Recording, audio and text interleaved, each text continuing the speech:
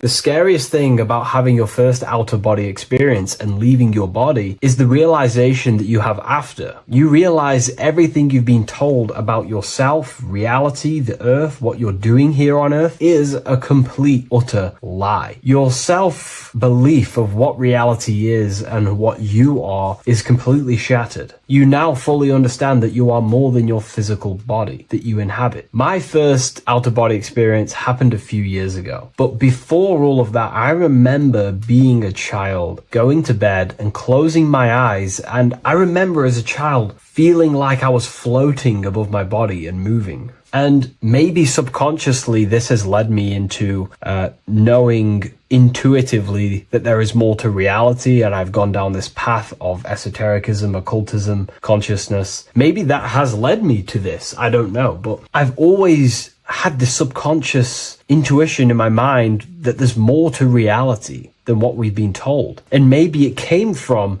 having these experiences as a child. And I'm pretty sure some people in the comments will also have that experience, feeling like you're floating when you close your eyes in bed as a child. I remember this very vividly. But a few years ago, I had my first out-of-body experience, and it completely shattered everything. And it confirmed to me that I am eternal, and there is so much more to the self, to consciousness. I then realized after my first out-of-body experience that our self is not just here in the physical dimension, it's existing in every dimension there is in the universe. However, our mind is focused primarily on this physical time space. When your mind is totally giving its attention and time to this particular time space, it locks in the mind or consciousness into that particular body of consciousness, such as the physical body, right? But for example, let's say you have a daydream and your full focus isn't in the present moment and your environment that you're in physically. Your mind kind of wanders off into a daydream, what we like to call it. That again is shifting time space. Your consciousness is 40%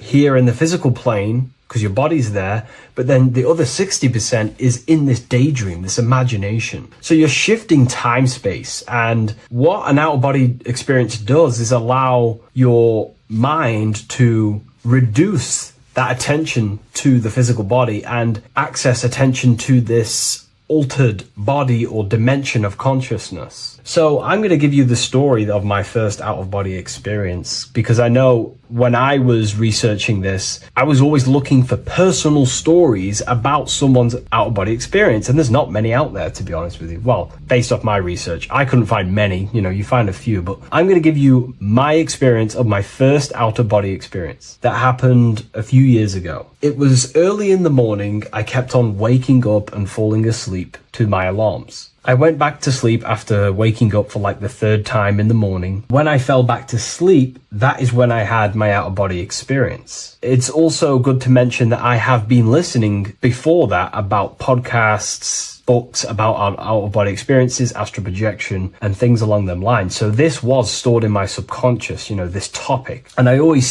had a desire in my heart to actually experience this for myself. Long story short, I went back to sleep early in the morning because I kept on waking up, and it began with this tingling sensation, a high energy sensation. It was like bursting, intense, high frequency energy. My attention was no longer in the time space of my body, but my attention shifted into this energy body, which I now understand. I didn't understand at the time properly, but I now understand that as my consciousness started to feel like it was being pulled upwards, right now, our time space, our attention is in our body, and you feel all the data of the senses, right? And that's what I'm feeling right now. That's what you're feeling right now. But imagine that was completely stripped. My attention was no longer feeling the sensations of my body, because my body kind of just dissolved as I fell back to sleep. So this was a natural out-of-body experience. I didn't force it. I didn't meditate. I didn't do anything. This was just a natural out-of-body experience that I had. And a lot of people get these that I've read about. So my attention started to feel like I was being pulled upwards, and I no longer felt my body, but I felt this intense energy, frequency, sensation all around my body. It felt like this, like it felt like illuminating energy that's moving very, very, very fast. So my conscious awareness was now shifting. I now understand. My whole body faded into this sensation. My whole mind faded into this energy sensation, this tingling, free, and it was very, very intense. I was not feeling my normal senses anymore, only this energy. This energy was also pulling me up.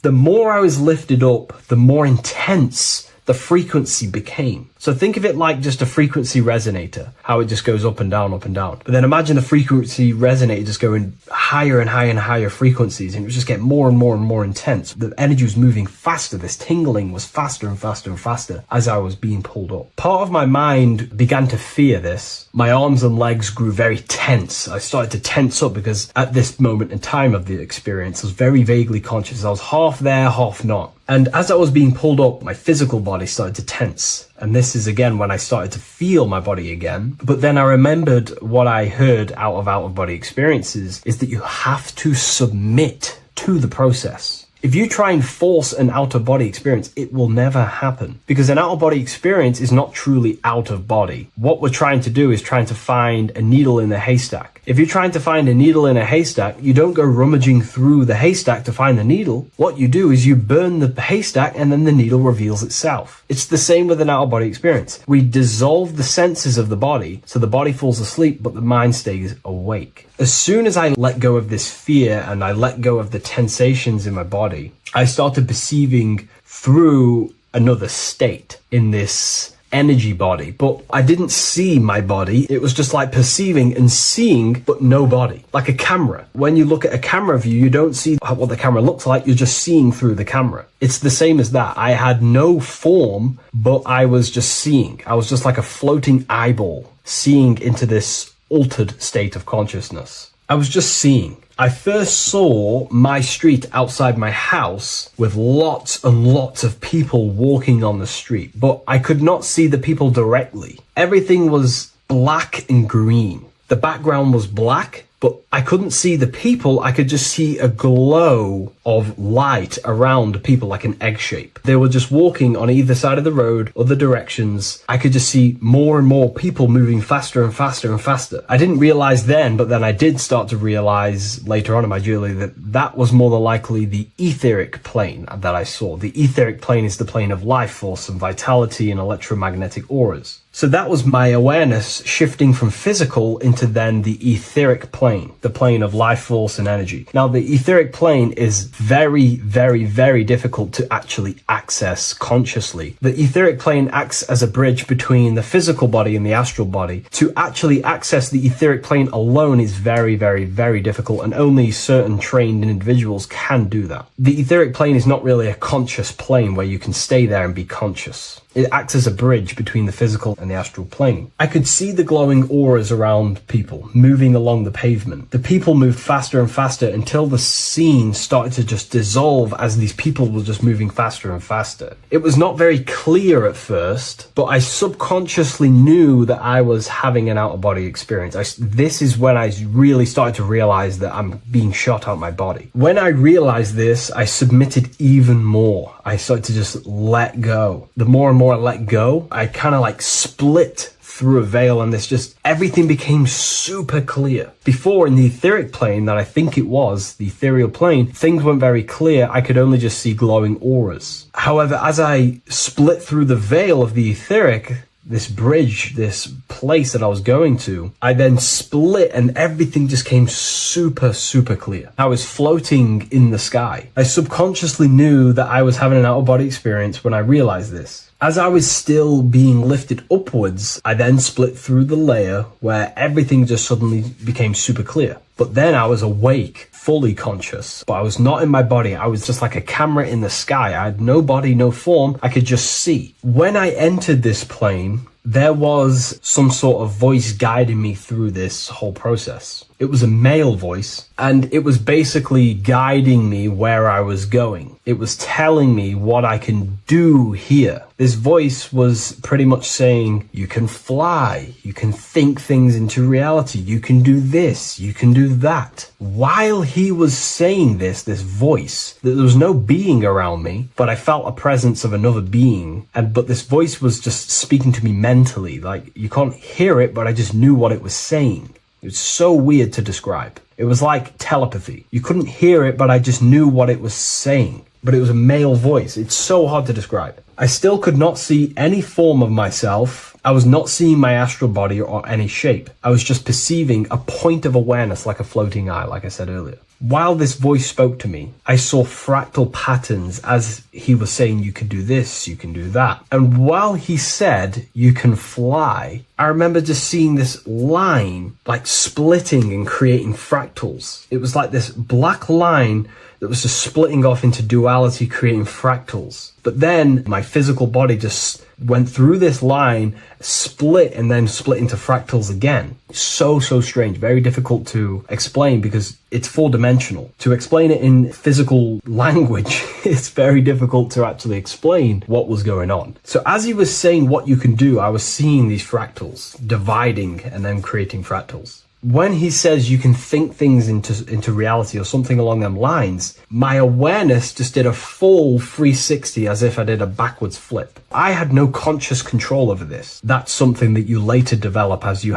keep having these out-of-body experiences. Your first out-of-body experience, you probably won't be able to control what's going on, but you will have an out-of-body experience if you seek them. I could see all around as I rotated. I looked all the way down and then back to my original angle and point of awareness. During that rotation, when I started to turn upwards to do the backflip, I looked up and it kind of looked like the sun in the sky. It was very dark and gloomy.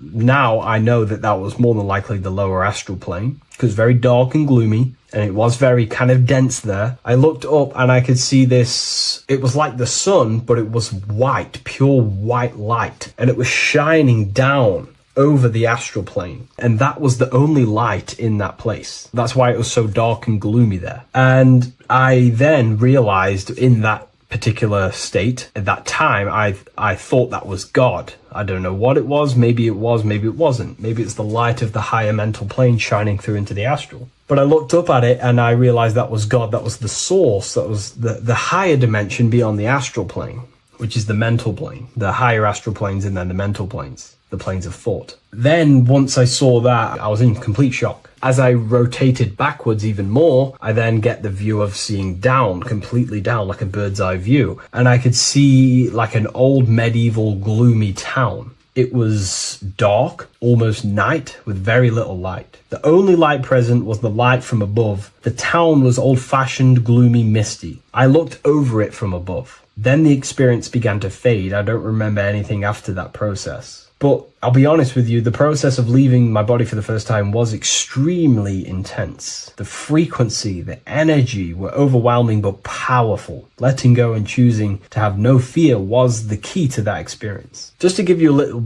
bit more wisdom on what I actually experienced now, what I realized what was happening, I now understand that the voice that I was hearing was not an external being guiding me. It was actually a higher aspect of myself, a part of my own consciousness that is not focused in the time space of the physical world. My physical mind is focused here in this timeline, but once I exited this timeline and focused elsewhere, the higher part of myself guided me towards that experience. This higher version of ourselves that we call the higher self is a higher dimensional being, but we're just unconscious of it. This being exists beyond our ordinary thinking mind. Our self exists everywhere in the universe, and we can unlock higher versions of ourselves as we progress on our journey of awakening and self-realization. Because let's say right now, only 10% of your awareness is actually in the physical plane. Science tells you that 90% of you is actually in your subconscious mind. 10% of your awareness is your conscious mind. So there's 90% of you that your conscious mind is not aware of. But our conscious mind becomes so addicted with the physical world and distracted with the physical world, it just gets totally locked in with the physical.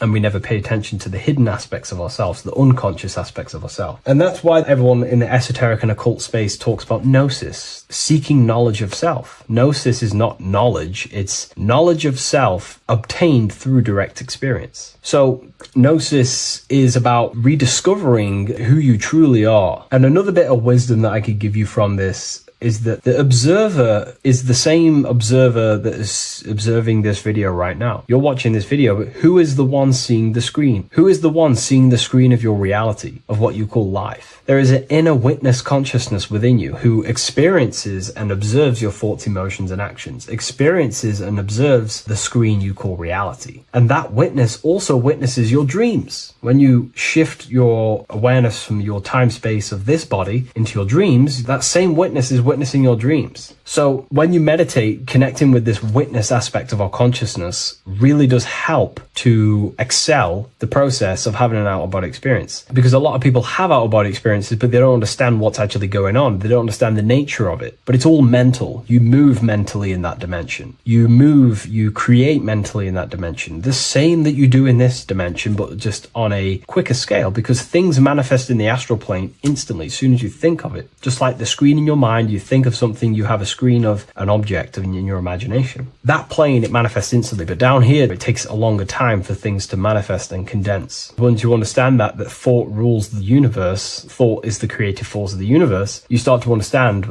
these different dimensions and these experiences that you have. But really connecting with that witness consciousness, that part of yourself that observes everything, really does help with excelling the process of having an out-of-body experience, or mystical experiences, or lucid dreams. Because connecting with that witness consciousness just makes you more conscious. Even in your physical life, staying conscious. Most people aren't conscious. They think, feel, and act unconsciously throughout their day, and they unknowingly create their reality. Connecting with that witness consciousness allows you to actually stay conscious over your thoughts, emotions, and actions, because they are giving birth to realities. That's pretty much my experience, my first out-of-body experience. What that did for me was make me so much more confident and powerful. Most of my fears just disappeared overnight. The fears of death, the fears of unknown, the fears of that I had of things shattered, disintegrated, because I understood that I am eternal. No one can use death against me to control me, because I know I am eternal. I now take riskier actions because I know I am eternal. I know that I will never truly disappear or die. So it really, really does help you, and it gives you a lot of internal power, because no one can make you scared of anything. You should not fear someone who can hurt you physically. You should fear someone who can corrupt your soul. That is the worst thing, who can corrupt your internal world, because that is what truly matters. So I hope this helps you understand out-of-body experiences. Hopefully this can help you move along in your journey. It's good to hear other stories, because this is exactly what I was seeking when I was researching this stuff. Maybe in the future I can share some more stories about my out-of-body experiences now I'm a bit more advanced. But yeah, please leave a like, comment, and subscribe on the video, and thank you all for watching.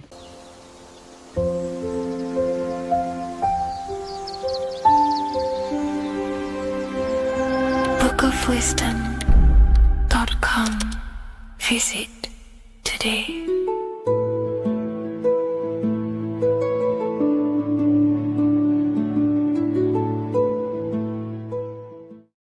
What if I told you that the pentagram can unlock the secrets of creation and make you manifest any reality you want? Hence why the pentagram is used heavily in magic and witchcraft. We have to understand that the pentagram has been heavily demonized. Religions, churches claim that this symbol is associated with Satanism and witchcraft. I personally believe this was intentionally done so that people do not gain their personal power over reality and their life. The pentagram reveals so much about you, and it is one of the most important symbols to understand inside the occult studies. It is one of the most common symbols that you will see across all occult esoteric orders and different occult traditions, such as Freemasonry, Kabbalah, Rosicrucianism, alchemy. You will see this symbol everywhere. And in fact, you even see this symbol, the pentagram, on old church buildings, statues of Jesus next to church buildings. You will see this symbol used by Christianity itself, which is very contradicting about the church. But I'm not here to tell you to think anything you can simply take this information with a pinch of salt and see if it benefits you. The pentagram used by the early Christians was said to symbolize the 5 wounds of Jesus on the cross. But this goes much deeper in an esoteric explanation. The pentagram ultimately represents the 5 elements of creation. All creation falls within these 5 elements.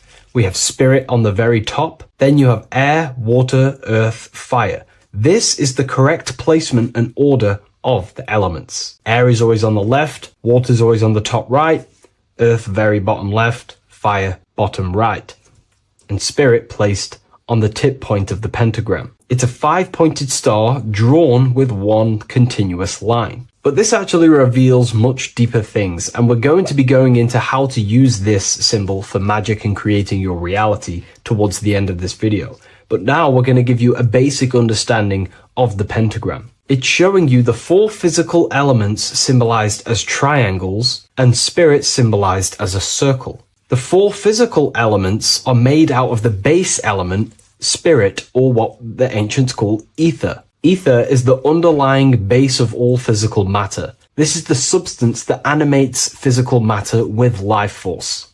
All physical matter has its origin in the etheric substance, or spirit, what we want to call it. It is simply the life force that animates the physical thing. However, if we go deeper onto this symbol, it also represents something personal to the individual who wears this symbol. If you wear this symbol, you're basically saying you're putting your divine nature over your material nature. Your divine self is in control of your material self. You put your spiritual needs before your physical desires and needs. Hence why the spirit is on top, looking down over the 4 physical elements. The circle is continuous, one line, eternal, no beginning, no end. The triangle has beginning and end and points. You can see the beginning and the end when you draw it. On a deeper level, this is pretty much showing the process that symbolizes the structure of the macrocosm, the universe itself, showing how the invisible spiritual planes condense and crystallize into the visible physical world, spirit turning into physical reality. But if you wear this symbol, you're basically saying, I put my divine nature over my material nature, showing that your spiritual nature rules over your earthly existence. You put your spiritual needs first. If you see this inverted, it is now the opposite, placing spirit on the bottom, basically saying, I desire the physical things over the spiritual. But what exactly is your spiritual nature? Well, your spiritual nature is simply your internal self. You chase things that are immaterial, such as knowledge, love, experience, expansion, gnosis. These are the qualities of spiritual things that the spiritual person likes to chase and desire, instead of desiring the things that are temporary in the material world and never actually lead to fulfillment. True fulfillment is by chasing spiritual things. God, the nature of creation, the self, gnosis, knowledge. But if we go even deeper, this symbol ultimately represents how reality is created. Hence why this symbol is heavily used in Kabbalistic magic and so-called witchcraft. We are all magicians. Each one of us are creating reality. There are just certain ways you can actually create reality by becoming conscious of them. By becoming conscious of the elements and the qualities of the self that actually create your experience in your life in the present moment. If we look at the pentagram, we see that when you draw a pentagram, it is one continuous line. It is one expressed in 5. The order of the elements are very important. Spirit at the bottom, fire at the bottom right, and so on and so on. Because this is showing you the descent of the spiritual into the material, the invisible crystallizing into a material reality. As you can see when you start to draw the pentagram, you see spirit at the very top. You're descending down to fire. Fire is the closest element to spirit. Hence why in magic and witchcraft, people like to use candles. So you're descending first into fire, then into air, then into water, then into earth, then back into spirit. Because of course, the cycle of creation unfolds itself. When you die, you return back to spirit, and then you reincarnate yourself back into physical reality if you wish and desire to. Everything is under this process of matter spiritual. In the daytime you wake up, you're in your material body. When you go to sleep, you enter your astral spiritual body. Everything's in this continual process, renewing itself in spiritual, then material. But the reason why this is associated with magic so heavily is because each one of these elements corresponds to a different body of consciousness, a different vehicle of consciousness. Consciousness has many different vehicles it uses to create the tangible self, the physical reality. For example, consciousness has a spiritual nature. The spirit element in this case symbolizes the emanation, the descent of the one power, the one force that we are all using. Each one of us is using this one power, the power of the source consciousness,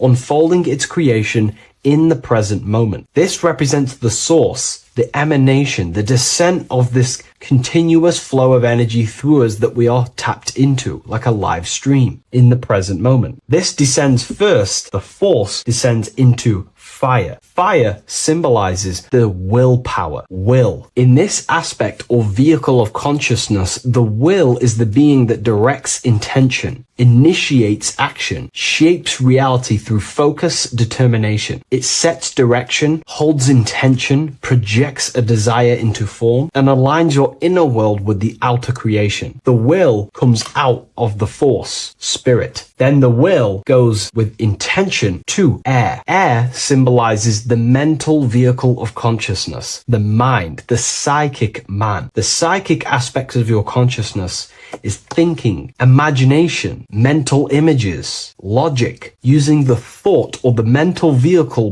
body of consciousness. Then that thought has an emotion, which is then water. So it goes from the force to the will to the intellect to the water, the emotional body of consciousness. The emotional vehicle of consciousness amplifies the thought into an emotional desire that you want to take action on. No one takes random actions, and if we do, we say we're very bored and we don't care. The water is the energy, the emotion you have to fulfill something. And that emotion then descends into earth, which is the physical body to take the physical action in the present moment, to fulfill that desire, to fulfill that will, that thought, that desire. And that is how reality is created all the time. Now, there is much more that you can go into with the pentagram, because true magic is about changing consciousness at will, not casting random spells. It's the ability to change the direction of consciousness using the power of the will to direct these forces to create change in the internal world so it can project outwardly in the external world. Because consciousness creates the external reality. What happens within us, we see change outside of us. So true magic is about manipulating the forces and the vehicles of consciousness that exist within our own mind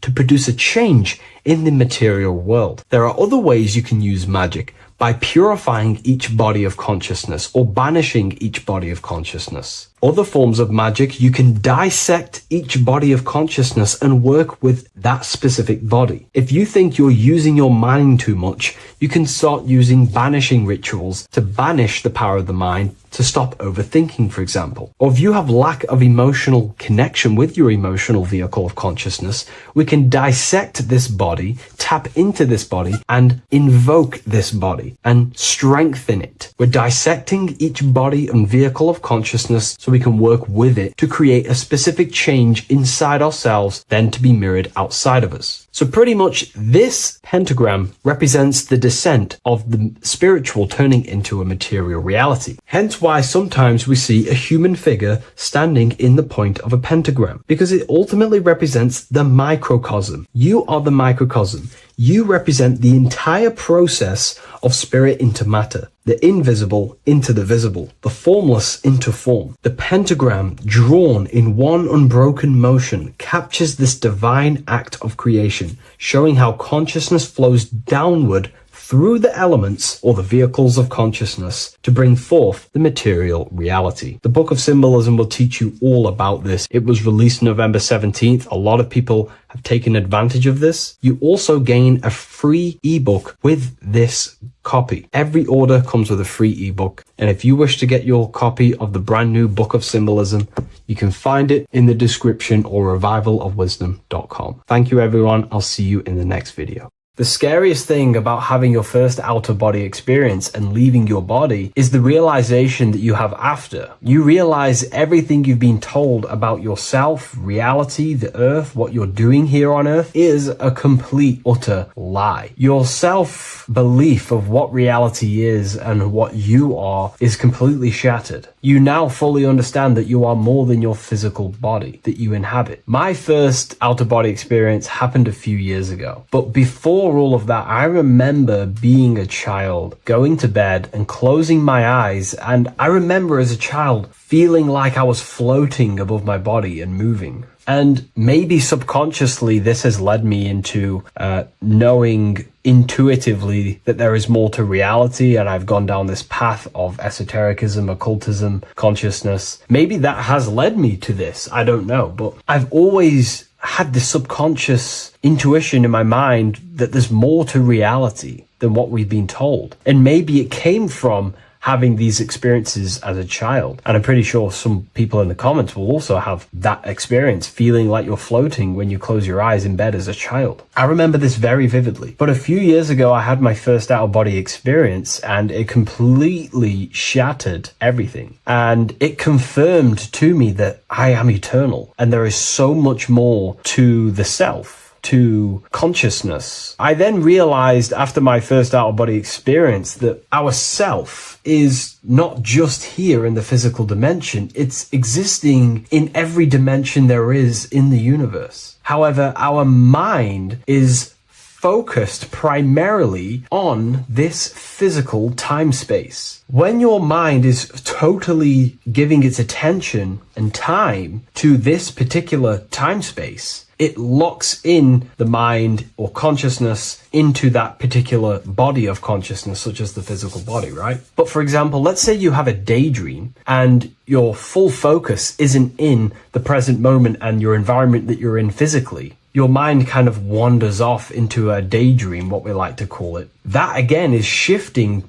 time space. Your consciousness is 40% here in the physical plane, because your body's there, but then the other 60% is in this daydream, this imagination. So you're shifting time space, and what an out-of-body experience does is allow your mind to reduce that attention to the physical body and access attention to this altered body or dimension of consciousness. So I'm going to give you the story of my first out-of-body experience, because I know when I was researching this, I was always looking for personal stories about someone's out-of-body experience, and there's not many out there, to be honest with you. Well, based off my research, I couldn't find many. You find a few, but I'm going to give you my experience of my first out-of-body experience that happened a few years ago. It was early in the morning. I kept on waking up and falling asleep to my alarms. I went back to sleep after waking up for like the third time in the morning. When I fell back to sleep, that is when I had my out-of-body experience. It's also good to mention that I have been listening before that about podcasts, books about our out-of-body experiences, astral projection, and things along them lines. So this was stored in my subconscious, this topic. And I had a desire in my heart to actually experience this for myself. Long story short, I went back to sleep early in the morning because I kept on waking up, and it began with this tingling sensation, a high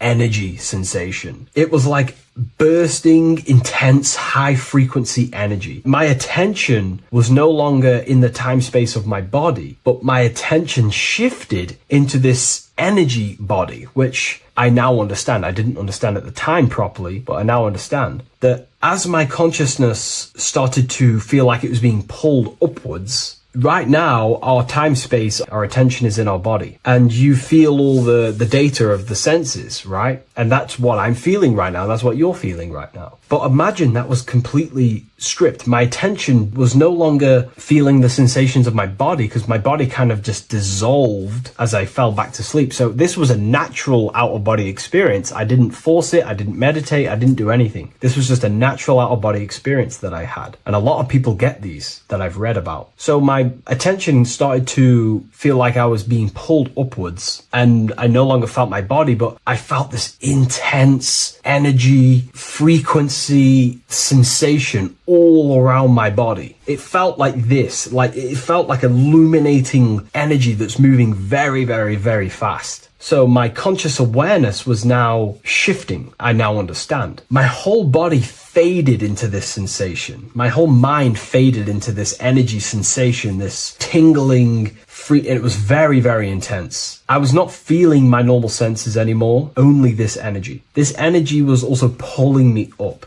The more I was lifted up, the more intense the frequency became. So think of it like just a frequency resonator, how it just goes up and down, up and down. But then imagine the frequency resonator just going higher and higher and higher frequencies, and it would just get more and more and more intense. The energy was moving faster. This tingling was faster and faster and faster as I was being pulled up. Part of my mind began to fear this. My arms and legs grew very tense. I started to tense up because at this moment in time of the experience, I was very vaguely conscious. I was half there, half not. And as I was being pulled up, my physical body started to tense. And this is again when I started to feel my body again. But then I remembered what I heard out of body experiences is that you have to submit to the process. If you try and force an out-of-body experience, it will never happen, because an out-of-body experience is not truly out of body. What we're trying to do is trying to find a needle in a haystack. If you're trying to find a needle in a haystack, you don't go rummaging through the haystack to find the needle. What you do is you burn the haystack and then the needle reveals itself. It's the same with an out-of-body experience. We dissolve the senses of the body, so the body falls asleep, but the mind stays awake. As soon as I let go of this fear and I let go of the tensations in my body,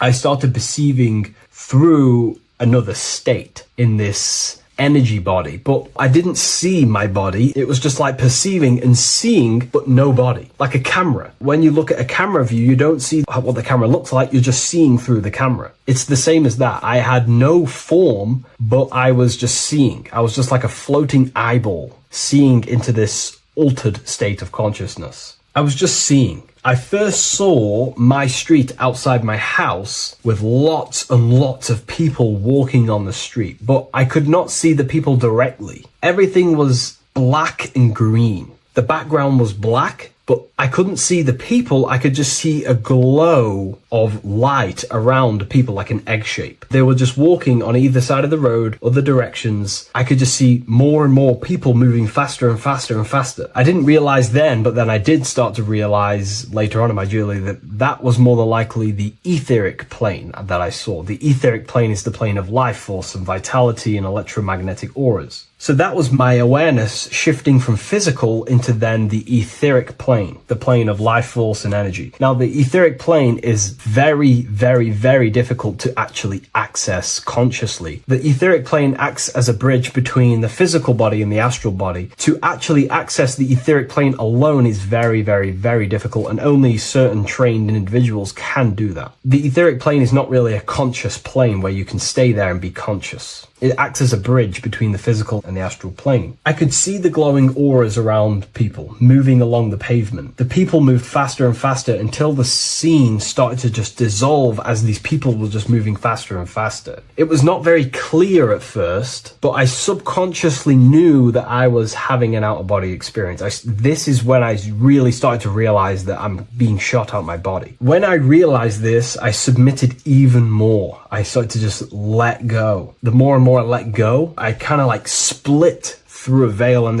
everything became super clear. Before, in the etheric plane that I think it was, the ethereal plane, things weren't very clear. I could only just see glowing auras. However, as I split through the veil of the etheric, this bridge, this place that I was going to, I then split and everything just came super, super clear. I was floating in the sky. I subconsciously knew that I was having an out-of-body experience when I realized this. As I was still being lifted upwards, I then split through the layer where everything just suddenly became super clear. But then I was awake, fully conscious, but I was not in my body. I was just like a camera in the sky. I had no body, no form. I could just see. When I entered this plane, there was some sort of voice guiding me through this whole process. It was a male voice, and it was basically guiding me where I was going. It was telling me what I can do here. This voice was pretty much saying, you can fly, you can think things into reality, you can do this, you can do that. While he was saying this voice, there was no being around me, but I felt a presence of another being. But this voice was just speaking to me mentally. Like, you can't hear it, but I just knew what it was saying.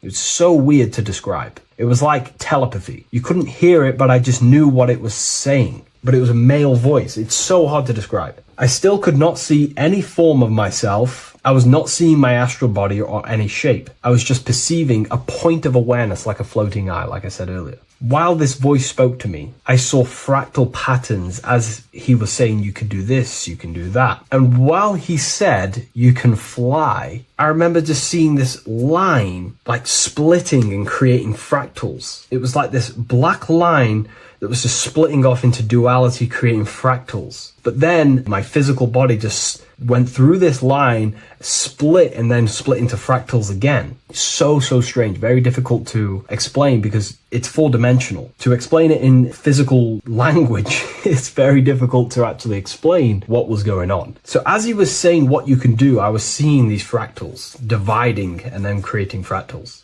When he says you can think things into reality or something along them lines, my awareness just did a full 360 as if I did a backwards flip. I had no conscious control over this. That's something that you later develop as you keep having these out-of-body experiences. Your first out-of-body experience, you probably won't be able to control what's going on, but you will have an out-of-body experience if you seek them. I could see all around as I rotated. I looked all the way down and then back to my original angle and point of awareness. During that rotation, when I started to turn upwards to do the backflip, I looked up and it kind of looked like the sun in the sky. It was very dark and gloomy. Now I know that was more than likely the lower astral plane because very dark and gloomy. And it was very kind of dense there. I looked up and I could see this. It was like the sun, but it was white, pure white light. And it was shining down over the astral plane. And that was the only light in that place. That's why it was so dark and gloomy there. And I then realized in that particular state, at that time, I thought that was God. I don't know what it was. Maybe it was, maybe it wasn't. Maybe it's the light of the higher mental plane shining through into the astral. But I looked up at it and I realized that was God. That was the source. That was the higher dimension beyond the astral plane, which is the mental plane, the higher astral planes and then the mental planes, the planes of thought. Then once I saw that, I was in complete shock. As I rotated backwards even more, I then get the view of seeing down, completely down, like a bird's eye view. And I could see like an old medieval gloomy town. It was dark, almost night, with very little light. The only light present was the light from above. The town was old-fashioned, gloomy, misty. I looked over it from above. Then the experience began to fade. I don't remember anything after that process. But I'll be honest with you, the process of leaving my body for the first time was extremely intense. The frequency, the energy were overwhelming but powerful. Letting go and choosing to have no fear was the key to that experience. Just to give you a little bit more wisdom on what I actually experienced now, what I realized what was happening, I now understand that the voice that I was hearing was not an external being guiding me. It was actually a higher aspect of myself, a part of my own consciousness that is not focused in the time space of the physical world. My physical mind is focused here in this timeline, but once I exited this timeline and focused Elsewhere, the higher part of myself guided me towards that experience. This higher version of ourselves that we call the higher self is a higher dimensional being, but we're just unconscious of it. This being exists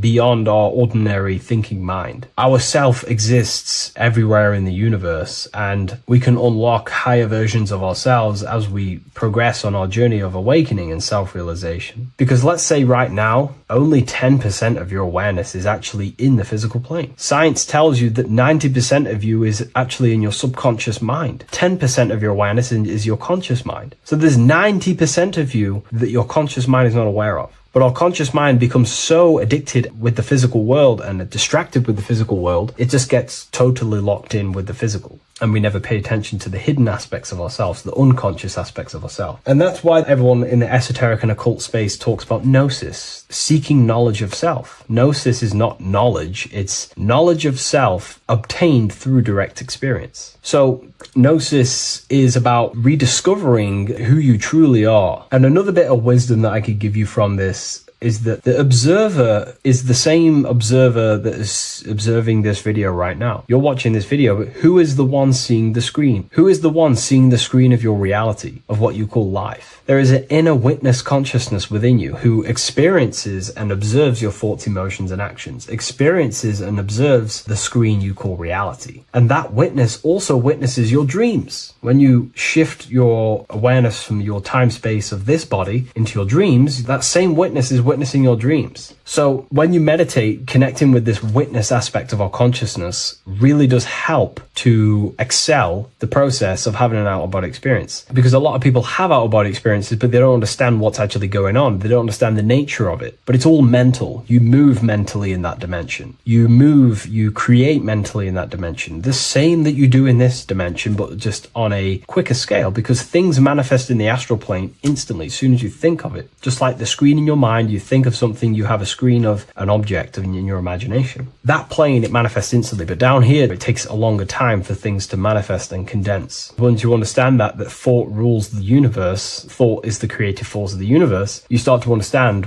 these different dimensions and these experiences that you have. But really connecting with that witness consciousness, that part of yourself that observes everything, really does help with excelling the process of having an out-of-body experience, or mystical experiences, or lucid dreams. Because connecting with that witness consciousness just makes you more conscious. Even in your physical life, staying conscious. Most people aren't conscious. They think, feel, and act unconsciously throughout their day, and they unknowingly create their reality. Connecting with that witness consciousness allows you to actually stay conscious over your thoughts, emotions, and actions, because they are giving birth to realities. That's pretty much my experience, my first out-of-body experience. What that did for me was make me so much more confident and powerful. Most of my fears just disappeared overnight. The fears of death, the fears of unknown, the fears of that I had of things shattered, disintegrated, because I understood that I am eternal. No one can use death against me to control me, because I know I am eternal. I now take riskier actions because I know I am eternal. I know that I will never truly disappear or die. So it really, really does help you, and it gives you a lot of internal power, because no one can make you scared of anything. You should not fear someone who can hurt you physically. You should fear someone who can corrupt your soul. That is the worst thing, who can corrupt your internal world, because that is what truly matters. So I hope this helps you understand out-of-body experiences. Hopefully this can help you move along in your journey. It's good to hear other stories, because this is exactly what I was seeking when I was researching this stuff. Maybe in the future I can share some more stories about my out-of-body experiences now I'm a bit more advanced. But yeah, please leave a like, comment, and subscribe on the video, and thank you all for watching.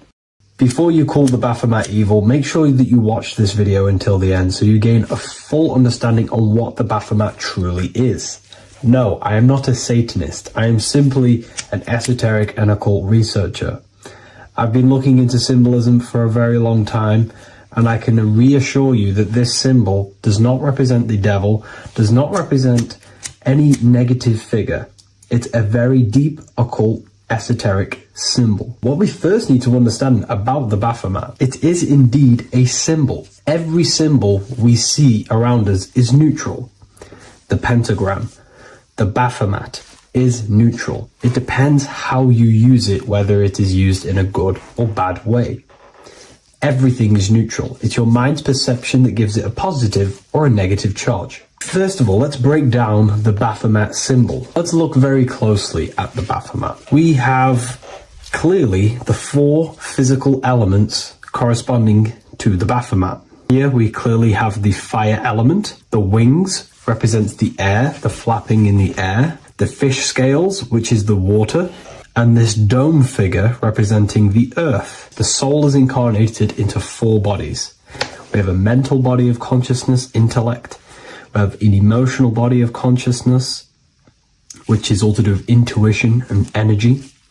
We have a spiritual body of consciousness, our astral body, and a physical body of consciousness for the physical earth. Earth corresponds with your body, air corresponds with your mind, fire corresponds with your spirit, water corresponds with your emotions. So the Baphomet is showing you the 4 elements of the soul, the 4 bodies of the soul that we are incarnated in. Now, let's look at this moon figure. We have the moon. The moon represents the internal world. It represents what we cannot see. The sun represents our conscious mind, what we can see, what we're aware of, the physical world. The moon represents what we are not aware of. It represents our internal world. Remember, we have 2 worlds. You're an individual. You have a dual nature. Individual. You have an internal world. When you close your eyes, you have an internal voice, an internal world of thought and emotion, and an external world of this material body. The moon represents the internal.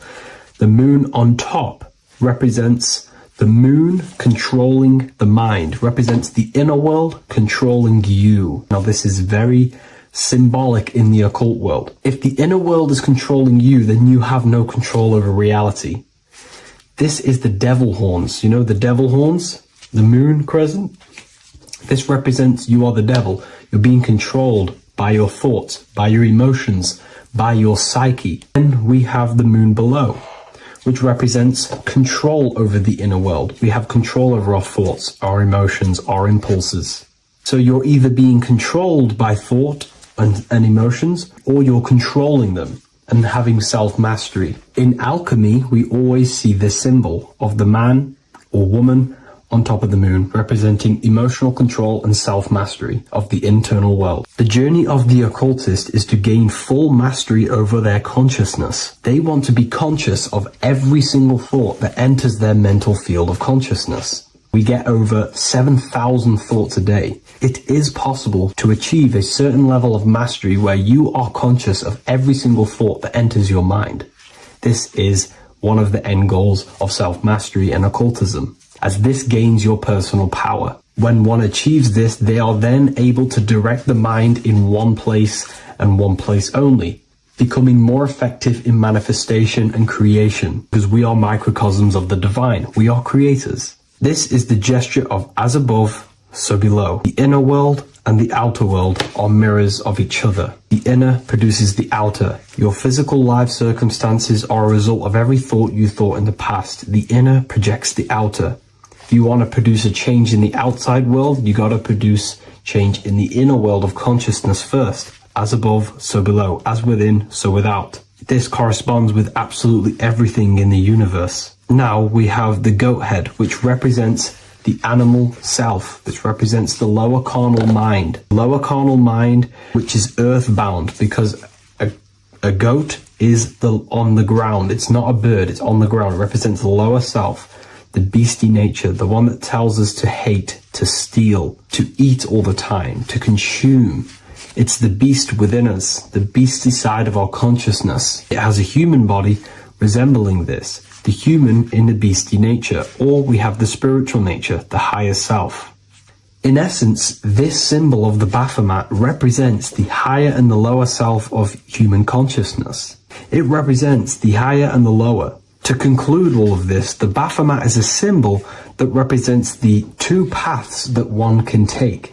We can take the beastie path and become an instinctual animal, our body, or we can take the divine path of reaching our higher self. It is a symbol that represents the higher and lower self and the 4 different bodies of consciousness. In essence, this does not represent Satan or the devil. The devil represents the lower aspect of our human psyche. The war between Jesus and Satan is symbolic and allegorical for the war that happens within our mental field of consciousness. The internal war between good thoughts and bad thoughts, positive emotions and negative emotions. It is the constant war inside the battlefield of your own mind. Jesus, Satan are symbols, characters that are symbolic of aspects of your own consciousness, because the universe is mental. The only thing that truly exists is your mind. Therefore, all of these ancient spiritual texts like the Bible, the Bhagavad Gita, the Quran are all symbolic of what's happening inside of our mental body. It is the inner chaos that can destroy our life, or when we create structure and restructure our inner world, we can live a peaceful life. If you are struggling from the internal world and you want to gain mastery of yourself while learning the occult secrets, join Ethereal University, a community of like-minded individuals who are all striving for the best versions of themselves. We host live calls and we have an abundance of lectures that you can watch. Or check out the Book of Wisdom. This is volume 2. I'll leave all the links in the description. Have an amazing day. Hello, Seeker. Welcome to Revival of Symbolism, a channel devoted to the language of esoteric symbolism, guiding you to discover yourself and expand your consciousness into deeper realms of thought. I'm Harry B. Joseph, also known as Revival of Wisdom, and today we're going to be discussing this particular piece of Freemasonic artwork, and in the context of force and form. This is a very important ideology to understand about life, your reality, and ultimately to gain your personal power. So if you want to gain your personal power, you have to understand force and form, which is one of the most basic understandings and teachings within the occult schools of thought. So if we look at this piece of artwork that we have here on this Freemasonic drawing or painting, whichever it is, we see in this context force and form. Now, there is a lot going on in this piece of symbolism. There's so much more than just force and form. However, in this video, we're just going to be breaking down the force and form aspects so you can gain an understanding. Here at the very top, we have light rays. This represents force. Here below, you have the physical manifested plane, form, force and form. All creation is force and form. It is the interplay of force and form. Force is the invisible energy that moves, and form is the pattern that contains and directs that movement. Force without form is chaos. Form without force is lifeless. So without any force, there would be no movement or manifestation. Without form, there would just be chaotic forces within the universe. So force and form are the opposites in duality, force and form, okay? So without any force, which is your spiritual life force, your consciousness, which is force, your body wouldn't even exist, because your body is the formation of the spiritual forces. Your life is a creation of your forces, such as thought, emotion, imagination, desire. We're going to be breaking that down in detail so you can use these forces in your life, okay? So we have light rays here. This is a force. This is light emanations coming down from above into the world of form. We have to understand, no physical action on the physical plane, there is no force. All force takes place within the astral and etheric realm. So that's what we must understand. Force takes place in a higher dimension. What you see in the material realm is the formation of that force. So every movement in the material is made manifest through the invisible forces. When you take an action, there is a reason why you are moving the body. And for me, for example, I've written the new book of symbolism, and it's out November 17th. The force that driven me to build that, to take the actions to build that, is a force, and that is an emotion or a desire. So that we all have a desire, which is the force that moves us. And that desire is not a chemical reaction within your nervous system. That desire is, in essence, a spiritual force that takes place within the astral plane. So we have mental, we have the mental plane. Below you have the astral plane. Below that you have the etheric plane. And then below that you have the physical plane. All creation begins in the mental plane, what we think about. But then, if we have a desire about a specific thought, we have a specific emotion towards a specific thought, such as, I don't know, making money. We all have a desire to make money, right? That desire then focuses down the mind, because you can think any thoughts you wish, but if you do not have a desire or an emotion towards it, the mind will not be narrowed down to one specific thought. So then that thought has an emotion or desire behind it, which then manifests itself. The thought descends into an astral form. The thought takes the body of an astral desire or imagination. That imagination and desire feeds the human heart. That human heart feeds the force through the physical brain, through the nervous system, and then allows the body to take physical actions. So each one of us has forces. So it's very, very important that these forces, such as desires, are not random and they are controlled. Because if you desire many different things, you are uncontrolled, you will have many issues in your life. You will have, if you have uncontrolled desires of lust, uncontrolled desires of vanity, uncontrolled desires of low pleasurable things of the flesh, your desire will not be controlled. Therefore, your force is scattered. So in order to gain self-mastery and to get what you want out of your reality, you have to control your desires, your force. So you have force and form. This is why down here you have people taking physical actions. You have, people running around taking action. And up here you have the forces.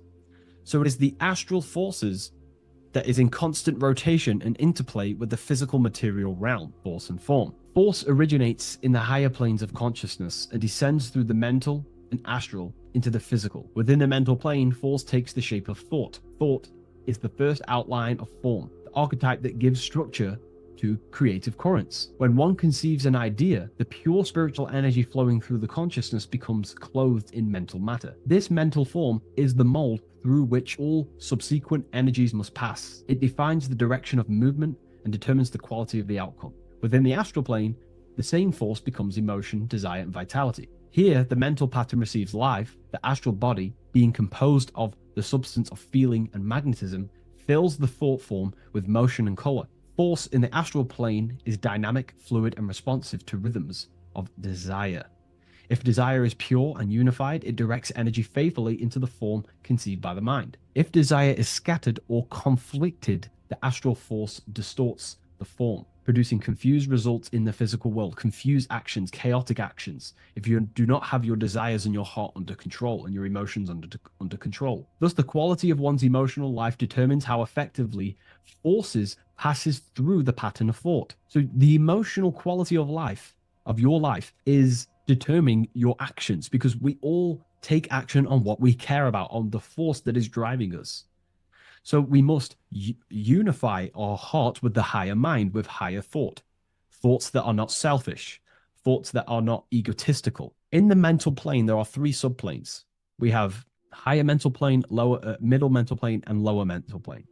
Higher mental plane is higher thought. This is what people call the higher mind. A lot of people say the higher mind, but they don't know truly what it is. A lot of spiritual people will just throw these words around. The higher mind is simply the mind that exists within the higher mental plane where higher thoughts take place.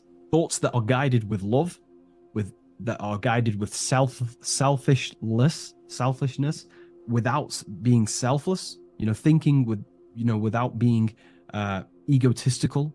For example, if you think, how can I make money? How can I gain? How can I do all this stuff? And you're thinking how to make money for yourself, for personal gain. That's a selfish thought, and that will manifest in the lower mental plane. If you want to become more of a powerful mind and gain your personal power, you want to think in a different way to penetrate the higher mental plane, because the lower mental plane, most minds in the collective consciousness operate in the lower mental plane, because that most people think unconsciously. Therefore, their minds are not trained to think in the higher mental plane. So most people dwell in the lower mental plane. This is where all the lower thoughts are. There's not very good ideas because the collective consciousness is there. Once you start to raise your mind, you then start to learn to think differently. Instead of thinking, how can I make money? How can I gain? How can I, get this? Think differently. Think on a collective scale to penetrate the higher mental plane. Think, how can I benefit the world? How can I do something that's going to benefit people? Because money will come as a side effect of that. That's just one example. So when you shift your mindset to use the higher mental plane and train your mind, you're gaining willpower. You're also penetrating the higher mental plane where better thoughts are. You receive better thoughts, better guidance through thought forms. That's a whole other lecture I can make. Thought forms, which are basically demons and spirit guides, what people call. They're just thought forms. So we truly do live in a mental world, and everything is force and form, symbolized by the light and the material reality. The individual who understands this relationship between force and form begins to work consciously with the descent of energy through the different planes of consciousness: mental, astral, etheric, physical. When you hold a clear mental image, you create the form. You fill that image with emotion and desire, you generate the force. When you act upon that energy, you complete the circuit of creation. The process is simple yet exact. Force always seeks form, and form always requires force to live. If the mind is undisciplined and the forms it creates are vague, force dissipates into confusion. Energy without direction creates turmoil in the astral body, manifesting as restlessness, anxiety, or inconsistency. If the emotions are intense but the form is weak, the force becomes misdirected, often leading to chaos in one's actions. Conversely, if the mind creates a strong form but the emotions are dull or lifeless, the form remains unanimated, a structure without vitality. True creation requires the balance and union of a defined mental pattern and vibrant astral current. So it's about aligning your mental and emotional states, symbolized by these two pillars here. Well, they are the extremes. So the moon would be your emotional state, the sun would represent your intellectual, or the masculine and feminine. However, they are the extremes. So this middle pillar represents the balancing of those. So when we balance our mental and emotional state, we become conscious co-creators using force and form. It's a very important lecture, and I know this is a quite complex and advanced lecture, but this is what this channel is about, Revival of Symbolism. It's about more advanced teachings. But hopefully you can get your head around this. There's a few books out there you can definitely read. I can't think off the top of my mind, but you can read this stuff up. It's great information. It will definitely help you in your life. Force and form. And if you haven't already, join the waiting list. I'll leave a link in the description for the Book of Symbolism, November 17th on revivalofwisdom.com. If you wish to be notified, I'll send you an email. I just want to say thank you for your support. Please like, comment, and subscribe, and share to a friend. I'll see you in the next one. Absolutely. Let's refine that into your signature deep and esoteric.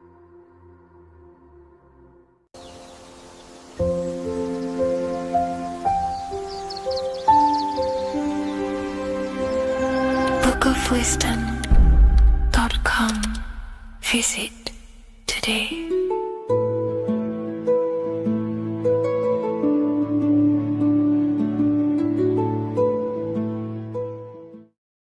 Creation demands destruction. Every time you release your sexual fluids, you're destroying a part of yourself to create an extension of yourself. For example, if you want to create a business, you have to destroy your time, attention, and energy in order to create the effect of the business. All creation demands some sort of sacrifice or destruction. This falls under the law of polarity in the universe. It's the same with your sexual fluids. Your sexual fluids, especially as a man, contains minerals, all the minerals in your body. It contains your vitality. It contains your DNA. It contains the blueprint of you, and it can create a whole new human being. You are literally playing with the power of creation if you are releasing your sexual fluids too much. Sexual fluids also extend beyond the physical plane. They contain astral forces because all physical creation is a mental creation. We live in a mental universe. Everything begins as a thought in the mind, then the thought takes the form and the body of imagination, which is an astral force. Imagination turns into etheric emotional energy. Then the etheric emotional energy turns into the physical action and the physical manifestation. We live in a mental universe. Therefore, these dimensions do not exist separately. They are permeating and mixing in with all. Your physical body has an astral body. Everything physical has astral forces behind it. Semen is known as the astral fluid of the soul. It feeds nerves, the channels of life force and consciousness within the body. And every time you release it, you're destroying a part of your vitality, your brain, your nerves, your energy levels, your creativity, and your DNA to create an extension of you. Therefore, it is a sacred fluid within your body and not something to be played with and to be released too much. Think about it. This is a very creative energy, your sexual fluids. It can create a whole new human being. This is how powerful it actually is. It is the power of creation, and the misuse of this power can destroy your own vitality and your life of your body. Because that life you are giving in order to create an extension or a child is the same life you could keep inside of you and not waste to recycle and regenerate the body. Sexual energy has been for thousands of years associated with regenerating the body, longevity of life, and maintaining youth. Not only that, every time you release your sexual energy, it floods the brain with dopamine. Dopamine is the brain's reward system, created within the middle of the brain. It releases every time you've achieved something. However, sex or an orgasm is the most powerful feeling you can feel. It's the most amazing, intense feeling and release of dopamine you can possibly feel as a human. Therefore, if you flood your brain with this high amount of dopamine every single day, you are getting the epitome of human feelings every single day. Therefore, you will become numb to everything else in reality. You won't be able to enjoy the small things in life. And I know this firsthand because I experienced this myself. As soon as I stopped, this is when I started to enjoy the little things in life, seeing family, and I actually gained more energy, more ideas. We'll get into this a bit later. It is a creative energy. It creates a whole new human being. Therefore, if we maintain this energy, we can maintain our creative power within us, because that's what we are. We are all creative beings, moving energy from higher dimensions of consciousness, the mind, into lower dimensions of consciousness, the physical world. You hold the power to create. You are not in a world. The world is working through you. You do not possess a life. Life is working through you. You are not in a universe. You are the universe. It's moving through you. There is no past, present, and future. The present moment is you. When we release every single day or frequently throughout the week, like I said, we're triggering the brain's reward system, dopamine, which makes you feel as if you have already achieved something. And if your brain is telling you you have already achieved something by overusing your sexual fluids, then you will not have the motivation to achieve other things in your life. I know this firsthand. I became very lazy. I didn't want to work. I didn't want to do anything because subconsciously my brain felt as if I've already achieved. If we look at the symbol of the Baphomet, we notice the Baphomet has horns and a goat head. Now we look at the word horny. When you become sexually aroused, it's known as horny, which is the horns, representing the lower mind. The lower mind is the mind we use for our animal instincts. We have two parts of our mind. A higher mind, which is contained of higher thought, which chases spiritual things such as love, wisdom, knowledge, and God. Then we have a lower mind, which chases the things of the material world closely associated with the ego, chases validation, material gain, status, and physical sensation, physical pleasures. It is these physical pleasures that can keep you in an endless loop, making you feeling empty inside, because nothing material can ever satisfy our internal world. Nothing. You can achieve millions of dollars. You can achieve your dream house, your dream car, your dream watch. And if that is the only thing you are chasing, you will feel empty inside when you achieve it, because nothing of this material plane can satisfy you. Nothing of the lower mind can ever satisfy you. This is why we must sacrifice the lower mind and overcome the lower mind and the lower instincts. One thing I found amazing when I mastered my sexual urges and my lust is that my mind became a lot more clear. The thoughts and the time and the attention that I used in my mind to go towards lust, sex, and chasing these things was taking up a lot of mental space, time, and energy. But as soon as I removed it and mastered it, my mind became an open vessel for higher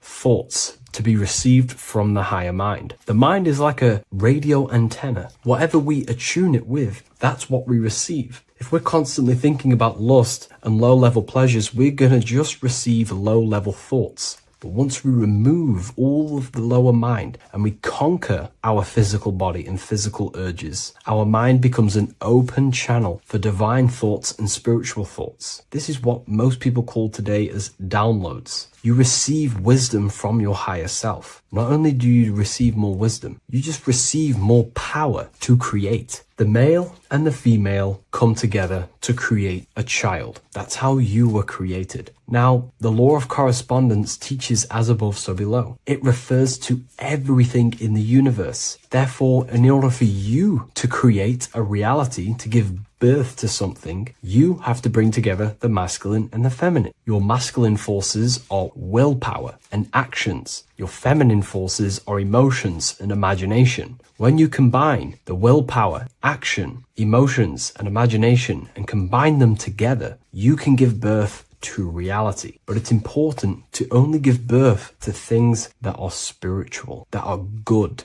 that are for the benefit of yourself and humanity, and not for the ego and the lower mind. Killing our lower mind is essential for spiritual ascension when we die. The thoughts that we give the most attention and energy to when we die are pretty much the same thoughts that we're going to think when we die. When you die, your physical body and external world is stripped and you're left with your internal world of consciousness, more than likely be resonating within the lower astral plane before you move on to any higher dimensions of the astral. It's important that we kill any addictions such as sex, food, attachments, emotional attachments to people, any desire for material things before we physically die. The Hindus taught this, Buddhism taught this, the ancient Egyptians taught this. We have to remove the desires in our heart for material and things before we physically die, because when we die, we cannot fulfill physical pleasure. Therefore, we will create our own suffering within the astral dimension. So sex is the biggest part of this. We have to remove the desire for sex or releasing any of our sexual fluids before we physically die to master ourselves. And not only that, it's going to benefit the way you feel, the way you think, the way you act towards people once you have mastered this. Porn psychologically damages you. You are quite literally the person in the corner of a room watching two other people give pleasure to each other. Psychologically, that is not good. And what happens in darkness is always revealed in light. What you do in your alone times will show in your confidence, in your eye contact, in your presence, in your aura, your energy. You cannot hide things that you do in the dark, because they always reveal themselves in a subconscious way, whether physically or through an energetic spiritual way. Sex can be known as sacred energy exchange. You are exchanging energy, bioelectrical energy. It's a scientific fact that when you hold hands with another person, your brain waves of each individual become synced. Your emotions sync. And you exchange electromagnetic energy because you are an electromagnetic being. But when you have sex with someone, you are literally exchanging emotional energy. Your aura is not just an electromagnetic field. It is literally a manifestation of your internal consciousness. Your consciousness contains your thoughts, your beliefs, your traumas, your emotional state.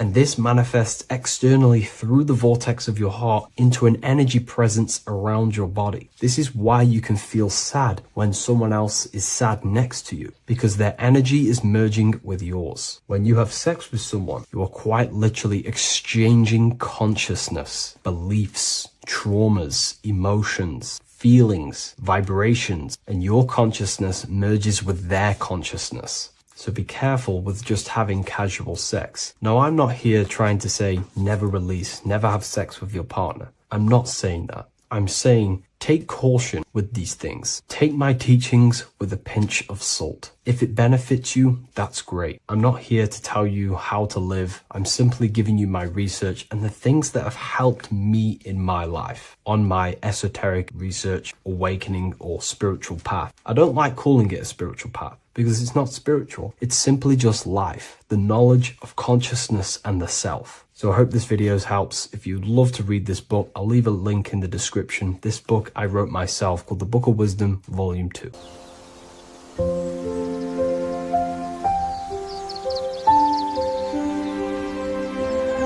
bookofwisdom.com. Visit today.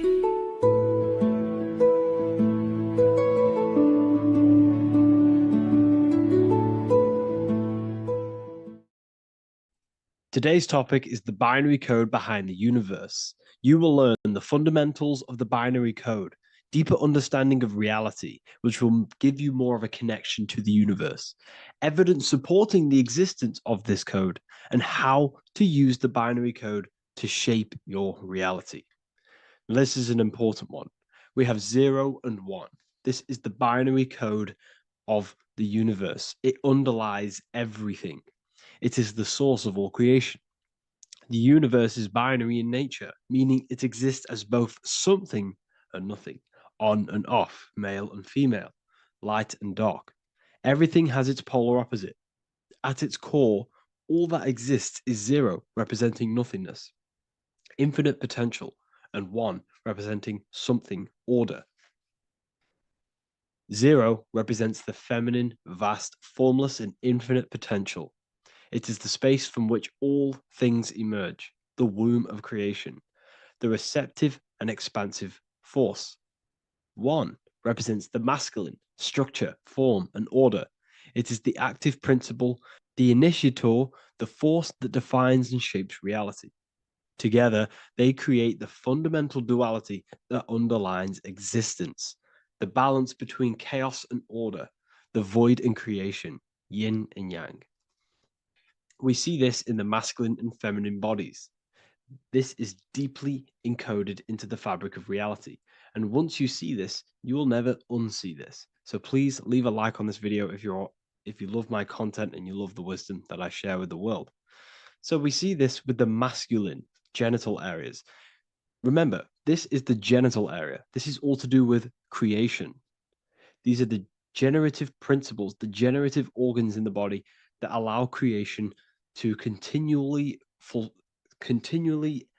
outfold into new life. The genital areas are all to do with the code. The male is the 1, the action. He's the initiator. The feminine is the 0, which is the infinite potential, the womb of creation. 0 and 1. This is why we have 10 numbers. 0 and 1.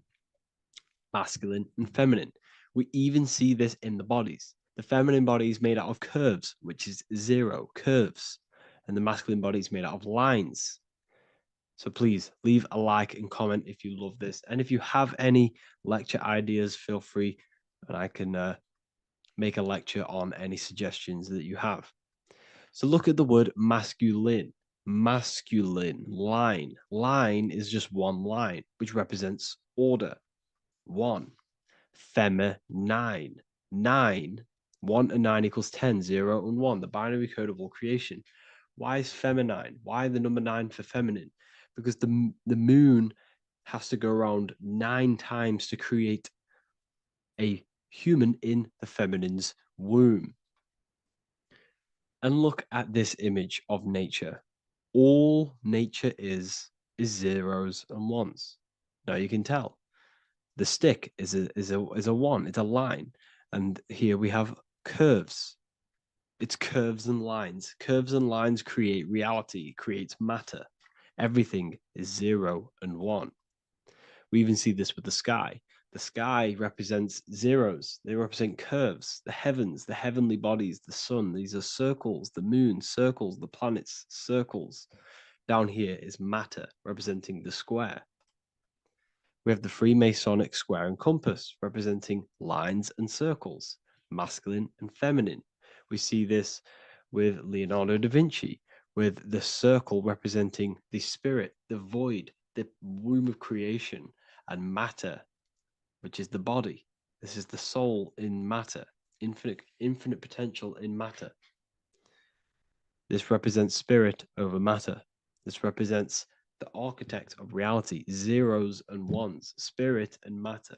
This is all the same thing. Understanding this binary nature of the universe, where 0 feminine represents the infinite potential and 1 masculine symbolizes order and structure, can benefit you in several ways. Manifestation and creation is the first way it can benefit you. Now that you understand this, you understand that everything comes out of infinite potential. 0, infinite potential. 1, action equals manifestation equals creation. So you must pull things out of infinite potential. If you have ideas but don't take action, too much zero, nothing materializes. You'll never materialize if you sit there imagining all day, visualizing all day. You have to take action. They both come hand in hand. If you only take action without tapping into intuition and creativity, too much one, your actions may feel hollow and misdirected. Using both effectively leads to greater success in life, work, and relationships. This is the 33rd degree motto, or this is the on the 33rd degree of Freemasonry Scottish Rite logo, and it's called Order ab Chaos, order out of chaos. Chaos is the zero, infinite potential. Chaos is the dimension of the imagination. This is where this all ties in now. Imagination is the dimension of infinite potential, pure potential, formless creativity, and the realm of infinite possibilities. It is the void, the unmanifested energy that contains all that could ever be. That is the imagination. The imagination is the dimension that you are connected to, and you can pull any idea out of and materialize it into a reality. Matter, on the other hand, is order brought out of the imagination, chaos. It is when raw potential is structured, defined, and crystallized into form. This is the fundamental principle of order out of chaos, the process of turning the unseen into the seen, the abstract into the concrete, the dream into reality. That's why we say dreams into reality. Dreams are in the imagination, infinite potential, and the human mind is connected to high dimensions of consciousness, which we can pull ideas, things out of, and materialize it into our lives.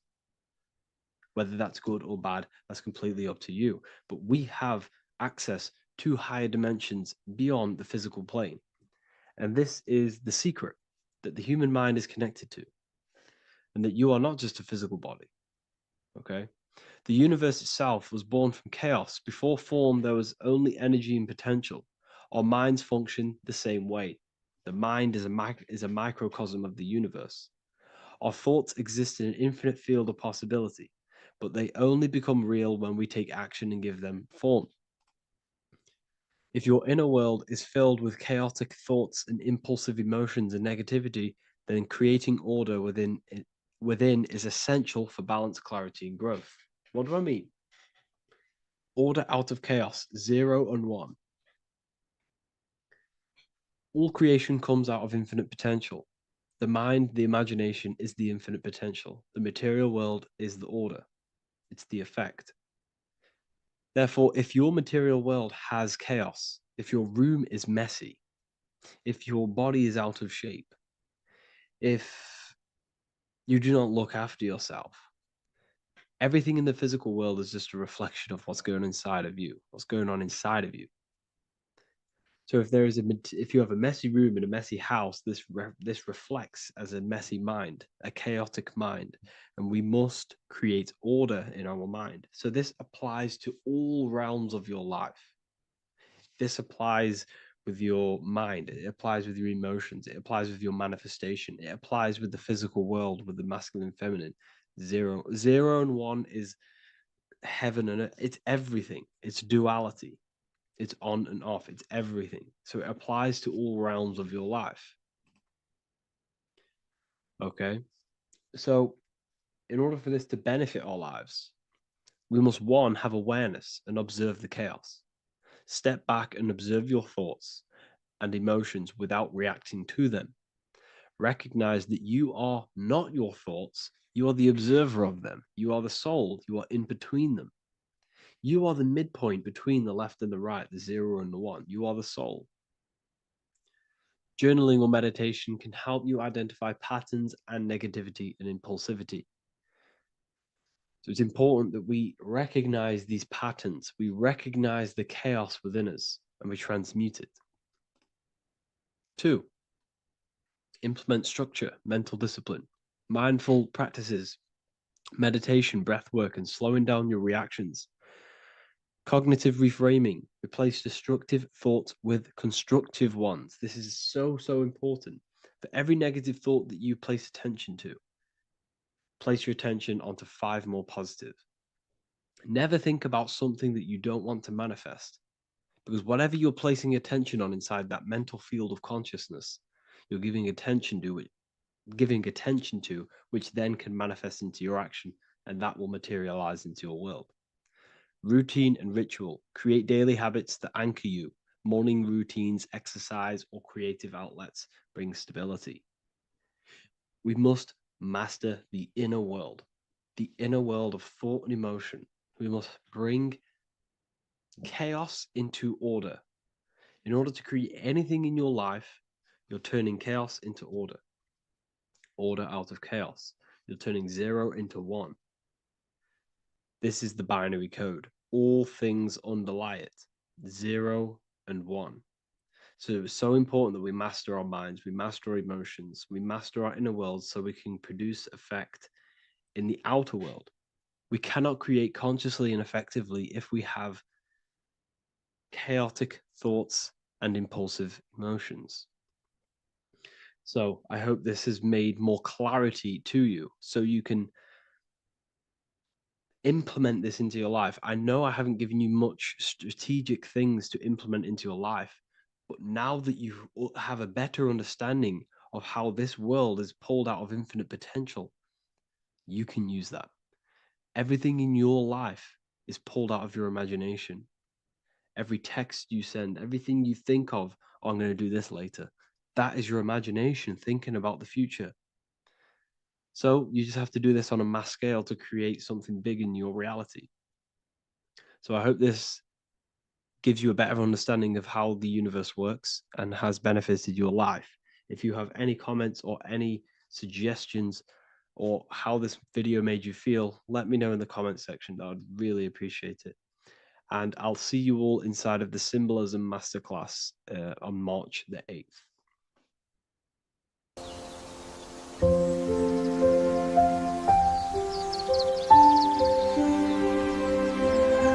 bookofwisdom.com. Visit today.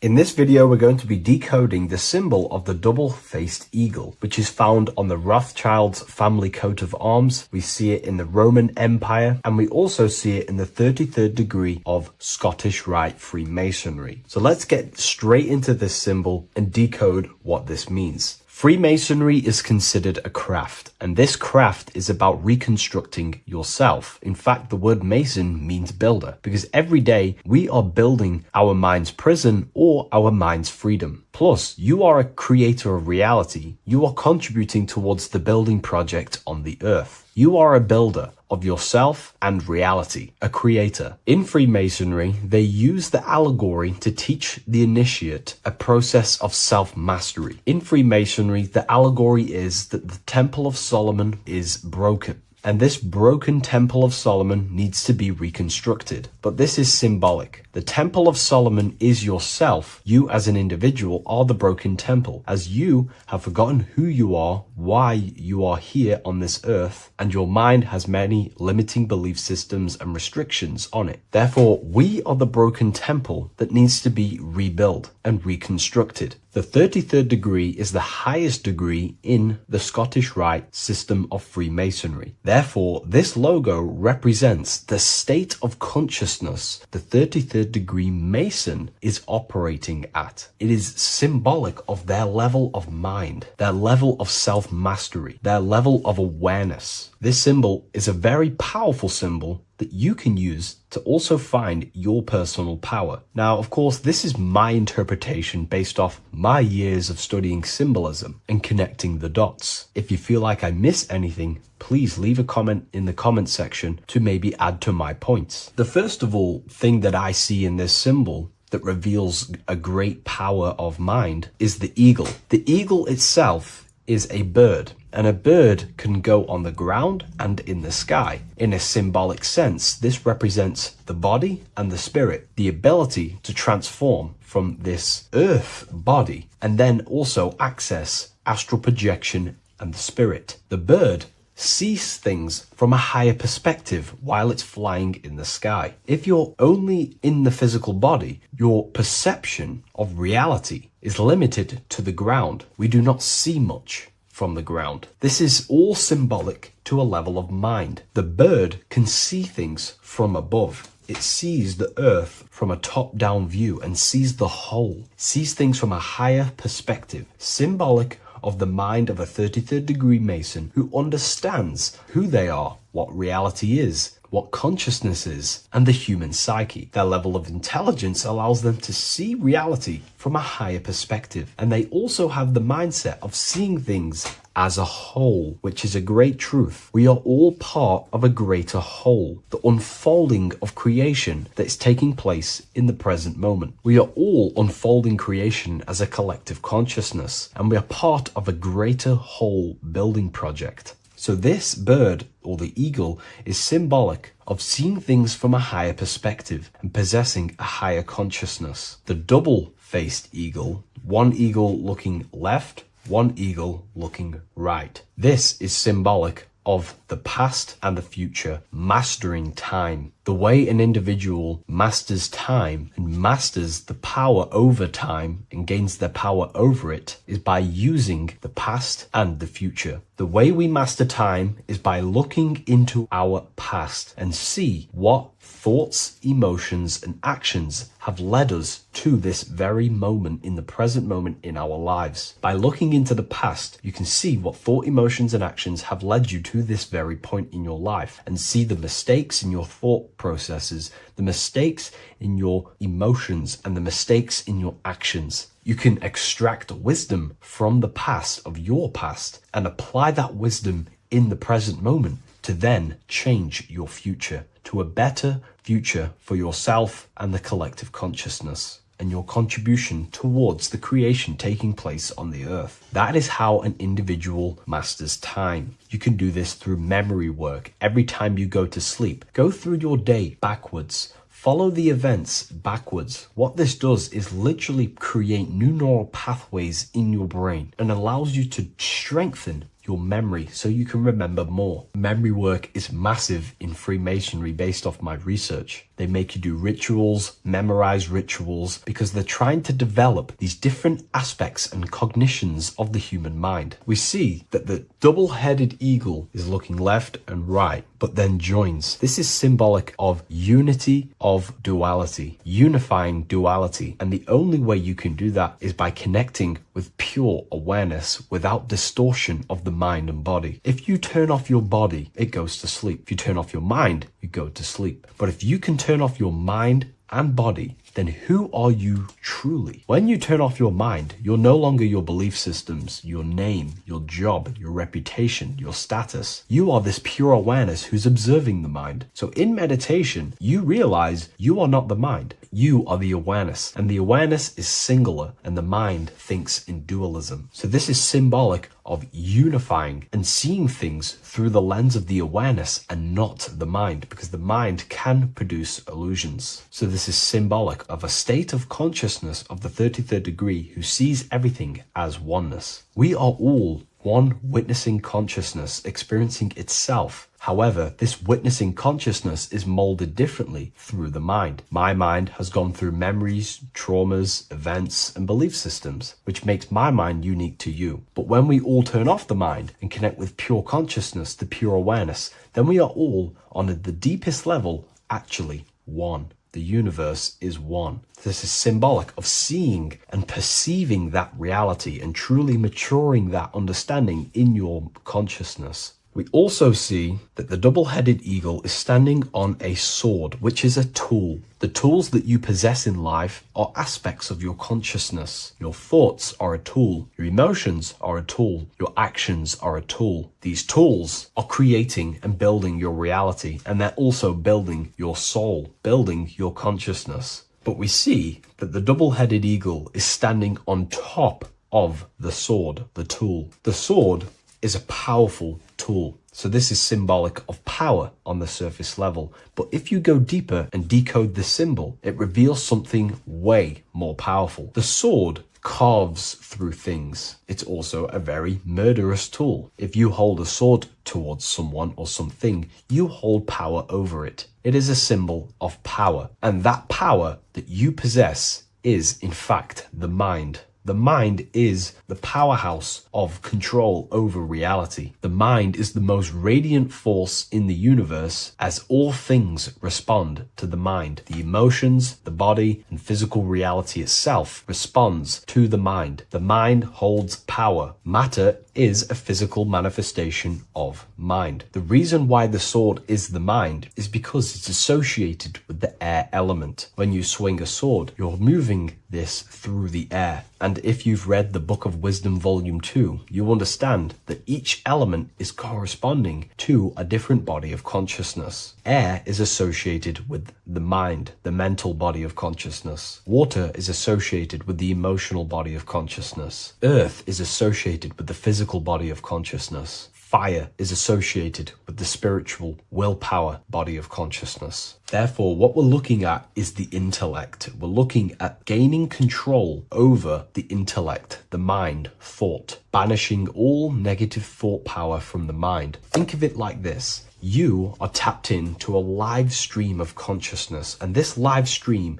is flowing into you in the present moment. Your mind directs this creational force, this flow of consciousness and power. You can use that mind to think about negative things, anxiety, depression, or you can use that power that's flowing into you for the positive only. The universe does not create what you want. It creates what you are. What you put in is what you get out. Your reality is a reflection of your mind. So it's about using this tool for the good. For example, no negativity even has any space in my consciousness. There is no negative thought that pulls me down. And if there is, I banish it instantly and remove it. So this is about gaining power over the mind and using the mind as a tool to carve your reality with the sword. This is your power. This is your sword. Below we see a banner that says Ordo ab Chaos. Most people see this and understand it as order out of chaos. And yes, it is linked to, obviously, molding society, manipulation. However, on an internal understanding of order out of chaos, it's something much more powerful to the individual. Most people see order out of chaos and see the manipulation that takes place on human consciousness, which is very true. The ruling powers create chaos or a problem in society, then they produce an order and a solution to mold society towards their agenda. That's order out of chaos. However, to the individual, this represents something much more powerful that you can take advantage of. Ordo ab chaos, order out of chaos. This is understanding that reality comes from chaos and physical creation is the order of that chaos. The mental plane is chaos. It's just simply pure thoughts, random thoughts. But the physical world is the order out of that chaos, the darkness coming into light. To you, for example, when you first start your journey of self-mastery and spiritual awakening, you are in chaos. My mind was in chaos. My mind had many limiting belief systems. My mind used to think random thoughts unconsciously. I used to take random actions, unknowingly create my reality and produce chaos. That chaos needs to be ordered. So when there is chaos in ourselves with different aspects of our minds and subconscious, we need to produce an order so that we can gain power over the mind and over our thoughts, emotions, and actions, the three forces you have 100% control over in your reality. If you try and control anything else other than your thoughts, emotions, and actions, then you are breaking natural law. The only things you have been given power over and to control is your thought, emotion, and action, your mind, your heart, and your body. Order out of chaos is about transforming yourself. When you're in a chaotic state, you have to produce order to transform yourself and change your level of consciousness. If you have chaos in your life, you must produce order. And this is how self-transformation occurs through an individual. Order out of chaos. Now, yes, it is also linked to human manipulation, as this applies to everything as above, so below. Above, we see a triangle with the number 33 and light emanating around it. This triangle is highly symbolic of the element of fire. The upright triangle is fire. The downright facing triangle, the opposite to this triangle, is associated with the element of water. The reason why this is an upright facing triangle with the number 33 in it is because fire is associated with dissolving. If I place this pencil in fire, it will burn this material into its raw form. Fire is about removing the illusions in our mind to gain power over it. It's about dissolving all the illusions in ourself, the false belief systems, the negative subconscious programs and thought patterns. This is about destroying them and producing order out of them. It's about removing the veils of consciousness so you can figure out who you truly are. If I burn this down, it will reveal its raw essence. It's the same with consciousness. If you want to figure out who you truly are beyond your mind, emotions, body, then you have to remove the veils of consciousness. You have to dissolve the mind by meditation and stillness. You have to dissolve the nervous system by keeping very, very still. And you will connect with pure awareness and can connect with lucid dreams and out-of-body experiences. It's like finding a needle in a haystack. If you want to find a needle in a haystack, you don't go looking through the haystack to find the needle. You burn the haystack and the needle reveals itself. That's how you truly connect with who you truly are. And this is why it's associated with the number 33 also, because the number 33 is the symbol of rebirth. Jesus dies at 33 and ascends to heaven. The human mind is fully developed at the age 33. Ice melts into water at 33 degrees. It's symbolic of transforming states from death to rebirth, rebirthing the self. And this is how you rebirth yourself, by figuring out who you truly are. Because when you actually figure out and have an out-of-body experience, or you figure out who you truly are, you go through a mental rebirth. Everything you thought once was true has been completely burnt away, and now you are reborn into a new mind and a new perception of self and reality. So it's about being reborn again. At the 33rd degree, you are reborn again by the understandings and experiences that you've had with yourself. And the crown is a symbol of mastery. People in position of power wear crowns. It is a symbol of power over something. This whole symbol reveals your own personal power, the level of power that the 33rd degree Mason has over themselves, not over other people, but themselves. But of course, once you gain your personal power, you understand how the mind works. You can use that against people. It's how you use the knowledge that determines whether you are bad or good. Again, if you think I've missed anything, leave a comment in the comment section. Please like, comment, and share if you love this content. I'll see you in the next one. And if you wish to get your hands on this book, I'll leave an Amazon link in the description. Hello and welcome to another video, people. Before we start, please like, comment, and subscribe if you wish to see more content. Today we're going to be talking about the mental universe and how everything is mental. This is the number one law on the Kabbalion. If you've never read that book, it's called The Kabbalion. A very good book. It's the first law, because this is the most important thing you need to understand, is how everything exists within the mind. Behind every single one of these eyes is the same consciousness expressed in different bodies. The mind is what gives perception to what you're experiencing.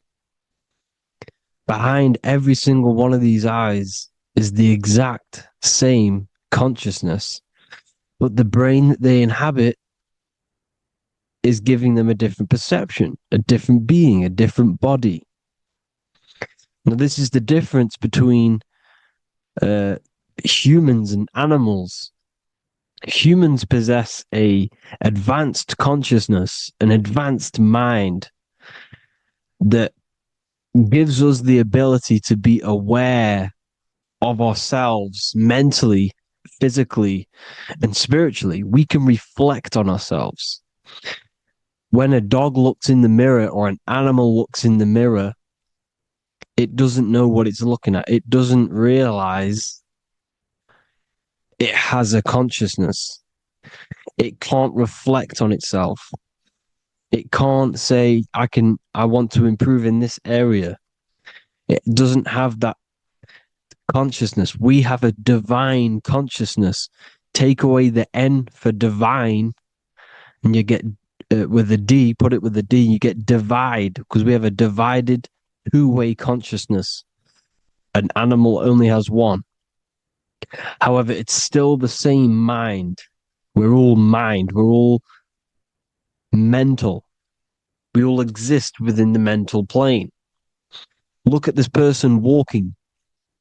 The body, the brain is sending electrical signals through the 12 cranial nerves, which the 12 disciples that spread the gospel of Jesus, right? You have 12 cranial nerves in your brain. There are 12 disciples which spread the gospel of Jesus.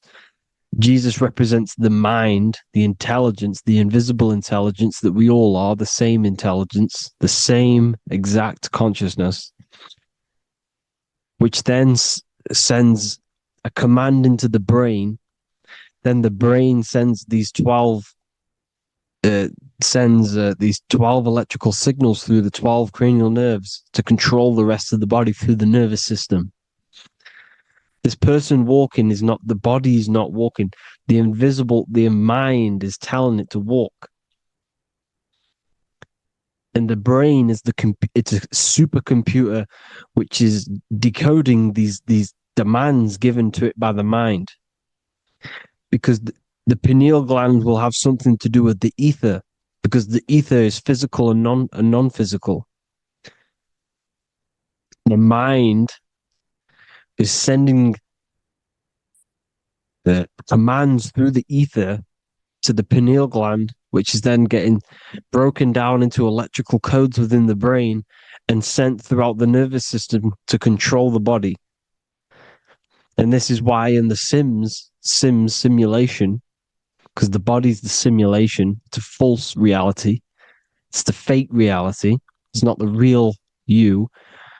You are formless. There is no form, but the third dimension is a dimension within your mind.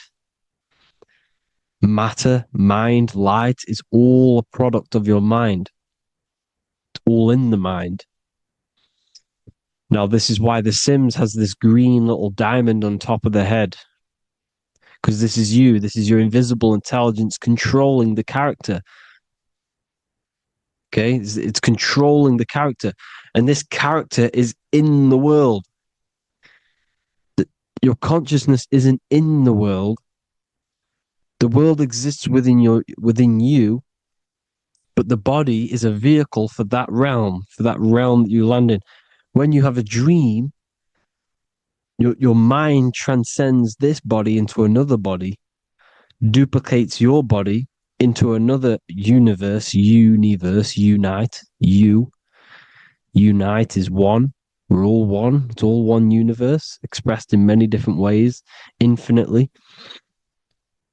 And the vehicle that you land in is the body to operate in that realm. This is the all-seeing eye, as you see here. The eye, this is all the intelligence. This is the ball of consciousness, God, expressed in different bodies.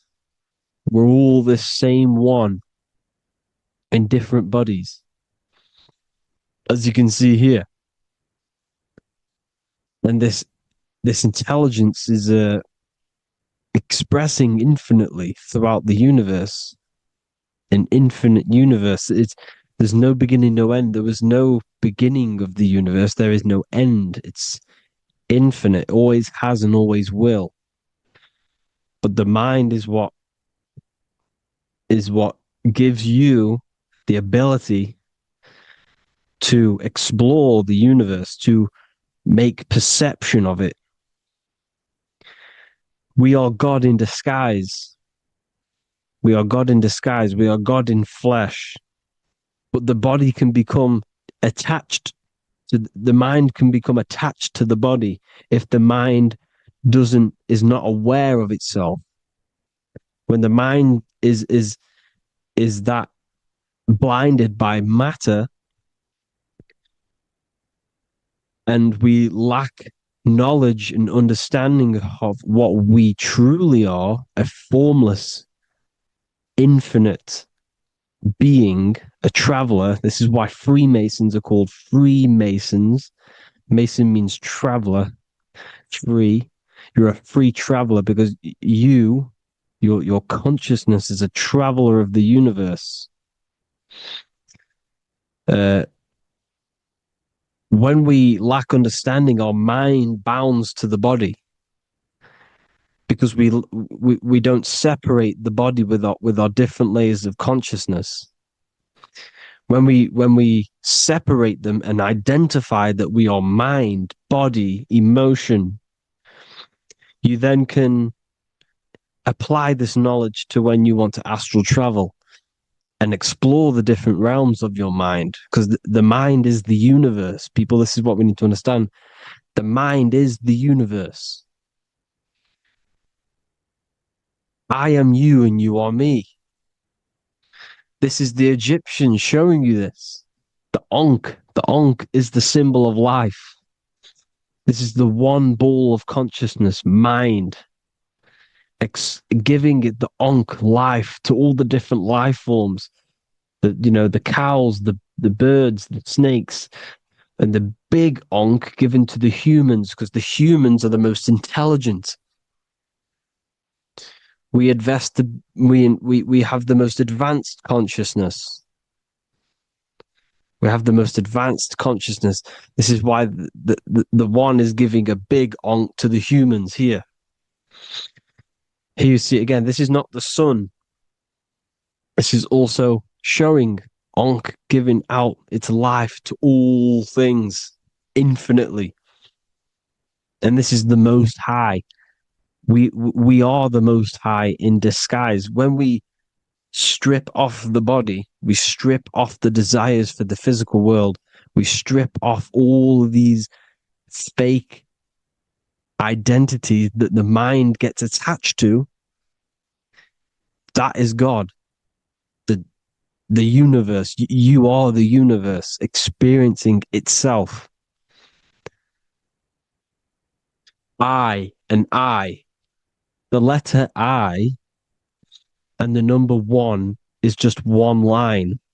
The letter I is the number one. Because your I am, when you refer to yourself as I, every single one of you who's watching this video refers to yourself as I, which is the one. We are all the one. We are all intelligence. We are all invisible. We are all the one. One is the only number. 1, 2, 3. Everything goes up in ones because there is only one. Doesn't matter how far you go down the line with numbers, all of their numbers are created by one because there is only one. It's me and you are the exact same consciousness expressed in different bodies. Mind. Cause. There is only one cause. There is only one mind. There is only one being. But because we lack understanding of this, we think we are the bodies. And this causes division because the physical world is the most illusionary world. It's an illusion. It's all an illusion.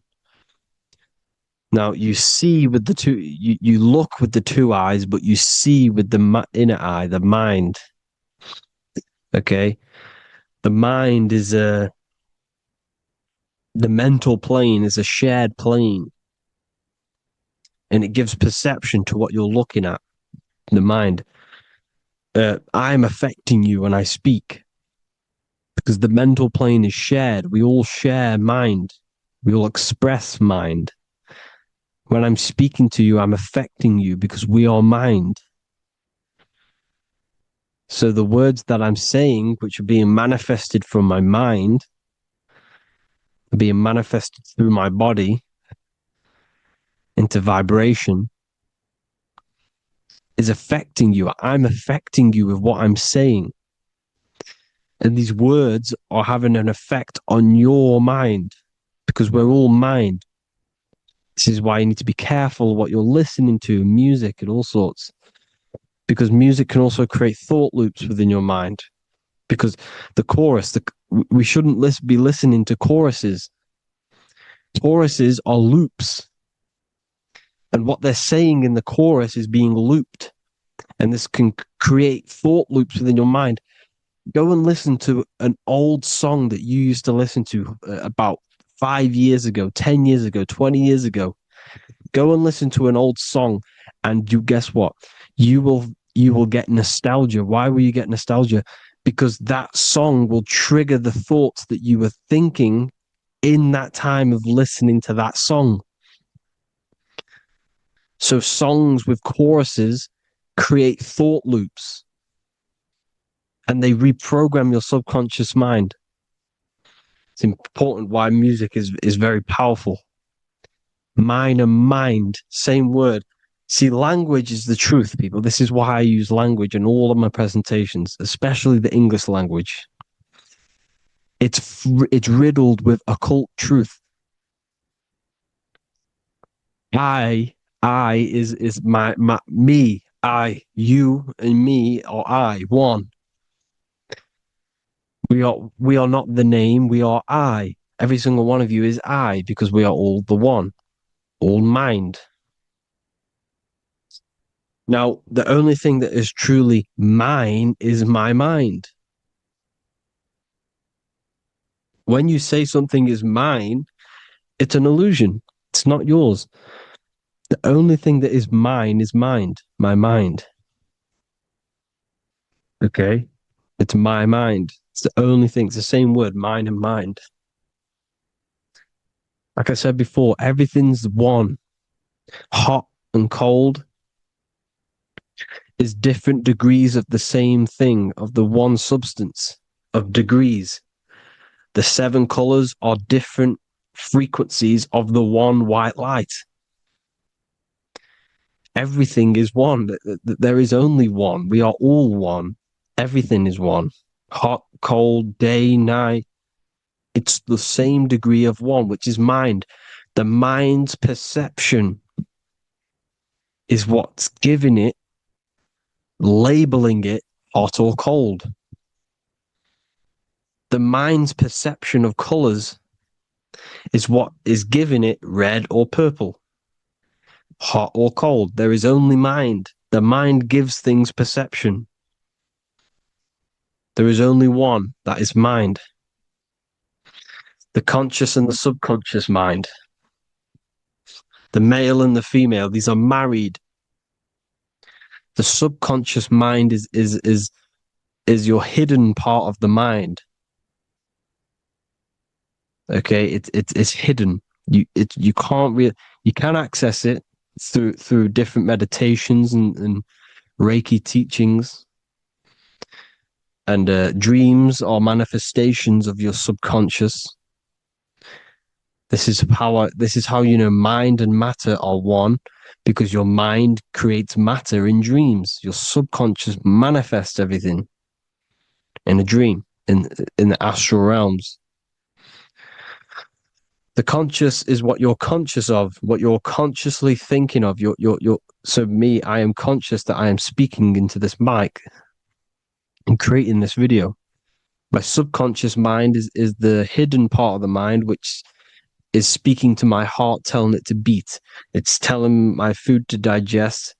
It's regulating all my blood. It's doing everything in my body without me being conscious of it.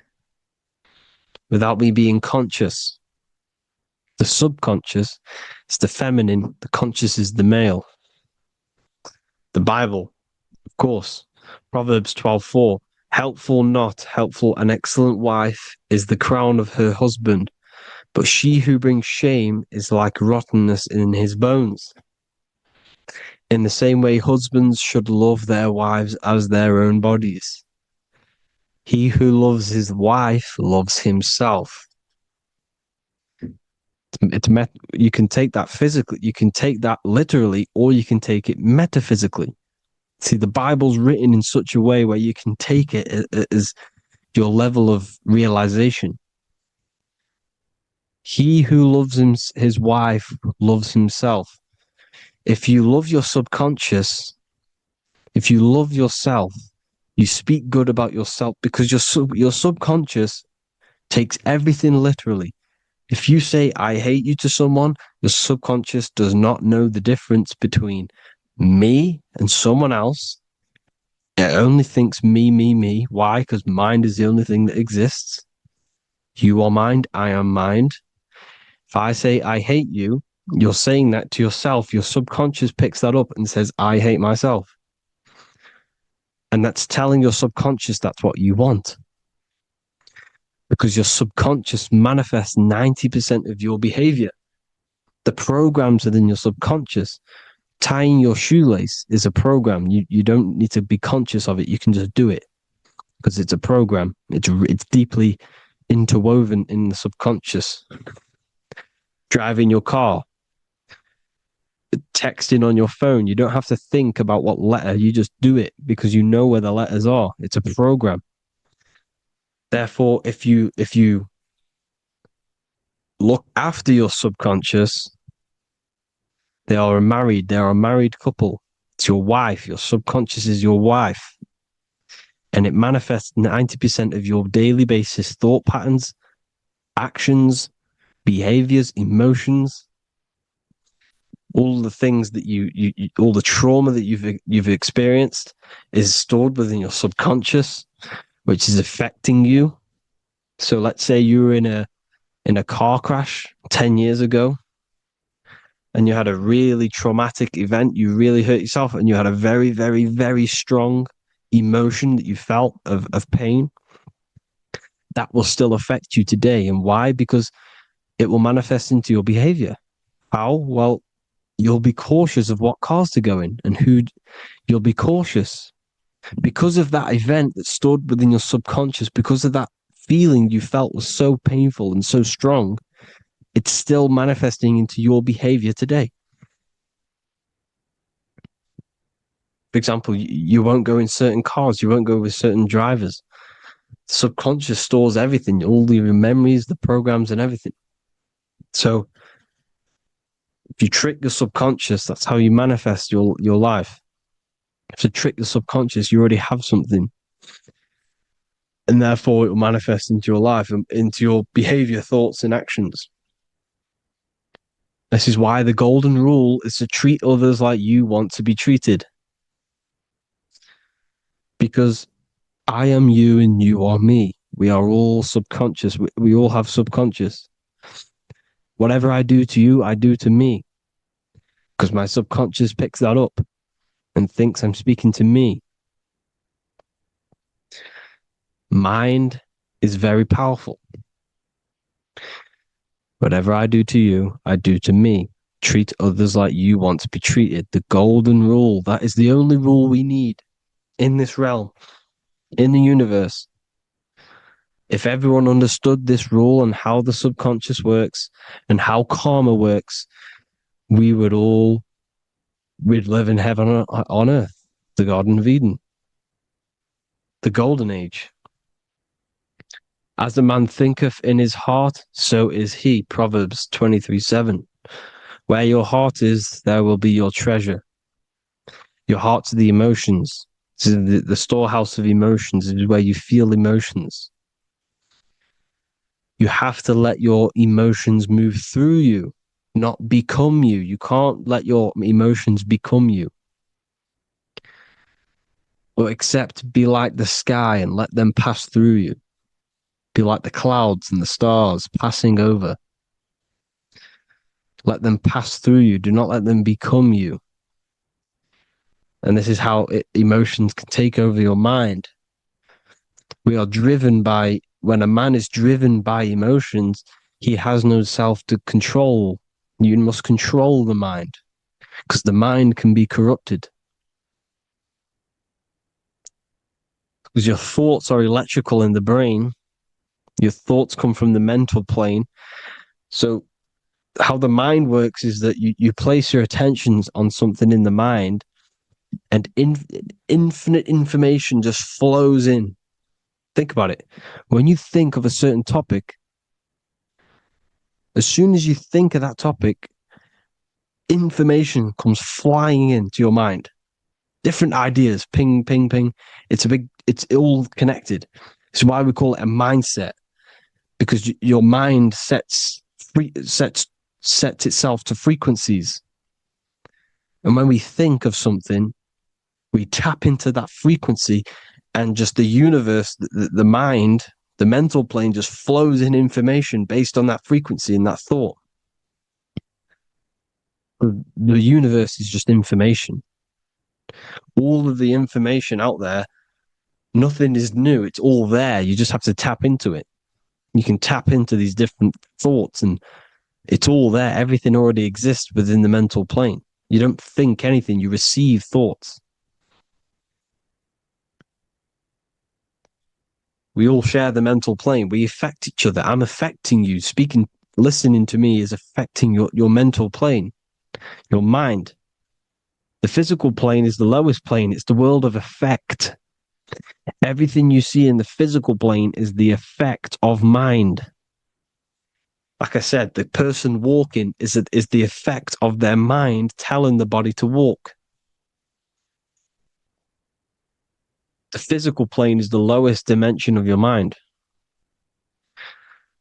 Mother Earth, we are in a mother. We're in the womb still.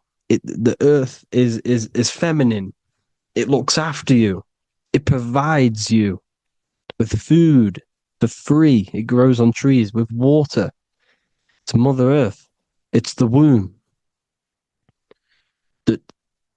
The dome above your head is your mother's belly. Okay? Is your mother's belly. You're in the womb still. You're forever in the womb because your mind's constantly expanding. Because when the baby's mind figures out that there is a reality outside of his mother, it starts to hear the people on outside of its mother, what does it do? It figures a way out of the mother, and it becomes born again in the water, in a hospital, into the other world. It's the same with our minds. When our minds figure out there is other worlds beyond this physical, we explore them. The astral plane, for example. You figure a way out of the body. Because when you're the firmament, look at the word firmament, meant at the end. Firm is firm, something strong, something like a rock is firm. If your mind is firm like a rock, you will be stuck under the firmament. So, for example, people who are very programmed and can't think outside the box, they have a firm mind and they'll be stuck under the firmament because your mind is the only thing that's keeping you under the firmament. It's the only thing. When you're doomed, doom is dome. This is the dome, which is your head. Your head is the dome. Above your head, above the earth is the dome, the ethereal barrier. But that's just an external manifestation of your head. You don't leave the earth, you leave your body to leave the earth, because your body is the earth. It's a dimension within your mind. So when you're doomed, you're domed. Your reality is your level of realization. You realize something, or when you have an idea, the mind, and the EYE or I, same thing, mind, it's all mind. Reality is your level of realization. You realize there's other worlds, that's your reality. Your perception's your reality. Mind in Latin is mens. Jesus was known as the fisher of men, which is the fisher of minds. He was fishing minds worthy of knowing the higher truth, the deeper occult knowledge. Jesus figured out that we are all God. And he got killed for it because in that age they were trying to suppress this information. Jesus figured out he was God because we are all God, every single one of you, and they killed him because we're all mind. We are not the body.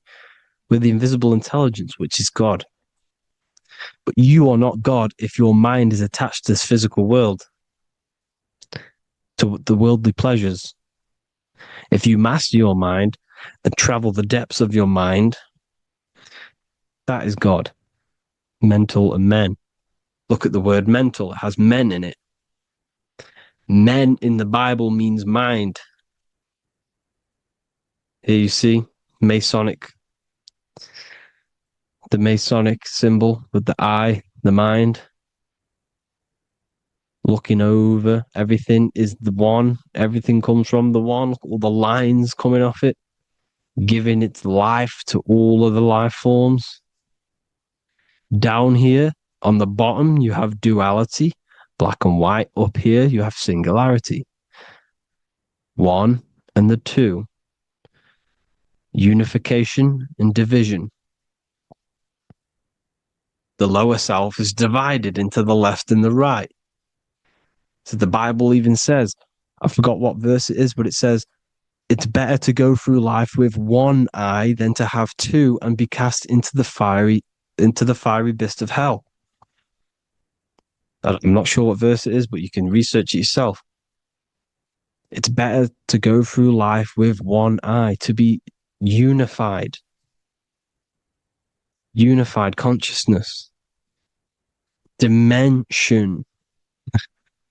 No brainer. The language tells you the truth, people.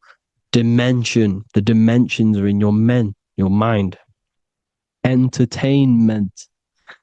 Entertain the mind. Disappointment. It's all in the mind. Environment. The environment that you are in is a product of your mind. Within, rearrange spells high twin. Within is your mind, and your external world is mirrored from the decisions you make in your mind. Advertisement, commitment, it's all meant, it's all mind. Everything is mind. Everything.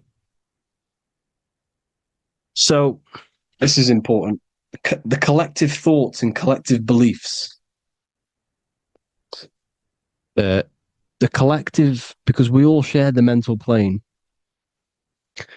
And because of this is why we are in a weakened state of consciousness at the moment. Because the collective thoughts and the collective minds overall are asleep. And they don't believe in anything. You see, everything is true within the mind. You think of something, it is there instantly. You think of a chair, it's there in your mind. You think of anything, it's there instantly. So everything's true within the mind. Anything can happen in the mind. Anything can happen on the physical plane if the collective consciousness, the collective minds, believe it to be true. This is why back in the days, in the ancient days, you look at all the old world stuff, you see all this crazy technology, and it's because as a collective, as humanity back then, they believed that they had much more open minds. Therefore, the things manifested in the physical world were a lot more out of the box, so to say, compared to today. For example, magic is not as powerful today because the masses don't believe in it. It's still powerful, don't get me wrong, but if the masses believed, or if everyone knew magic could be real, because it is, anything's real in the mind, it would be a lot more powerful. You see? So and what they're trying to do is create a hive mind worldwide. They're trying to make one religion, an external God. What happens when you worship something external? You give energy to it, because where attention goes, energy flows. Where your mind gives attention to, energy goes there. And when we all believe in external gods and give our worship and our power to these external things, we all give energy to it, which will manifest as a demon in the astral planes. It's a hive mind. They're trying to make a hive mind to summon our energy. Trying to summon our energy. And it through mind, through collective thoughts. The hive mind. They want one religion, one government, one currency, one belief system. And that will create a hive mind, which will limit our consciousness, which will limit what we can do in the physical world. Because if everyone doesn't believe in certain things, it cannot happen because it's all in mind. Mind is so powerful. I am you and you are me. I hope you all enjoyed this video, people. If you haven't already, join the Wisdom Academy. The Wisdom Academy, we have many occult lectures just like this one. Also, we have just launched Mindwave Hub. If you want genuine frequencies, genuine binaural beats, because the ones on YouTube, the ones on Spotify, Apple Music, they're all tuned to A440 hertz, which shuts down the right hemisphere of the brain. If you want to gain access to your true consciousness, your mind, you need to balance the two hemispheres and balance the chakras. You can do that externally by listening to binaural beats. If you want true frequencies, true binaural beats to hemisync the chakras, hemisync the brain, to gain access to the different dimensions of your mind, well, you can gain access anyway, but it's going to help you if you're trying to learn this. Join Mindwave Hub. The link will be in the description. Listen to the binaural beats, meditate to them, listen to when you go to sleep. They'll massively benefit you.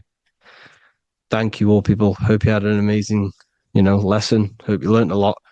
And please subscribe. God bless you all.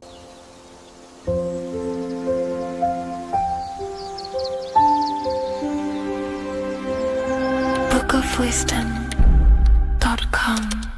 Visit today.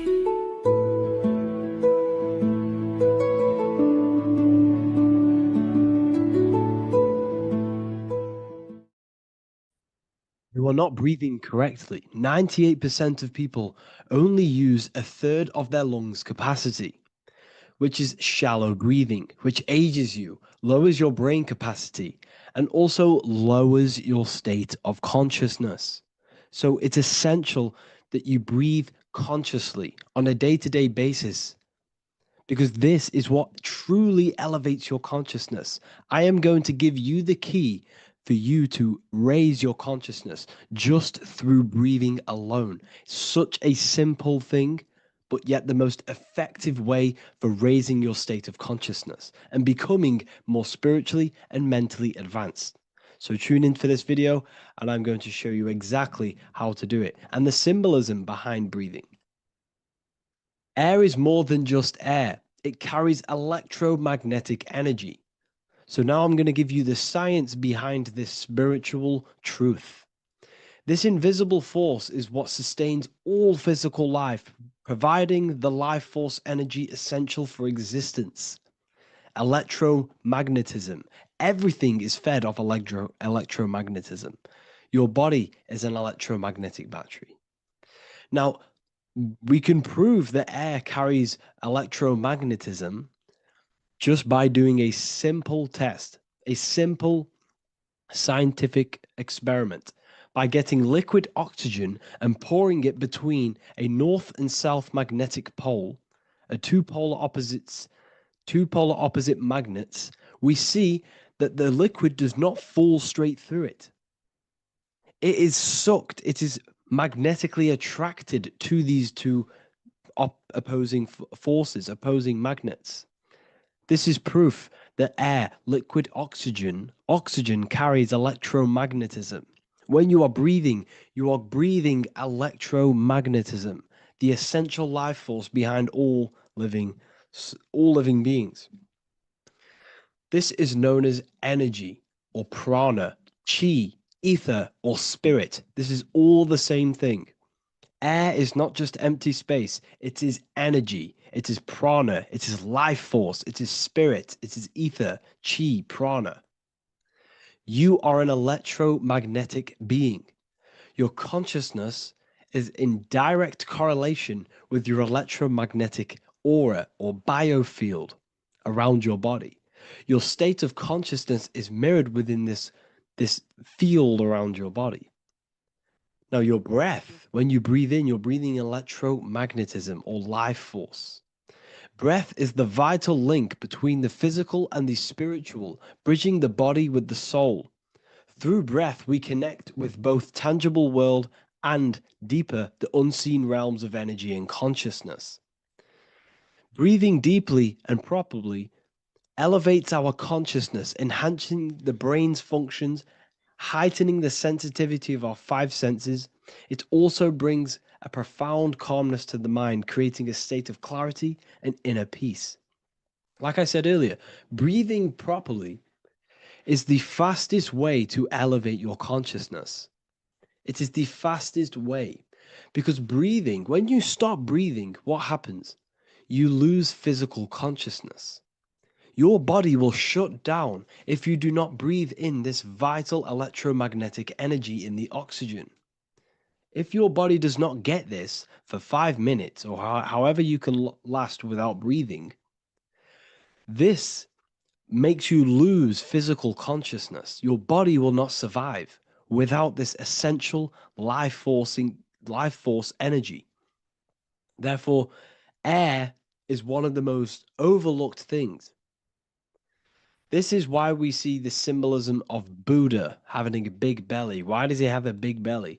Because it's symbolizing breath work, proper spiritual breath work, the certain teachings of breath work, of when you breathe in through the nose, you have to breathe in through the nose. You don't want to breathe in through the mouth because the nose acts as a filter which catches dust particles and filters out the air before it enters the lungs.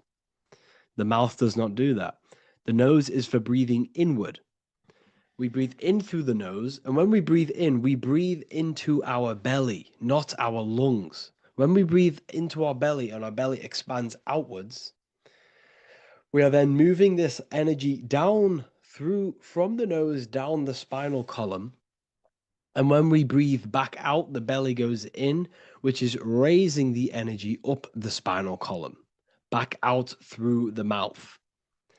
This is the true way of breathing, because when we breathe, we are moving energy. We are moving electromagnetic energy. When we breathe in through the nose, the energy travels down the spinal column. And when we breathe out, we are raising this energy back up the spine, some of it going out the mouth, and some of it reaching the brain, activating dormant brain cells in the brain. But when we breathe, we need to make sure we are using 100% of our lungs' capacity, because the lungs is what transforms this special energy into consciousness, physical consciousness. So this is why Buddha has a big belly. It's not because he was fat. It's not because he was overweight. It's symbolism. It's symbolism of breath work. So try this. Do this for 2 minutes while you watch this video. Breathe in through the mouth as hard as you can until you no longer can fill any more air into your lungs and belly. Breathe it into your belly, not your lungs. And breathe out through the mouth. Do this for 5 minutes or 2 minutes, however long. I promise you, breath affects your consciousness. You will notice the difference. If you do it quicker, the quicker it'll affect your consciousness and you might go lightheaded. But that lightheaded is you activating your spirit, your energy body. So try this just when watching this video. When you breathe consciously, you are renewing both your energy body and astral body, aligning your consciousness with a higher state. This practice feeds new life force energy into the body, revitalizing and enhancing your overall well-being.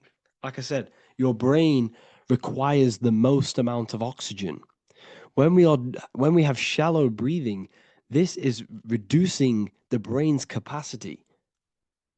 Because when we are not breathing properly, which 98% of people are only using a third of their lungs capacity, we are essentially only using a third of our consciousness, because your breath is directly correlated to your consciousness, your state of consciousness. When you breathe in through the mouth, out through the mouth, out in through the nose, out through the mouth, consciously and deeply for 5 minutes, you will notice that your senses are more powerful and sensitive. Your brain is quicker.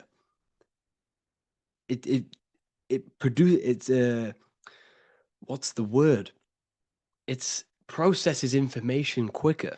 You become quicker. You become a superhuman, and you feel more spiritual because it activates your spirit, your astral and energy body. So when we meditate, it's definitely important to breathe in through the nose and out through the mouth as deeply as possible to align with a higher state of consciousness. And this is the easiest way to separate your consciousness from the body. When you breathe in deeply for long periods of time, while meditating, while taking no thought, when no thought is present and you gain a rhythm of deep breathing, this is the gateway. This is the gateway to opening your consciousness. Because when you stop thinking, other aspects of your consciousness can open up. All of our lives we've been thinking, which is blocked off the higher states of consciousness. So breathing is very, very important. It affects our overall well-being. And this is Yahweh, the in and the out of breathing. When we breathe in, this is Yah. You can hear it. It sounds like Yah. And when we breathe out, that is Way. This is the name of God, apparently. But God is within you. You can connect with God. You can connect with source consciousness within you by breathing, by raising your state of consciousness through breathing and meditation. This is why the Bible tells you the Spirit of God has made me, and the breath of the Almighty gives me life. You are consciousness. You are God. You're an extension of God's consciousness.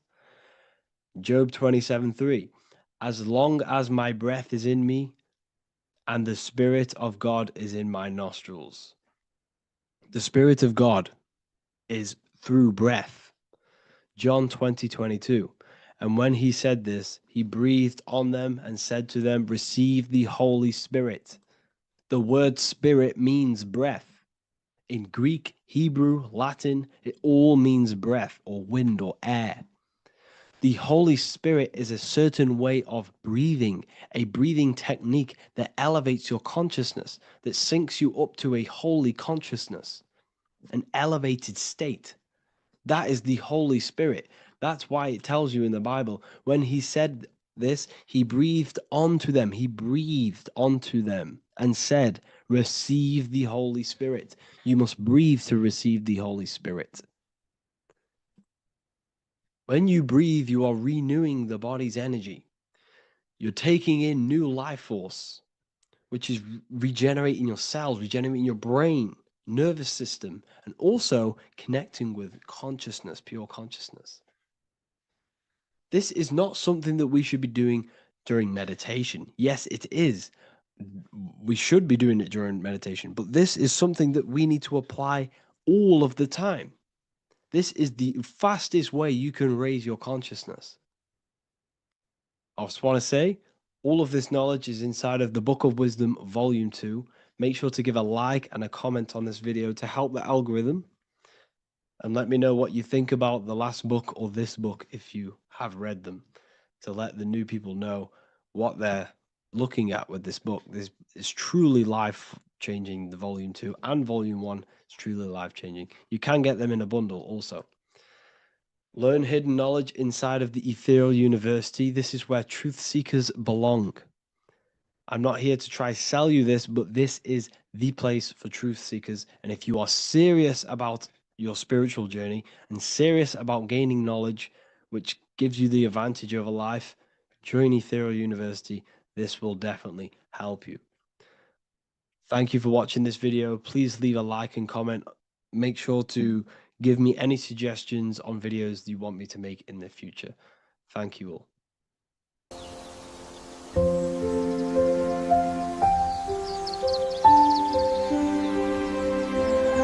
bookofwisdom.com. Visit today.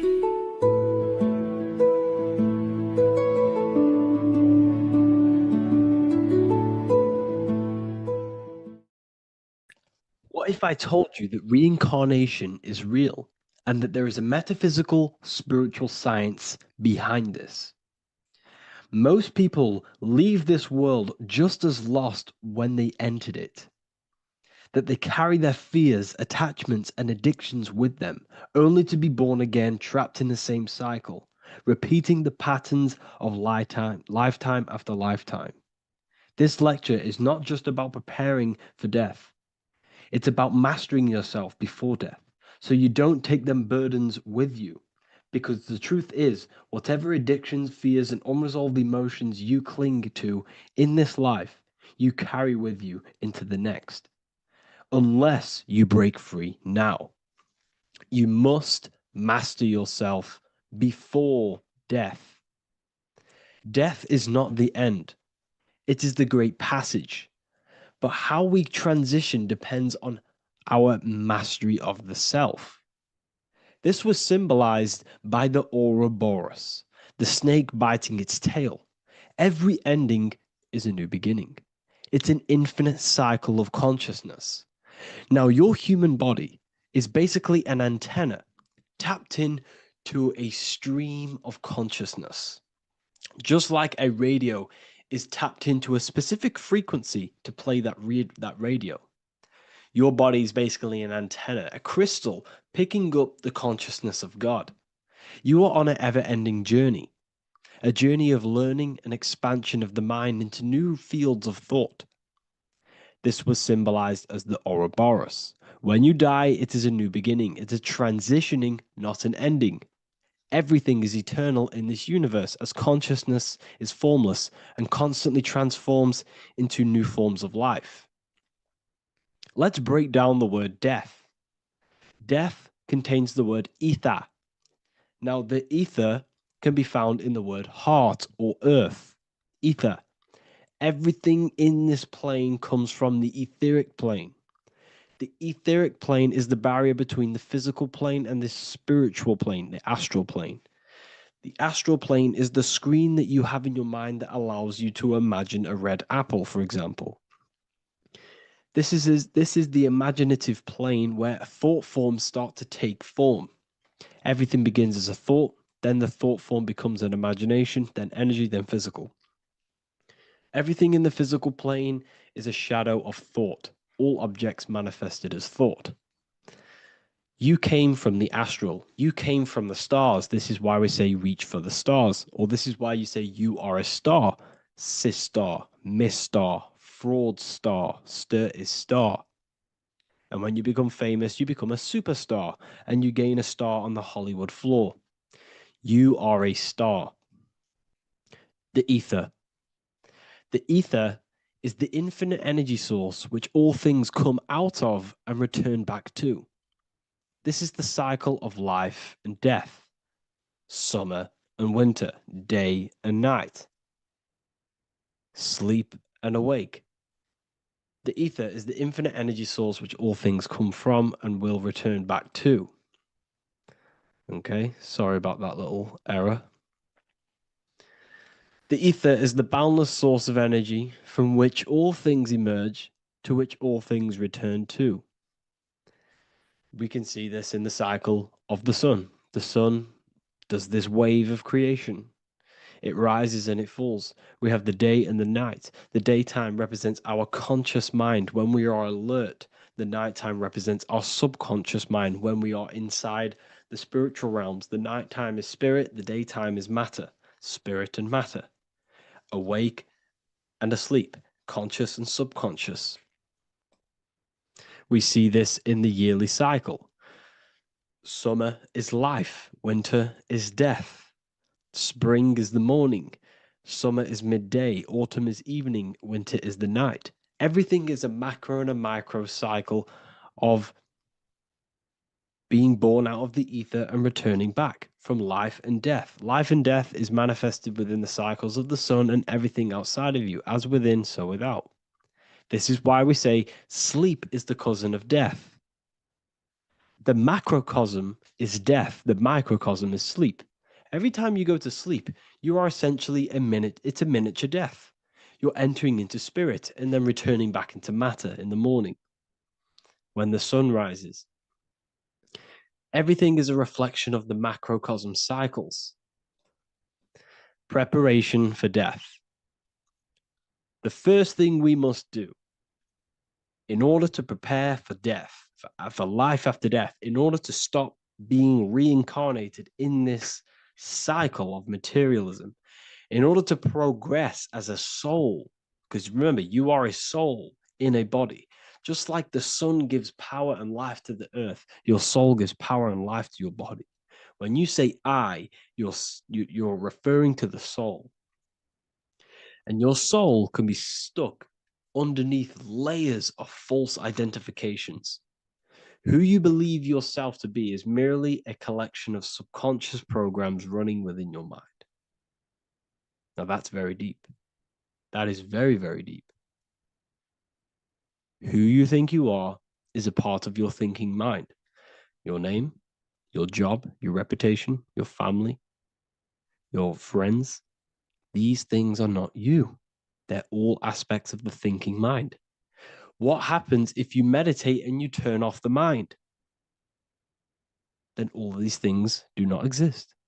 You're left with the pure soul, the pure awareness, the pure observation. If you turn off the thinking mind, you're no longer your body, you're no longer your reputation, you're no longer your friends, you're no longer your job and your labels. You are the soul. That's the true you, the observation of the mind, not the thinking mind. The ego is the echo. It's an echo of your true self. The ego is your mind's perception of itself shaped by experiences, trauma, emotions, and beliefs. It is merely an echo of your true soul self. The ego is not you. Your mind is not you. You are the soul. And this is the true self that we must express within our life and we must connect with before we die.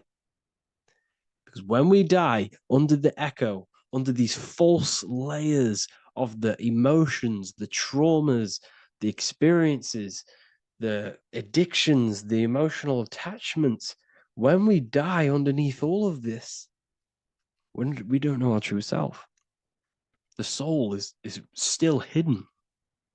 The true you is hidden underneath these layers of false identification. We must remove these layers of false identifications. We must remove them. We must destroy the echo. Remember, the ego, you never had an ego when you were a child. When you were a child, you were pure. You didn't, you didn't show off things. When you were a child, you were pure. You expressed yourself freely with you didn't hide anything. You didn't hide any aspect of yourself. You didn't suppress any aspect of yourself to fit in as a child, as a baby. Because the ego was not here when you came here. The ego grows with experience. The ego is a false perception of yourself while being incarnated in this material world. It's your mind's perception of itself and it's created through your experience.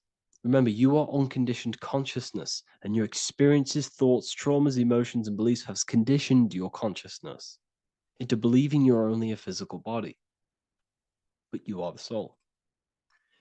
We have to remove these layers. How do we remove these layers? Like I said, the best thing, meditation. Meditation. There is a great meditation that you can do every single morning and every single night time. You can sit there and repeat over and over before you meditate. You can repeat that you are not this, you are not that, you are not this. You can label them one by one. Start with, I am not my body, I am not my job, I am not my name. And then detach from absolutely everything until you are left with nothingness. And when you start to meditate, detach from everything. Nothing matters. I am here right now. And what will be left? The only thing that will be left is the language that your mind is using. Now, this is very deep. Not many people will tell you this, but I've lingered in meditation many times. And I can tell you from experience, that the only thing left once you detach from everything is the language that your mind is attached to. So whether that's English, Italian, French. Once you detach the language of the mind that that little voice in your head's using, you're left with the soul. Once the mind is switched off, you're left with the soul, and you have detached from all of these external things. You're left with the soul. That's you. That's the power. That's the source of all creation, where everything you've ever done has come from. Every thought, every idea has come from your soul. Number two, that's meant to say number two. Sorry about that. Mental addictions and emotional addictions. Okay. These two are very important. Mental addictions, this could be thought patterns. This could be the labels that we've just been talking about. Then you have emotional attachments, which is maybe you're too attached to an external thing. Maybe you're too attached to your phone. Maybe you're too attached to family. Maybe you're too attached to loved ones. Yes, I'm not saying don't love them, but what I'm saying is do not rely on anything in this world to make you happy, to fulfill your emotional needs. Everything is found within you. You must look within, and if you're looking without, if you're trying to find yourself in the outer world, you'll never find yourself. You'll constantly be looking around in loops. Because nothing, you cannot find yourself in the outer world. Nothing will give you long-term validation. Seeking validation in the outer world will leave you soulless, leave you feeling empty inside and sad and depressed. You have to find yourself within. You have to detach from everything you are relying on to give you emotional stableness. You have to detach from all. Yes, love your children. Yes, love these people, but do not rely on them. Because everything in this world is temporary. Do not conform to this world. The Bible tells you this. Everything in modern society nurtures the body, but neglects the soul. They keep you addicted to as many things as possible. Smoking, you have to detach. Drugs, you have to detach. Alcohol, detach. You cannot rely on anything. This is why this path is very, very difficult to walk. But I'm showing you the way. These are the things you must do before death. You have to detach from absolutely everything. If you die and your mind and soul is still addicted to these worldly things, then guess what? You're going to reincarnate. You're going to reincarnate because your mind is still thinking about these material earthly things. And if you are operating in that vibration, you're going to project that vibration and come back here. You have to detach. You have to master the soul and master the mind. Like I said, the matrix is designed to keep you addicted to as many things as possible. Your phone, food, smoking, drugs, alcohol, clubbing, all of these things. Everything in society is made to trap your soul and reincarnate in this world. That's why it's very, very, very difficult to walk this path. Very difficult. Matrix, matter tricks. John 2:15 to 17. Do not love this world, nor the things it offers you. For when you love the world, you will lose God. Do not love this world, nor the things it offers you. Do not conform to the pattern of this world, but be transformed by the renewing of your mind. Great quote. Do not conform to the pattern of this world, but be transformed. Let this world transform you. Learn from this, expand from this, but do not be mentally and emotionally attached. Okay? What good will it be for someone to gain the whole world yet forfeit their soul? Like I said, everything in the Bible is telling you the truth. You just got to read it correctly. This is spirituality. This is spirituality. The Bible is spiritual. It's a spiritual text. We must disconnect from everything outside of us and connect with the true soul. Here we have the Egyptians showing you the soul leaving the body. Here we have the soul here. Here we have the Masons showing you the soul coming out. The soul is real. You are the soul. And when you leave this physical plane, you will go into the astral plane. That's where you came from. You came from the astral. You came from the stars. You incarnated into this physical body. Your consciousness fell into this material form to experience limitation, to experience a 3D world. So in order to ascend properly before we die, we have to let go of all the attachments. Every addiction you have, write them down. And one by one, tackle them. Before you die, you have to, or else you will reincarnate. This is the teachings of Egyptians. This is the teachings of Masonry. All of these addictions contribute towards life after death. Everything must be controlled, and we must be attached to the soul. I'm not saying I'm perfect. I'm not saying I'm perfect, people. We're all not perfect. We're all under psychological operation by the government. We're all in a very difficult situation with this awakening. I'm simply pointing out what I know from my journey and what I've been learning through occultism and research and reading lots of books and many different things. I'm on this journey just as you are. Maybe I'm further. Maybe you're ahead of me. We don't know. But this is what I'm sharing with the world. This is what I'm sharing with my research. And this is what makes sense. It's common sense. Look at everything around you. Everything's made to feed the body, not the soul. So, my beautiful watchers and fans and supporters, I appreciate every single one of you, and I hope this video has supported your journey. If you're feeling lost in life, if you're searching for deeper answers, whether you're seeking clarity, looking to expand your studies, or ready for personalized mentoring, this is your chance to connect with me live and receive insights tailored just for you. Start your path to self-mastery and enlightenment inside the world's best esoteric school. Your journey starts now. Tap the link in the description if you want to join Ethereal University, or feel free to check out my books. I thank you all, and I really appreciate for 100,000 subscribers on YouTube. I love every single one of you. Make sure to drop a like, a comment, and subscribe to the channel if you're new. Let me know some ideas for, lectures, anything that you want to know. I can make lectures on them. Just drop it in the comments. I appreciate every single one of you. Take care.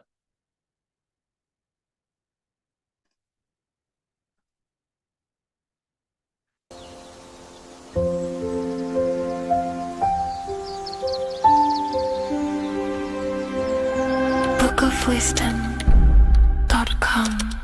Visit today.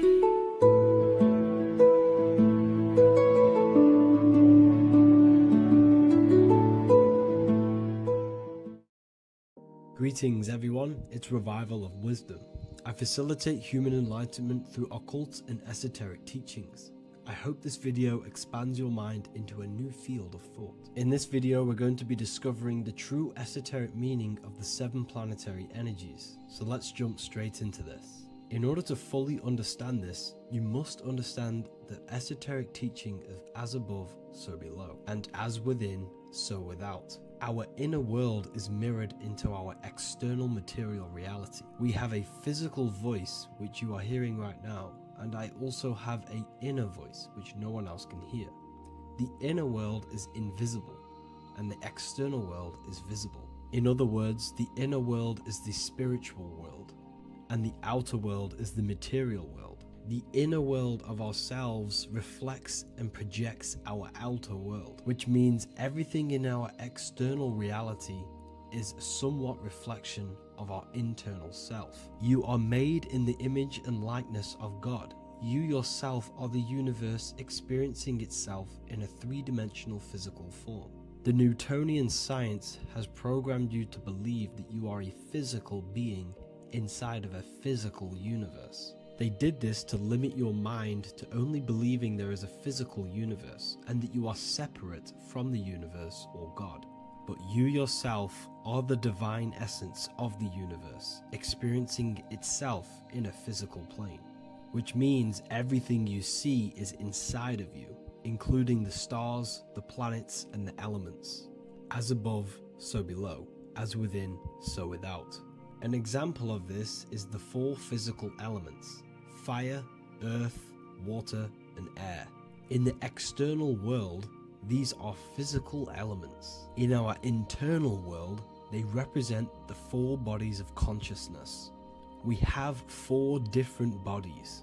We have a material body, we have a spiritual body, an emotional body, and a mental body. The mind is not made out of the same substance as the body.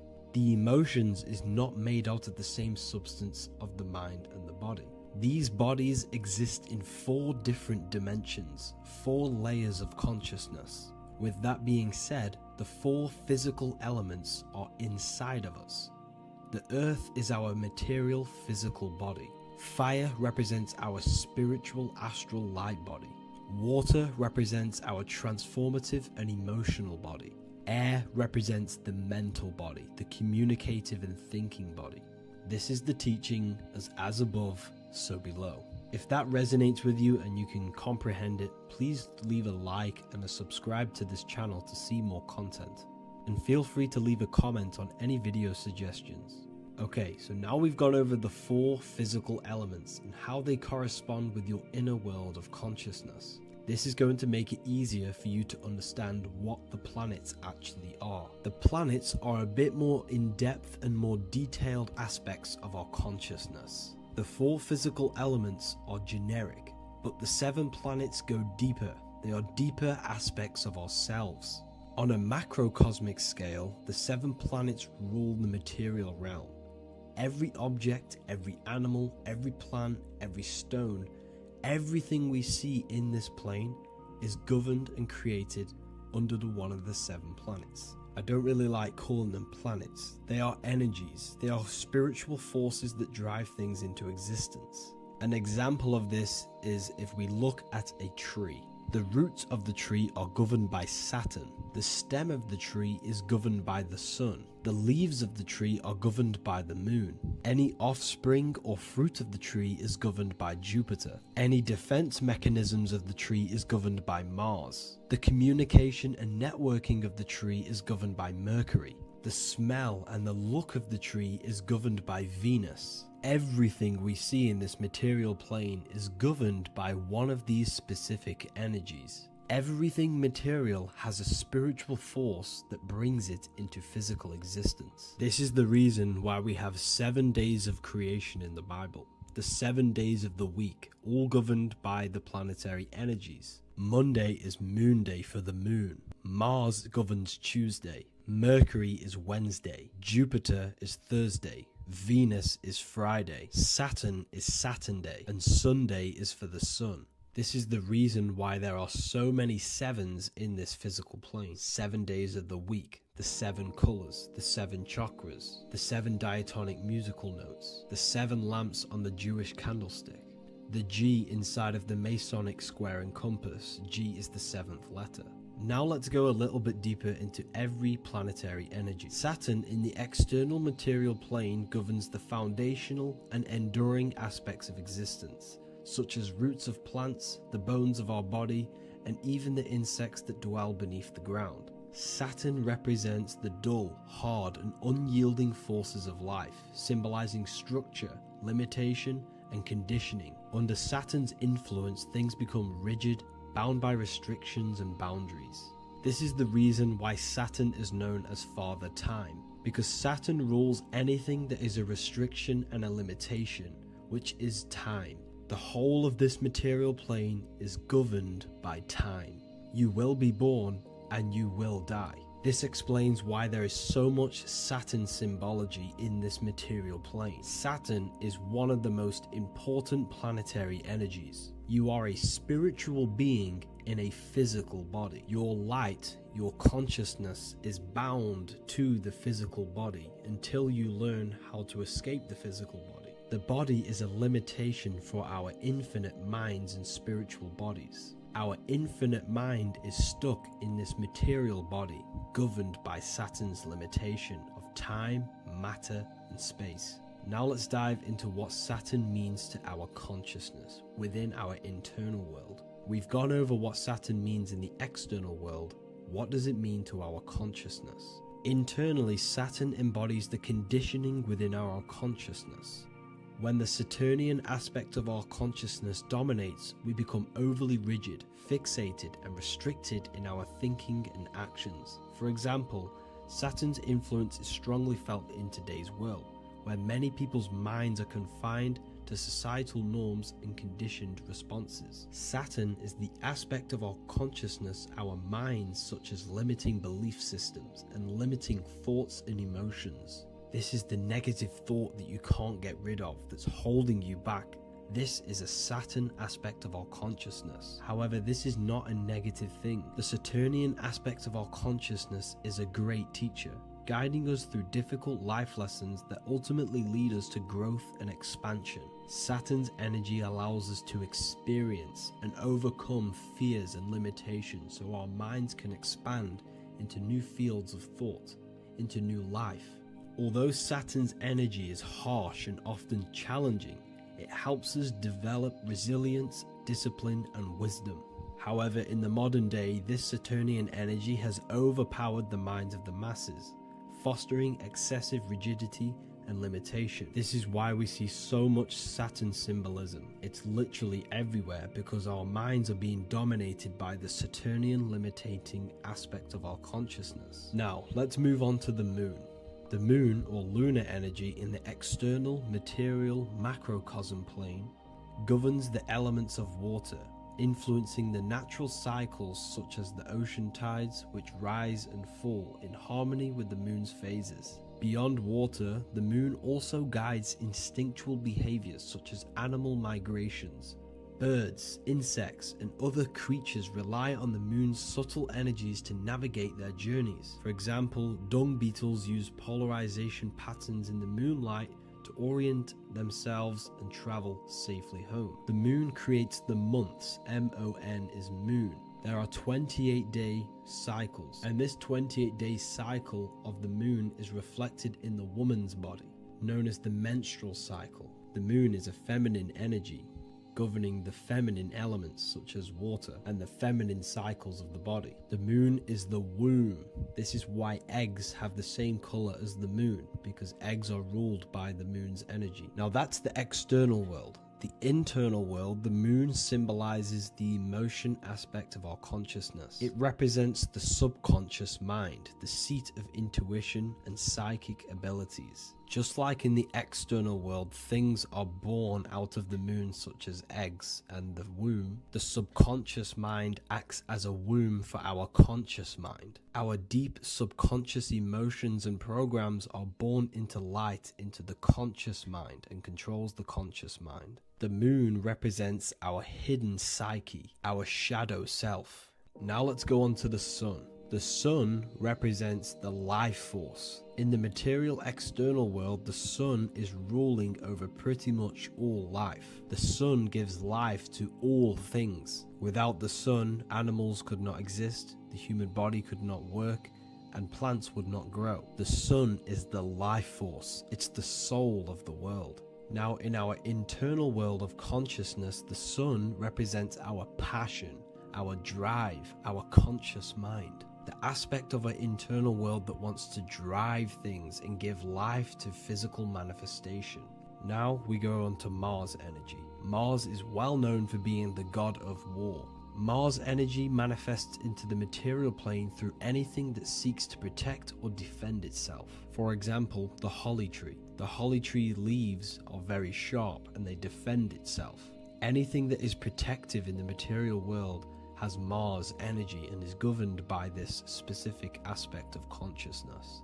For example, any predators or animals such as hedgehogs with spines on their backs for protection. Mars represents all things that is driven by conflict, aggression, and defense. Now, internally, inside of our inner world, Mars symbolizes the aspect of our consciousness that is focused on self-preservation and protection. Mars governs our ego, the instinctual urges of anger or maintaining reputation. Mars is not evil. It's necessary Sometimes it's necessary for us to protect ourselves. Mars is the aspect of our consciousness that is anger, rage, the desire to fight or conquer. When this energy is activated within our consciousness, we become defensive, assertive, and even combative, ready to dominate others and destroy obstacles in our way. Now let's move on to Venus energy. Venus in the external material world manifests its energy through the aesthetics of creation. This planet governs the beauty and harmony found in nature, including the nurturing environment of a mother's womb where life begins. Venus embodies the essential love, not only in romantic relationships, but also in the bonds between family members and all living beings. Venus represents relationships. We have relationships between plants, animals. They all depend on each other to give life. Plants provide food and medicine, while living creatures contribute to their own growth and pollination. Internally, Venus represents the aspect of our consciousness that yearns for relationships and connections with others. This is an aspect of our consciousness that encourages to care for our physical appearance and embracing beauty. Aesthetics play a role in our interactions and self-expression. This is why there is a beauty brand called Venus. Now let's move to Jupiter energy. Jupiter in the material plane manifests its energy as forces of fortune, abundance, and wealth. This energy manifests itself as plants, as fruits that we can consume and eat in abundance. Anything that is nourishing and cultivated by the earth for humanity and animals. Jupiter embodies the giving energy that provides for and sustains life, fostering growth and ensuring that resources are available to all. Its influence is seen in the natural cycles of abundance, where fruits must grow and ripen before they are enjoyed, symbolizing the importance of effort and patience. Internally, in our spiritual world, Jupiter represents the aspect of our consciousness that yearns for abundance and seeks growth in various aspects of our lives, including wealth, knowledge, and personal development of the mind, spirit, and the soul. This is the aspect of our consciousness that wants to gain wealth, that wants to gain expansion and abundance in our lives. However, when Jupiter's energy dominates our consciousness excessively, it can lead to feelings of stinginess and greed. It represents material possession. The last planet is Mercury. Mercury in the external world governs the vital elements such as seeds, air, communication, education, and electricity. Known as the messenger of the gods, Mercury rules over intellect, communication, and the transmission of knowledge. Mercury's states of consciousness manifests itself in the material plane as the network between trees and plants, how they all communicate together. It represents the intelligence behind all physical things. It's the intelligence behind the seed that allows it to grow into a plant. Mercury's creative energy is manifested in the nervous system of the human body and all living animals. The intricate messenger that transmits signals from the body to the brain and then to the mind. This intelligence within us allows us to facilitate thought and movement. Internally, in our spiritual aspects of consciousness, Mercury is the state of consciousness that seeks knowledge, understanding, and intellectual growth and expansion. This part of us is curious, eager to learn, and driven to communicate ideas and information. It represents our mental body. The Roman god Mercury is often depicting flying because this symbolizes the air. Air represents our mental body. When the Mercury aspect of our consciousness dominates, we become highly intellectual, constantly seeking information, analyzing situation, and communicating our ideas. While this can enhance our understanding and ability to interact with the world, an excess of Mercury's influence can lead to overthinking, excessive analysis, and focus on intellect over emotions or intuition. Okay, so they are the 7 planetary energies in the external world and your internal world of consciousness. These energies are manifested in the Roman mythology as human beings. They are depicted as human beings, but this is nothing but symbolism. These gods never existed physically. They represent aspects of our consciousness and spiritual forces that govern the material plane. Every material object, every intelligence, every piece of life in this universe is governed and brought into existence by one of these spiritual forces. Now, I hope this video has expanded your mind into a new realm of thought. Make sure to leave a like, a comment, and subscribe to the channel for more occult and esoteric information. You can read more about this topic and many more occult and esoteric teachings inside of my books, the Book of Wisdom Volume 1 and the Book of Wisdom Volume 2. I honestly advise that not everyone reads these books. These are books which will completely transform your view on reality. You will feel a lot better reading these books because you will find a connection with yourself and the universe. Understanding truth and knowing thyself gives you a sense of well-being. Like I said, this is not just a book. This is a beginning of your journey of expansion and growth. Reading them can be life-changing. Inside my university, I host live calls where you can ask me questions, and you can watch all the pre-recorded live calls. You also gain the ability to manifest your own reality through the Manifestation Mastery course. There is also a library with all of the PDFs that I've read in the past of occultism, symbolism, and esotericism that you can gain access to. There is a whole lecture section where you can watch all of my occult lectures. This is a place of transformation. The price of the university will be going up very soon. If you join now, you will gain a free sexual alchemy course which will teach you how to transmute sexual energy into creativity. I'll leave all the links in the description for the university and also my website where you can get my books. I hope you enjoyed this video. Take care.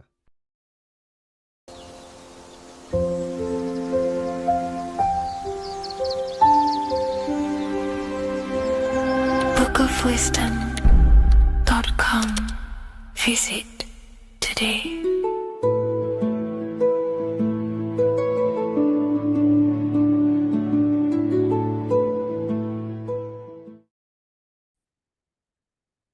Hello, Seeker. Welcome to Revival of Symbolism, a channel devoted to the language of esoteric symbolism, guiding you to discover yourself and expand your consciousness into deeper realms of thought. I'm Harry B. Joseph, also known as Revival of Wisdom, and today we're going to be discussing this particular piece of artwork of the eye and the checkerboard together, and the esoteric teachings behind the veils of these symbols. So the first thing we must look at is, of course, the eye.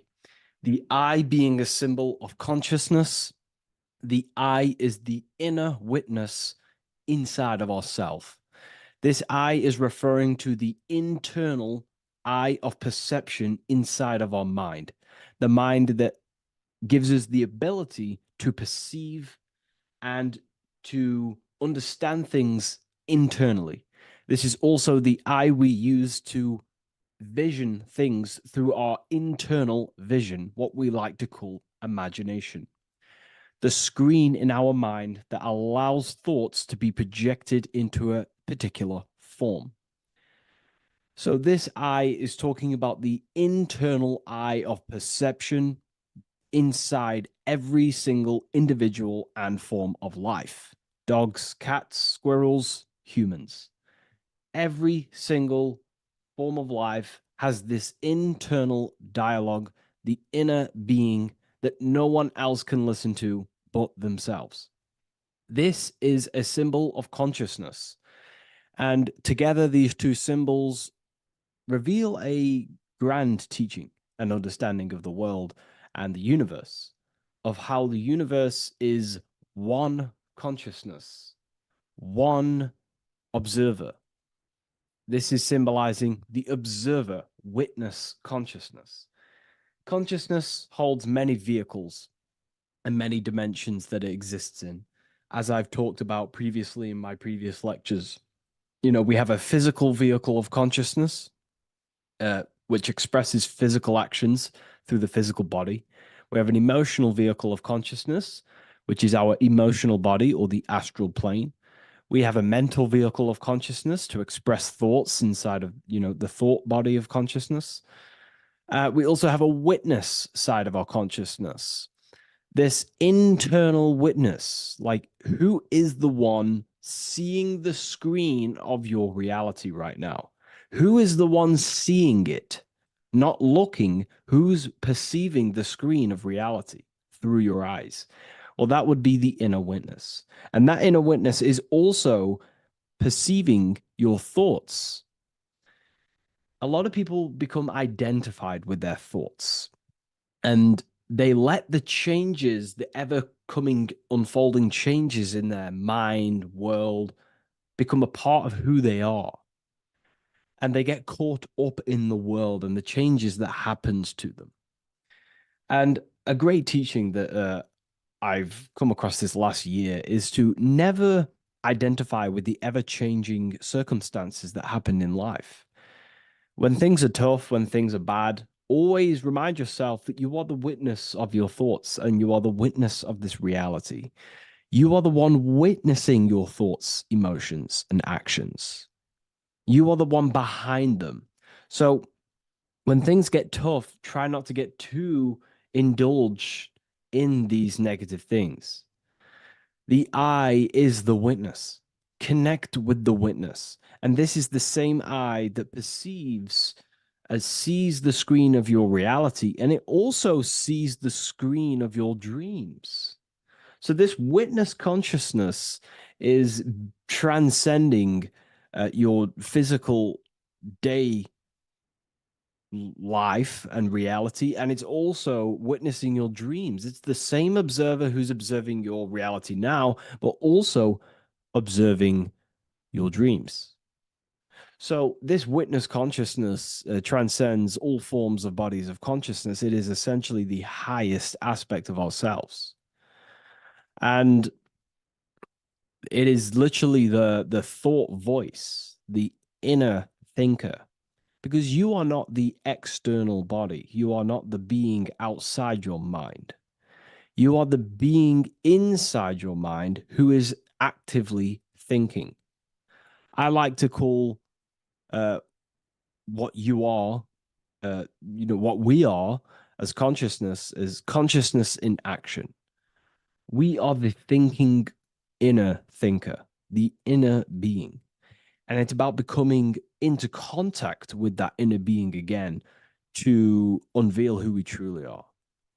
If we sit back and truly have a thinking session of, closing your eyes and going inside yourself, and you ask yourself, who am I truly? Who am I beyond all of my beliefs, memories, my body? Who am I beyond that? And it will lead you to the inner voice, the inner dialogue. But again, you are not the voice. You are the one hearing the voice. You are the silent, invisible one, the one behind the veil. So this is ultimately what the eye is representing. It is representing the inner self shining, looking down upon the earth, upon duality, right? But this also reveals a great teaching as well, is that consciousness is universal. It is not something solely given to you. It is universal. It is a part of a greater whole. Consciousness is personal and also impersonal. We have our personal sense of self. We have this inner voice. We have this sense of who we are in this world. And that is our personal sense of self. But you can also transcend the personal sense of self by turning off the mind and fading into the collective impersonal consciousness, which is ultimately what you call transcended states of consciousness, altered states of consciousness, or astral projection. When you astral project, you are simply accessing this impersonal aspect of consciousness. And this is ultimately what the symbol is representing with the checkered board floor, because the checkered board floor is duality, division. There is many, many different forms, but the I is singular. This is representing how the universe is one witness, being one consciousness, expressing itself in infinite life forms and into division. But ultimately, division is an illusion. Consciousness fades into an impersonal consciousness. So the checkerboard floor and the eye above symbolizes how consciousness fractals itself and crystallizes into many different forms of personalized consciousness. The self, the sense of self, right? And this is why we always say, I am. I. If we look at the word I and the word I, so we have I, which is I am, and you also have the word I, which is like the eye you see here in the sky. The I, and if you look at the beginning of some words, you have inside. You also have internal, intelligence. You know, all things to do with the inner self. Most words begin with an I, which is, I find, is a great connection because it's referring to the inner intelligence, the inner being, the inner sense of self.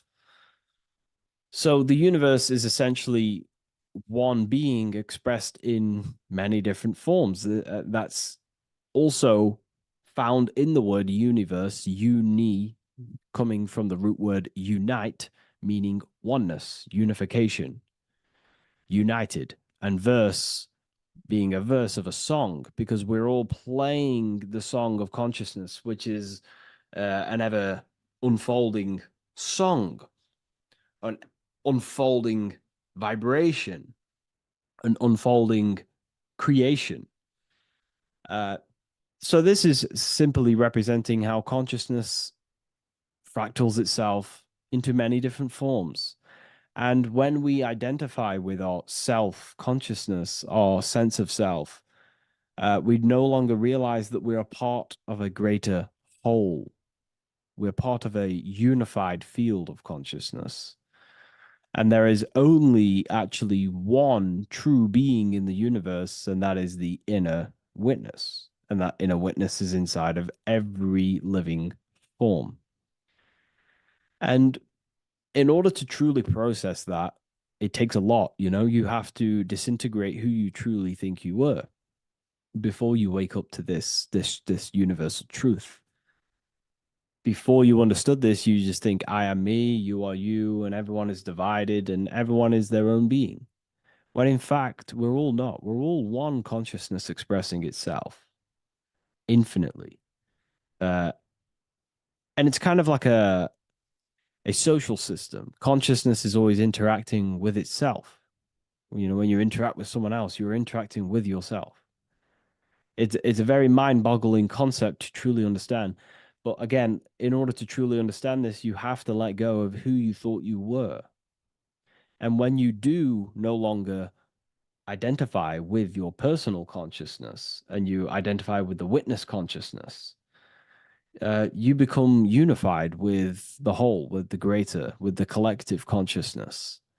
And this changes the way you think, you feel, and act, because you then realize that we're all playing a part of creation on this earth. You know, we're all contributing towards the building project of Earth.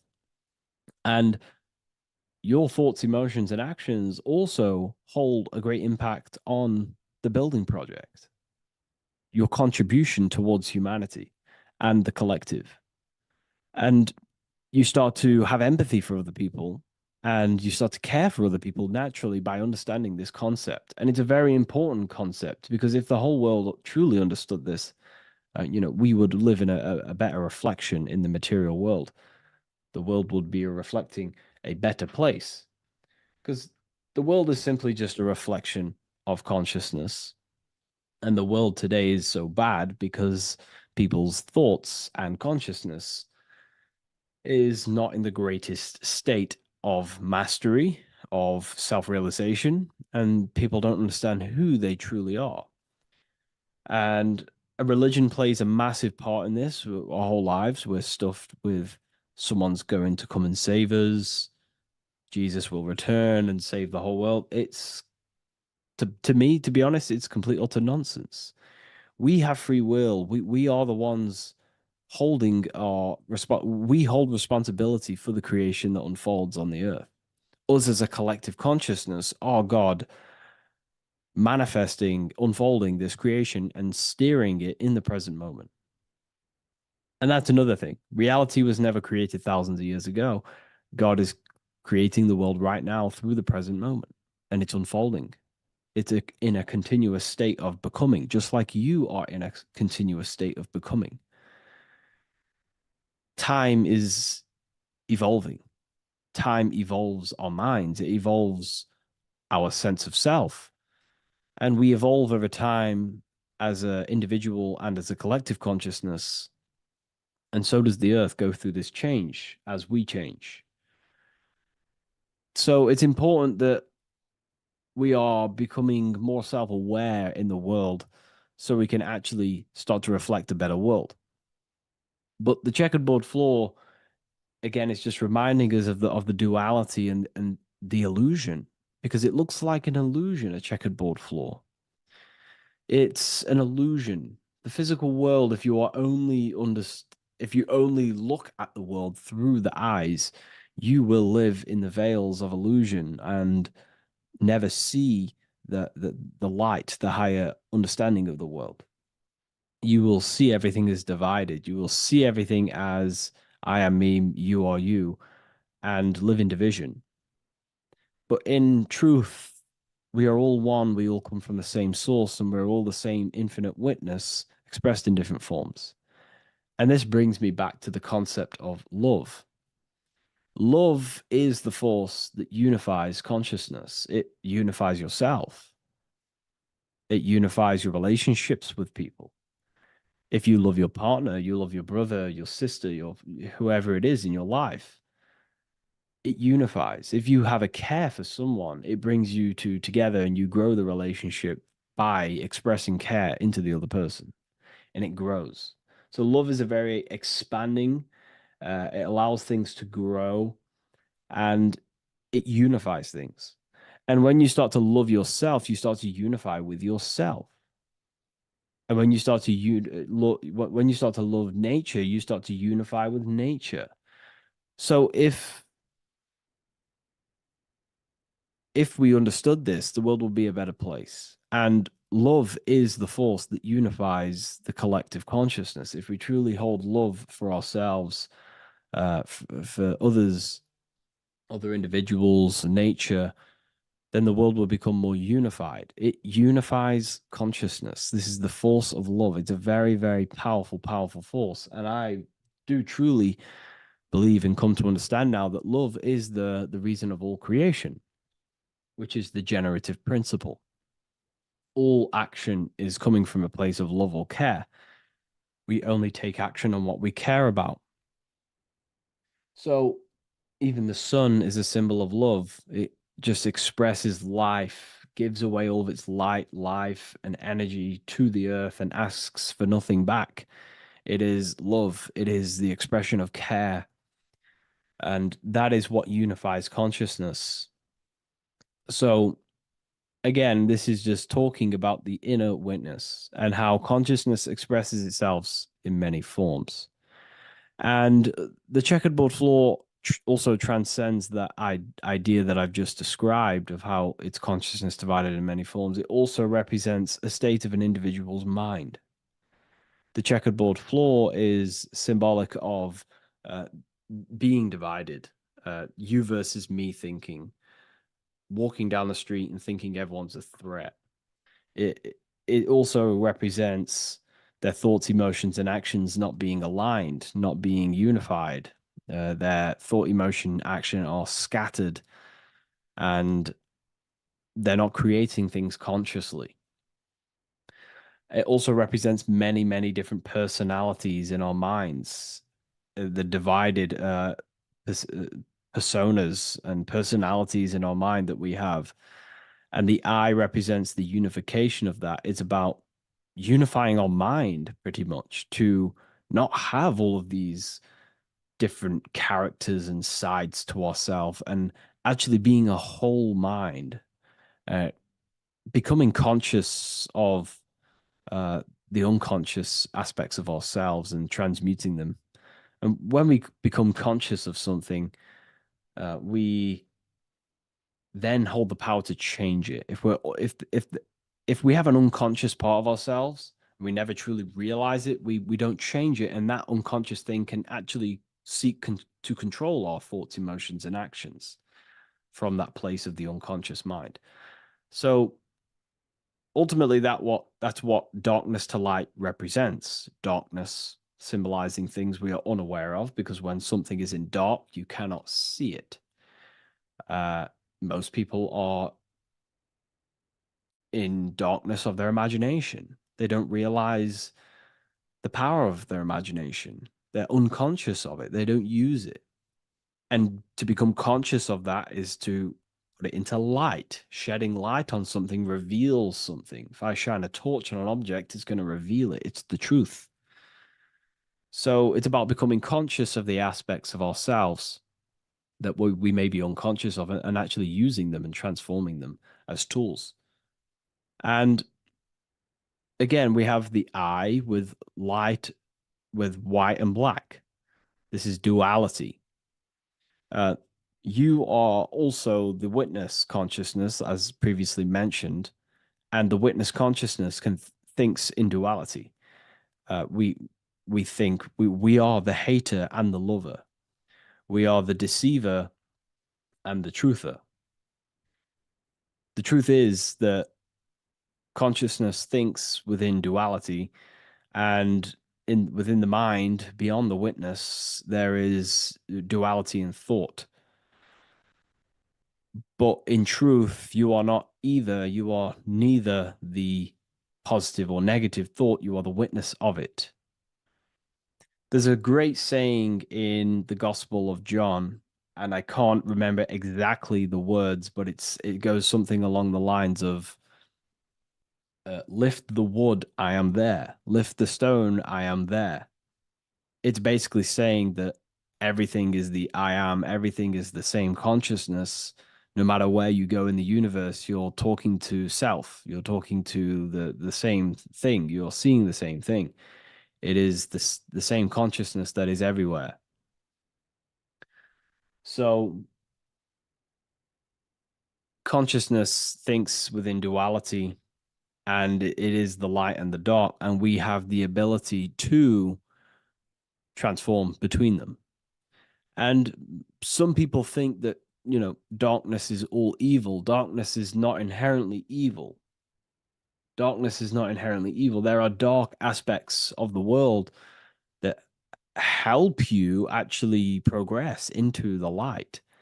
Without the darkness, consciousness can't move into the light, into knowingness. Without bad, there is no evil. They are needed. Both of them are needed. So in order to understand the light, you have to understand darkness. And there are some forces of darkness in the universe that are purposely there to cause certain things to then push you and activate the good or the light. Some Gnostic texts talk about how there are very powerful beings that purposely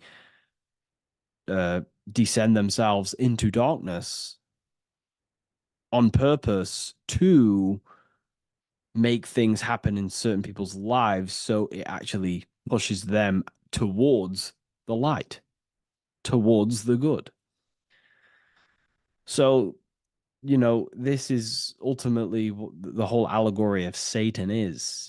Satan was created by God, and Satan is necessary, which is symbolic of darkness. It's symbolic of evil, the evil forces of the universe, because the universe is simply just one force of consciousness, and that one force can express itself in good and evil. The power of the mind can be used to kill, or the power of the mind can be used to create amazing things. So there is only one force in the universe, symbolized by the one eye, the one force of consciousness, and that one force can be used for light and dark, which is the checkered board. It's also symbolic of the checkerboard being on the ground, symbolizing the earth, which is base awareness, duality thinking, base consciousness, stuck in division consciousness. And the one eye symbolizes unification of the mind, a balanced internal perception. We're rising from the ground to the sky, symbolizing from heavy to the light, from darkness to light.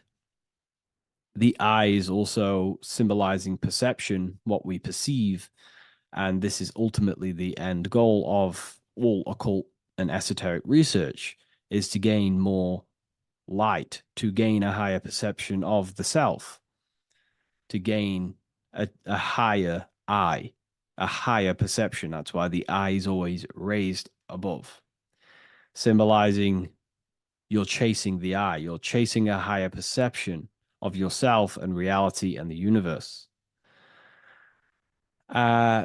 It also reveals the teachings of the eye that is always watching you. There is an eye always watching you, and then that eye is the laws that governs consciousness.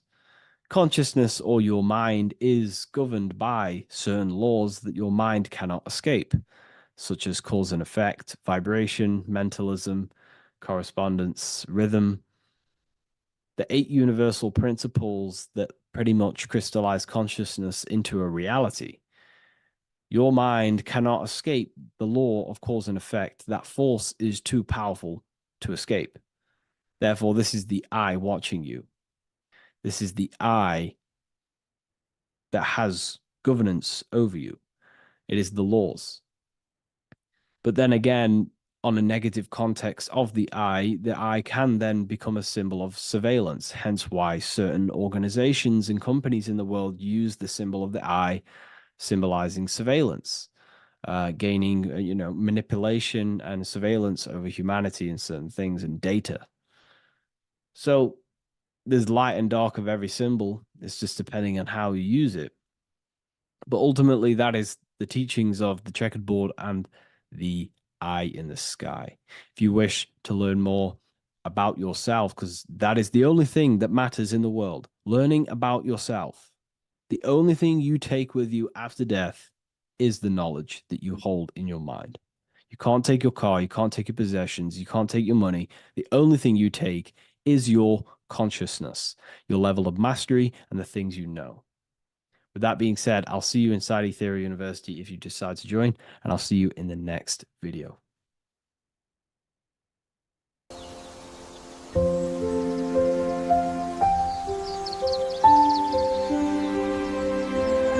bookofwisdom.com. Visit today.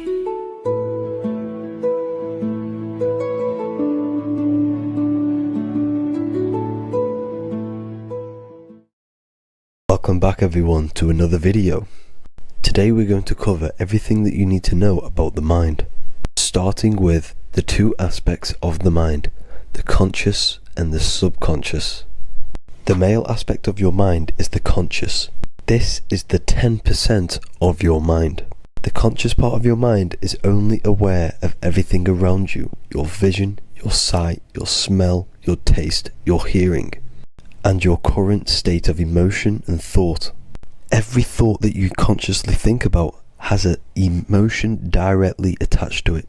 That emotion is then impressed onto the subconscious part of the mind. The subconscious part of the mind is the female aspect of your mind.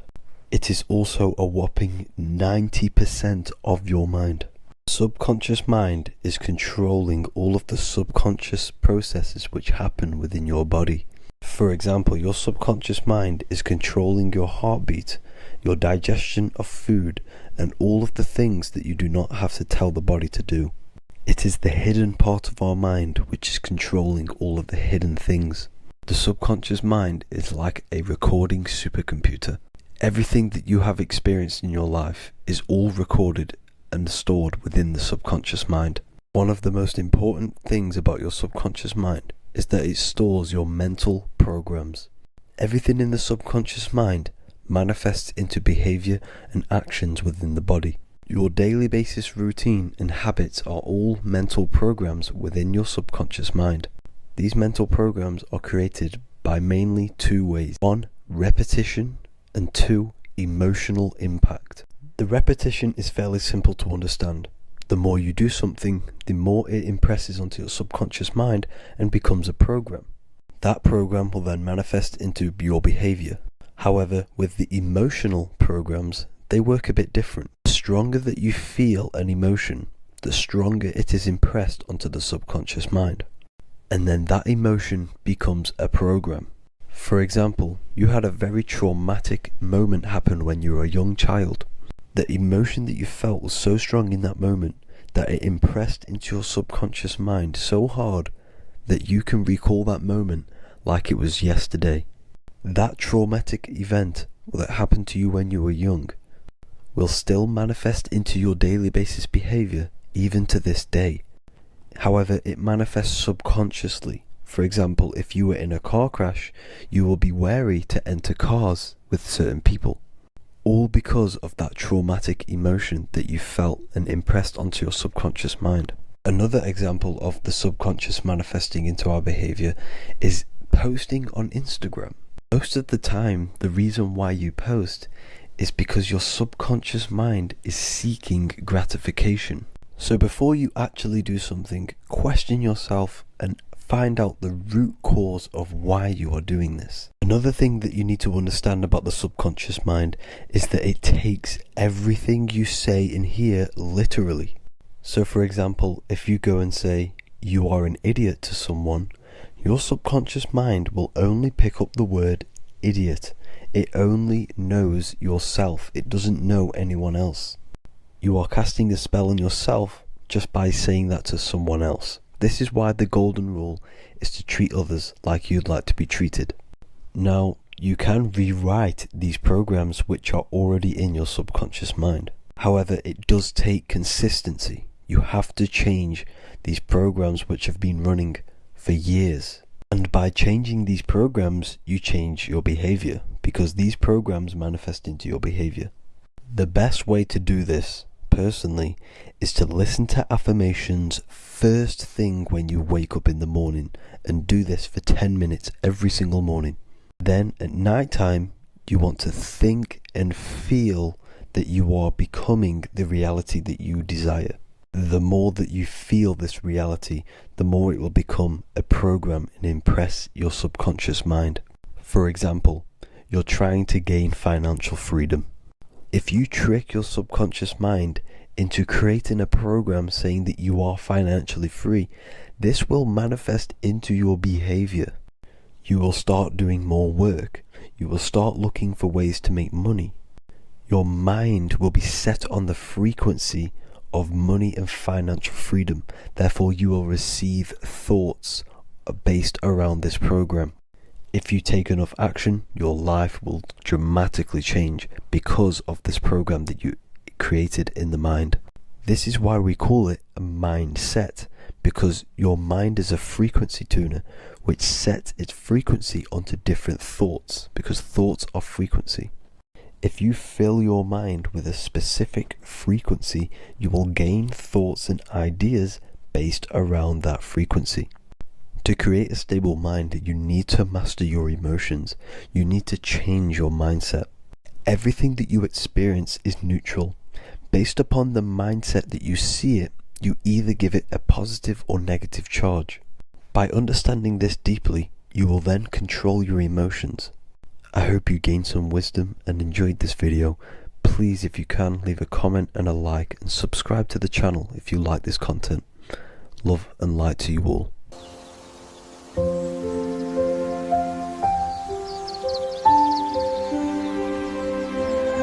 bookofwisdom.com. Visit today.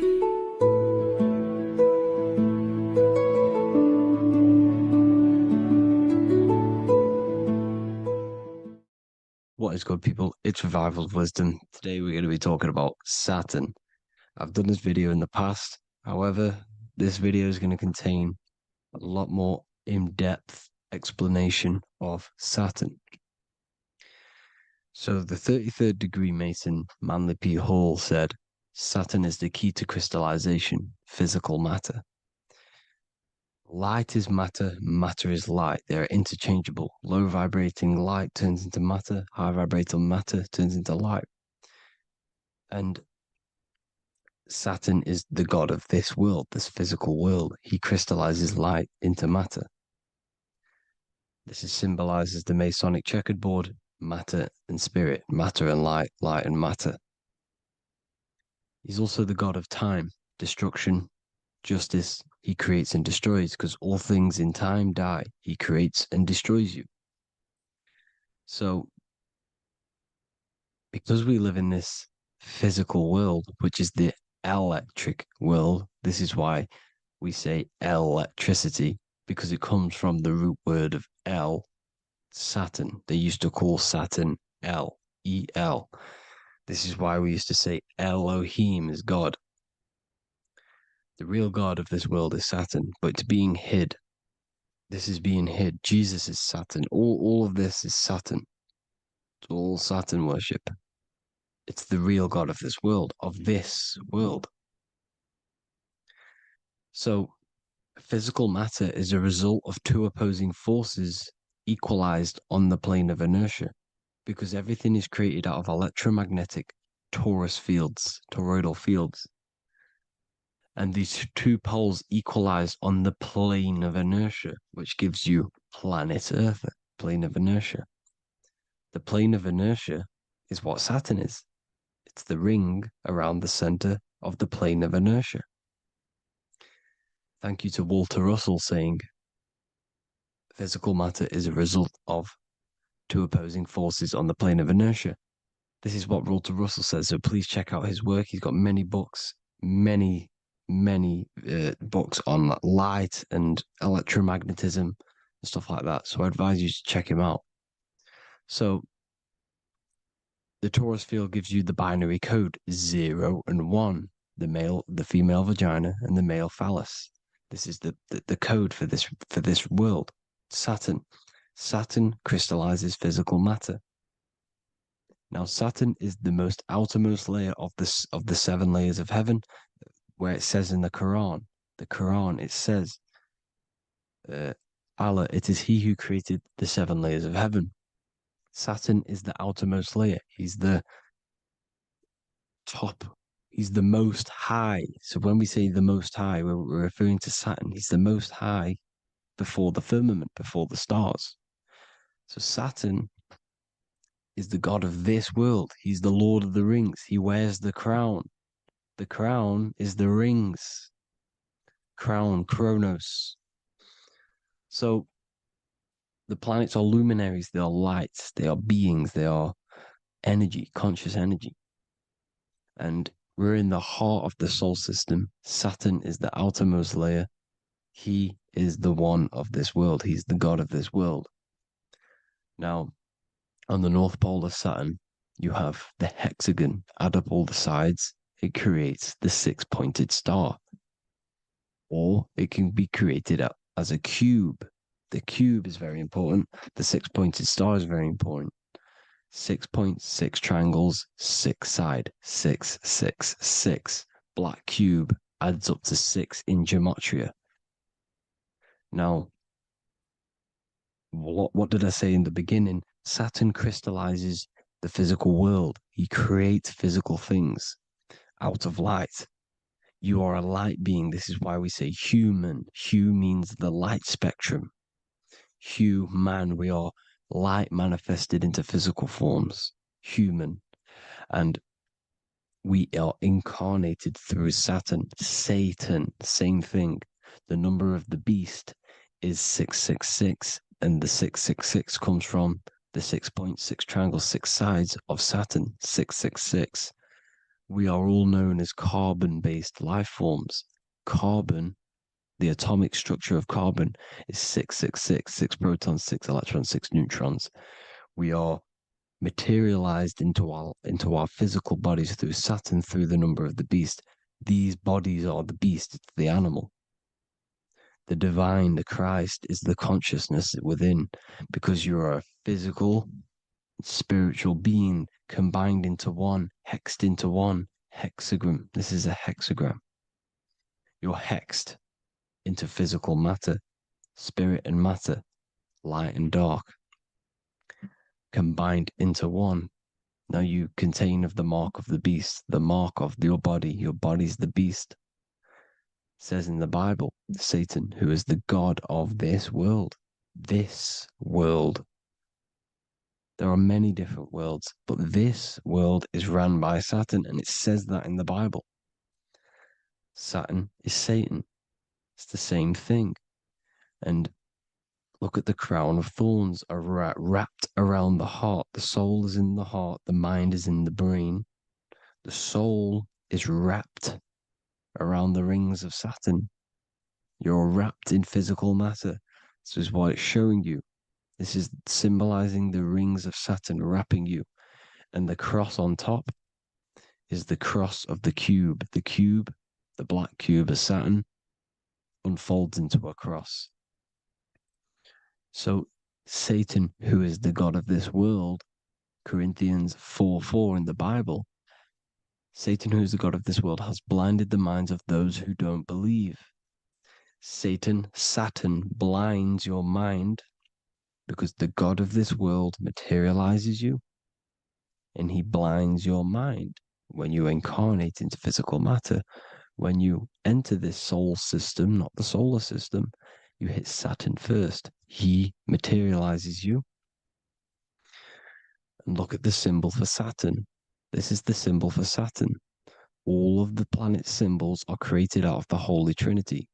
The Earth, Moon, and Sun. Body, mind, and soul.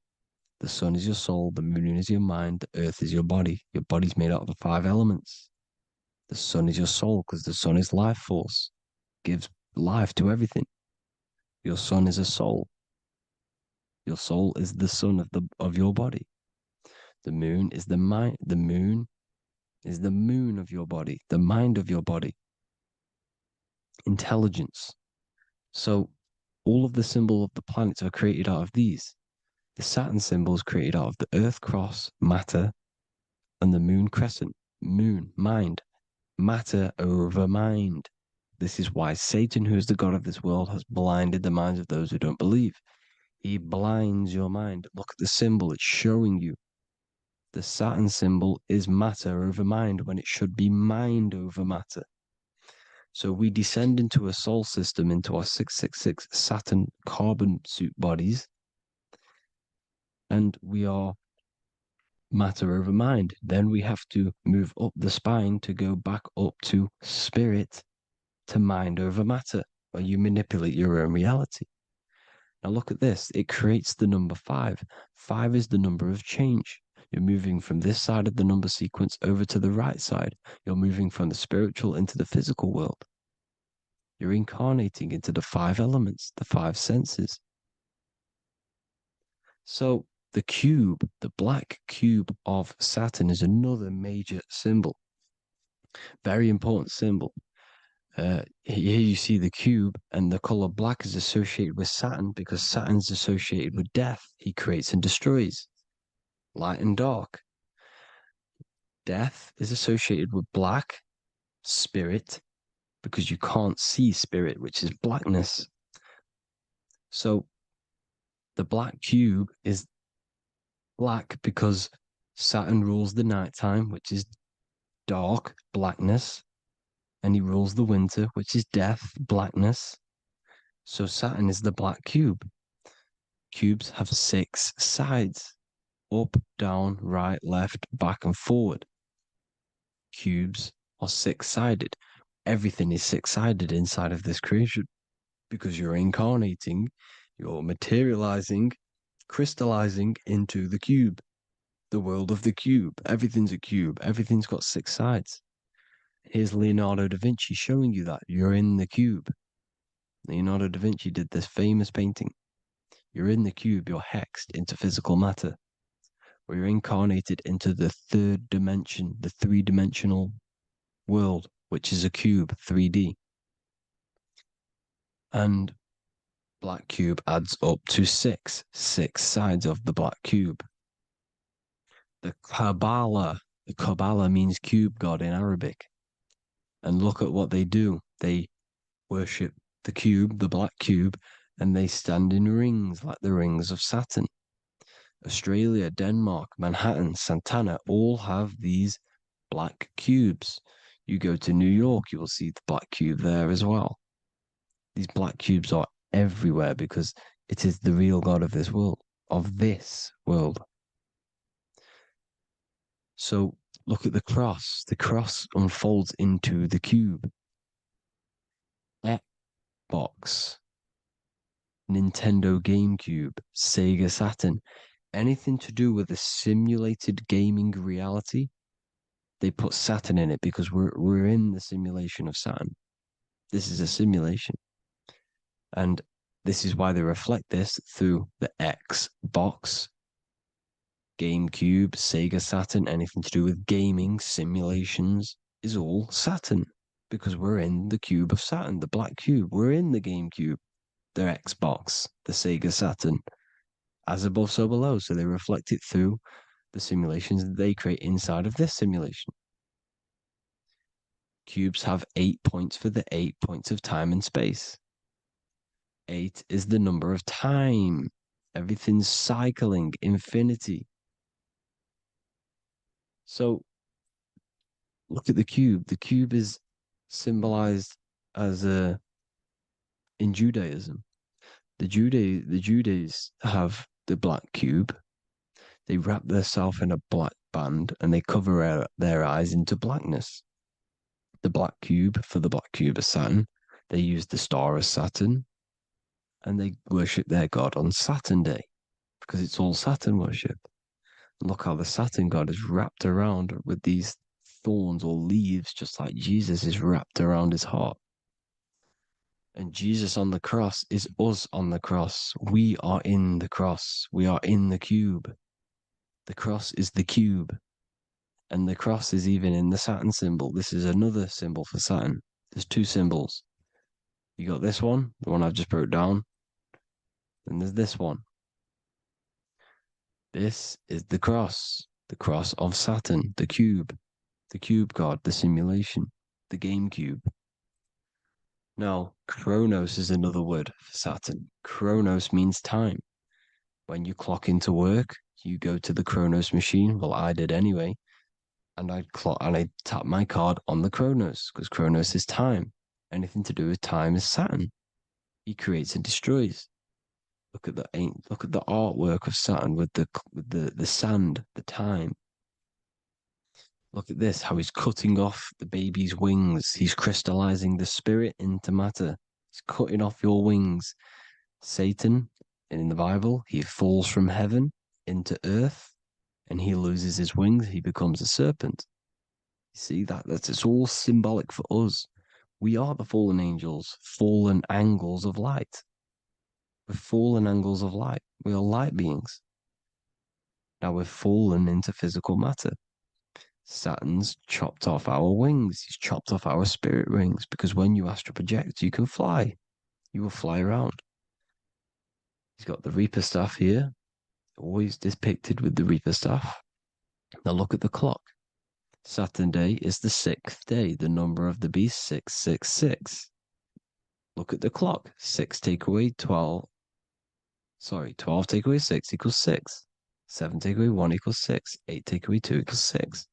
60 seconds in a minute, 60 minutes in an hour, 24 hours in a day, 2 plus 4 equals 6. That's 666. Everything's 666 because it's time. Saturn all goes to Saturn. He's the god of time. We're in time now. We're in time. We're in the time, which is God, the god of this world, the god of time. Now look at this. The Reaper is also depicted as the Reaper with the staff, the black cloak, black symbolizing death, spirit. Judges wear black because Saturn is the law. He's the god of this world. He's the law. This is why they wear black cloaks. When you graduate from university, you wear a black cloak and a black cube on your head. You've been hexed. Funerals, you wear black because it's all to do with Saturn, father time, father crystallization. Now, Saturn, here's another one of him cutting off the wings of a child. Because he cuts off the wings, he creates and destroys your body. We're in the electrical world. Everything that is electrical vibrates. All vibrations have to come back to a standstill point, which is death. This is why your body dies. Your atoms stop vibrating. Corona. Look at the crown. The crown is the corona. Corona means crown. And look at this is an alcohol brand for beer. You can see the staff of Saturn in the symbol with the moon crescent. Corona, which is the crown, Saturn, the crown on Saturn, the rings. And then you've got the staff. It's all Saturn worship.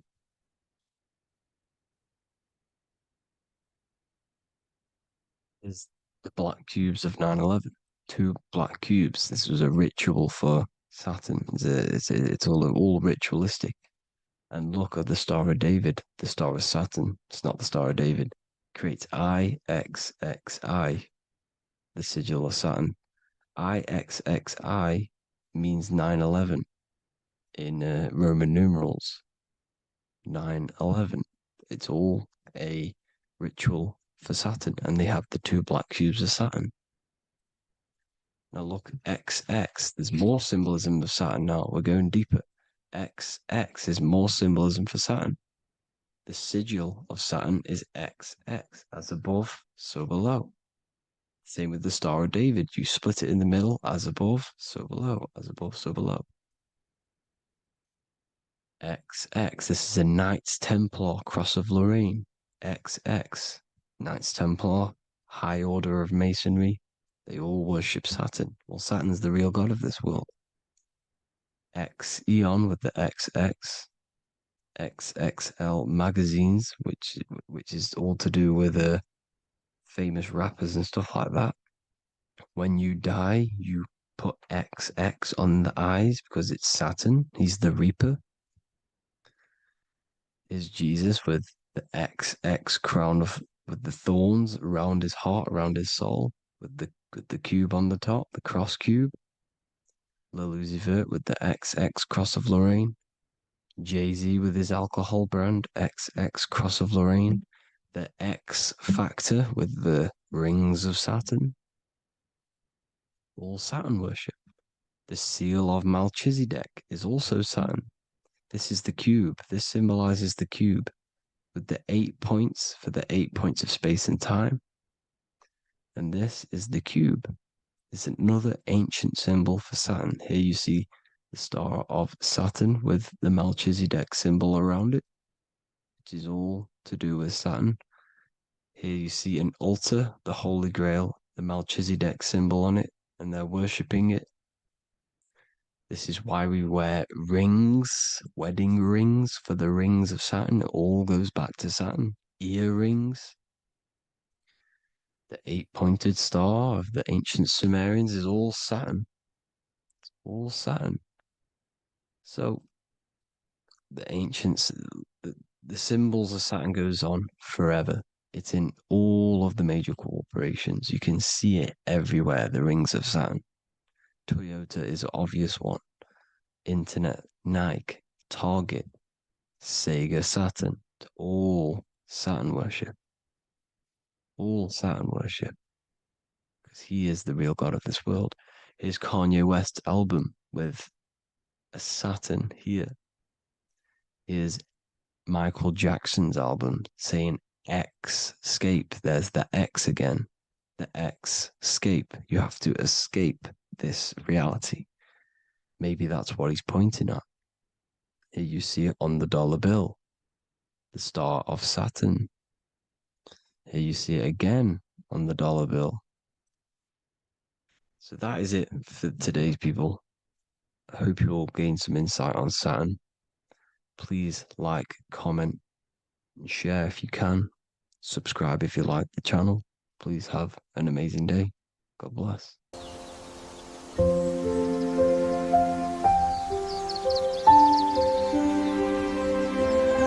bookofwisdom.com.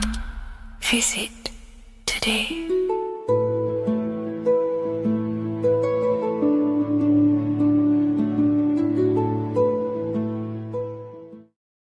Welcome back, people. We're back with another video.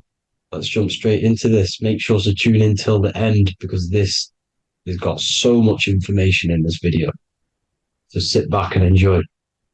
So everything's torus fields. The Earth's a torus field. Everything's torus, which is electromagnetic field, electric and magnetic. The center of the torus field is where the two opposing forces meet in the center. And this is what creates the plane of inertia, the dielectric plane of inertia. Okay? You got red shift, blue shift, positive, negative, south and north pole, right? This is what the ancients were showing with the tree of life. As you can see here, this is the plane of inertia and this is the torus field.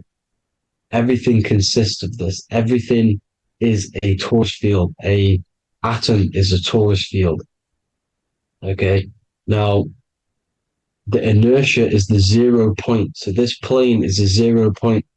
It's the balance between two poles. Okay, now this creates matter because matter is two opposing forces in motion equalize. So these two forces coming together is what creates matter on this physical plane. And this is why we can't see the electromagnetic field, because it consists of one of the elements, which is either electric or magnetic, but when they combine together, it's what creates this physical plane, which is physical matter, which is light in motion. Now, everything is one. Don't get confused by duality. Duality is two opposing forces, but them two opposing forces are created by the same substance. It's two aspects of the same substance. So, for example, water and ice are the same thing. You know what I'm trying to say? But it's two aspects of the same substance because all is one. The whole universe is one. All goes back to the one, which is God, the creator, or magnetism, whatever you want to call it, because magnetism pulsates. Electricity has two poles, red shift, blue shift.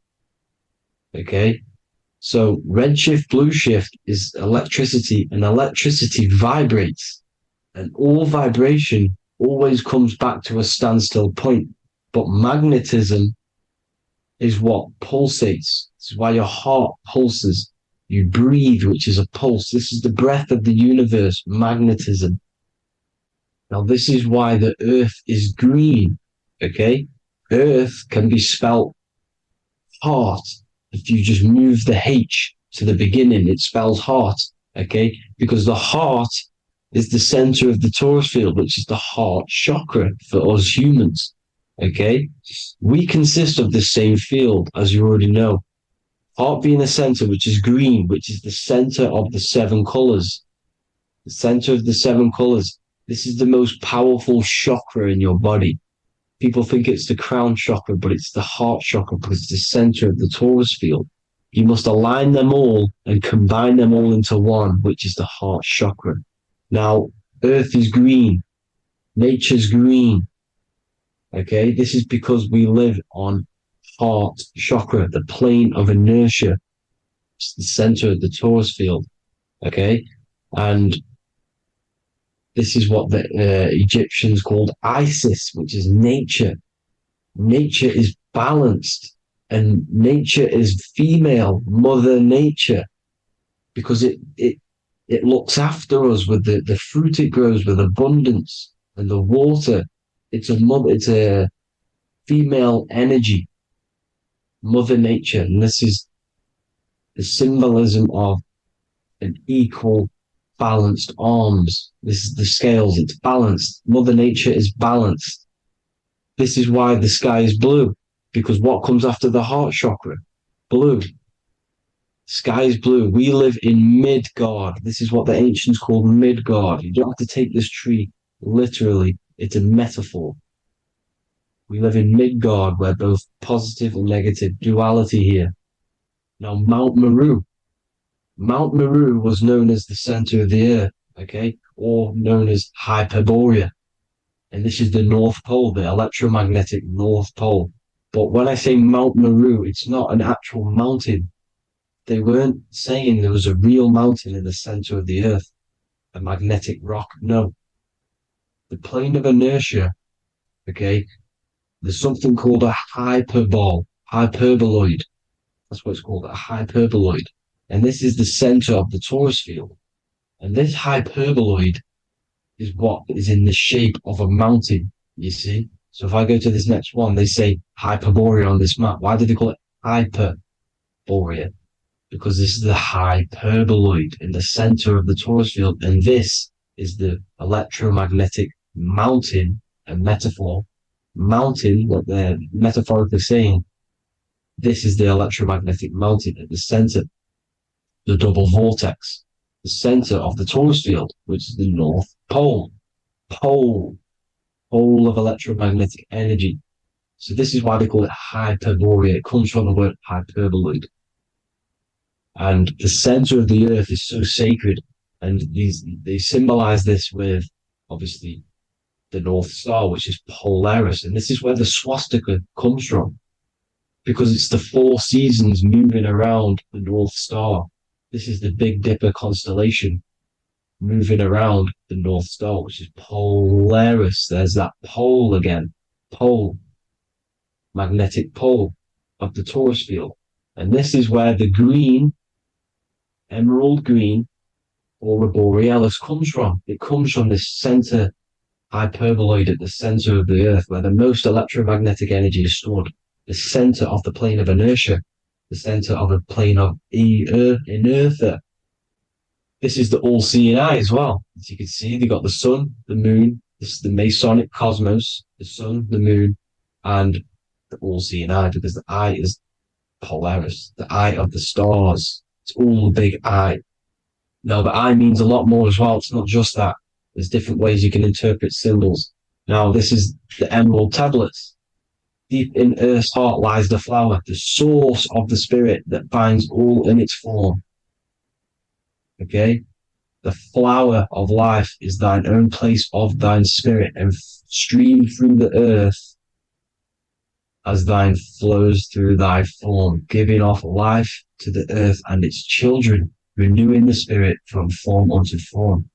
This is the North Pole. This is what he's talking about. He's talking about the aurora borealis. Aurora borealis. It's the earth's aura. Emerald green. Heart chakra. Plane of inertia. Green. Earth. Heart. You see? All related. Now, there's many symbolism of this. So much symbolism of the ancients. The 7 layers of heaven. 7 layers of heaven, which are the 7 planets. Okay? These planets are the solar system. It's the solar system because we are the soul. We are the sun, the soul. And we're inside of a solar system, which is the 7 planets. That's why there's 7 layers of heaven. Okay? The rings of Saturn, the rings of the planets are moving around us. Okay? So this is what the ancients were depicting in their cosmology. Now this is the Hebrew cosmology of the earth. This is the Mayan cosmology of the earth. You see, it's all an enclosed system. We live inside of a giant torus field. All is atum. It's what the ancients said, ancient Egyptians said. All is atum. Atoms are torus fields. Don't be tricked by the modern science today with the current model of an atom. It's completely wrong. They're hiding the torus field. They're hiding the electromagnetic field, which is in everything. Absolutely everything is in motion, and motion comes from this field.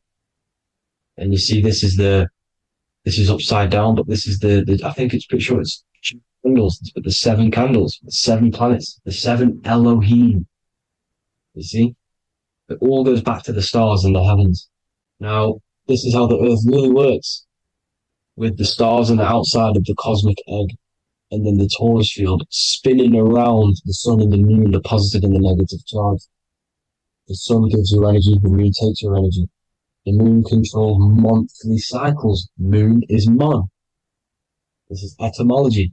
Mon, month, money, demon, monster. Stir is star, moon star. We are all stars. Youngster, minister, superstar, Hollywood star. We're all stars. We come from the stars, which is heaven. Our soul comes from the stars. You see? We are the universe. The image of man is made in the universe. We are a microcosm of the universe. The universe is a macro. We are micro. We consist of everything. The body, mind, and spirit. The sun, the soul. Moon, the mind. Earth, the body. Body, mind, and spirit. We have 12 systems in the body, which are governed by the 12 zodiac signs. Starting at the Aries, which is the ram of God, all the way down to Pisces and Capricorn, kneecap. It all goes back to the stars. We are the stars. We are the universe. Everything is inside of us. Everything. Like I say, the Temple of Solomon, the Temple of the Soul and Man. The soul, the temple is the body. The soul is the soul, and the man is the mind. The temple of the soul and the mind. Body, mind, and spirit. We consist of the 5 elements: air, spirit, water, earth, and fire. We consist of everything. We are the universe. We're made in God's image, which is the universe. You see? Now, everything goes back to the stars. The ancients worshipped the stars because the stars govern everything. They govern the systems in the body. They govern your life. This is why your zodiac is so important, your sign. Each zodiac has a specific element associated with it as well. Aries, which is the first sign, the Ram of God, the Lamb of God, which is a fire sign. Fire, first. Fire, first. F-I-R, this is etymology. The cerebrum, ram, which is in the brain. Aries, the ram, controls the head, the face, and the nose upwards. So it controls the cerebrum. The Torah, which is, I'm pretty sure it's a Hebrew Bible, which is the Taurus. Tornado comes from the Taurus field. You see? Everything's inside of you. It all goes back to the Taurus field, and the Taurus field is everything. Now, like I said, 12 zodiac signs, 12 systems, 12 cranial nerves in the brain, the 12 disciples of the Bible. All symbolic. Have to read the Bible properly. Now, this center, at the center of the earth, right? This is what's stirring the ether. And the ether consists of the 4 elements. Because there's 5 elements. Spirit can be called ether. People call it spirit or ether. Ether is pure potential, pure energy. It's what connects the astral to the physical. It's the dimension between the physical realm, which we're on, and the astral. So it has pure potential. It's pure energy. This is why we say either. I either want to go there or there. It's connecting 2 scenarios. That's what the ether is. It's connecting the 2 worlds, the astral and the physical. The center is like the cosmic womb. There's a black hole in the center. This is the center of the Taurus field. This is the womb of creation. This is the womb of creation. And inside of this black womb are the 5 elements, and everything's being stirred around. Everything's in motion. Light is motion. Everything's motion. Now, like I said earlier, light crystallizes into physical matter. They are the same substance. Spirit and matter are the same substance, but different variations, different aspects of the same substance. Low vibrational spirit turns into matter. High vibrational matter turns into spirit.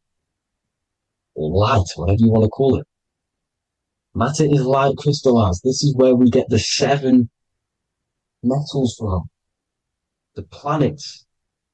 The planets are light. Specific frequencies and vibration of light.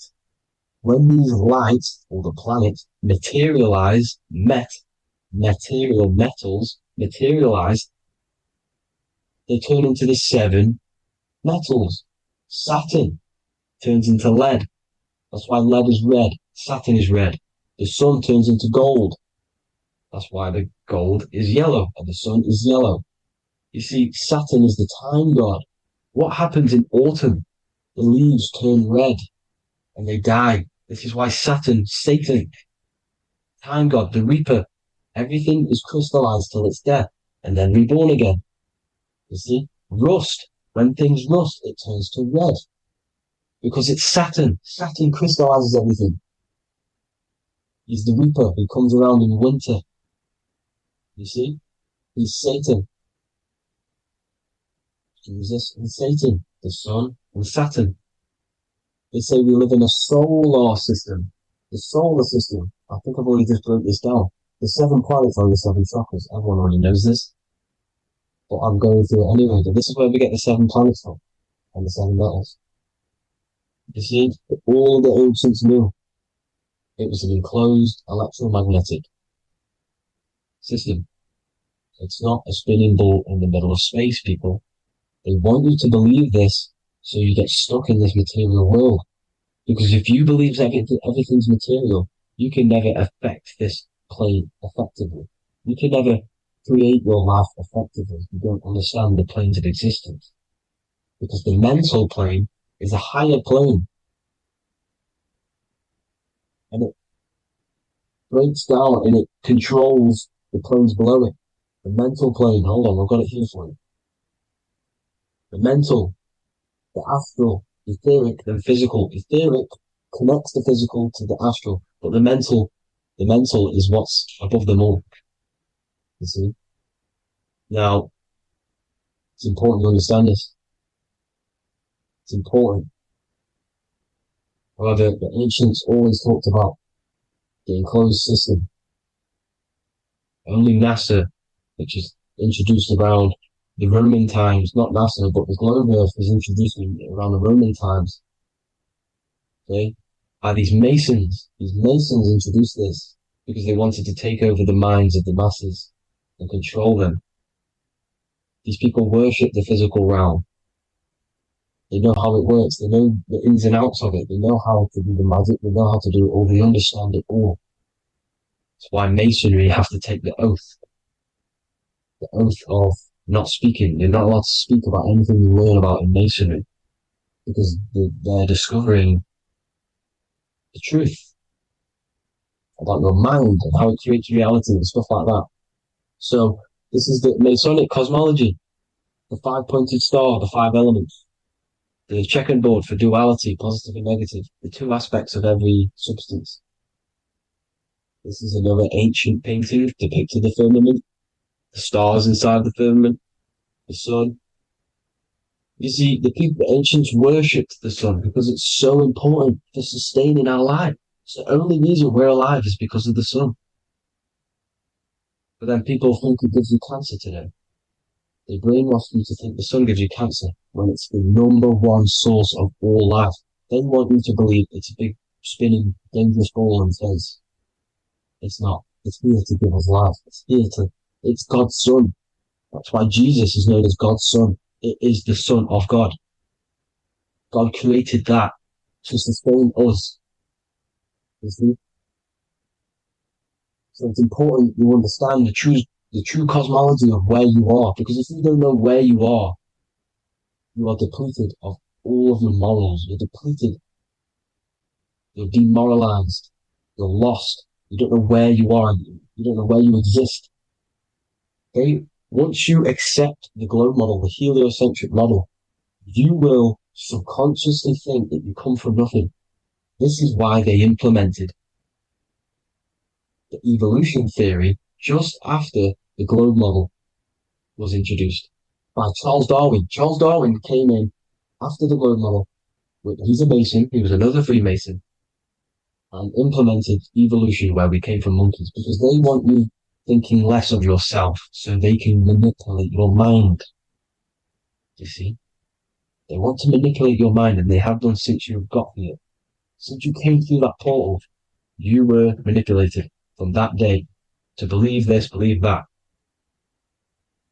The true cosmology, the truth will set you free. You will understand things better. You will feel better in yourself when you know the sun is here for you. You'll feel better in yourself that you know that you didn't come from a monkey. You were created as a human, a manifester, a creator. You're so intelligent. Your mind is amazing. You can manipulate matter, mind over matter. See? Thank you all people for tuning in. Tap in with yourself. Love yourself. Find the truth. Spread the truth. Nothing dies. Nothing in this creation dies. Everything's energy. Everything's light. Light can never die. You're a light being. That's why it says Q. Q man. Q is light in Hebrew. Or Latin. Either one of the two. You are light. You're a light being. You never die. Ever, ever, ever die. Ever. Stop thinking you're going to die. This body will die because it contains electricity. And electricity always goes back to a standstill point because of vibration. Electricity vibrates. You are pure light. You will never ever die. Thank you all people. God bless. Make sure to like, subscribe and share.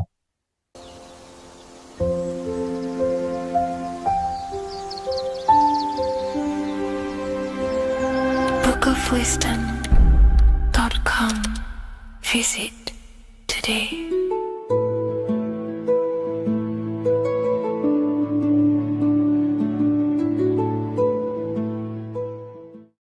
The Freemasonic square and compass is not just a symbol that represents Freemasonry, a lodge, or a secret society. It is a symbol of gaining your own personal power. Now in this video, I'm going to be breaking down this symbol in the most detail I can possibly go into. Most people live in a state of illusion. They live their life impulsively, acting based on their five senses, tasting. They want to feel a certain thing like an orgasm, or they're basically just slaves to external things and their five senses, which leads to a very dark path where you'll never actually become a conscious creator and you'll never actually be internally happy. The Freemasonic square and compass reveals some deep wisdom about this. Now let me break this down. If you want to gain your personal power, listen up. The Freemasonic square and compass is a compass which is used to create circles. Now, if you notice something about the circle, they have no beginning, no end. You can't tell where it begins and ends. It's eternal, which means this represents consciousness. Now, if you don't know what consciousness is, if you close your eyes, you have an internal world. You have thoughts, emotion, visualization. This is all consciousness, spiritual. Then we have the square. The square creates squares or lines, which represents matter. It has a beginning and an end. You can quite see where the beginning of the end is, right? So we can even link this to Leonardo da Vinci, the Vitruvian Man. We see the man in the square with the circle. The circle is the eternal consciousness and the man is the square, limited to the physical world. But consciousness is not limited. That's why it's outside the square. This is eternal. The body is mortal. The body will die. Consciousness will never die. If we look even closer at the symbol, we notice in this particular symbol, we have the compass overlapping the square. This is very, very symbolic. This represents spirit over matter, also known as mind over matter, consciousness over matter, the circle over the square. Like I mentioned earlier, most people are slaves to their senses. They go through their day and all they do is chase validation and feelings. They eat all day to feel good, which means they're a slave to their taste. They're slaves to their feeling. They masturbate, which means they're a slave to orgasms and external things. They're literally being governed by the external world controlling their internal world. They're literally living life on autopilot. And don't get me wrong, I was guilty of this too. We're all guilty of this when we join this world because we're not taught this sacred knowledge. Until you actually stop and recognize this, you'll be living life on autopilot, literally not even living. You'll be running off subconscious programs, seeking external validation and being ruled by these five senses. The square underneath the compass represents consciousness on top of matter, which means the internal world is controlling the external world. It is the mind controlling matter and not matter manipulating the mind. In the occult and esoteric world, it's very important that you are conscious of every action that you are taking in your day-to-day life. Never act subconsciously. Always be conscious. What are you thinking? What are you acting? What are you giving your attention? All of this is contributing towards creating, because you are a creator. Consciousness is a creative force. You need to make sure that the compass is on top of the square, that your inner world is controlling the outer world and not the outer world controlling the inner. As I've mentioned in many videos before, the internal world of consciousness is what's producing the external world. Your life is just a result of every thought and emotion that you felt in the past. Everything you own, everything you possess, your friends are all reflections of your consciousness. They're all reflections of what you are thinking about. When you change your thinking, your external world starts to rearrange itself. On a basic level, this symbol represents the combination of spirit and matter. You are a spiritual being and a material being. You are heaven, the sky, and earth, the ground. You are heaven and earth, spirit and matter infused into one. You are a bridge between the divine and the earthly worlds, and you can bring down these higher realms of consciousness, thought, imagination, and emotions into a physical, tangible reality. To do this consciously, we need to make sure the external world is not manipulating the inner world. Because if your internal world is being controlled by external circumstances, for example, you have a circumstance happen in your reality, an emotion triggers inside of you, and that emotion is a command to create more of that. And the thoughts that you think are creating more of that negativity. So it's a constant cycle of negative manifestation if you let the external world control your internal world of consciousness. So we need to make sure the compass is on top of the square, that the internal world are commands and not reactions to create your external reality. And not only just to create, but to actually enjoy life. If we let the external world bother our internal world, this means that we have some sort of mental or emotional attachment to the external world. We need to detach from the external world. Why do I say that? Because it's temporary. It's an illusion. We are going to die one day, and none of this will matter. You need to understand that everything in this world is temporary. You have to be okay with losing things, losing family, losing things in this world, because it's guaranteed to be temporary. We need to make sure the internal world is order and not chaos, commands and not reactions. Now, at the back of the Book of Wisdom, Volume 2, the book that I've wrote here, I go over the different meanings of the different arrangements of the square and compass. Sometimes we see the square overlapping the compass, which is the opposite of what we've just broken down. Or sometimes we see one leg of the compass on top of the square and one leg of the square on top of the compass. These are all highly symbolic. When we see the square overlapping the compass, this pretty much represents the beginning of the Freemasons' journey, when their internal world is being controlled by the external. They have a lot of spiritual growth and a lot of learning and inner work to do. Now, when we see half and half, one leg of the square on top and one leg of the compass on top, this represents the Masons' gradual emergence from the material realm into the spiritual. This interplay of symbols reflects the process of gaining greater light and knowledge as the Masons ascend from material concerns towards spiritual enlightenment. And of course, we've just broken down what this means. This represents spirit over matter. They're not chasing external physical things anymore. They're actually chasing and gaining validation and happiness from spiritual growth, more knowledge and deeper understanding of consciousness and themselves. Most people chase external material things, which actually don't make you happy in the long run. You could be given £1 million today, in a week's time you would be back to the same original state of consciousness and actually chasing more and more millions of pounds. It's because nothing physical in this tangible world will ever satisfy your internal world of consciousness. So through spiritual growth, we can actually become happy and seek higher understanding, higher consciousness, which actually satisfies us eternally. So when we see the compass on top of the square, it symbolizes the triumph of spirit over matter. This arrangement not only signifies the mastery of spirit over the material realm, but also represents the resurrection, ascent, and dominion of spiritual principles over all earthly conditions. It's all about gaining personal power and spiritual growth. It's all about spiritual evolution, going from matter to spirit.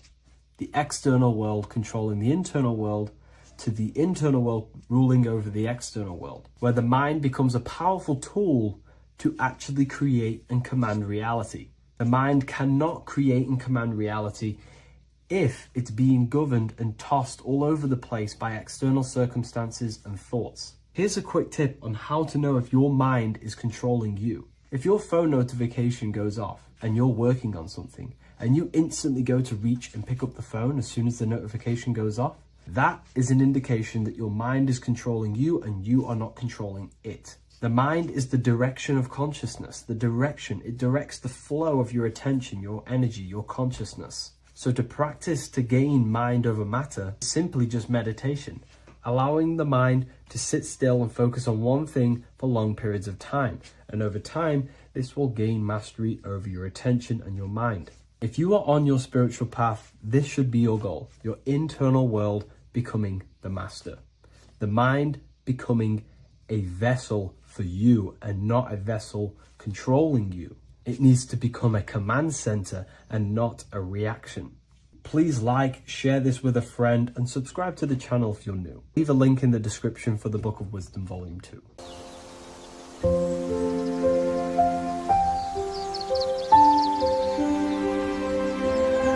bookofwisdom.com.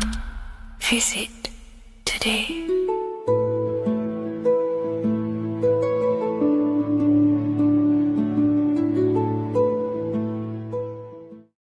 Neo is plugged into the matrix on the back of his neck. And if we look at the human brain, the back of the neck is the reptilian brain stem. And when one operates their life out of the reptilian brain stem, they are unaware, unconscious. They are consciously dead because the reptilian brain does not really critically think. It acts on instinct, fight or flight mode. This is considered in the occult spiritually dead. When one is taking actions without intention, simply very reactive to life. They're not living, they're simply experiencing. When you're walking down the street and you see someone, and in your mind you think me versus them versus me. That is an animalistic way of thinking. I used to be trapped in this way of thinking, always thinking of fight or flight, always judging people, always reacting to the world, never consciously creating and commanding with intention in the world. This could be considered the matrix, when one lives unconsciously, simply surviving in the world. Another symptom of living in the reptilian brain could be obsession, a constant need to assert your power over others to feel safe or superior. Views relationships as power hierarchies, not as mutual connections. It could be a conquest for sex, lust, seeking validation through sexual activity. Sex becomes a tool for dominance, escape, and self-worth. Intimacy is avoided. Pleasure is pursued without emotional depth. Seeking pleasure all the time. This is all to do with the reptilian brain. Seeking safety. It could be compulsive eating or food hoarding, driven by craving and not actual hunger. Eats to soothe fear or emotional discomfort, often unconsciously. This is the unconscious. Fear-based decision-making. Every choice is shaped by perceived threat or insecurity or fear within the subconscious mind. Long-term vision is sacrificed for immediate safety and gratification. All the reptilian brain. Territorial behavior overacts when personal space, possessions, or status is threatened. Acts as though survival depends on ownership or status. Addiction repeats patterns to feel safe, even if they are harmful. Avoids anything unfamiliar or unpredictable. Low empathy. No empathy or emotional care for one another and for fellow beings in the world. Sees people as threats, tools, or competitors. This is all to do with the reptilian brain. Intense jealousy or possessiveness. Sees others as rivals or objects to control. cannot tolerate perceived threats to loyalty or status, quick to be angry, slow to reflect, reacts with rage, withdrawal when challenged, lacks emotional regulation or deep self-awareness. So this is considered, this brain could be considered the matrix, hence why Neo is plugged into this brain. He's operating the life out of this brain, unconscious, simply navigating life like an animal. I was in this state, and you can only really realize this when you come out of this brain and you start to function from the higher regions of the brain, which we will discuss very soon. And my life was chaos because there was chaos operating internally. I was never thinking about the future. I was always operating life out of fear, out of lack, never had care for another person. When you operate life out of this brain, the matrix, things outside you, can easily control you. This is why they keep us in a constant state of fear. So we operate life out of this. So we never gain full control over our reality, over our actions, over our thoughts. So Neo is called Neo, and he works at a place called meta cortex, very symbolic of the neocortex, the higher region of the brain. Now, this brain makes you human. It ultimately allows you to hold control over the animal urges. Okay, the neocortex is the brain that allows you to have self-mastery, that allows you to control your urges, your instinctual survival urges. So humans can overcome their reptilian animalistic state and start to operate their life in a conscious mastery state. And Neo is plugged out of the reptilian brain, and he starts to use his neocortex, the human brain. This allows one to learn to have self-control, allows one to create, allows one to think about others. It allows one to critically think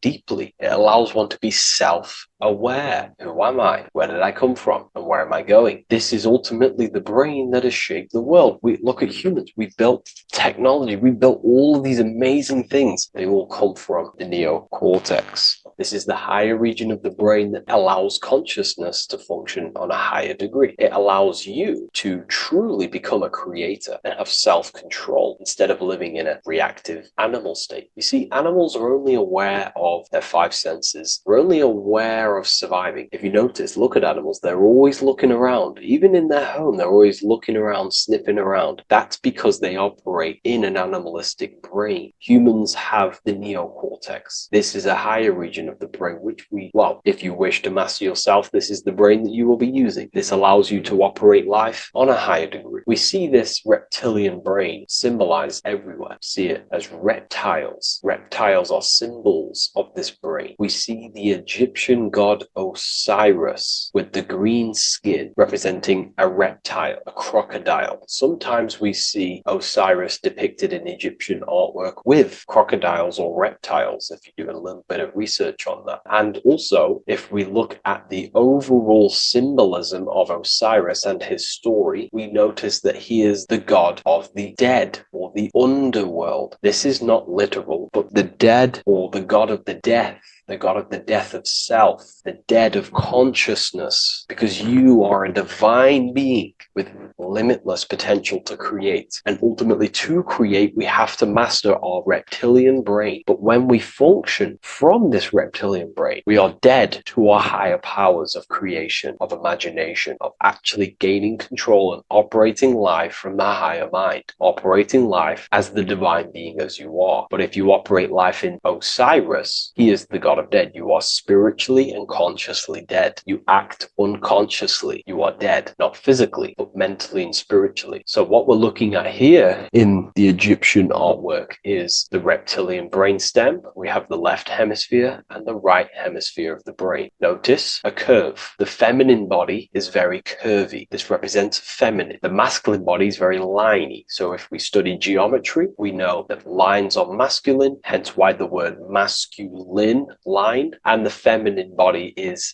in geometry, feminine is represented as curves. So this is the left masculine brain on the left side, and this is the right feminine brain on the right side, with Osiris, the reptilian brainstem, in the middle. So we're going to go deeper into some Mesopotamian artwork now. Now let's have a look at this. We're looking at the reptile on the very bottom. We see the left brain and the right brain, the Eye of Ra and the Eye of Horus on the left and right. In Freemasonry, we still see the symbolism of the two pillars, Yakin and Boaz in Freemasonry, with the two pillars symbolizing masculine, feminine forces of consciousness, also representing the masculine left brain and the feminine right brain, with the reptile down here. But if we have a little look here, right, we have a little look at these reptiles. This person is standing on top of the reptiles. When you are on top of something, you have power over the below. You are standing atop of something. You have mastery over it. You have control over it, symbolizing gaining control over the reptilian brain, the reactive actions, the sexual urges, the addictions, the territorial behavior, the fear-based decisions, constant internal tension, never being able to focus. It's symbolizing gaining control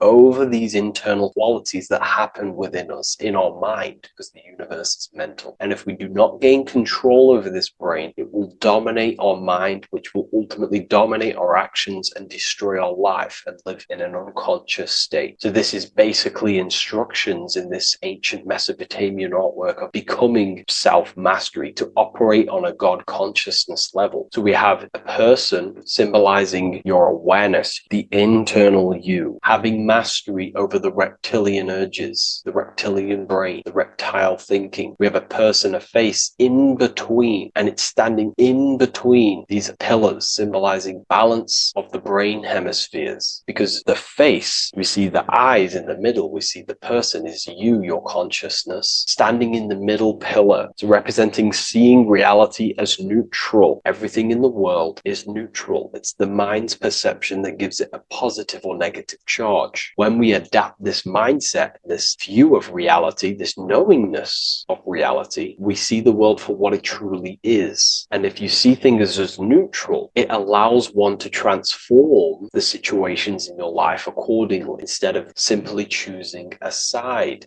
This is a major problem in society, and this was a problem within myself also. We like to choose sides, and choosing sides can keep your consciousness locked in a certain mindset, in a certain belief. And belief is what is ultimately destroying humanity. It's about knowingness. And knowingness is in the middle. We want to seek to know things. Knowing things allows you to go out there, directly experience it, and know it for yourself. For example, I know I'm not on a spinning global ball flying through space. Why? Because my senses tell me I'm not doing that. My senses tell me I'm not going 1,000 miles per hour and 360,000 miles per hour through space while spinning around the sun. I know that because I know myself. I know I'm not my body because I've had direct mystical experiences beyond the physical body. So we should seek to know things, and that's what we call gnosis, direct knowledge obtained through direct experience, knowingness. And that is a middle pillar quality. So in Freemasonry, we see the middle pillar. The matrix is designed to give you two wings all the time: Democrats, Republicans, feminism, and then there's another side. There's always two sides that they're giving you because they want you locked in either way, which is seek the middle pillar, seeing things as neutral, seeing things as the middle pillar, seeking direct experience, gnosis. And this aligns with the brain because the brain gives us these two perceptions also. The right brain sees the woods, the whole woods, but the left brain sees the individual trees and branches and leaves. If we're too left hemisphered, we're going to see everything as divided. If you're too left hemisphered, you're only going to see yourself. You're only going to think about me, myself, my ego, my consciousness, my life. And I'm only going to operate in the world, take actions only towards me without considering the collective, which is the right hemisphere quality. The right hemisphere allows you to see the bigger picture, how we're all connected. We're all one family of consciousness. We're all one being separated in different bodies, one consciousness operating in different bodies. So it's about aligning these perceptions of the brain and standing in the middle, and also conquering the reptilian reptilian brain. This allows us to operate in the world and see the world for what it truly is and operate from a place of balance. We also see some more symbolism in Egypt of the ram sphinx in Egypt. Ram sphinx. Please leave a comment and please leave a like and a subscribe onto the YouTube if you like my content. Smash that like button and we'll get straight to this. So this is the ram sphinx in Egypt, also symbolizing the brain. This is my research. These are my conclusions. You can take this with a pinch of salt and go out and do your own research. This is what makes sense to me based off my information I've gained, my symbolism that I can read. So take what you can from it. I'm not here to obstruct anything. I'm not here to place anything in your mind. I'm simply here expressing my research. Never take anything off anyone as solid truth. I've never have said everything I say is solid truth. This is my research. If the research aligns with you, that's great. Maybe it doesn't with some people, that's fine. Simply take things with a pinch of salt, go out and collect as much research and information from many different sources and place together your own understanding of symbolism and your own perspective on reality. But like I say, seek to know and not believe.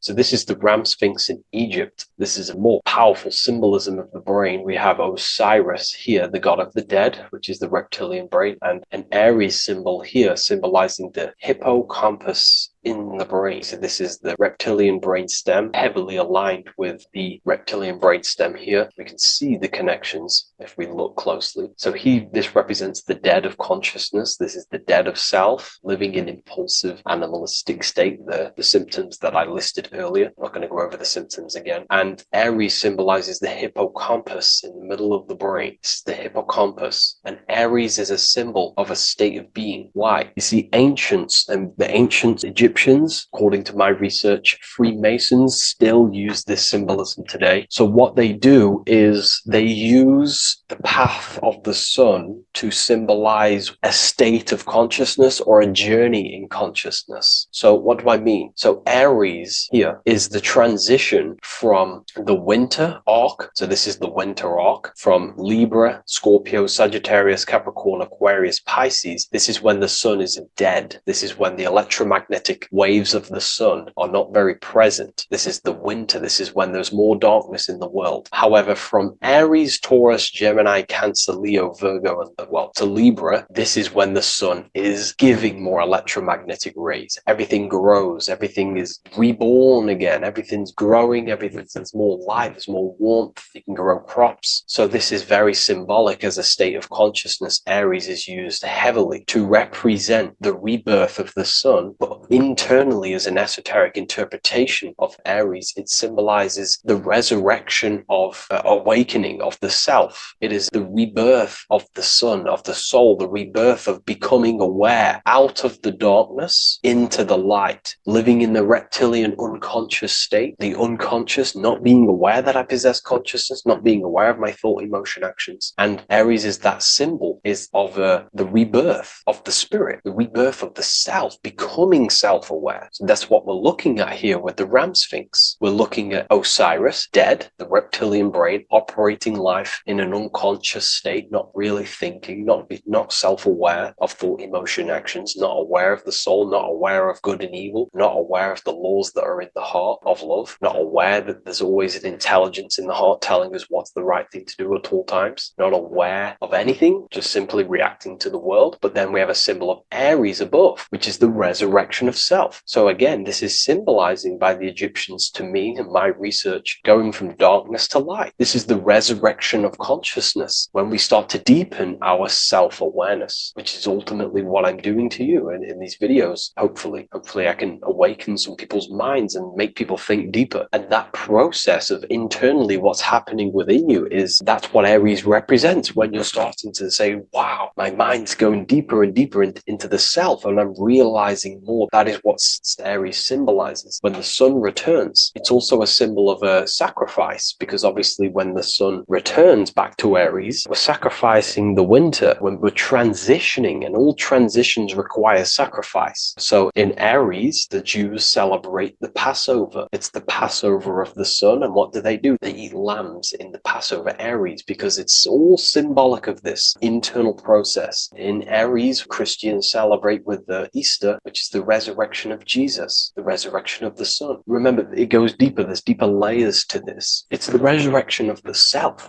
and the mind deepening into a deeper awakening. So again, we're going from the lower regions of the brain, and when we start to critically think and become self-aware, we're starting to use the mid part of the brain, and the mid part of the brain then expands into the neocortex, which is the resurrection of the self. The mind is no longer functioning in just the reptilian brain, but then it's going into the light of the higher brain, the neocortex, and this is the reptilian brain. This is the midbrain, what we're looking at here with the Ram Sphinx here. So this is the resurrection. It's the transition point of going from the reptilian brain into the midbrain into the neocortex. We're now resurrecting ourselves. Now, this is not putting anything negative on the reptilian brain. Without the reptilian brain, we wouldn't be able to live. We need the reptilian brain, but it's an abuse of the reptilian brain that can keep us in a very low state. It keeps us stuck in an unconscious state. But the reptilian brain is what's allowing you to breathe, to eat, to scan the environment for any threats. If there are threats, we do need the reptilian brain. That's not to say it's evil, but what I'm saying is an abuse of this brain, which is what most people are stuck in. They're operating their life out of this brain. And this is what the Egyptians, I think, are symbolizing, trying to tell us to resurrect ourselves, to become self-mastered, to become the highest version of yourself, to actively create in the world. Because when we are only operating from this brain, we're unconscious, well, then other people can use you as a vessel to create their reality. This is how the world is at the moment. The ones who know how to use the mind are controlling the other ones who do not know how to control the mind. So I hope this makes sense to you. Let me know if you have any video recommendations, and I'll see you inside Ethereal University. If you wish to take your research to the next level, I have things inside of there that are very powerful. We happily invite you. I'll see you inside of Join. If not, I'll see you in the next YouTube video.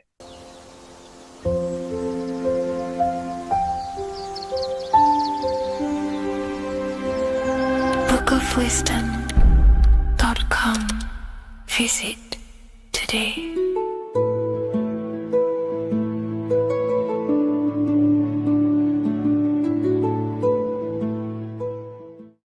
Welcome to Revival of Wisdom. This video is going to be about the flat earth and the breakdown of the whole cosmology. I'm going to be digging very deep. I've got a lot of pictures and images to show you, and a lot of dots to connect. So let's start with the Freemasonry art.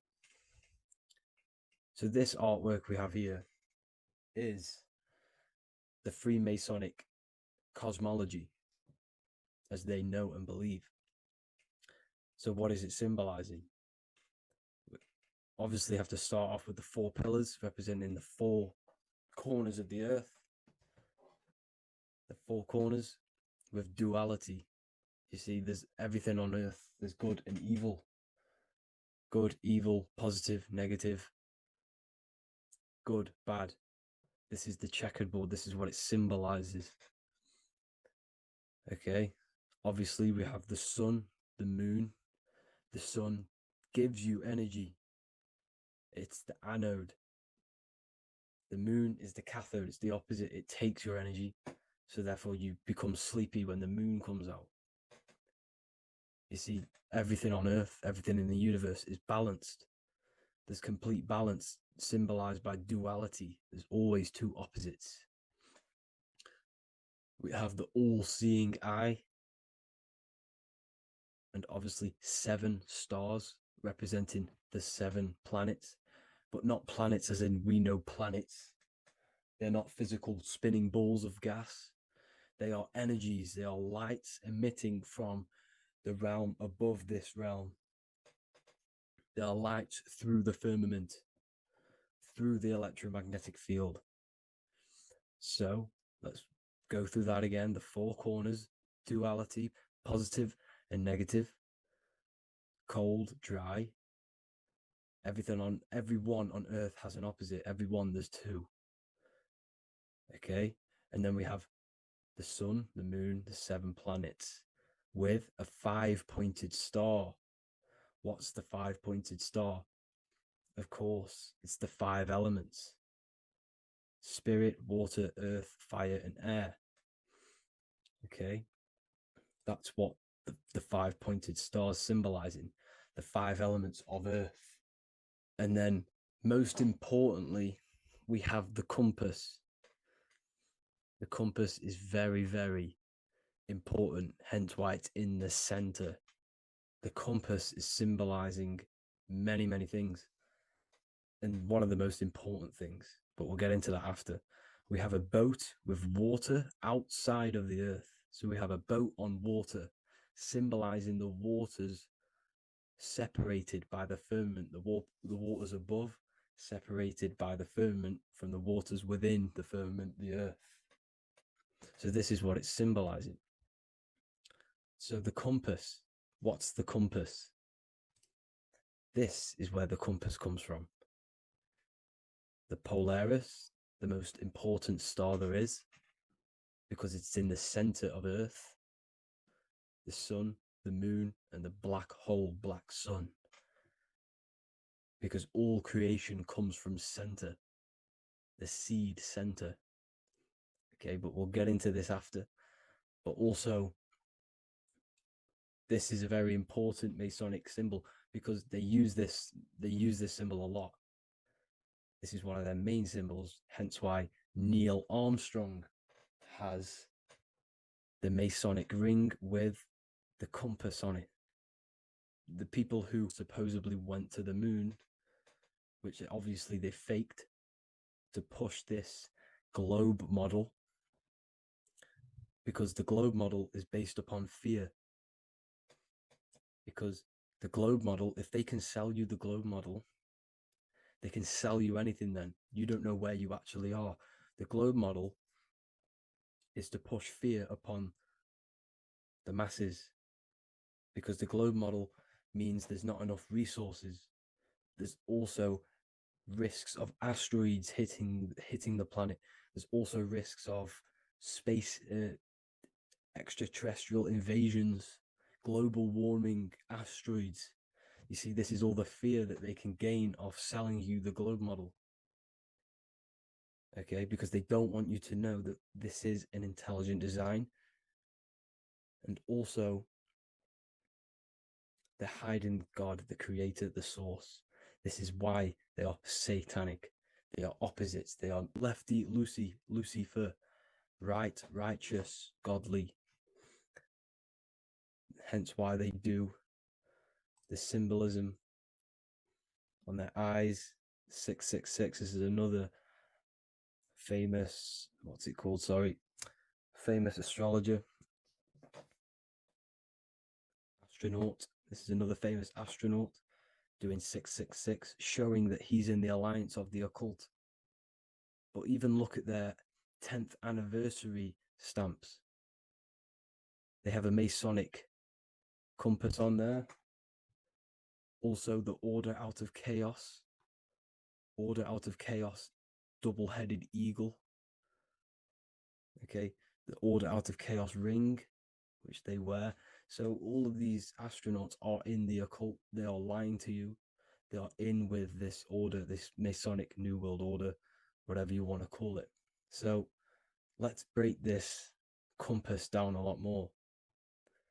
Because as I showed you here, the center, okay, this is what the compass is symbolizing. Let's go into the North Pole map. This is from 1595. This is a rough estimate of where this map came from. It's from around the 1500s to the 1600s, maybe 1400s. There's not an actual set date on this map because obviously our history has been tampered with. But let's break down this map and the symbolism that they use towards this map, because this map is the map of the North Pole. Okay, so in the center, we have the black rock symbolizing the tower, the pole, North Pole. And what's on top of the North Pole? Obviously, it's Polaris. North Pole and Polaris. Okay, with the 4 islands around the center. Okay, 4 islands around the center. And this is what blew my mind, right? They say that Santa sounds similar. And if you look at this pole that's pointing to the North Pole, you see this line here. So this is obviously from the 1600s. What color is Santa? He's red and white. Just like this map pointing to the center is red and white, and Santa comes from the North Pole. So it's not a coincidence that they used red and white. They're mocking this map because obviously they took over after the 1500s, 1600s. They took over around the 1800s. So they're mocking this map with Santa coming from the North Pole with this red and white line to the North Pole. Notice the 4 islands, okay, like windows, their symbol. They obviously, in the occult, they're part of the New World Order, is symbolizing these 4 islands with the blue behind it for the water. Okay, so this is another occult logo. They're symbolizing this center because the center is so important. Okay, we'll get into that. Also, we have the Mayan cosmology. This is the Mayan cosmology. This is what they created. This is their artwork, with also 4 major lands around the center.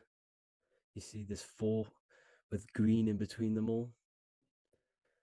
4 major lands with the underworld.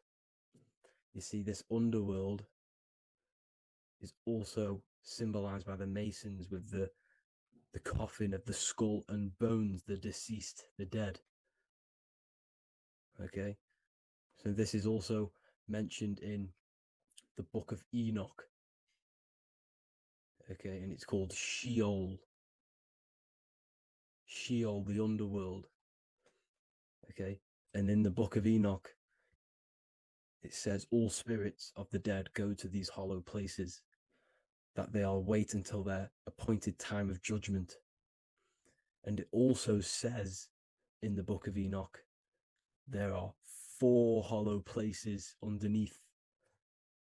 4 as above, so below, representing the 4 islands. As above, so below. That's where that could link in. Okay.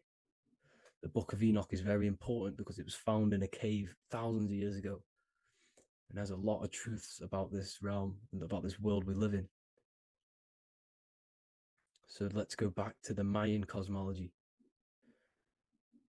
So the ancient cosmology, they all must have had some sort of communication. They must all be in peace, at peace with each other, because all of their cosmologies link together.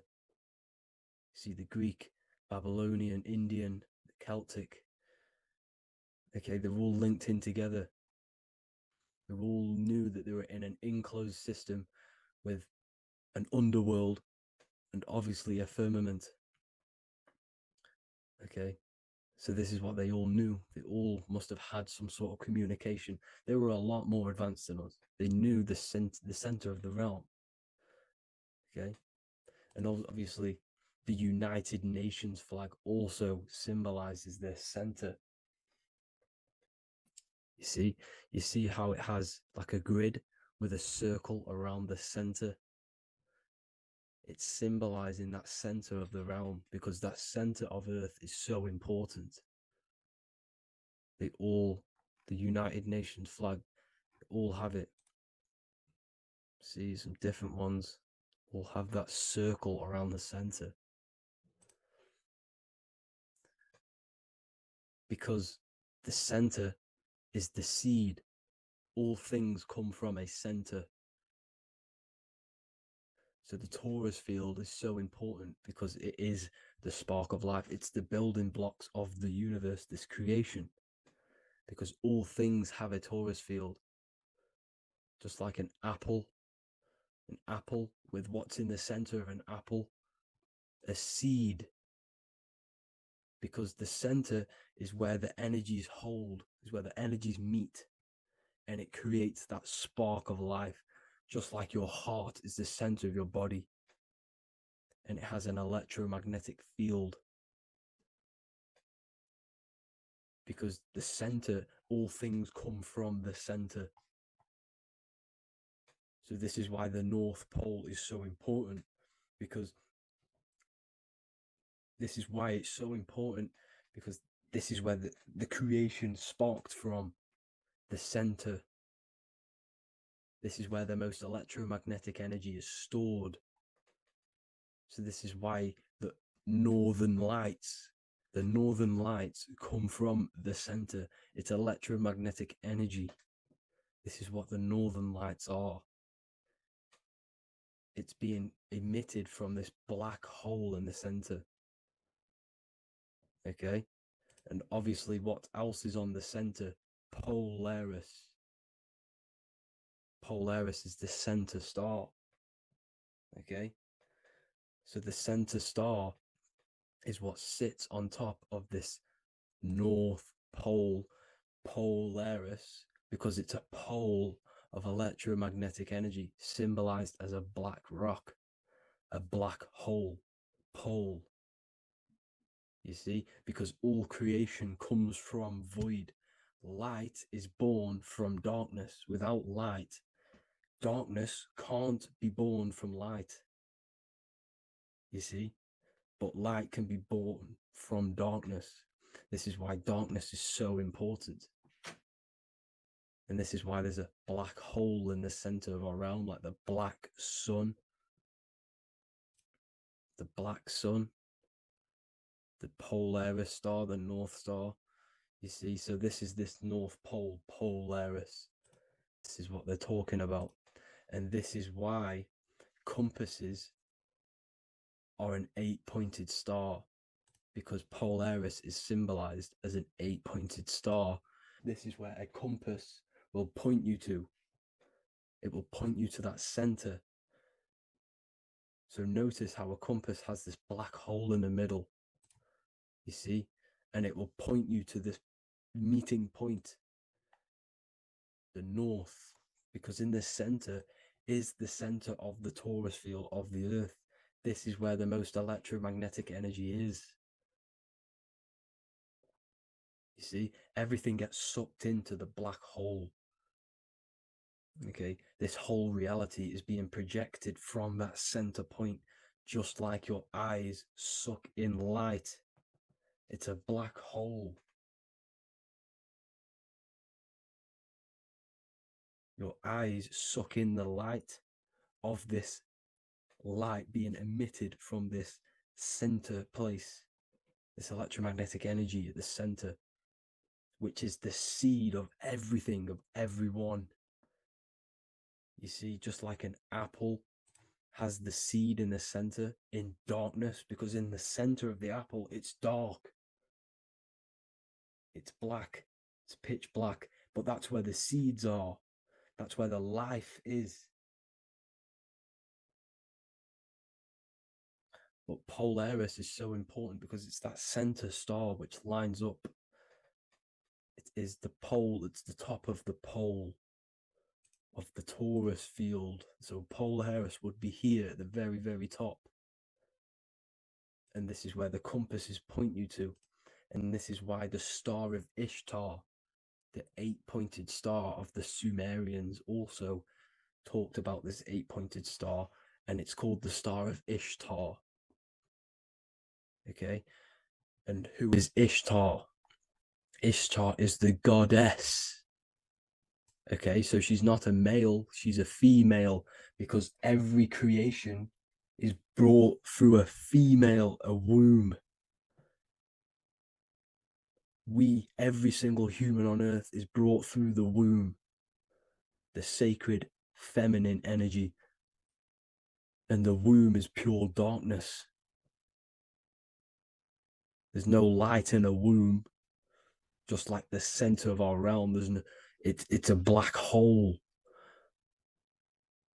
Okay, and guess what? She's the god of fertility and sexuality. She is responsible for all life. Okay, so the star of Ishtar is the star of Polaris, which is symbolizing the responsibility for all life, the center of our realm, the black sun, the black hole. Okay, so this is what that god of Ishtar of the Sumerians is talking about, the goddess, the womb, the seed of creation. So this would be the portal, more than likely the portal in and out of our realm, because it's the top of the Taurus field. And what's above this realm is the heavens. So this is where you get sucked in from the heavens. Your soul gets sucked in and brought onto this plane of existence called Earth. These are some space NASA symbols. Look how much Polaris symbolism there is. And notice how it's at the center. You see this circle? This is like a half circle. And at the center is an 8-pointed star of Ishtar. It's the same thing. It's Polaris. It's at the center. And notice on some of these, look, this one is a bear holding the key and an arrow pointing to the Polaris star, so that they hold the key to Polaris. Another one with like a demon holding a key to the what? Polaris on top of him. Also an eagle, which is a Masonic symbol. The eagle holding a key on top of the center. You see, and notice how there's an arrow going up to the Polaris and an arrow down, as above, so below, to Earth. So you can go out of Earth and into Earth through Polaris, and the eagle holds the key. You see? The eagle holds the key, just like this. This demon dragon holds the key to Polaris. And look at this one, Earth, with an arrow up to Polaris, an 8-pointed star.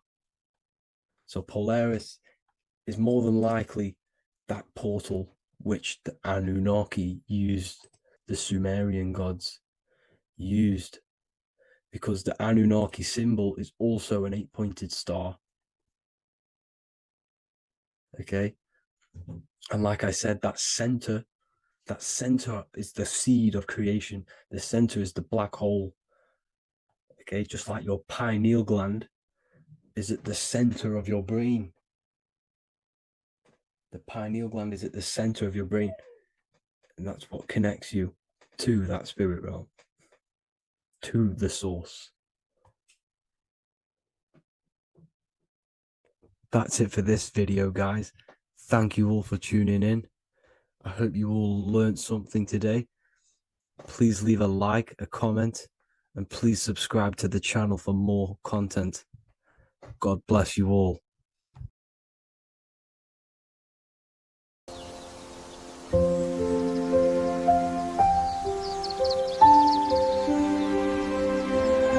bookofwisdom.com. Visit today.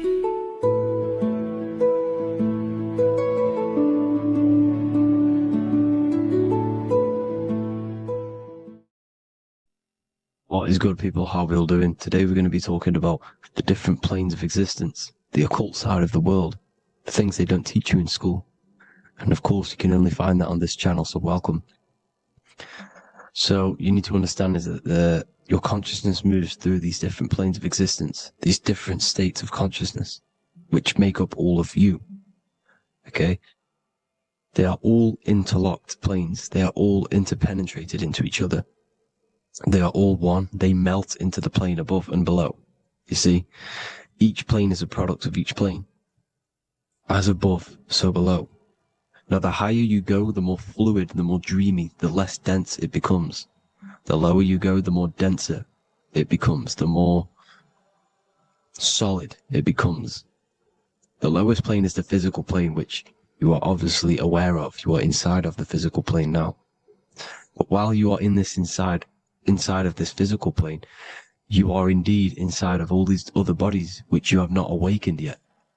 You have to awaken these different bodies. You have these bodies. Okay? It's like a ripple effect. And the center is the most dense, the most solid. This is earth, heart, the heart of the ripple. And the lower you, the further you go out from the center, the more dreamy, the less fluid, the more fluid, the more less dense it gets until you're one with the all. You see? And this is what it's like. This is what this system is. It's like a ripple effect. Now, let's jump straight into the planes. First, you have the physical plane, made out of 4 elements. Five elements. The ether is the mother of the elements. It's the womb of the elements. It's the 5th element. And it gives birth to the 4 other elements. 4 is stability. Tables have 4 legs, and this is why the ether gives birth to 4, because it's the foundation of the physical world. Fire, earth, water, air. They are not pure. Each one of the elements melts into the other one. For example, earth and water both share cold. Water and air both share wet. You see, they compose of each other. They melt, they mold into each other based off the vibrational state of the ether. That's what it is.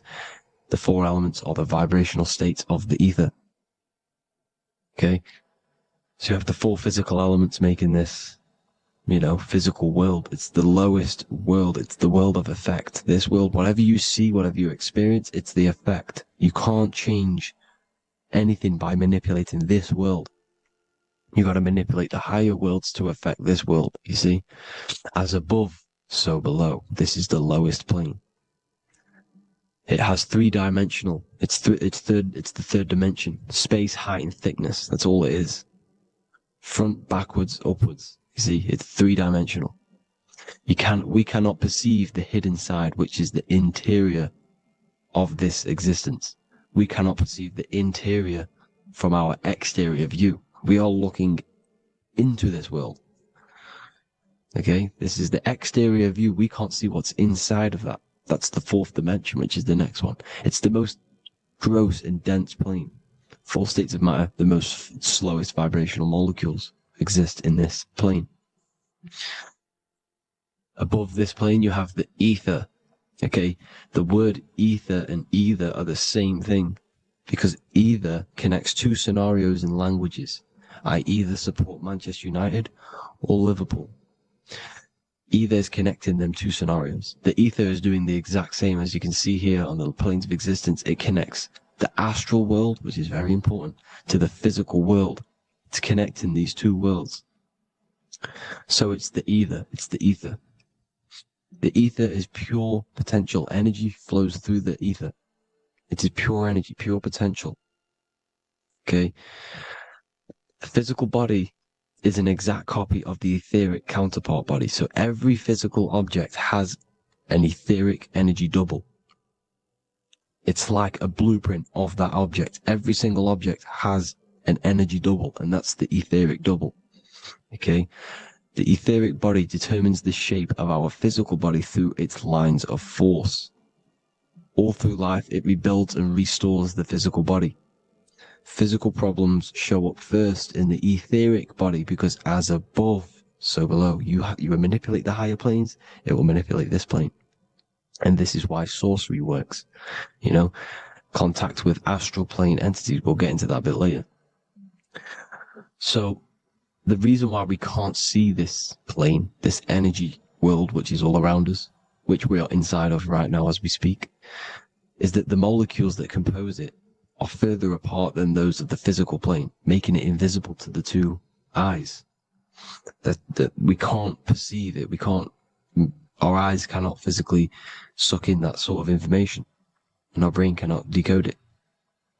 This is why, they brainwash us with all these programs to keep us asleep, to keep these other bodies we have asleep, so we don't find out about these other bodies, and is to make you believe that everything's just a material. Only the material world exists. They don't want you to know is that everything that you see is a result of something you cannot see. As above, so below. There are realities within this reality. This is what I'm breaking down now, these different planes.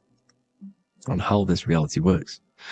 So your etheric double is your energy body. You can see here the physical, etheric, astral. Astral is your spirit. The ether is a part of the physical plane. It's like just above the physical plane, but it's still part. But then the astral plane is completely separate. It's another plane, but they're all interlocked. Don't think they're apart. They're all interlocked. They're all one. They all melt into each other. The chakras that we have are inside of our etheric body. They are our sense of organs which tune us to the fourth dimension. These 7 chakras connect us to the astral world, the fourth dimension. Okay? They are points for the flow of energy from the universe / 7 planets, because the 7 chakras are your 7 planets, and the 7 planets are connected to the astral world. They are feeding these 7 centers in our body. They connect us to the universe, to our etheric counterpart, and then to us, supplying the physical body. Because the energy comes from above. As above, so below. These 7 centers, these 7 etheric chakras, are being supplied with energy from the universe, the 7 planets, the solar system. Then it supplies the physical body. You see? So, the ether is very important. And this is, that the ancients understood the science of the ether, and they could harness free electricity from it, because it's all around us. The ether is all around us.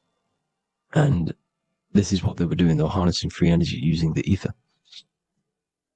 The astral plane, the fourth dimension, very important plane. Very, very important. We've all been there. Every single one of you has been there. Okay? The fourth dimension is unseen of what we see. It's the interior of the exterior that we see. We see the third dimension, but we cannot see beyond what's making this third dimension. This is the fourth dimension. Okay, it's the dream world. This is where you go when you dream. Okay, this is where you go when you dream. It's the place of disembodied spirits or ghosts, entities, whatever you want to call them. When you hear ringing in your ears, that is not tinnitus. That is an entity around you. Okay? That is an entity around you. The fourth dimension is where thought forms exist. Mental images. Thought forms as in what you see in your mind when you think of an image. Because the mind is the highest plane of existence. Mind is the highest plane of existence. And it manipulates all of the planes below. So it goes the mental plane, then the astral plane. So the thought is in the mind, the mental plane. That just the thought alone, no image, but then the form depiction, the thought form exists. It manifests in the astral plane as a sort of image, an entity, a living conscious being. So this is why thoughts are things. You see, thought forms exist within the fourth dimension. So when you imagine something, when you are, for example, right now, look into your hand and imagine there's an apple in your hand. If you can see that, you are seeing into this fourth dimension. You can only see into this fourth dimension using the mind's eye, not the 2 eyes, the mind's eye. When you shut off the 2 eyes into darkness, the third eye opens. The mind's eye is open, and you can see, this is astral travel. You got to work on astral travel, and you will see this astral plane, this fourth dimension. And there are 3 different sections to this astral plane, higher, middle, or lower. So yes, there is a kind of a heaven and hell, and a middle, mid-God. Heaven being the higher vibrational entities manifesting higher vibrational thought forms existing there, the lower vibrational thought forms existing in the astral plane. But these thought forms are beings. You can create these beings. They're called elementals. Okay? If you entertain specific thoughts for long enough, this will plant a seed and it will grow. If you so for example, you have a bad feeling or whatever, what's a good example? Unforgiving someone. You keep that energy inside of you for long enough, it will manifest in the fourth dimension. You entertain that thought long enough, it will manifest. And it will create an etheric body, and it will be an entity which will harm you. It will feed off you this low vibrational energy.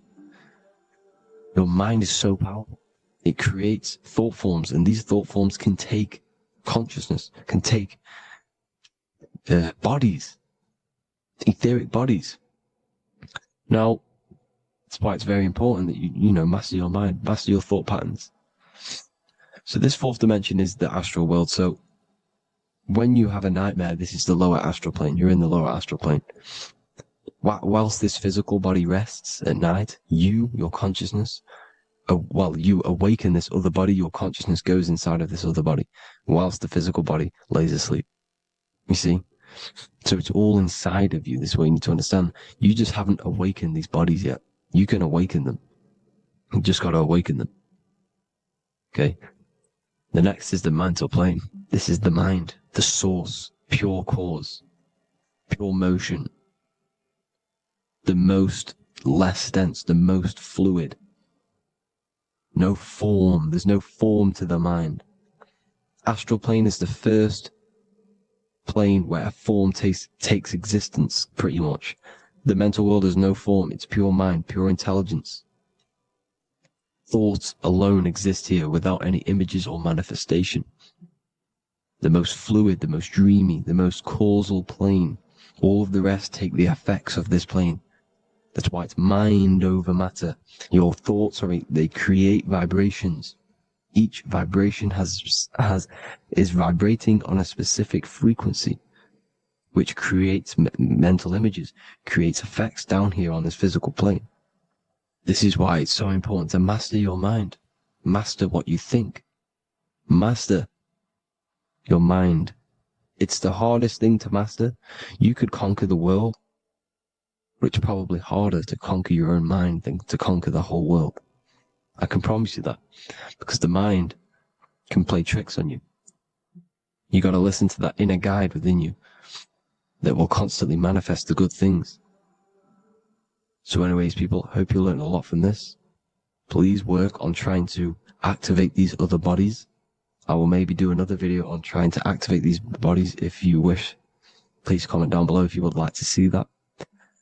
And have an amazing day. Please like, subscribe, comment down below any video ideas you want me to do, any information you want me to spit. Thank you all. Have an amazing day.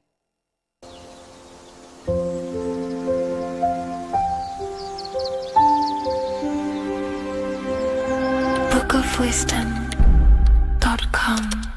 Visit today.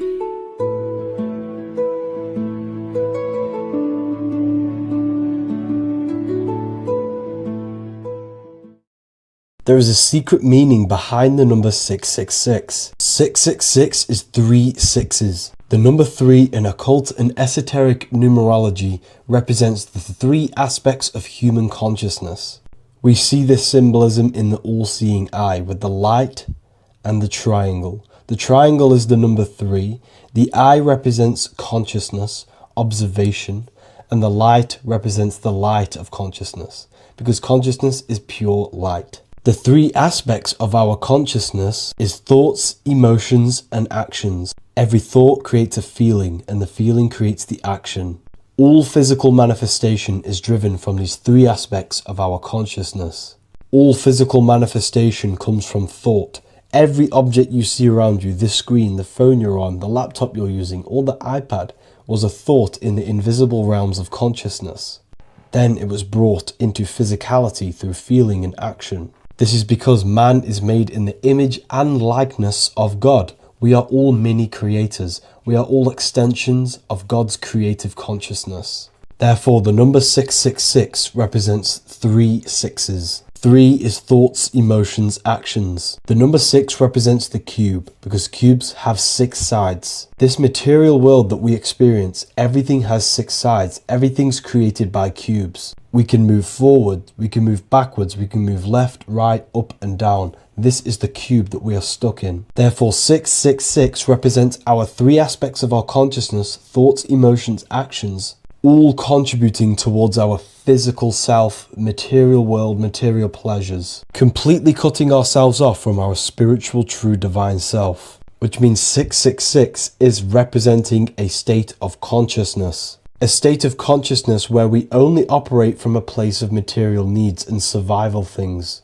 As humans, we possess a physical material body in the physical material external world, but we also possess an invisible inner world, which is what we call spirit. When we disconnect ourselves from our inner world, we become lost in this materialistic way of thinking and acting, which can lead to no life purpose, a feeling of emptiness and voidness in our hearts. Humans possess the ability to transcend our animal instinctual natures and turn to the divine mind, to the spiritual inner world. It is our inner world that is projecting our outer world. The outer world is just an effect of our inner state of consciousness. It's important as we go through this human life to not lose ourselves and look for our validations outside of ourselves. The external world is simply just a mirror, mirroring with mathematical precision what happens inside our consciousness. When we change our inner world, we produce effect in the outer world.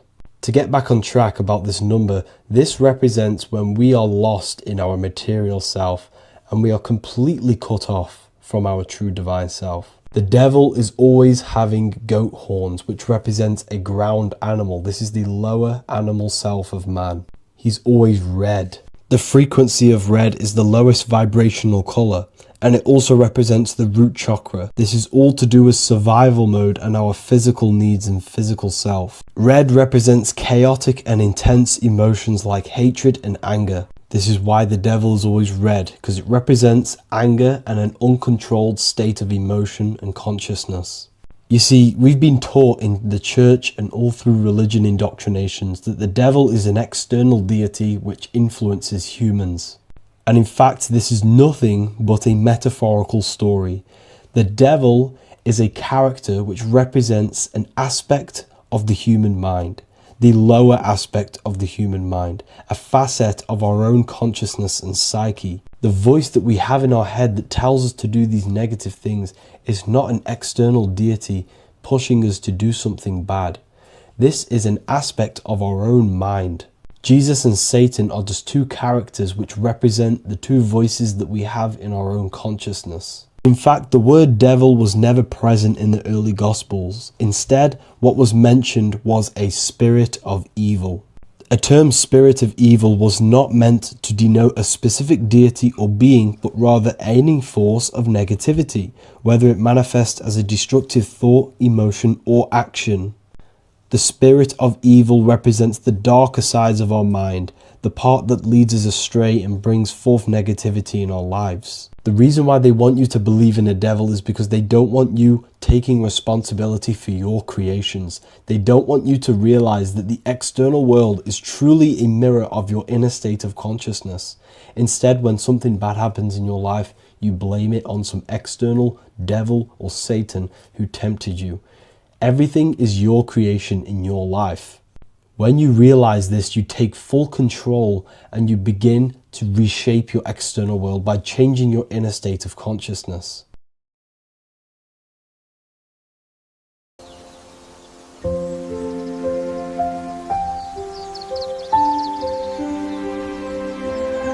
bookofwisdom.com.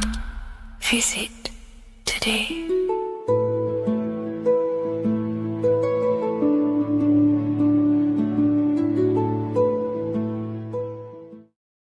This isn't just spiritual fluff. Your words are vibrational commands that teach your subconscious what to believe and what to create in your reality.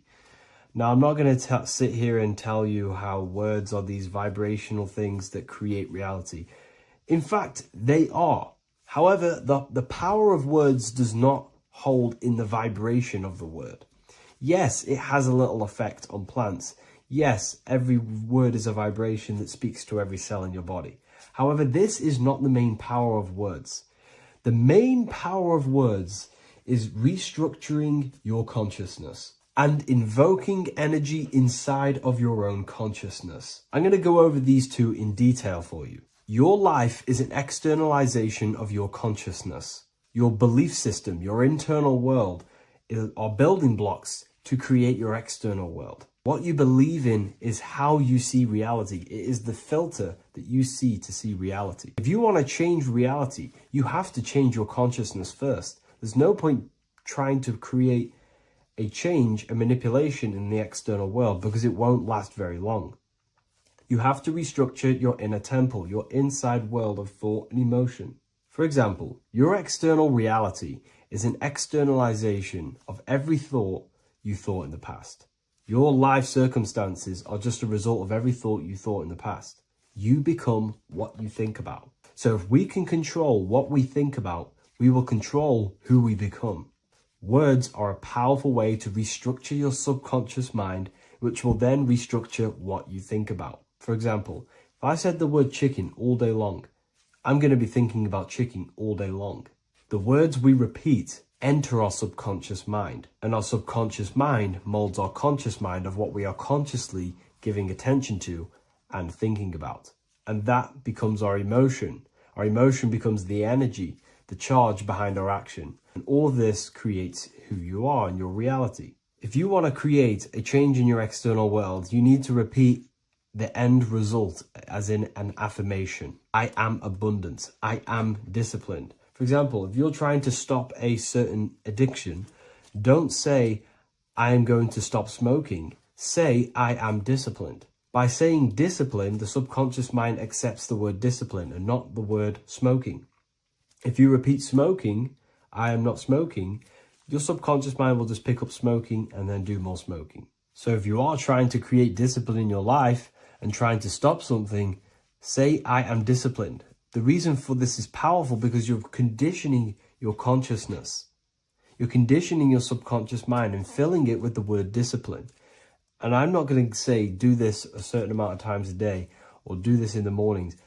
I want you to do this as much as possible. I did this as much as possible. Whenever I had free time, whenever I had a free minute, I would say these words either physically or mentally, just to condition your consciousness. Words are the most powerful way to restructure your belief system and restructure your inner world, which will then mirror in your outer world. Words are also a powerful way to invoke energy. This is why when you see these magic occult rituals, you see people chanting and doing these things. It's because if you slowly chant a word, you can actually invoke the emotion. There are three aspects of creation: thought, emotion, action. Emotion is energy in motion. By repeating a word over and over again, you can actually begin to invoke that energy, that emotion inside your heart. And you can start to feel the reality as if you are already living it. And this is just another powerful way to condition your consciousness to become a certain thing before you have it. This is what magic is. Magic is all to do with reprogramming the subconscious mind, aligning the subconscious with a certain belief or reality, which will then produce an effect in our thoughts, our emotions, and our actions, which will then create that reality. So if you want to create something in your life, literally just repeat, I am something. I am is referring to your consciousness. I am is the highest aspect of you. It is the true self. Whatever you condition your consciousness will be mirrored in your external reality. I am abundant will condition your consciousness to feel and believe you are abundant, which will then seep into your thinking. And then you will start to act more on this because you are thinking about it, which will then change your external reality. Words are vibration, and vibration is powerful. However, if you truly want to change your reality, you have to change your inner world of consciousness. And words are the best way to invoke feelings to become the reality you want. And words are the best way to condition your consciousness to a certain belief or thought. And by doing this, you're actually creating a root cause. The cause is your consciousness, your mind, and you have to restructure the mind to create that reality. Words are a great way to restructure your consciousness and create reality.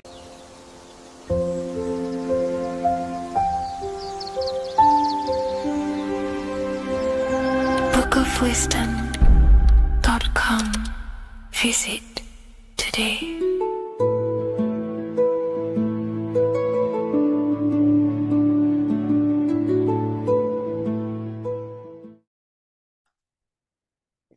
In this video, you're going to learn exactly what Christ consciousness truly is and how to cultivate this into your life so you can live a better life, create the things that benefit yourself and humanity, and ultimately to bring heaven on earth. This is the true way. If you're familiar with my work, you know that, I'm pretty much obsessed with symbolism. Symbolism is such a massive topic, and it unlocks profound ancient wisdom that is hidden behind these layers of symbolism of the ancient paintings, symbols, and texts. So I was going through some Christian artwork and I came across this painting. It's a well-known painting called The Sacred Heart of Jesus. And it just blew my mind. What this is revealing about human consciousness and Christ consciousness, which is what Jesus represents. If you're not familiar with Christ consciousness, you should definitely do a bit of research on that. But I'm going to explain it today in detail. So when we look at this painting, we are looking at symbolism. We're looking at consciousness, a state of being, a state of living, a way of thinking, a way of feeling, and a way of acting in the world. As I've said this many times, we're all creators. We all create and generate reality. And you don't just have your personal reality, you have a collective reality. Your reality is affected by the collective consciousness. Depending on the collective consciousness's understanding of reality will also affect your life. We have a collective life and a collective experience. So Jesus in this depiction here is in a way showing us instructions to reach Christ consciousness, whether you see it yet or not. But I'm going to decode this for you. And your mind might be blown after watching this. Okay, so so what is the meaning of Christ consciousness? What's the whole purpose of this? Very simple.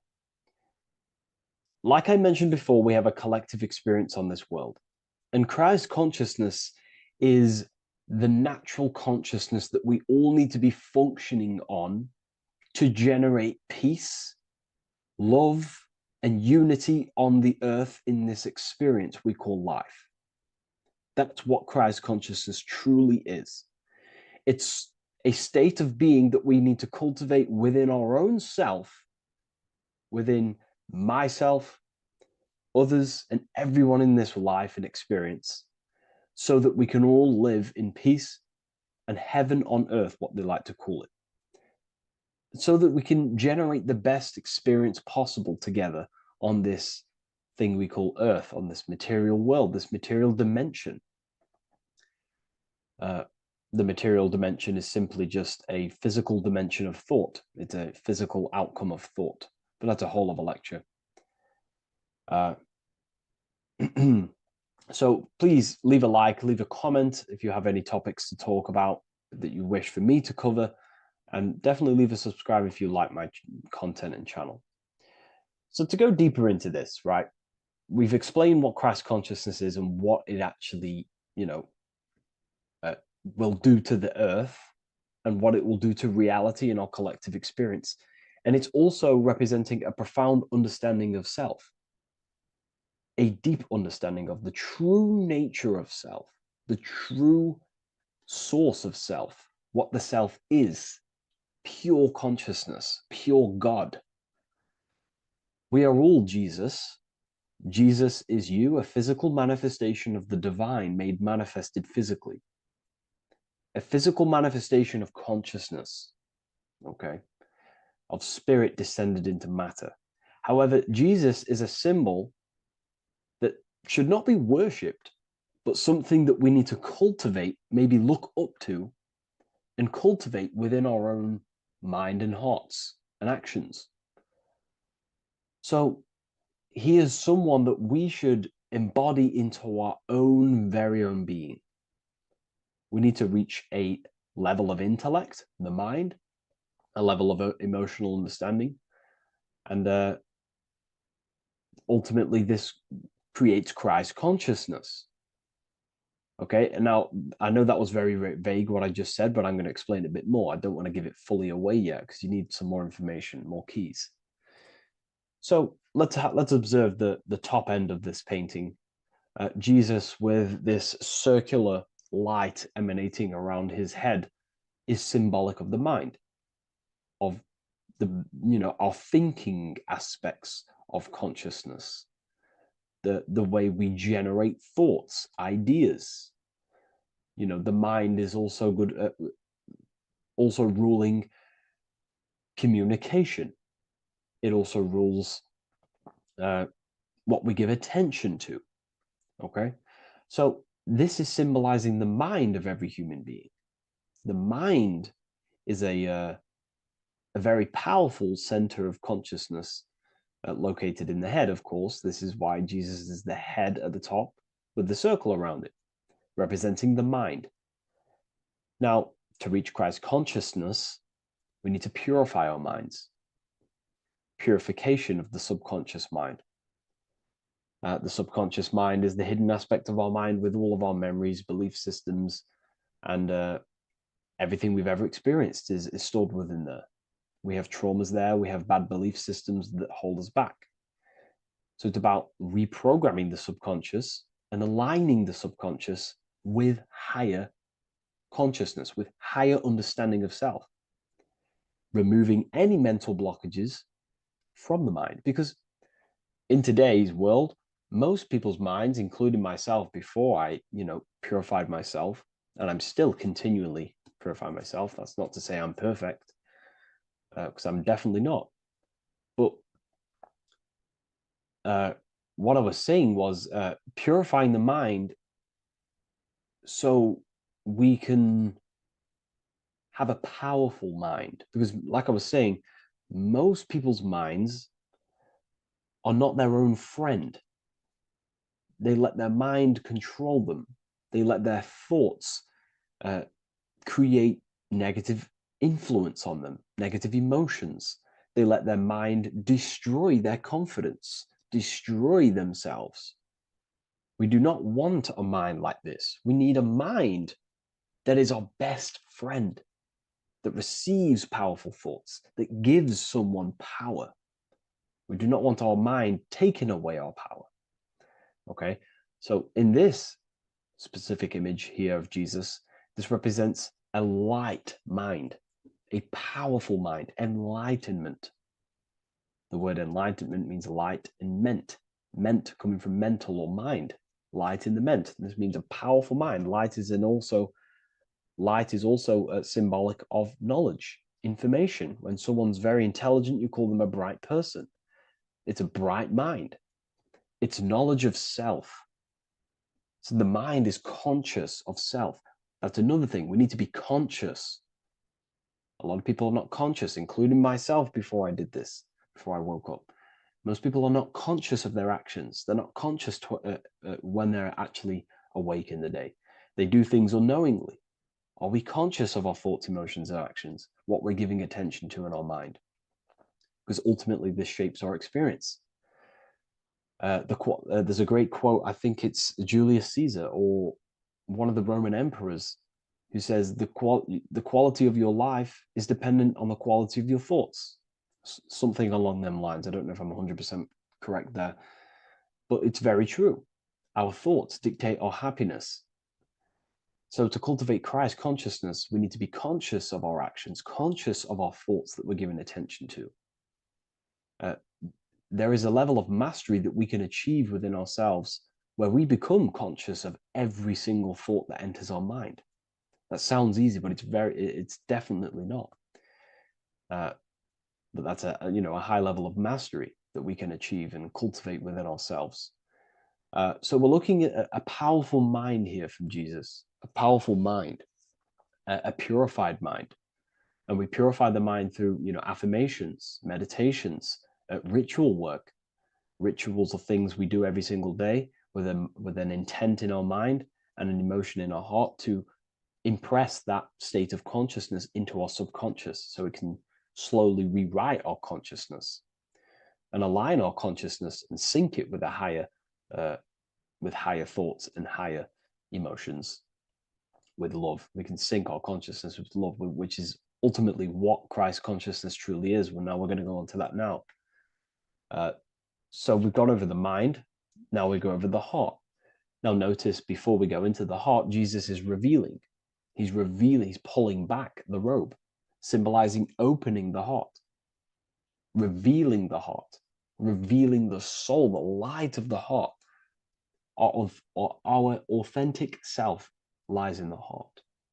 Our pure intentions, our love, our soul needs to be shining through our heart. And our soul is unconditional love. Now, that's not to say that we can get corrupted hearts. We surely can have corrupted hearts, for sure. We can love sick and twisted things, and that's evident in today's world. People love killing people. People love hurting people, manipulating people. People love power. Now, that's obviously an inversion of the natural state of consciousness for humans. When we're born with a natural state of love, of unconditional love for the self, for everyone else, for animals, insects, the earth. We love everything as a child. And not only do we love everything, we actually act upon this. As a child, we do not act on anything we know is not good. And I'm talking early stages of being a child, before we're indoctrinated, before the mind and heart become corrupted. We are pure.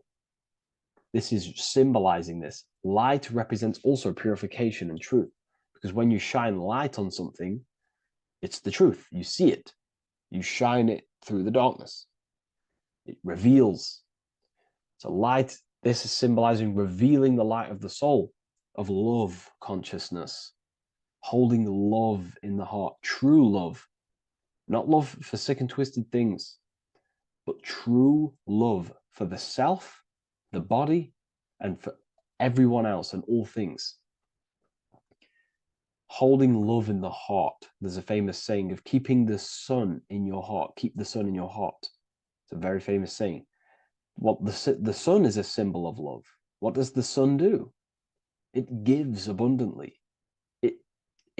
All it does is give light, give energy, power, light to the earth, and everything is feeding off this source. The sun expects nothing back. It just abundantly gives. It's a symbol of love. This is the love principle of creation. Now, the heart is also governing our actions. What we think about, in our mental field of consciousness, is directly corresponded and observed in our hearts. What we think about directly corresponds with what's going on and what we feel in our hearts. Thoughts produce emotions. So if we give attention to negative thoughts, there's no wonder we're having negative emotions in our hearts. So purification of the mind is also having an effect in purification on the heart. Because when we purify our thoughts and only give attention to powerful thoughts and positive thoughts that uplift yourself and humanity, then we're going to also see this change in the heart, see this emotional change in our consciousness. So this represents the purification of a purified heart, the light emanating around the heart. Love for the self, love for one another. And you're revealing this, you're shining the heart on others. This represents, revealing your true self to everyone without suppressing aspects of self. Revealing the light, not holding back the light. Because people in darkness will look at people who are spiritual and say, oh, he's into the woo-woo stuff. It's about revealing that and not caring about others. Because when you shine a light, you're also planting seeds in other people. Now, I'm going to tie this together with the hand gesture. Now, what we're looking at here, we're looking at a hand gesture with two fingers up. We have the middle finger and the index finger upwards. And notice how they're crossed over. They're crossed. They're not separate. They're crossed, representing unification. Unification here. This is a unified two fingers. Two represents division. Crossed over represents oneness. It's the unification of the mind and the heart. A lot of people talk about this, but not many people go into detail about it because, for many reasons. But this is the unification of thought with emotion. This is how we truly reach Christ consciousness. And ultimately, when we do gain the love in our hearts and we do slow, it's a gradual process of cultivating love for the self and everyone else in the world, because we're so programmed to be divided. But it's a slow progress. But when we do cultivate love in our hearts for the self and one another, love is a very, very nurturing and growing force. Like I said, the sun earlier, that is pure love energy. It makes everything grow on the earth. While love in your heart grows connections with people. It grows care. You go out your way to do things to people and give people things. It's a very nurturing and growing energetic force. And me personally, I think the whole universe is built upon love. The whole thing. Without love, without the love, there is nothing. Nothing is, love is the only true emotion that truly exists. Everything else is either an opposition of love or a different degree and branch of love.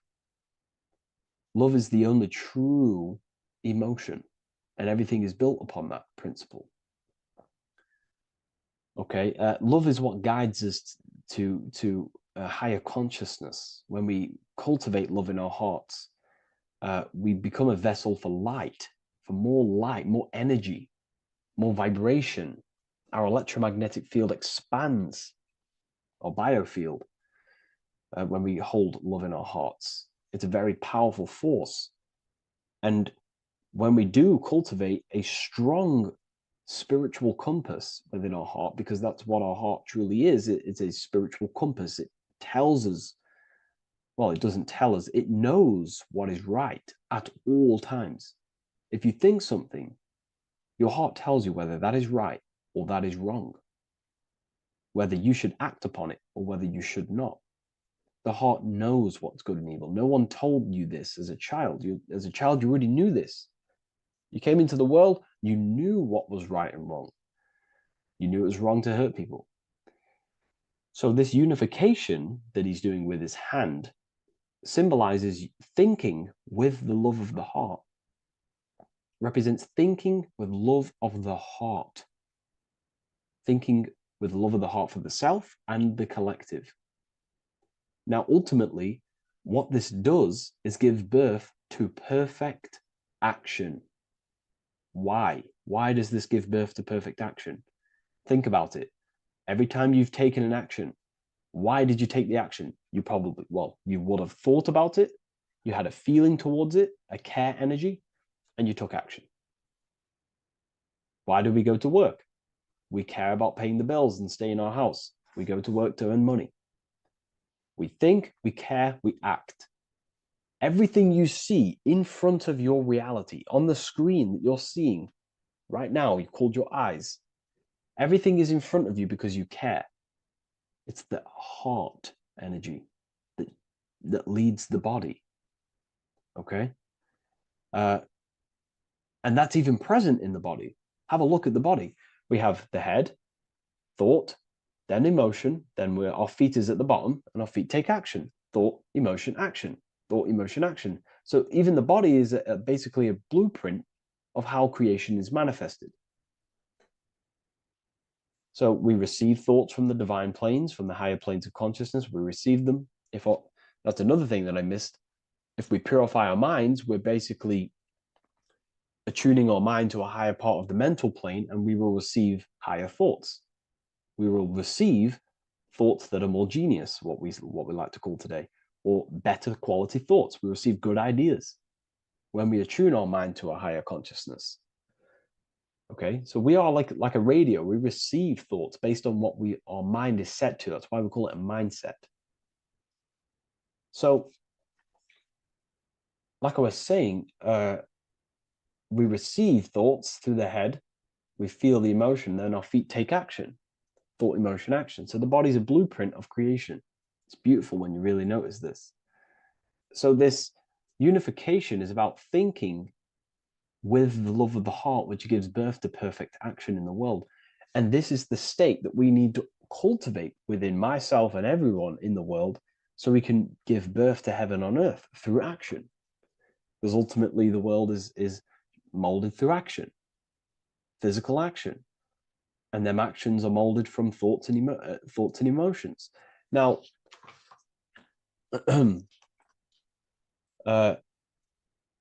just to have a little announcement, I am now opening 10 more spaces inside my symbolism masterclass. We have 10 more spaces. You're going to learn about a lot more about symbolism. It's very affordable. I'll leave the link in the description if you wish, if you care about gaining more information and learning the ability to read symbols. So, what is the inversion of this? What is the inversion of this consciousness? Well, that's what we call satanic consciousness.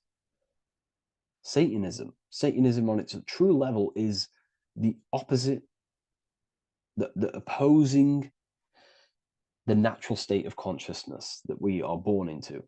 It's about thinking with no emotion, thinking and acting. This is what the Skull and Bones represents here. So the Skull and Bones Secret Society, this is their main logo. Again, we have the skull, which represents thought, and the bones, which represent action. The bones take action in the physical body. We're looking at thought and action with no emotion, no empathy, no love for one another, only love for the self, the inverted love. Okay? We're looking at gray. Gray is a symbol of dullness, death. There's no emotion in gray because colors provoke emotion. When we look at a color, it invokes an emotion. Gray has no emotion. So we're looking at dullness of the emotions. I'm not going to go too deep on this subject. I'm going to create a whole new lecture for that. In fact, I think we have a great lecture inside Ethereal University on Satanism. We're going very into depth of what Satanism is and what Satanism consciousness truly is. And again, it's just the cross inverted. Satanism is just it's the invertation of, I don't know if that's a word, but it's the inverse of natural law, natural consciousness, of love consciousness that we are born into. Okay, so ultimately the message in this video was to create love in our minds, love in our hearts, think with the love of the heart, think with the care for one another, and that gives birth to perfect action. And when we align, when we do truly act out what our heart is telling us, and I know this from first-hand experience. I know this from first-hand experience. This is what happened to me. I woke up. I started to follow my inner guidance. I always took action on it. I was saying yes to it every single time. And it led me, this is, I'm getting goosebumps actually saying this.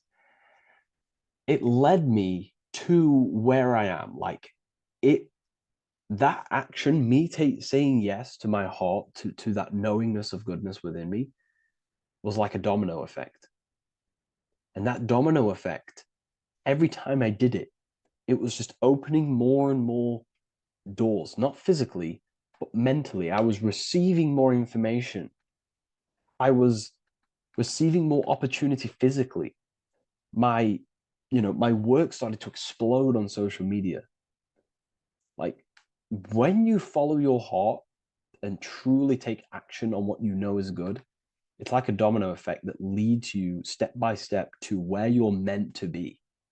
And it's so profound and it's so, beautiful. And I'm telling you this from firsthand experience. This is ultimately how you kind of unlock your purpose in this physical world as well. So not only is it going to create a better world, it's also unlocking your true soul form and soul purpose while you're here. It's very beautiful. So I thank you, everyone. Please leave a like, comment, and share, and subscribe to the channel. And I'll see you all inside Ethereal University if you decide to take your studies to the next level. Take care.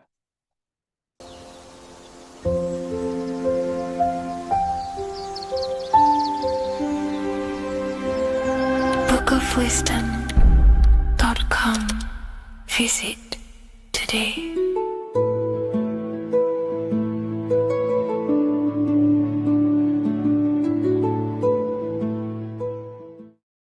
There is a massive mystery around the Freemasonic G, and in this video we're going to be discussing it. Some people call it geometry, God, gnosis, genesis, generation, but in fact it's all of these things, and all of these things relate back to one concept that links them all. And in this video, you will be discovering this secret force, which pretty much creates everything in your reality, in your life, and has done unconsciously, whether you are aware of it or not. The Freemasonic G is the 7th letter in the English alphabet. This is important because the number 7 has many mysteries inside the esoteric and occult traditions. Some people say the number 7 represents the 7 colors of light, the 7 major planets, or the 7 musical tones, 7 days of creation. The number 7 is a massive mystery. But what we have to understand is that in the context of Masonry, Freemasonry is all about building the self. Every day we wake up, we are either building our prison of our mind or freedom of our mind. Everything inside of esoteric Freemasonry is about building the self and reconstructing our consciousness, our inner dialogue, the inner voice. We're transforming the mind from low awareness to high awareness. This is why Freemasonry uses the allegory of stonemasonry, stones, chipping away at stones. The stone is in fact you, and we are perfecting the stone, which is your very own mind. Because the universe is a mental construct. Life is happening to us inside our minds. We are all the universal mind expressed and clothed in a different body. Therefore, now we understand that everything is about the internal inside of Masonry. This G relates to something inside of you. Hence why you see the G inside of the square and the compass. It's something internal in you. G is the 7th letter of the English alphabet, and the number 7 symbolizes the 7 cognitions of the mind. In esoteric and initiatory traditions, the 7 psychological cognitions of the mind refer to the 7 distinct modes through which human consciousness perceives, interprets, and transforms reality. Different schools use different names, but across Hermetic, occult, Gnostic, and mystical systems, the same underlying pattern emerges. The mind has 7 functional powers, each representing a layer of awareness and a stage of inner development. Number 1 would be perception. The first cognition is the raw reception of sensory and subtle impressions. It is the gateway where the outer world enters the inner world of our minds. Perception involves learning to see without distortion, to notice the symbolic dimension behind ordinary appearances in an occult interpretation of perception. The second one is interpretation. After perception comes the act of making meaning. The mind organizes impressions into patterns, beliefs, and judgments. Esoterically, this cognition determines whether a person interprets life through the ego or through the higher insight of their higher consciousness. The goal is to purify interpretations so that the intuition can speak through it, to clear our minds of the clutter, master it, and let our higher consciousness shine through it. Number 3 is the imagination. This is the creative faculty that produces images, symbols, and visions in the mind's eye. This is associated with the astral plane. We live in a mental universe of thought. Thought wraps itself inside of imagination. The thought alone has no true form, but then the thought wraps itself in a vehicle of consciousness, what we call imagination, and we give form to the thought. Imagination becomes active. Imagination becomes active imagination, the foundation for rituals, alchemy, meditation, and visionary insights inside of occult traditions. Working on your imagination is a key part on developing your consciousness, as it is literally the sight into the astral plane, your internal vision of the mind. The fourth cognition of the mind is emotion. Emotion is energetic response that gives intensity, direction, and magnetism to thoughts. Emotion fuels the magical will. Unrefined emotion binds us to lower impulses. Refined emotions become devotion, compassion, and the inner fire to transform thought into a tangible reality, to become a conscious creator. The fifth cognition is will, the faculty of intention, decision, and directed energy. Will is the power that aligns personality with the higher self. It is the driver of discipline, transformation, and the capacity to act consciously rather than react unconsciously. Most people walk through life as an unconscious zombie, living day to day, running off subconscious programmings, never actually using their conscious mind. We develop our will and try to align our will with the highest will possible so we can align our will with our higher mind. So the higher mind can manifest through us in the material plane. The sixth cognition of the mind is memory, the storehouse of experience, impressions, and archetypes. It shapes identity, determines how one repeats and transcends past patterns. Memory includes not only personal memory, but also a deep strata of the subconscious and the collective subconscious field, what we call the Akashic records. Memory is a massive quality that you must work on inside the Masonic system. You are required to remember certain rituals and certain things so that you can regurgitate them to pass on along the degrees. Based off my research, I myself personally am not a Mason. The seventh cognition of the mind is intuition, the highest cognition possible. It's direct knowing. It bypasses the linear reasoning and reveals truth as the inner illumination. Intuition is the voice of the soul. It is the guiding force, guiding our physical vehicle of consciousness through this physical experience, providing revelations, insights, and even sometimes gnosis and higher understandings.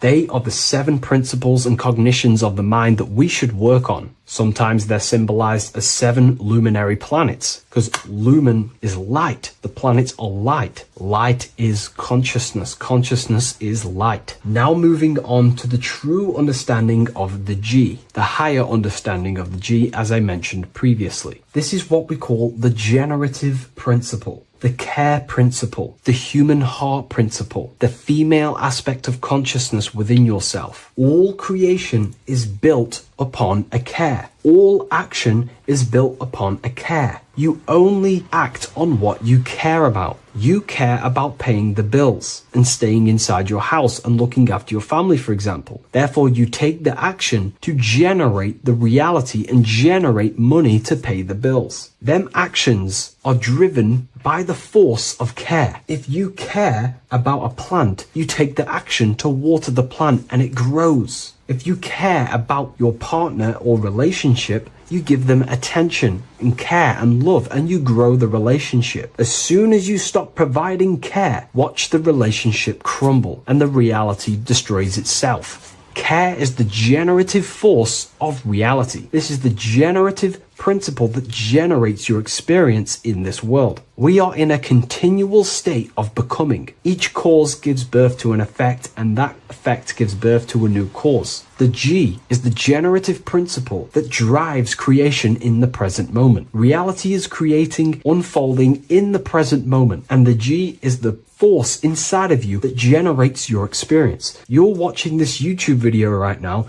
because you have a care in your heart for the information I have provided in the past, and you have a care about watching this video. As soon as you don't care, you take action to do something else with your time that you actually care about. The G is the generative force of the heart. It is the love energy. You only take action on what you love or care about. The whole world is built upon this principle. This is why we say money makes the world go round, because the whole world has a G or a care for money, and it's making everyone wake up in the morning, take actions, and make the world go round. It is the G, the care for that principle or money object to generate that reality. It is the force that drives you, hence why the G is sometimes surrounding with light rays, because it represents a force, emanation, something that is invisible but driving the physical body. The G is the internal force that focuses thought into an action. We can think many thoughts, but the thoughts you don't care about, you don't take action on. But the thought you care about, that you have a G for, intensifies that thought, focuses and directs it into an action to generate that experience and reality. The whole world is built upon this principle. The sun is a perfect example of the generative principle. The sun gives all of its life, light, never asking for anything back, making everything grow and generate on the earth. Everything in your life is built upon this principle, and gaining control over your care gives you control over your actions and your reality and what you generate. Once you see this, it is truly beautiful that the world is actually built upon love. This is why they say love is the force of God. It is. Truly. This is the reason why God begins with a G. It's about Genesis. Genesis means creation. G, generation. Anything that generates and creates is all to do with a care or a love energy. But don't get me wrong, people can love sick and twisted things, and they act upon them sick and twisted things. This is why purification of ourself is important by understanding this principle, as it is a very powerful principle to understand. This is the reason why the word gift begins with a G. You're giving something. I care. I'm going to give you something, a gift. Or guidance. This is what guides you into becoming something, what you love. This is why also gnosis begins with a G. Gnosis is not actually knowledge. Gnosis is knowledge obtained, attained by direct experience or through direct experience. For example, you're not believing you're watching this video right now. You know you're watching this. Know, gnosis, same phonetic sound. It's about knowing. Gnosis is about gaining knowledge of the self. Self-knowledge through direct experience. Instead of believing in God, I seek to know God through direct experience, by altered states of consciousness, transcendent meditations, understanding human anatomy, understanding the laws that govern my mind, understanding creation. That is direct gnosis, knowing that God exists instead of believing he exists. By going within the self, questioning the self, and gaining a deeper relationship with the inner observer, you start to gain gnosis, self-knowledge through direct experience. And in order to gain gnosis, you have to care, because gnosis requires action. It requires you to meditate and go within yourself. It requires you to study yourself. It requires you to go within yourself. And in order to do that, you have to care. If you don't care about knowing yourself, you won't take the action to generate the gnosis. If we take a look at this piece of Freemasonic artwork, we can see a whole lot going on here. But if we focus down here with the temple with the letter G on, and when you walk through the temple, there is a pathway leading up a hill towards the light. The light reveals things. If something is in darkness, you can't see it, but the light reveals something. It's symbolizing truth, the light of gnosis, knowingness. And in order to walk this path, you have to go through the temple, which means entering in yourself. This is symbolic of the path. The Masonic path is about the self, reconstructing and learning about the self. In order to walk up that hill, it takes a lot of effort. It's not easy walking up a hill. You're going to be tired. It's not easy. It's horrible. Who likes walking up a hill? I know I don't, but people like hiking and stuff. I understand that, but it's symbolizing this is hard work, working on yourself, because the labor of working on your mind is the hardest labor you will ever do. It's called the great work or the Masonic work. And in order to climb that mountain, you go through the G. You have to have the care. If you do not have the care, you will not walk up that mountain. You will not generate the gnosis. You will not get close to the light. You have to have the G to walk that path of self-mastery and working on your mind. This is very, very important. If you want to gain the light, you have to have the G inside of you. You have to have the care to generate a higher consciousness. If you want to earn more money, you have to have the care, or else you will not take the action necessary to generate that reality. This is why we have to master ourselves and write down everything you love. It could be even the bad things. It could be lust. It could be anything you're wasting your care energy on. Try and remove them one by one. Master them and become disciplined. And then you will have more G energy, care energy to direct towards something else in your life to generate and grow that experience or reality. Again, the word grow, G. It is a growing force. What you place your love and care into grows and expands. What you have a G for is what you spend your time and attention on, your two spiritual currencies. So this is the Masonic G, and I hope you gain a deeper understanding of this. So that is pretty much everything about the Masonic G that you need to know, and hopefully this has helped you. If you wish to learn more and gain guidance through your life and understand yourself on a deeper level, the book I've used today is called The Book of Symbolism. I'll leave a link in the description. Welcome to Revival of Wisdom. Today we're going to be breaking down Saturn worship and how the occult are linked in with Saturn. Okay, so first of all, let's start with the celebrities. All these celebrities are doing 666. Okay, covering the one eye, which also symbolizes the all-seeing eye, which is another occult symbol. But we're focusing on the 666, the 6 with the 3 fingers. Also, we have CERN with the 666 within their logo. Also Disney, okay, as you can see here, 666 within their logo. Pepsi, Coca-Cola, and even Cadbury's. Monster Energy with the 666 in Hebrew numerals. Unleash the beast. So what is 666 to do with Saturn? Because on Saturn, there is on their north pole of Saturn, there is a 6-sided hexagon, okay? So Saturday is named after Saturn Day, the 6th planet. It is also the 6th day of the week and has a 6-sided polygon on its north pole, 666. Not only that, when you create a star out of the hexagon, you will create a 6-pointed star, okay?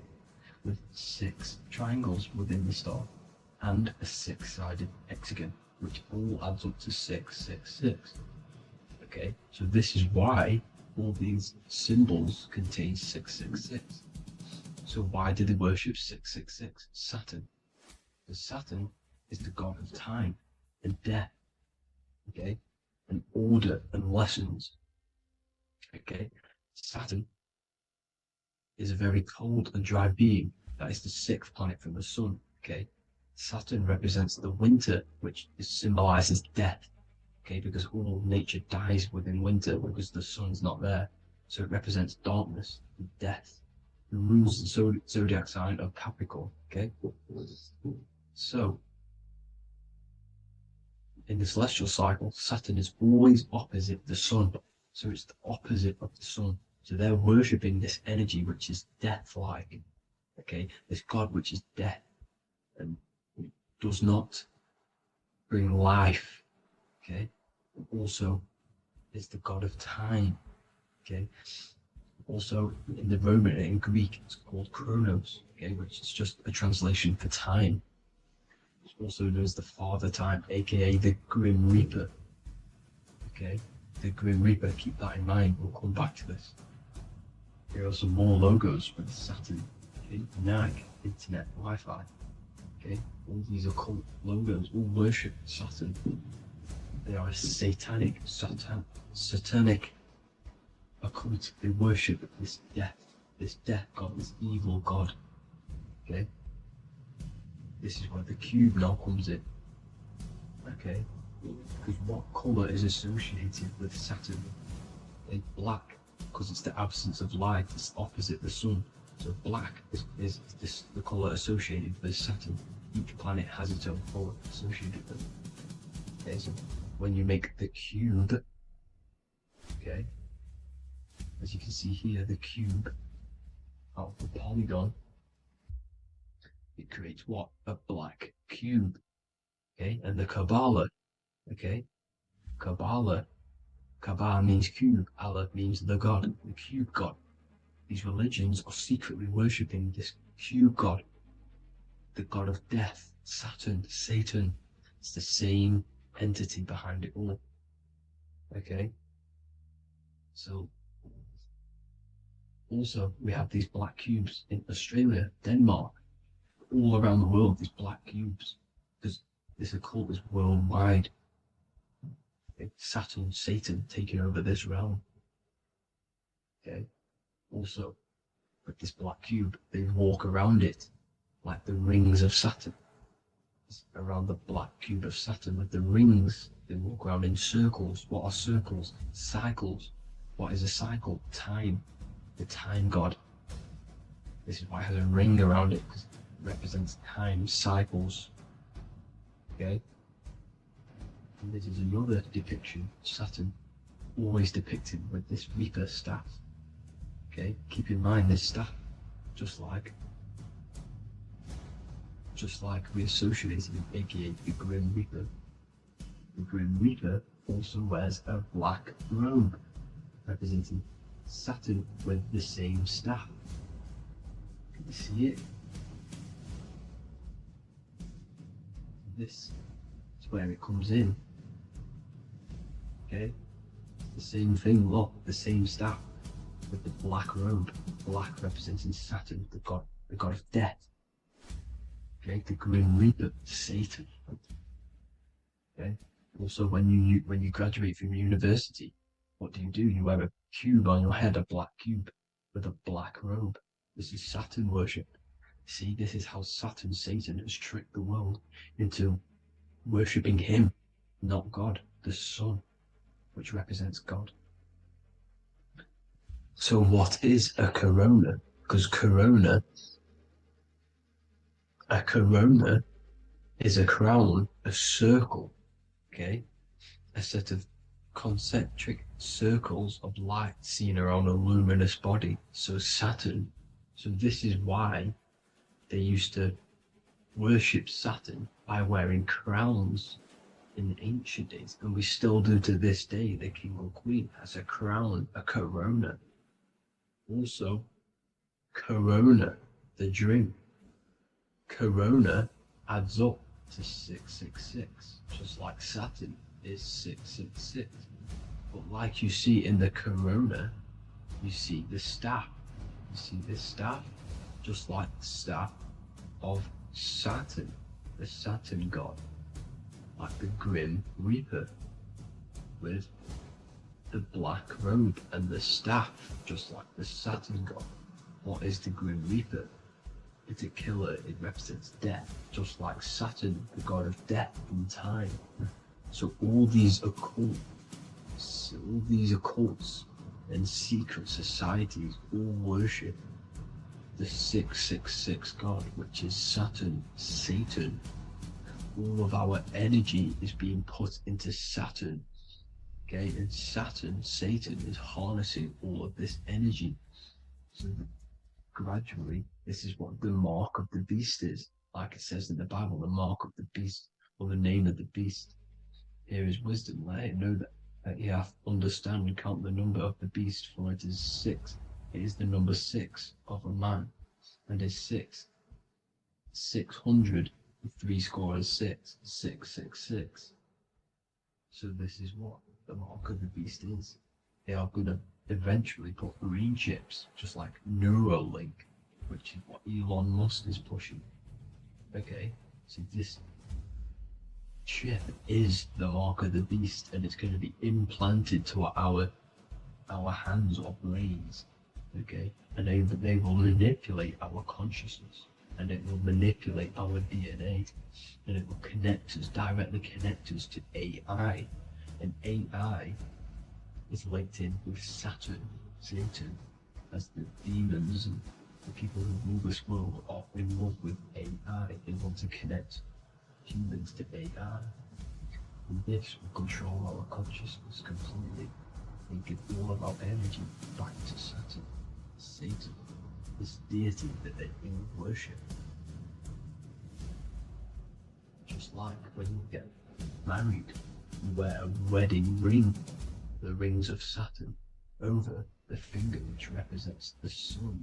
So you're basically seeing Saturn over the sun. The sun is the son of God. It represents the sun, represents God. So you're putting Saturn over the sun. So thank you guys all for tuning in. I'm going to leave you guys here. Please leave a like, comment some topics that you want me to talk about. And please, please subscribe for more amazing content. God bless.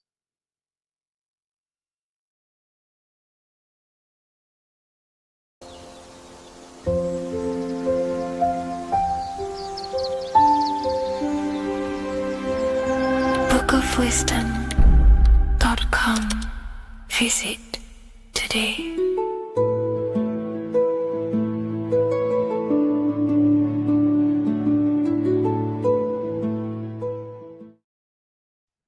Hello, everyone. Today we're going to be discussing the esoteric and occult meaning behind the story inside of Genesis, the story of Adam and Eve. This is a widely known story, but not many people know the true esoteric meaning behind it. Okay. So today we're going to be breaking this symbolism down. Before we get into this, please leave a like and a subscribe on the channel. I would greatly appreciate it. And please comment below any lectures or anything you wish to know, and I could maybe make it in the future. The first thing we must understand about the Bible is that it is an esoteric and occult book. It is written in allegory. It is written in such a way that we understand the book compared to our level of perception. Now, what do I mean? If a child read the Bible, they would gain a standard meaning and story behind it. They would gain a normal interpretation of the book, of being good, praise God, and be a good person. However, me, who have studied the occult and esoteric and symbolism for a very long time, when I read the Bible, I see a deeper meaning. I can read between the lines of the allegories, which means the Bible is written in such a genius way that it speaks to your level of intelligence. Depending on how advanced you are mentally and with knowledge, will depend on how you decipher this book and how the parables inside the book can speak to you in your personal life. Okay? So the Bible is the greatest psychological book ever written in history. This is why it's known as the greatest story ever told. It's a story. What we must understand with the Bible is that the Bible creates on the surface a logical way of thinking, which is what we call religion. We read the Bible and if we think logically and we take that book literally, then we gain a religion. But if we look beyond the surface, this is what we call esoteric, metaphorical, symbolic. You can read between the lines using our right hemisphere of the brain in deciphering this book and what it truly means to us and the evolution of our mind, body, and soul. What this book actually reveals between the lines is instructions and stories which teach you how to level up your consciousness, how you can sync the mind, body, and spirit and the soul all together so you can live like a god. This is what the esoteric is. It's the purification of consciousness. Now, when it comes to Adam and Eve, okay, what we must understand is that this is the beginning of creation. This represents the beginning of your life in an esoteric way. This is symbolic for the beginning of your incarnation into this physical world. Okay. And we have Adam, masculine, Eve representing feminine. These are the two masculine and feminine energies which create the whole material universe. Okay. And as we are born with a pure consciousness. We are born with pure consciousness. Well, now, what do I mean? As a baby, we have no knowledge. We are pure essence of the soul. You know, we don't gain the knowledge of good and evil. We are pure. Yes, we're not happy all the time as a baby, and we're not sad all the time, but we have no ego. This is what I mean. Our consciousness is not split. As a baby, you are whole. You have a whole consciousness. You are yourself. You have no false identifications, no limiting belief systems, nothing. You are pure awareness and the pure soul and the pure mind. Now, this is what Genesis is representing. As we grow older, the more experiences we gain, the more thoughts we start to think, the more knowledge we gain of this world, the more impure our mind, our heart, our soul, our spirit becomes, the more impure our body becomes. As we grow older, we're infected with negative beliefs, negative thoughts, and society norms. This is a big one. As we grow older, we are molded by society. We shut off areas of ourself and we push them away so that we fit in with society. We all know this. We all did this in school. We pushed away parts of ourselves to act cool or to fit in, whatever it may be. Whatever type of person you were in school, we all went through this because society and culture is programmed. So as we grow older, our consciousness splits. We gain a persona, an ego, and we gain a shadow self, the subconscious, and we gain an ego. Now, the ego is what you show to people. It's that character that you show, that you put on to your culture, to your family, to your friends. This is a false identification. And we also gain a shadow self. The shadow self is gained through experience. This is the subconscious. Our ego is created through experience. And so is the subconscious and the shadow self. Okay. So as we gain age in this material body, we fall from the Garden of Eden. We gain the knowledge of good and evil. This is what the symbolism represents of us leaving the garden, us eating from the fruit. Now, the fruit represents the knowledge, it represents the insight, the experience, which splits our pure consciousness. Our soul splits. Okay? We lose connection with the divine. We lose connection with our pure self through material experiences. We may lose ourselves in material experiences. We may lose ourselves in lust and material gain, wealth, and all of these lovely things that the material world offers. We lose ourselves in this. Okay? And not only that, there's another symbolic thing that we're missing with being a child. There's another symbolic meaning behind this tree in this story of Adam and Eve. And this is sexual energy. Okay? As we are a baby, we have no ability to create another human life. We have no sexual urges. We have no desire for the material things as a baby. Nothing. As we grow older, our sexual energy cultivates around the age of, it's like 10, maybe earlier for some people or later for some people. This is what we call puberty, when our sexual energy activates. This is when the masculine and feminine energies are present within the body. And we are now given the ability to create human life. We're now given the ability to bring in a soul into the material world. Now, this is what we believe and know in the esoteric world. That is what sex is. You're bringing a soul from the astral into the physical. Okay? So as you grow older, you gain this ability to use the power of creation. You gain this force within you that allows you to open a portal in the astral and bring in a soul to the material. Now, this power can be misused. This power is very powerful and it should not be misused.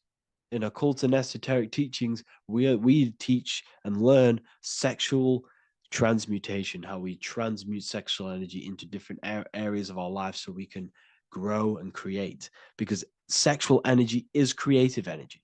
It creates a whole new human being. So if we retain it, we can transmute it into creativity.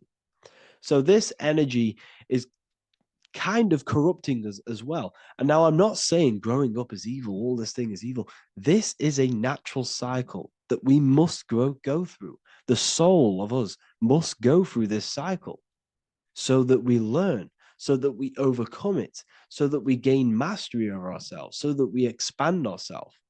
I recommend you watch the Evolution of Consciousness lecture that I did on my YouTube. An amazing lecture. Talks about the evolution of consciousness and how we're on a never-ending cycle of life and death and expansion. So leaving the Garden of Eden is symbolic. You see, Eve represents emotion. She's feminine. Adam represents action. That's why he bit the apple. You see, Eve takes the apple and tempts Adam because she's the emotion. She's the sexual desire. And Adam eats it. He releases. He misuses the power of his creation. He misuses his consciousness because of material illusions and material desires. This is natural, okay? As we grow older in this life, our soul has to experience sin. We have to experience negativity. We have to experience evil, okay? And we have to misuse this power within us to learn about it so we can overcome it and gain control over it. Now, this is why the Bible says in Genesis 3:6, for God doth know that in the day ye eat thereof, then your eyes shall be opened. Ye shall be as gods, knowing good and evil. This is very, very, very symbolic. We come into this world to experience a dualistic way of reality. We come into this world to challenge ourselves so the soul can grow, because the soul comes from pure love from God. But we come into this world so the soul may know what it's like to be evil. You see, we are like a seed. Our soul's like a seed. And when that seed grows, okay, and it's planted, them roots must grow to hell in order for the top of the tree and the roots to grow to heaven. In order for the soul to reach the highest states, it must descend down into the lowest states. Good and evil. This is the story of good and evil, okay?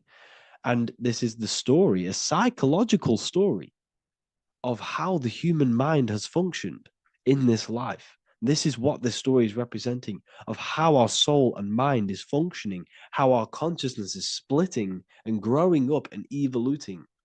Okay. Like I said, snakes represent sexual energy. They represent, snake, when you've been snaked. This is why we say you've been snaked, because it represents a temptation of sexual energy. This is why the Kundalini is symbolized as a snake. This is the serpent within us that we can rise to activate dormant brain cells in our brain. Now that's called the Kundalini awakening. I'm not going to get into that into this video, but this is what it symbolizes, the tree and the knowledge of good and evil, because our body is the tree. Our central nervous system is the tree.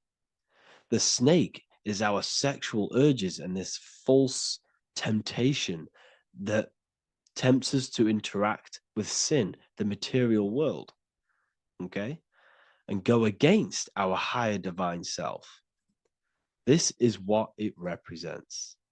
Now, it's very, very symbolic. Not everyone is going to agree with this, but this is my interpretation of Genesis based on my research of occultism, symbolism, metaphors, and me studying the Bible.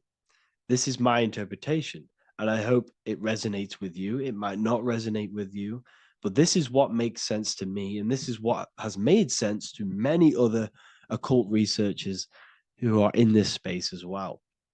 Okay, so please leave a like, leave a comment, leave a subscribe. I'd greatly appreciate if you could, just give me some support on this channel. We're nearly at 100,000 subscribers, which is insane. I just want to say thank you all. And yeah, I will see you inside the university if you join. I'll look forward to mentoring you, connecting with you on the live calls. There's a new symbolism course which is going to be available very, very soon. And yeah, if you join the university, you also get a 30% discount on all of my products, astrology readings, one-on-one calls, all of my books. Yeah, so I hope you gain some insight on this video, and I'll see you in the next video, and I'll see you inside the university. Have an amazing day.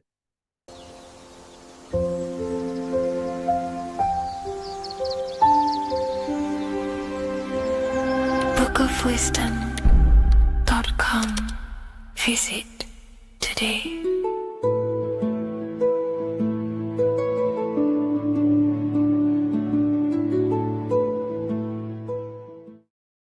Neo is plugged in on the back of the neck, which is the reptilian brain stem. The reptilian brain is all to do with survival mode, survival state. It's always scanning the environment for safety, whether that's physically, emotionally, or mentally. It does not think. It is instant. For example, do I smack the guy or run off?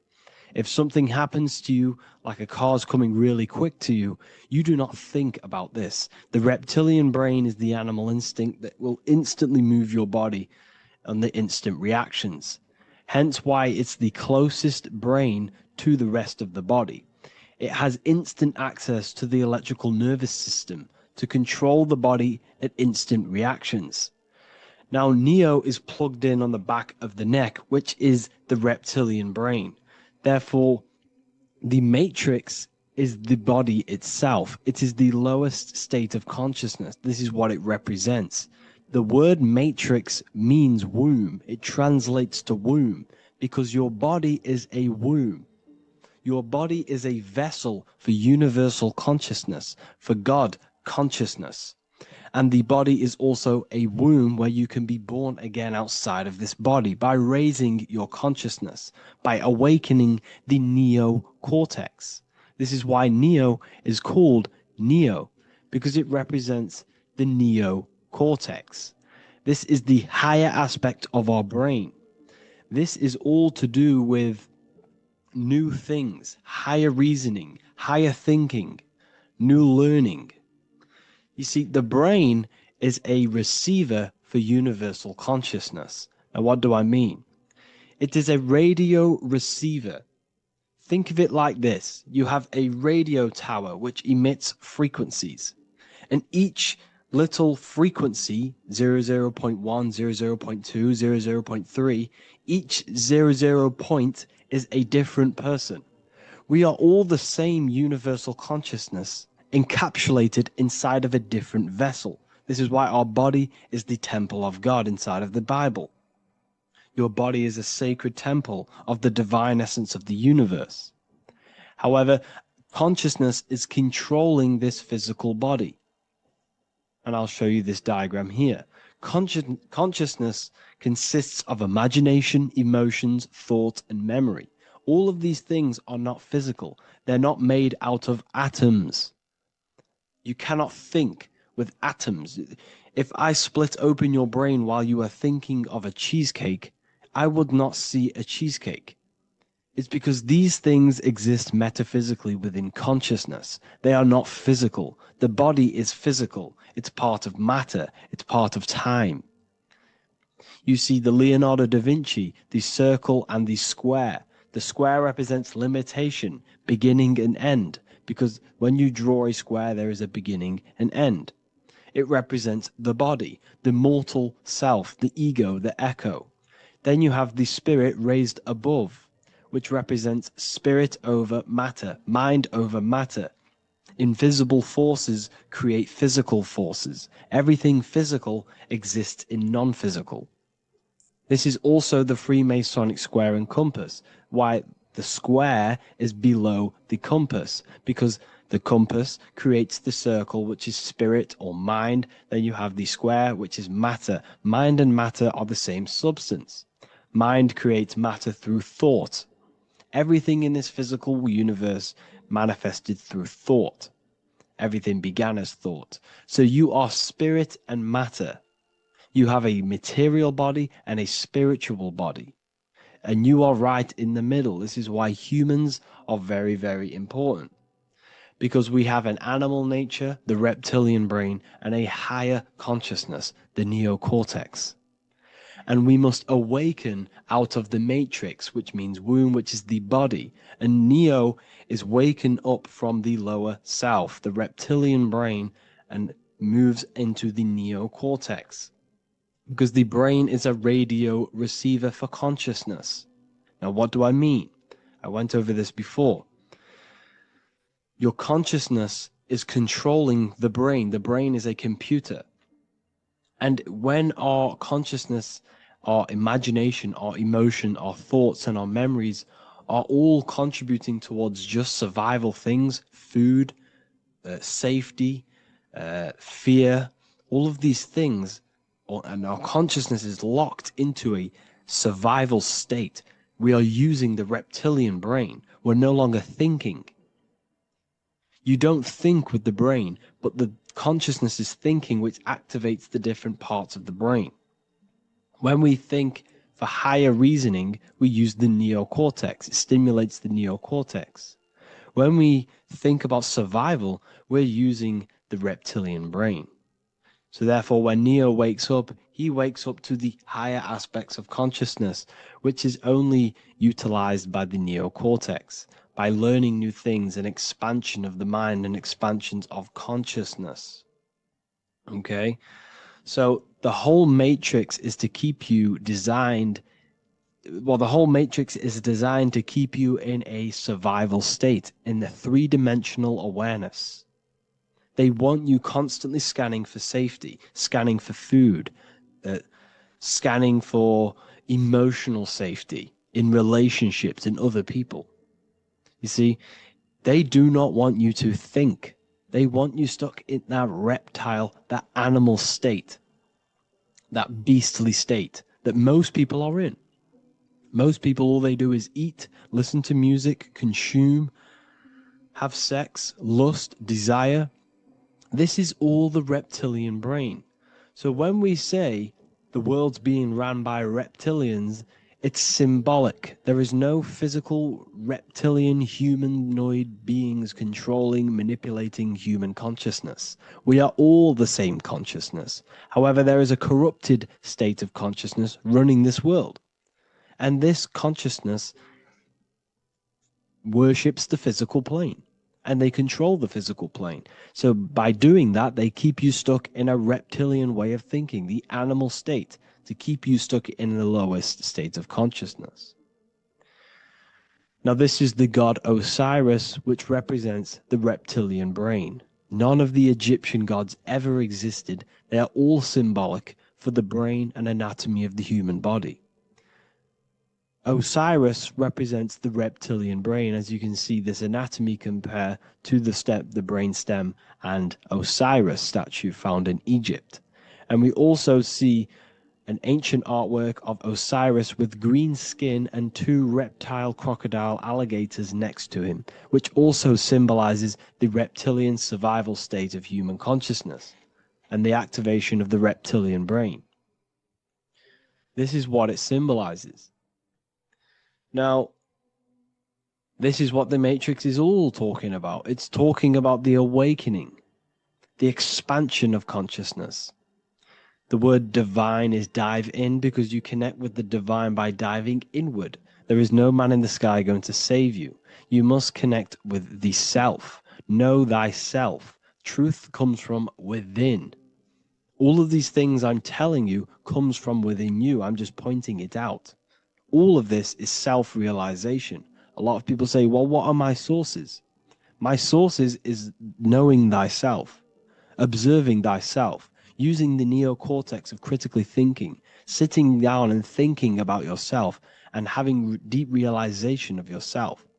You can realize that your thoughts are not of this physical world. It's quite simple. The brain does not think. The brain does not imagine. The brain does not hold memory. All of these things exist in consciousness, the one consciousness, but we are all fractal, infinite parts of. This is the eye on the triangle, consciousness, being given down to the rest. This is separate. This consciousness is separate from the rest of the pyramid. The pyramid is your body. Neo is the one consciousness. This is the Egyptians symbolizing the one consciousness giving Ankh, which is life, to all the different life forms. However, you can see that the central sphere is giving a big Ankh to the humans, because humans, like I said, possess the advanced consciousness, an advanced brain that allows us to turn above our reptilian animal self. For example, we can go against our reptilian lower animal nature and turn to our godly nature. Animals cannot do that. They are stuck in instinct. They are stuck in a reptilian animal way of thinking and operating. Everything they create is to survive. We can turn against our lower nature and create for amazing things like buildings, architecture, technology. We can use our creative consciousness for anything we wish, not just survival needs. And it's the same with your spiritual journey. You can raise your consciousness beyond this animal state that they try to keep you in through fear, consumption, food, and the reptilian brain. We must awaken, start to think critically, and awaken to our divinity. Because the mind, the consciousness within you has infinite potential to expand. There are infinite fields of knowledge that you can explore. The mind can never be filled. It can never ever be full of knowledge. It always expands, and that's why you are alive. That's why you are part of this universe. That's why the science always says the universe is always expanding, because the universe exists in your mind, and the mind is always expanding into new fields of thought, new fields of knowledge and information. And that is your whole sole purpose, of expansion of mind and expansion of consciousness, and the exploration of the mind of God. We are living in the mind of God. You are a thought in the mind of God. You must awaken out of this body. This is why Jesus says you must be born again to see the kingdom of God. You must be born again. You must raise your consciousness beyond physical limitation and awaken to your divinity. And this is pretty much it for this video. I hope you all understand this, that this is all symbolic for consciousness.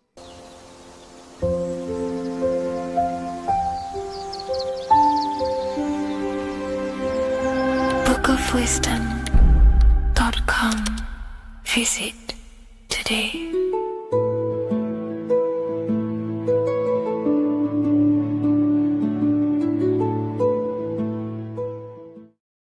What if God is not watching you every move, not judging every mistake that we make, not deciding in real time who goes to heaven or hell? What if reality does not work through God micromanaging everyone in his creation, but through a law? And what if you are not separate from those laws, but an active expression of them? Once you understand this, everything in your reality will shift. The idea that God micromanages everything and does everything by himself to hold up his creation is illogical. It makes no sense. There are billions of souls and living people in this world. There are plants. There's no way there is an intelligence out there micromanaging everything. If you die and pass on, there's no one waiting in a queue to be judged by God. This is totally, just religion creating up their own version of the Bible or whatever holy book it is. We have to remove that system out of our mind that's being heavily implanted into us. If God were personally judging every soul the moment they died, there would be an endless queue of people waiting to proceed, punish, or rewarded. Reality does not operate like a courtroom with a single judge overseeing every case. Instead, reality operates through systems, through structure, through law. God does not intervene moment by moment. God sets laws into place,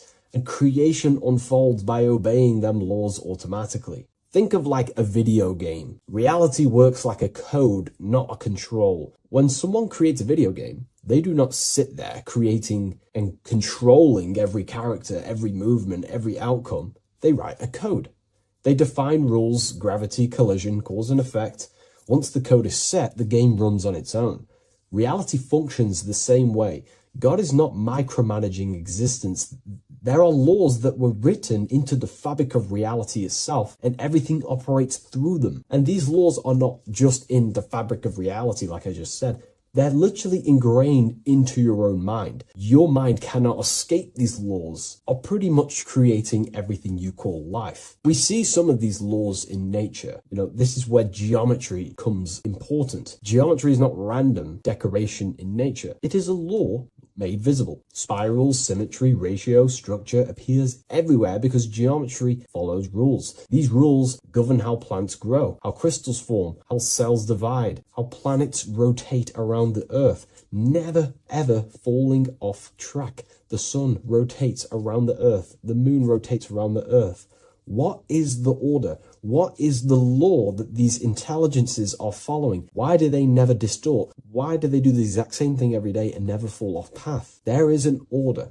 And in fact, the word cosmos comes from Greek. And the word cosmos in Greek means order. This is why we call cosmology or the cosmos, the universe. It is order. It is an ordered, structured creation which contains and recycles and regenerates itself.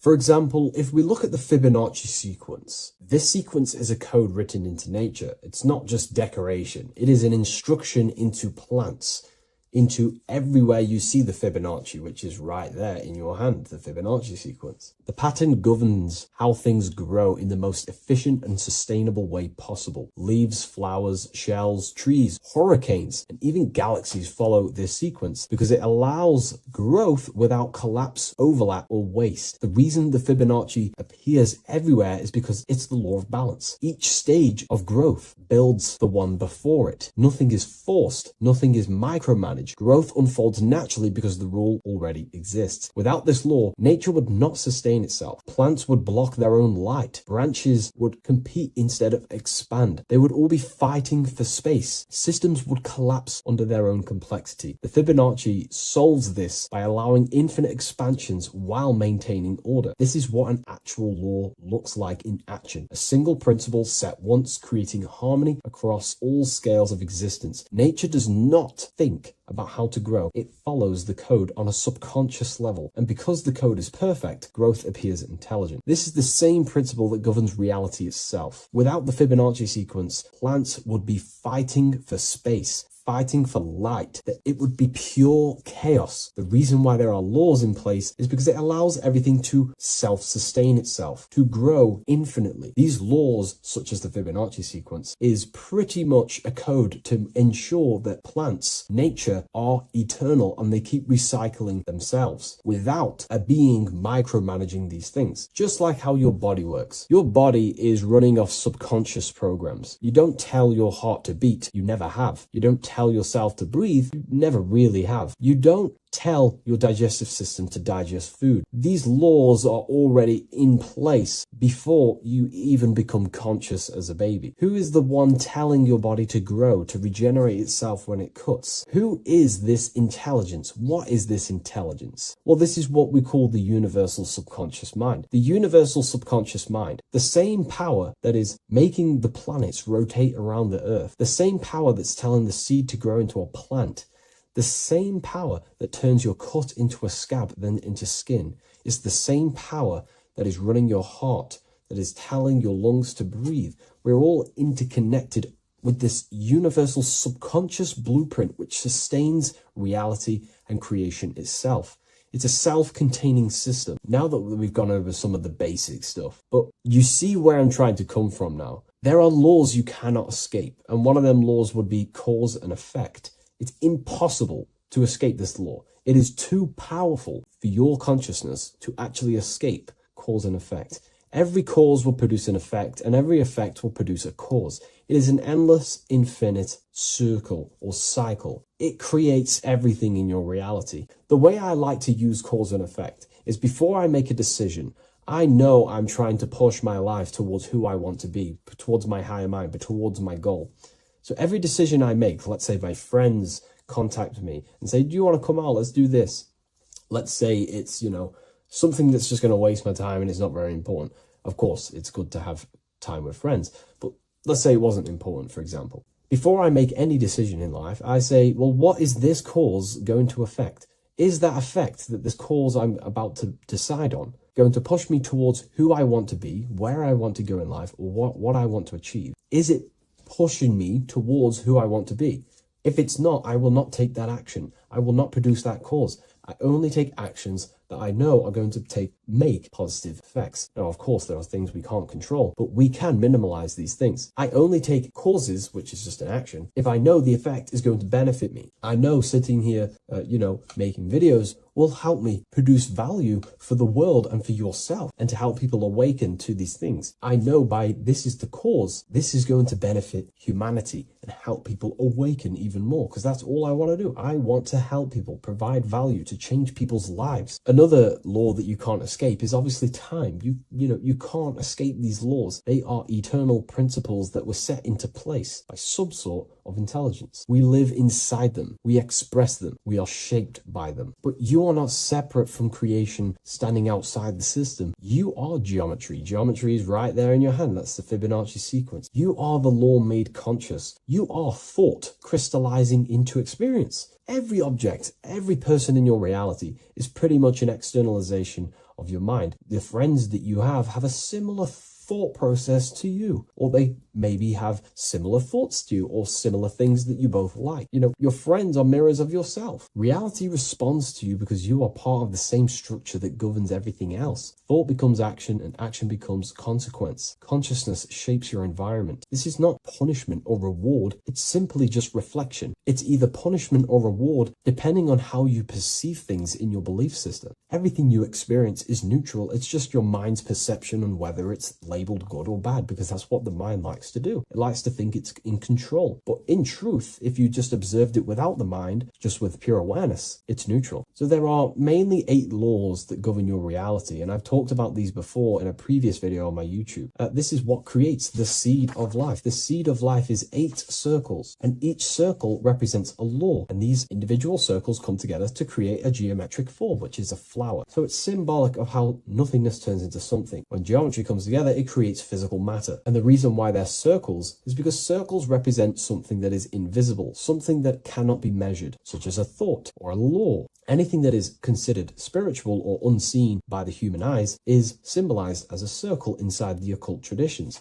The reason for that is because circles' surface area cannot be calculated. You can't find the exact surface area of a circle, which means it symbolizes something that you can't actually measure or see or tangibly touch. Therefore, the seed of life represents the 8 laws that come together to create a flower, the 8 laws that come together to form matter, the 8 laws that crystallize mind into a physical experience. These laws would be the first one, mentalism, the big circle around the seed of life. The big circle. So mentalism just reveals everything is mind. Without mind, there is no existence. Mind is reality, pretty much. You experience life not just outside of you, but mainly inside of yourself. Therefore, all of the laws that come after mind correspond to the mind, because mind is the first law. The second law will be vibration. Every thought has its own vibration, and you attract to you the thoughts that you put out based on the vibration. If you think negative, low vibrational thoughts, you will receive back to yourself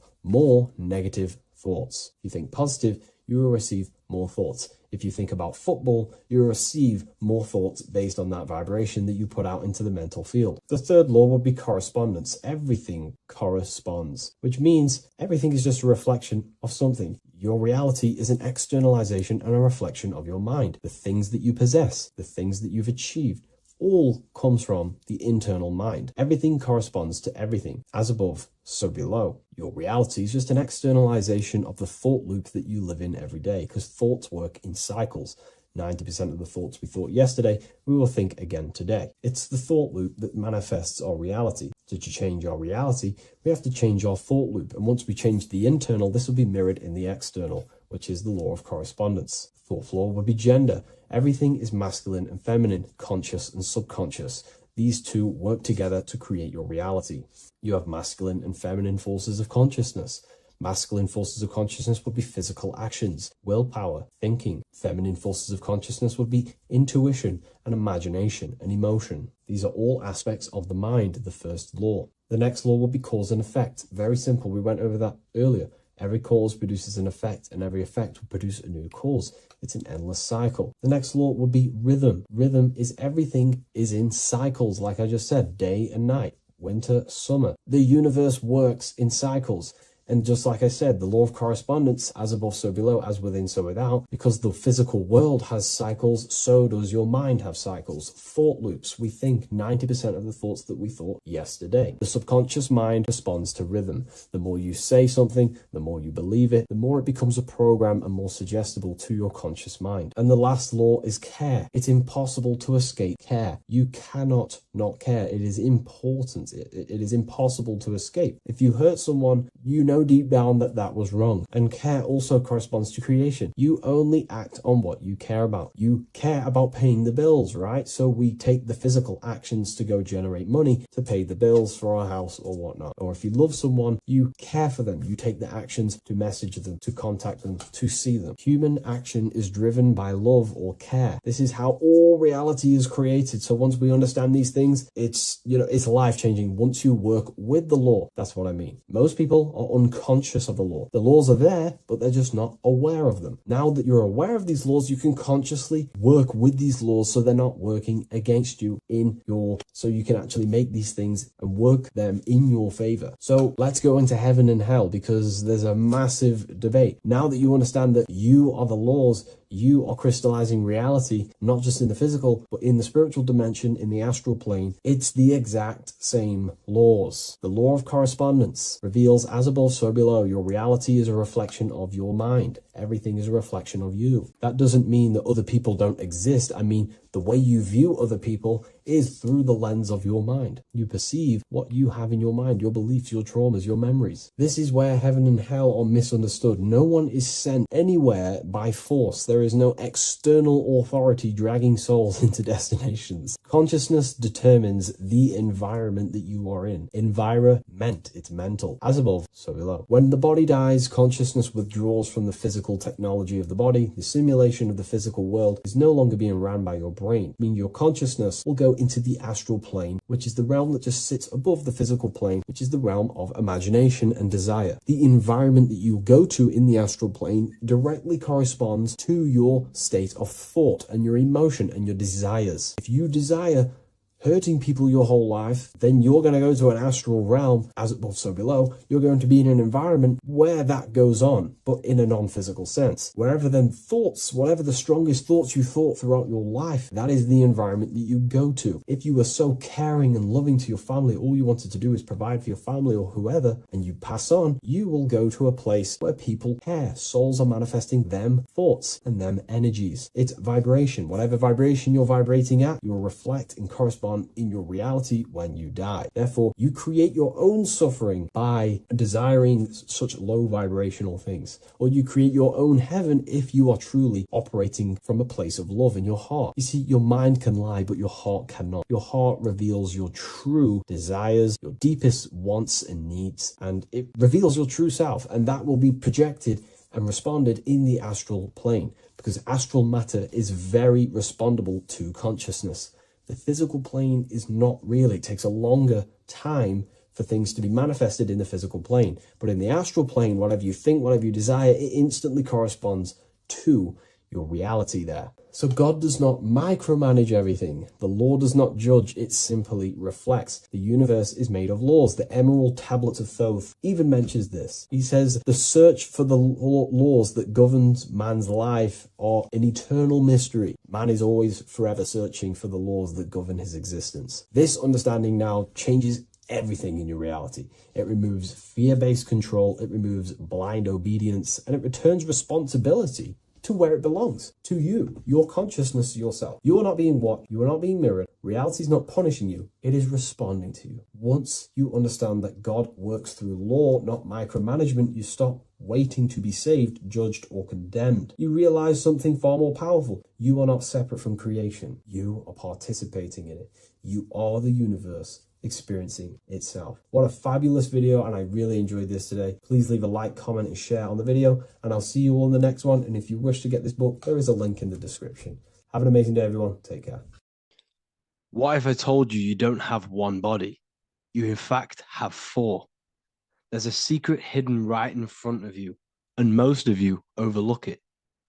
And by learning these teachings today, this will change your perspective on life, on yourself, and completely change the conception of yourself. This is the key to your highest potential. If you stay with me today, you will find secrets about yourself that will change your life. But I warn you, once you step this path of esoteric knowledge, there's no going back. Once you see, you can't unsee. So stay with me, and we will discuss the four bodies of your soul and how you can master yourself to reach your highest potential. The first thing we must understand is that there is a sun. And just like the sun gives life to the earth, there is this life force within the sun that gives life to all matter. We must understand that that matter itself is dead. It has no life potential. It has no ability to create or destruct anything. All of the life comes from above, from the sun, from the life-giving power of this infinite energy source we call the sun. No matter what model you believe, the sun still gives power to this physical realm, giving life to all of the crops, giving life to animals, giving life and growth to all things that the rays come in contact with. This is a macrocosm process. We must understand the teachings of as above, so below. This means that the macrocosm repeats itself in a microcosm form. Now, what do I mean? Humans are made in the image and likeness of God. You are a miniature version of God, a spark of the divine consciousness made in human form, in physical form. Just like the sun gives life to all physical matter and growth to all crops on the earth, your soul is a miniature sun. And your soul is giving life to the body. Your body is a miniature earth, which also goes through the cycles of the 4 seasons of the sun. We feel different in each one of these seasons. It's because our body does not only go through these cycles externally, but these cycles happen within ourselves, within consciousness. Your soul is the sun.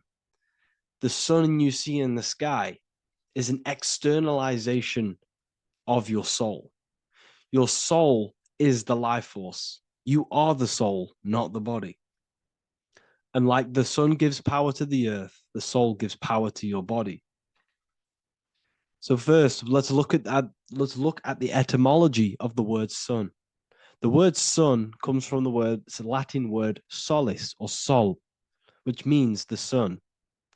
Sol then became soul, sun, soul. And in fact, S-O-N and S-U-N in the old etymology dictionary mean the exact same thing. They are interchangeable. So when we look at the symbol of the sun, we look at a circle and a cross, which represent the 4 aspects of the sun, the 4 seasons of the sun: summer, winter, spring, and autumn. These are the 4 states of the sun. Like we said, this is why we get this symbol. You have the 4 states of the sun, which represent the 4 bodies of the soul. Now, this is where we get deep.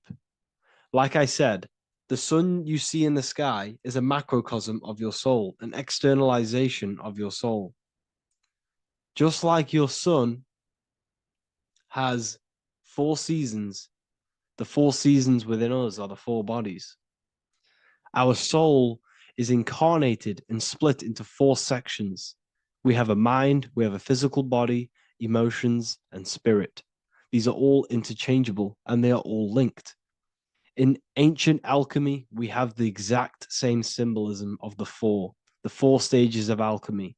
But in this case, they're symbolized as the 4 elements: earth, water, air, fire. In this ancient alchemical symbol, we have the pentagram, with the top one representing the soul, ether. Our soul then has the 4 bodies, with the human here. We have the man, the eagle, the bull, and the lion. We see this on the tarot card, the Wheel of Fortune. The man, the eagle, the bull, the lion. We see this in Matthew, Mark, Luke, and John. The lion, the bull, the man, and the eagle. We see this with depictions of Jesus. Jesus, the man, the bull, the lion, and the eagle. These represent the 4 fixed signs of the zodiac. Taurus, the bull. Scorpio, the eagle. Scorpio was symbolized as an eagle. It's an ancient symbol. Now it's been changed to a scorpion, of course. Leo, the lion. Aquarius, the man. These represent the 4 fixed signs, which are 4 different elements. Taurus is an earth sign. Scorpio, a water sign. Leo, a fire sign. Aquarius, an air sign. Taurus is the earth. As above, so below. The earth is the physical body. Leo is fire. Fire is the spirit. Scorpio is water, which is the emotions. Aquarius is the mind, which is an air symbol. Air is the mind. That's why we call people airheads. Okay? So what we're actually looking at here are the 4 aspects of our soul. We have the sun in the middle and the 4 bodies of the soul. This is what Jesus is symbolizing. Jesus represents you. God made flesh with the 4 aspects of the soul. The 4 gospels are all depicting Jesus in 4 different ways according to the different body of consciousness. The Wheel of Fortune are representing the 4 bodies of the soul. This represents the 4 bodies. Now, how are they 4 bodies? They are 4 dimensions of consciousness. The mind is not made of the same substance of the emotion. The emotion is not made of the same substance of the physical body. The spirit is not made of the same substance as the physical body also. They exist in 4 dimensions of consciousness. They are 4 bodies of our soul. And the most important teaching here is what I'm actually getting to, is the powerful one. This is what gives you power. Most of us live in chaos. Our mind is thinking of doing something. Our emotions are feeling something else. Our body is lusting and wanting to do something else. And our spirit's energy is completely off. Most people live in unbalance. None of these 4 bodies are working together. This is why we produce chaos in our lives. When these bodies are in balance, are not working together. So in alchemy, they symbolize the 4 elements, which are the 4 bodies of consciousness. These are the furnaces with the fire. They represent transmutation of each body. We have to sync these bodies. We have to sync the mind with our emotions, and our emotions with our actions, the physical body, and with our spirit. These 4 key bodies need to be in line in order for us to create consciously in our life. Because each one of us is a creator, a miniature version of God, creating our own earth, creating our own material reality. And in order for us to create consciously and with effect and power, we must have these bodies unified so that we can create consciously and not create chaos. So this is very, very important. And this is a secret teaching found in all ancient societies. But this is what the hidden symbolism of astrology actually is. The sun is our soul, and the 12 zodiacs are 12 aspects of our soul. And we have the 4 aspects of the 4 main bodies. This is what we're looking at. We're not looking at the sky. We're actually looking at aspects of ourselves, aspects of our soul that we must master and transmute in order to become our highest potential. So I hope this makes sense.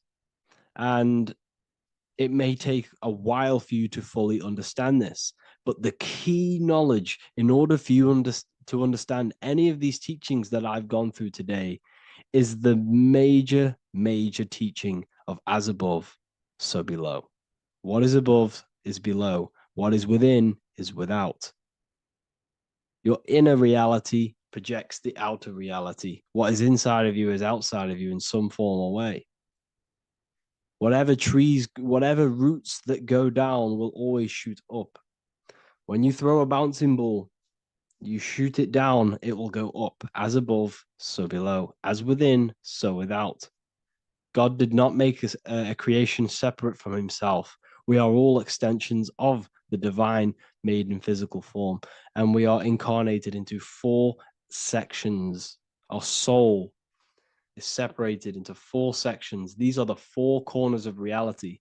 These are the 4 pillars of reality that we must control. So in order to access our soul in meditation, we must turn off these 4 things. Turn off the mind, the emotion, the spirit, and the body. And then we access the soul. So I hope this video helps today. And you can learn all about this in the Book of Wisdom, Volume 2. This book is a revolution in consciousness. I do not recommend everyone reads this book. This book is only for people who are serious and want to transform their lives. This book is a book that will change the scope you see reality. It will change your perspective on yourself because you will resonate with this. This book does not just give you information.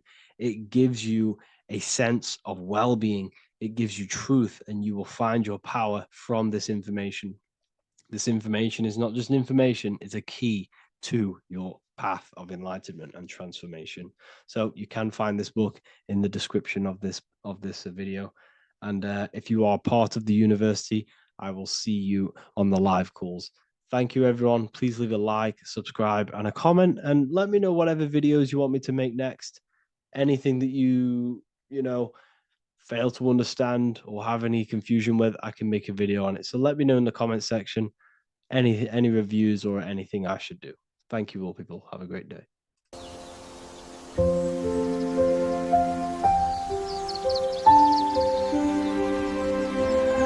bookofwisdom.com. Visit today.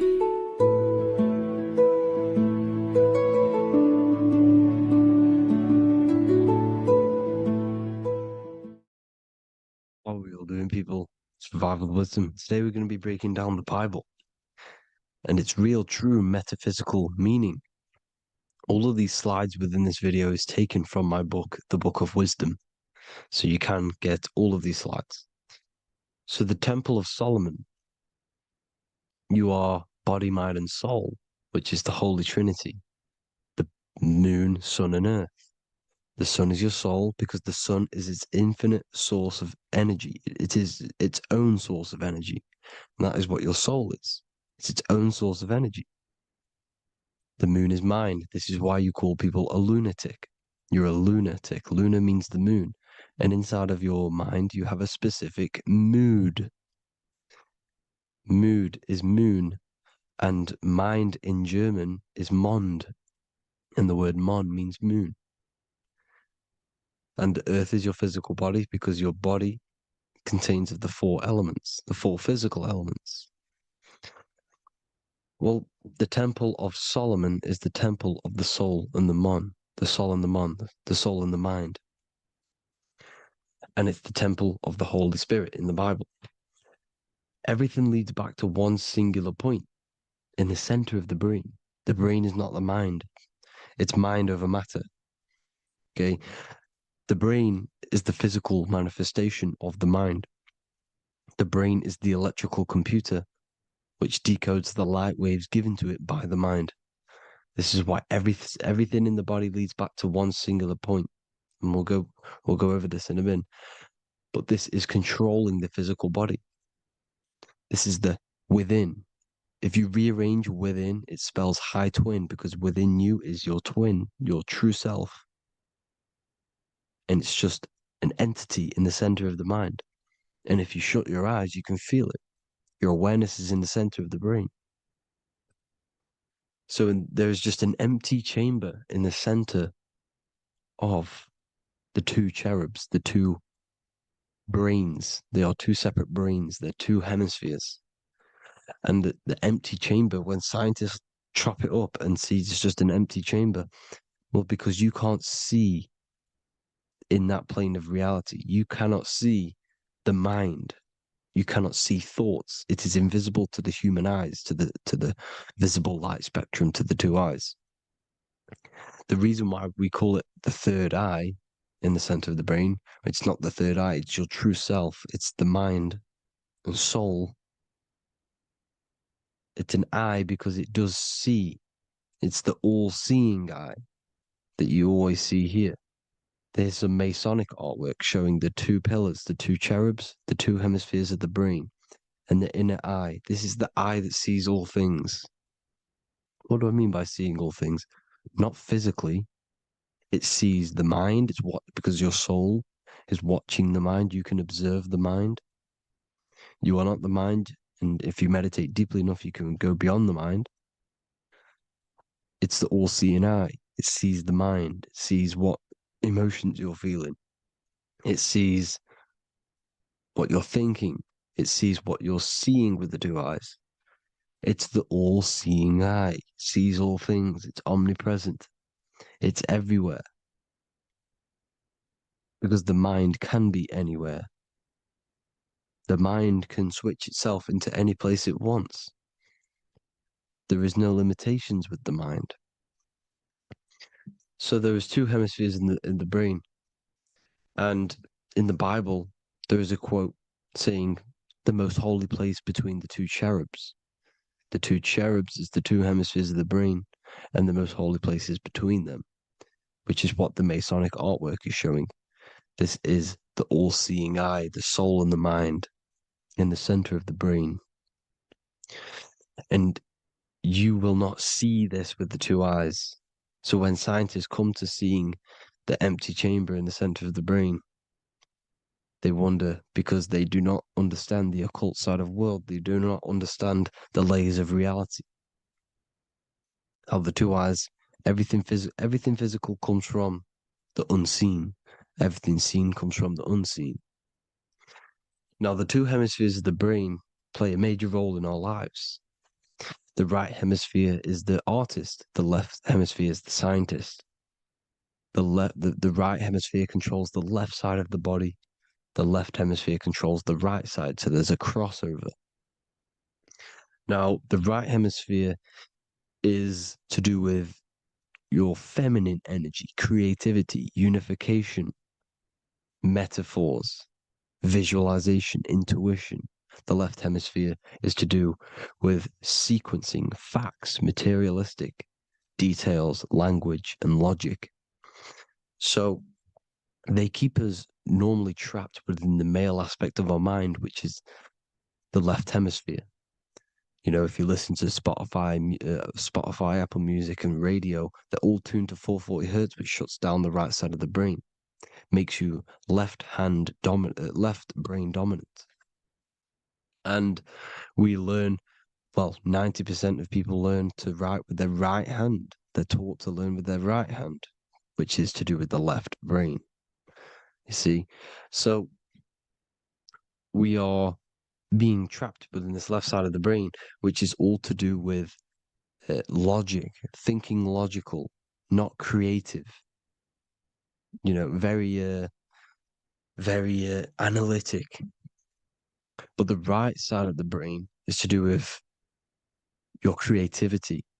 So the right side of the brain is perceiving reality as a holistic perception. Now, what do I mean? If you're riding through a woods, for example, if you're riding through a woods, your right hemisphere is seeing the whole woods as one unified woods. The left hemisphere's job is to break down the perception given to it by the right hemisphere and break it down into individual trees. So what am I saying? The right hemisphere is seeing humans and everything in creation as one unified consciousness. The left hemisphere is seeing individual egos. This is why the left hemisphere is the place of the ego, the right hemisphere is to do with the higher self. They're both needed, though. I'm not saying one's better than the other. It's balance. Now, they don't want you to see the unified picture, perception of creation. They want you to think everything is individual, everything is doesn't come from the one, because all things come from the one. And we experience the two in this reality, dualism. In order to understand the one, we have to experience the two to advance. So, anyways, let's get away from the two hemispheres. The right hemisphere, like I said, is to do with the higher self. And this is why in John 21:6, it says, cast the net onto the right-hand side of the boat and you will find fish. Meaning, cast your energy, cast your perception into the right hemisphere of the brain, and you will find God, unification, and higher self. You will see things from a unified perspective.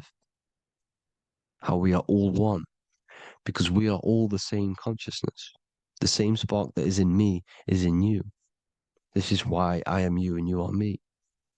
We are all the all-seeing eyes of God, just split up into individual bodies.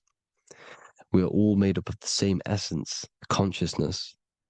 And that consciousness, that mind and soul, is in the center of the brain. You are just in different avatars.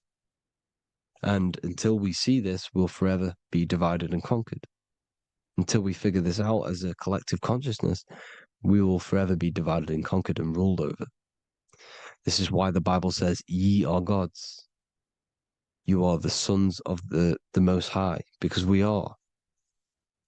We are the Word made flesh. We are God made flesh. Mark 16:19. So then after the Lord had spoken unto them, he was received up into heaven. Head is heaven, H-E-A, and sat on the right hand of God. God is the consciousness in the center of the brain. Heaven is the head, and the right hand of God is the right hemisphere of the brain, meaning he sees things in unification, creativity, intuition, the higher mind, the higher brain. When Moses crosses the Red Sea is the corpus callosum, moving from the left to the right hemisphere of the brain to see unified perception of reality. Head, H-E-A, heaven, same root word. This is why the ancients always depict God in the center of the brain. Here you see ancient Christian artwork showing God in the center of the brain, the light. Here you see it here. Here you see Ganesh, an Indian god, which is the brain. Here you see the Father, the Son, and the Holy Spirit in the dome, the brain. This is the brain, because you are God made flesh. That's what consciousness is. The upper room where Jesus meets the 12 disciples. It's the upper brain on the upper room. The upper room is the chamber, the empty chamber in the center of the brain. That's the room. And the 12 disciples are the 12 cranial nerves in the brain, which pretty much rule the body, all the cranial nerves. The tree of life, the cardiovascular system. This is why in Genesis it says the tree of life was in the midst of the garden. Midst meaning middle, because the middle of the body is the cardiovascular system, which is controlling all of the systems in the body. The tree of knowledge of good and evil is the nervous system. It's the spine and brain. This is what's detecting good and evil. The brain is the electrical computer with the left and the right hemisphere, decoding the dualistic world, decoding the light waves given to it by the external world. It is an electromagnetic computer. It is artificial intelligence. It is very intelligent, the brain and the nervous system, the human body as a whole. But the tree of knowledge of good and evil is the nervous system, because it is the tree that detects good and evil, makes you learn good and evil in this dualistic reality. Here you see Adam and Eve around the tree of knowledge of good and evil. Adam and Eve, male and female energies, but the serpent in the tree, and the tree of knowledge of good and evil. Well, this is the spine, the brain, and the serpent is the kundalini up the spine. The serpent is the S. That's why S, serpent, S, the letter S is the serpent. Sex and serpents make an S noise. You know, the Bible cursed the serpent. So we don't figure out the true religion. The true religion is raising the Kundalini and becoming God-man and reaching our higher states, our true God self.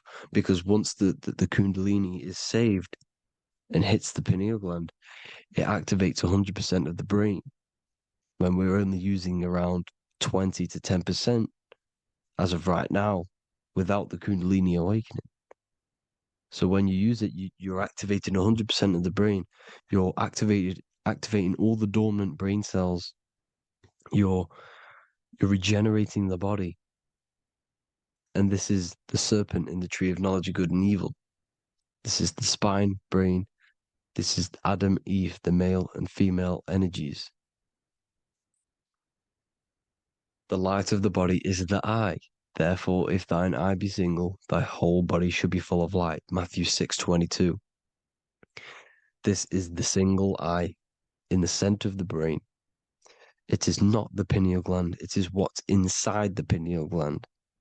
You have to go beyond the physical world, and there are no words to describe things that are not physical, metaphysics.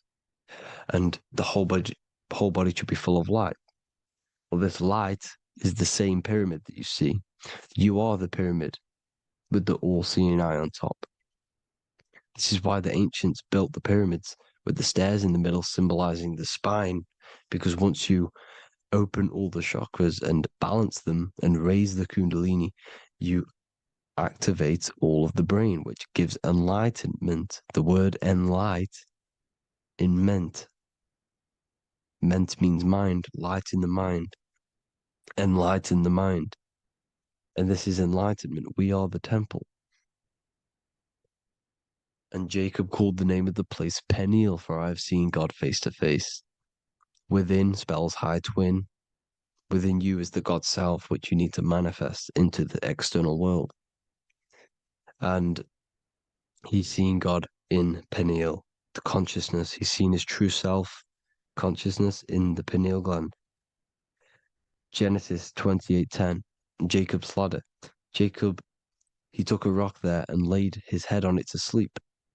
Jacob had a dream. He dreamed there was a ladder that was on the ground and reached up into heaven. Head is heaven. The rock he fell asleep on is the sacrum bone, because he's symbolizing the oil that comes down the spine, hits the sacrum bone and rests there, falls asleep, and it looks up and it sees the ladder to heaven. Because when you raise this oil, you become God-man. You become God in heaven. You can leave the body at will. Do you not know that your body is the temple, that your body is the temple of the Holy Spirit? Corinthians 16:19-20. Or do you not know that your body is the temple of the Holy Spirit within you? Your body is the temple of the Holy Spirit, the soul and the mind within the center of the brain, the temple of Solomon, temple of the soul and the mind. Romans 8:10. Christ is in you. It's not external. When you give where attention goes, energy flows. When you give your energy to external things, your attention, your worship to external things, you're giving energy, meaning it's draining you, and you're feeding something within the astral plane, a mental thought within the astral plane. So with you realizing that the Christ is in you, that you don't have to worship anything outside of you, this means that you're internalizing your energy. You're not giving your energy, because where attention goes, energy flows, which means you become more present. You become healthier because you're not giving off all of your special electromagnetic energy that's charging you. This is why the religions run by the Vatican is all external. They're exoteric. Exoteric means external teachings. The esoteric is the internal, the hidden teachings.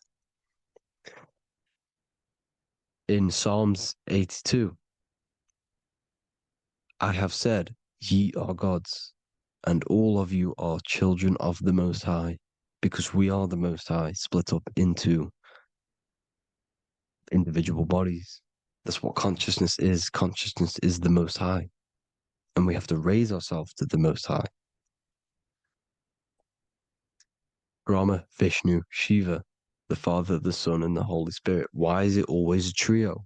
It's a trio because it symbolizes us, the soul, mind, and body.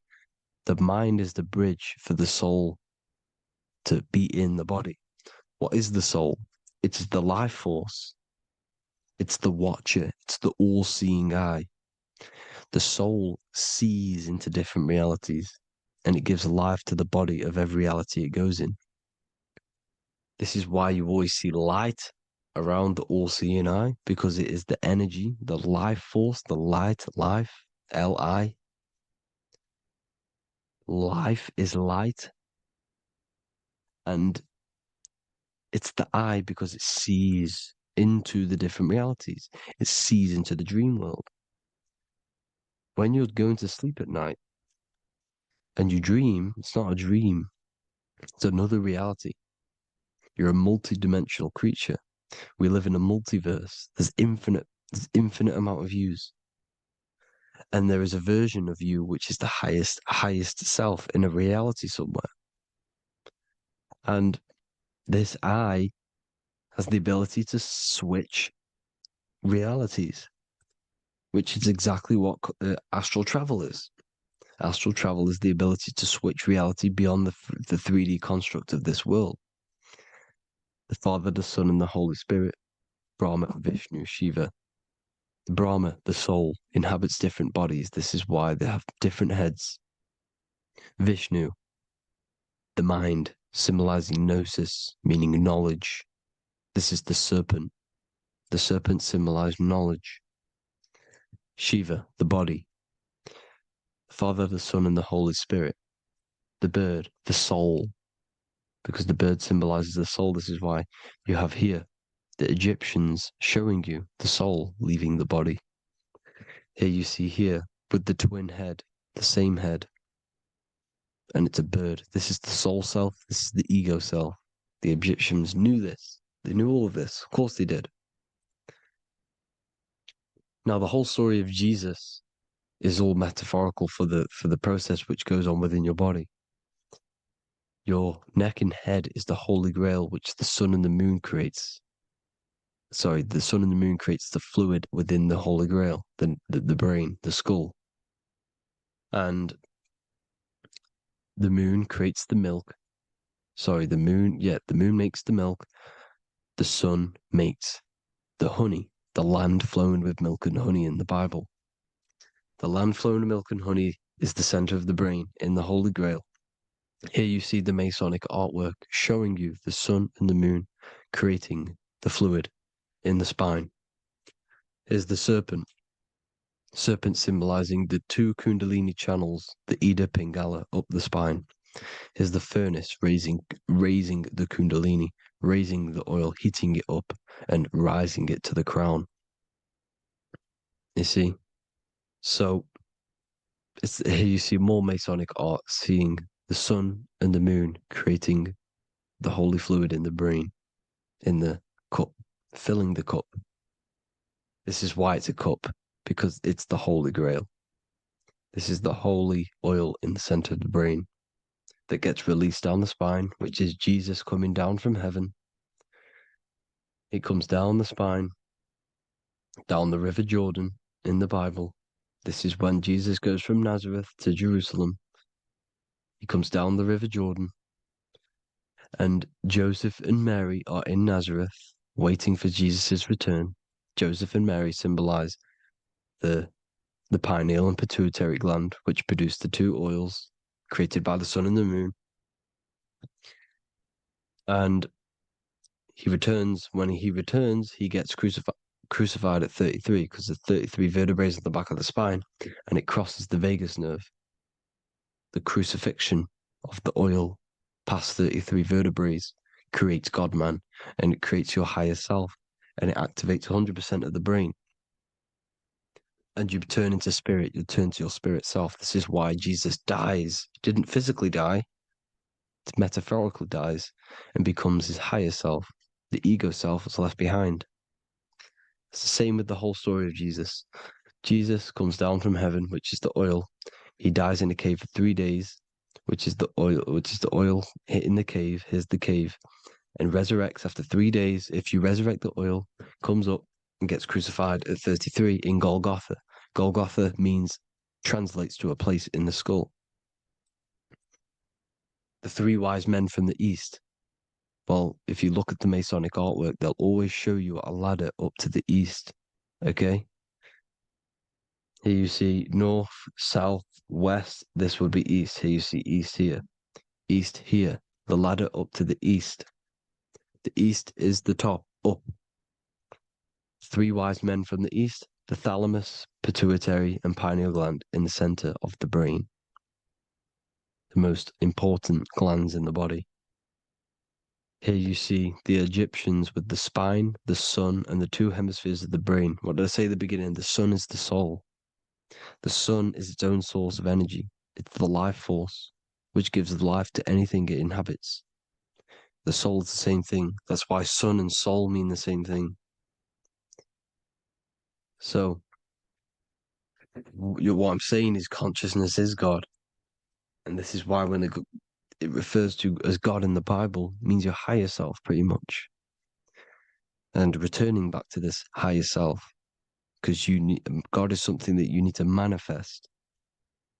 Consciousness is God, and your body is a reflection of the creation by God.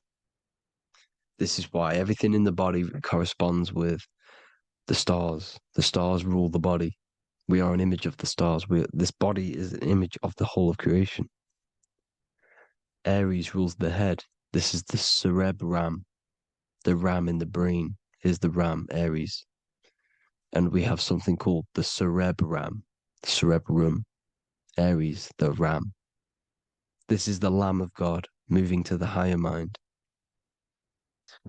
Taurus, which is the lower brain and neck, the cerebellum, the bull Taurus, the lower mind, and the cerebrum and the cerebellum, the ram and the bull, is what makes you ramble on. Ramble meaning walking. The higher mind and the lower mind working together makes the body ramble.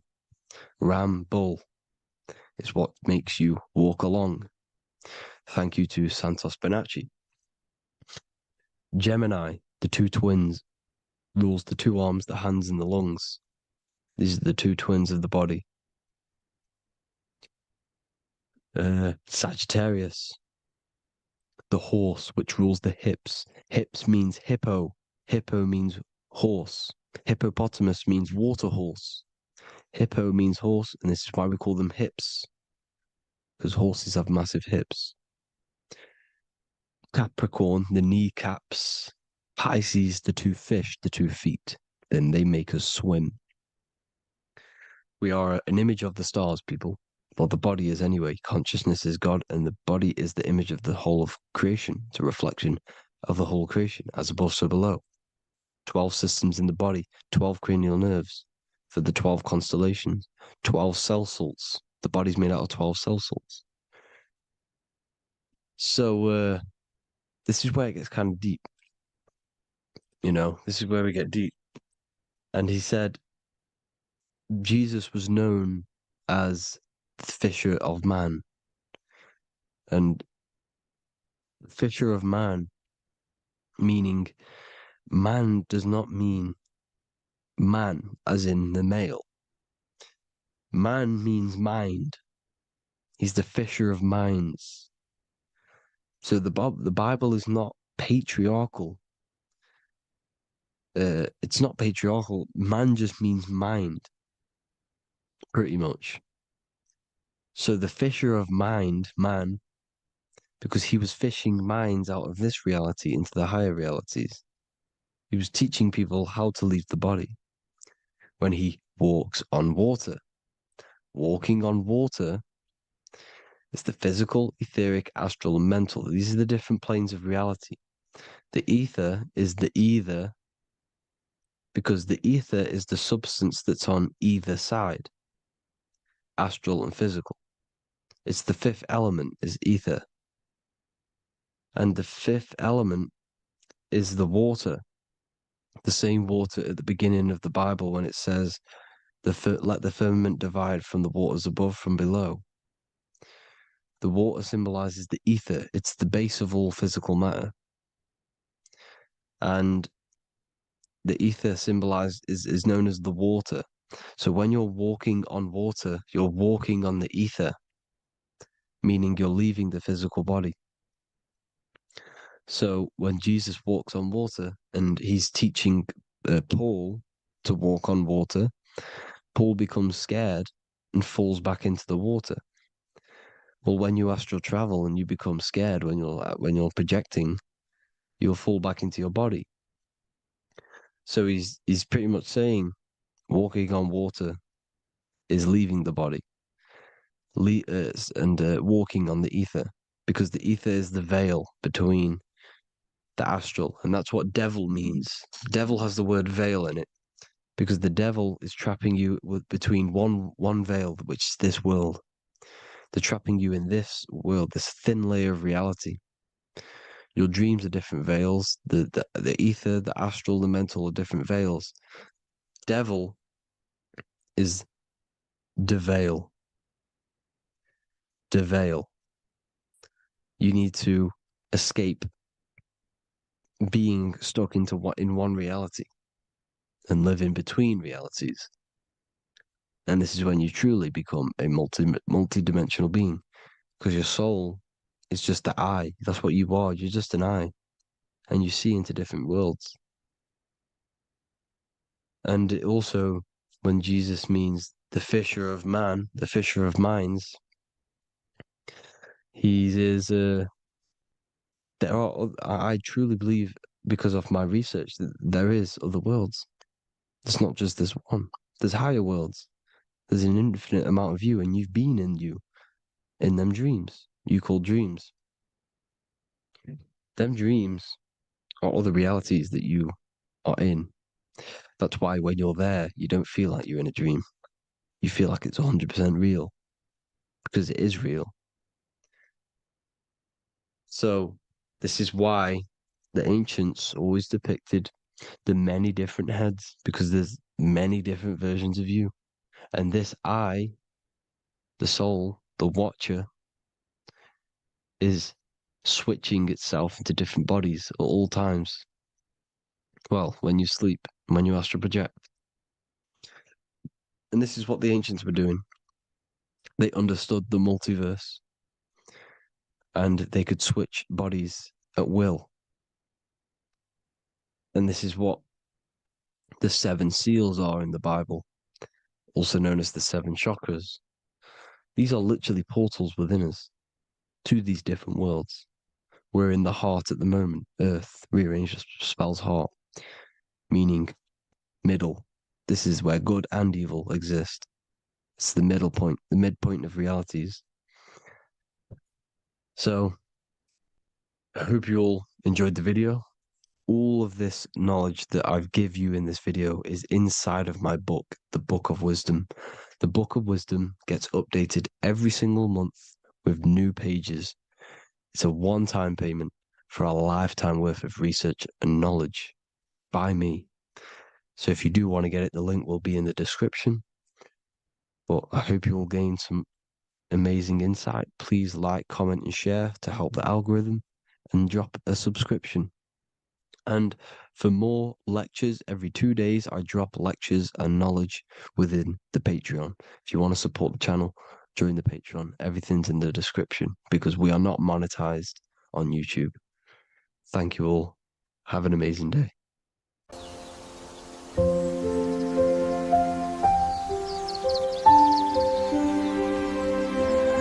bookofwisdom.com. Visit today.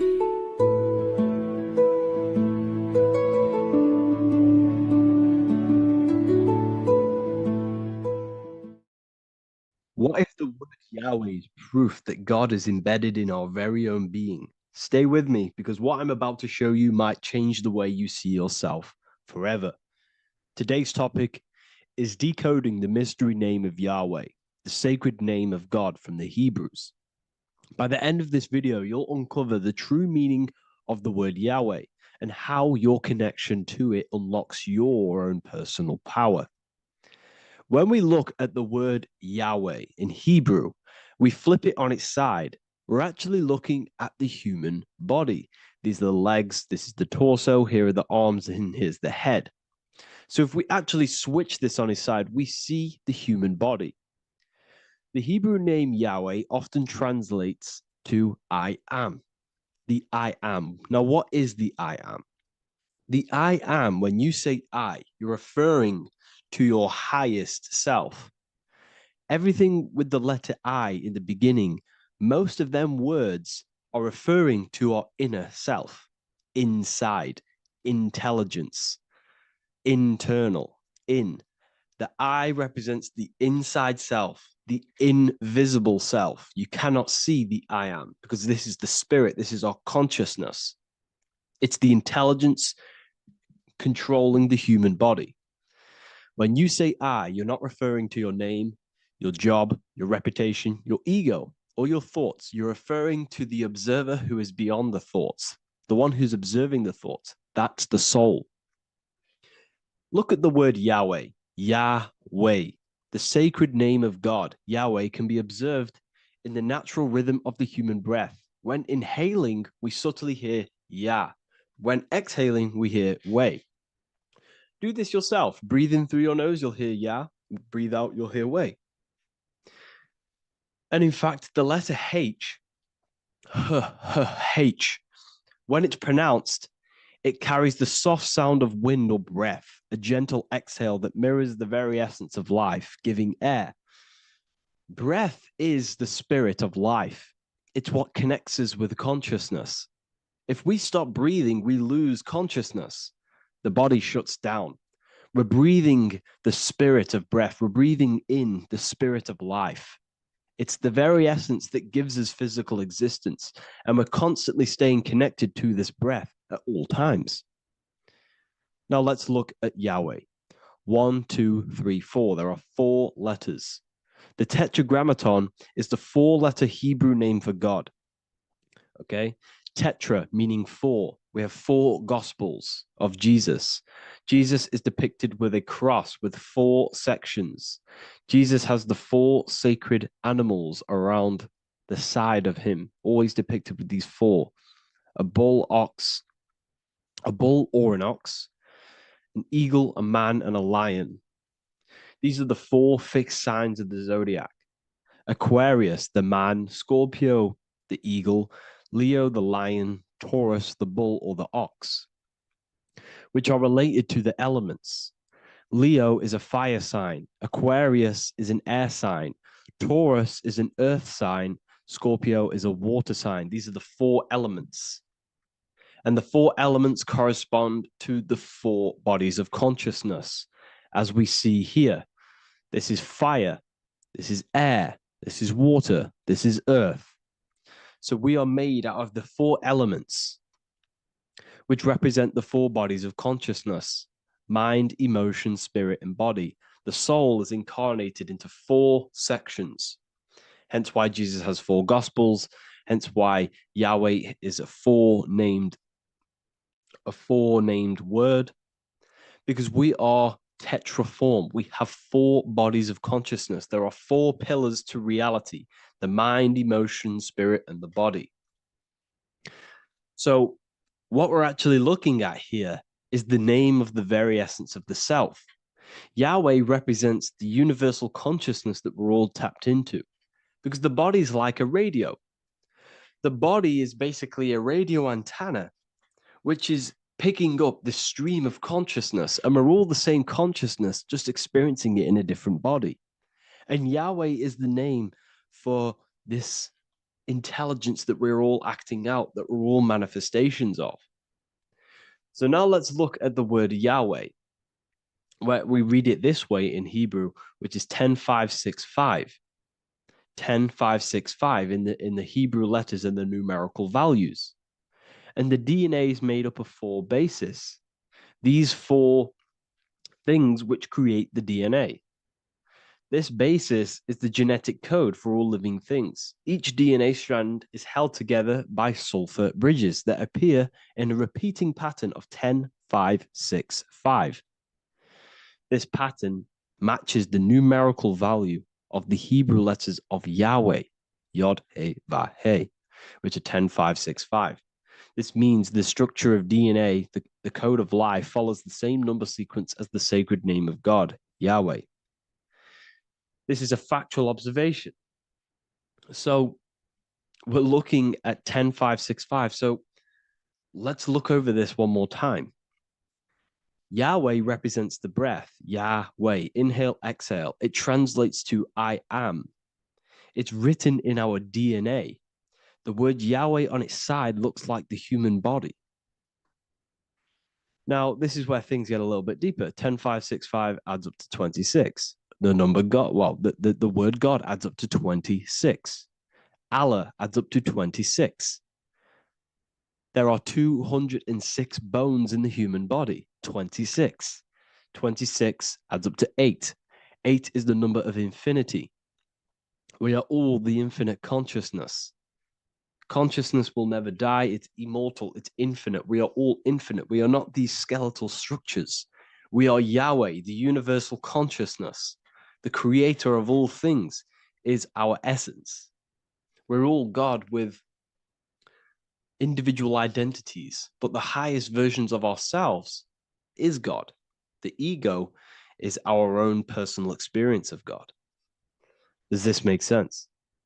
So in conclusion, Yahweh is not the name of a separate God from us, but rather the reflection of the divine consciousness manifesting through the human form. The human body is like a receiver acting as an antenna that tunes into the infinite intelligence and life force we call consciousness or God. This means that rather than being external, the divine presence is within us, expressed through our very existence. It's very interesting when we look into this, and what religion has done has flipped all of this knowledge. All of this sacred knowledge has been externalized. They've externalized God so that we worship God and we view God as something separate from the human experience. They do this so that we don't find the God within us, so that we don't find that we have the power of creation. The mind is the creative force of God. The body is the will to act out that thought. They don't want us to figure out that we are creators and we're all creating our own earthly experience. We're all projecting this reality. And they don't want us connecting with the divine intelligence within us because they want to be the creators. They want to keep this knowledge. They don't want the masses to wake up to this powerful knowledge. So what they've done is that they've taken the scriptures, they've externalized it so that we start worshiping and giving away our power to these external things. And when God is external, we start to fear God because we start to think that God has power over us. He can send us to hell or heaven. So this is what's going on. They've been externalizing this for thousands of years to keep us in a suppressed state. Okay? Humans are very advanced because we possess self-awareness. We possess the ability to move our awareness and our thoughts outside of the instinctual nature. For example, a cat or a dog. These things can only live in their instinct. They live based on instinct. They smell, they eat. That's pretty much all they do.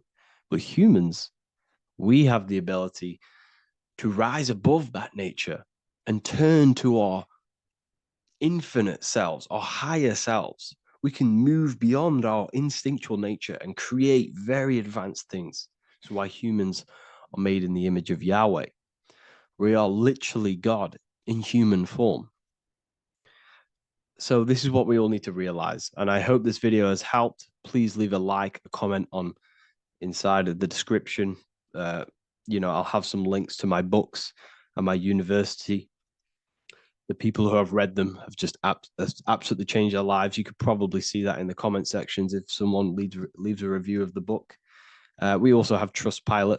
But yeah, I thank you all, and I'll see you in the next one.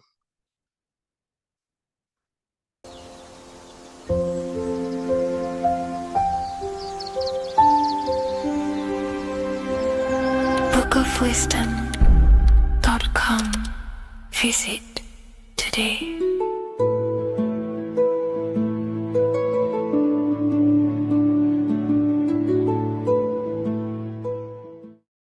What if dreams aren't random at all, but messages from a deeper part of yourself, trying to show you things? In this video, you're going to learn exactly what dreams are from an esoteric view, how to control dreams, and how to dream more frequently. Dreams are not nonsense. They are expressions of the subconscious mind. In the daytime, we're using our conscious mind, what we are aware of. This represents the daytime, the sun, the external world. We're operating in the external, outside the body in the day. But when we go to sleep, we return inward. Everything does this breath. We breathe in through the nose and out through the nose. Everything does this in and out process in the universe. We live, we die every single day. We wake up, we express things in the external. Then at nighttime, we return back to darkness, back to the internal. This is the breath of the universe. We have summer, we have winter. This is the breath of the sun and the seasons with the earth. You have an internal world and an external world. External is physical, the internal is spiritual. Like I said, when we go to sleep, we are returning back to the internal world of your own consciousness and subconscious mind. Your subconscious mind holds everything about you,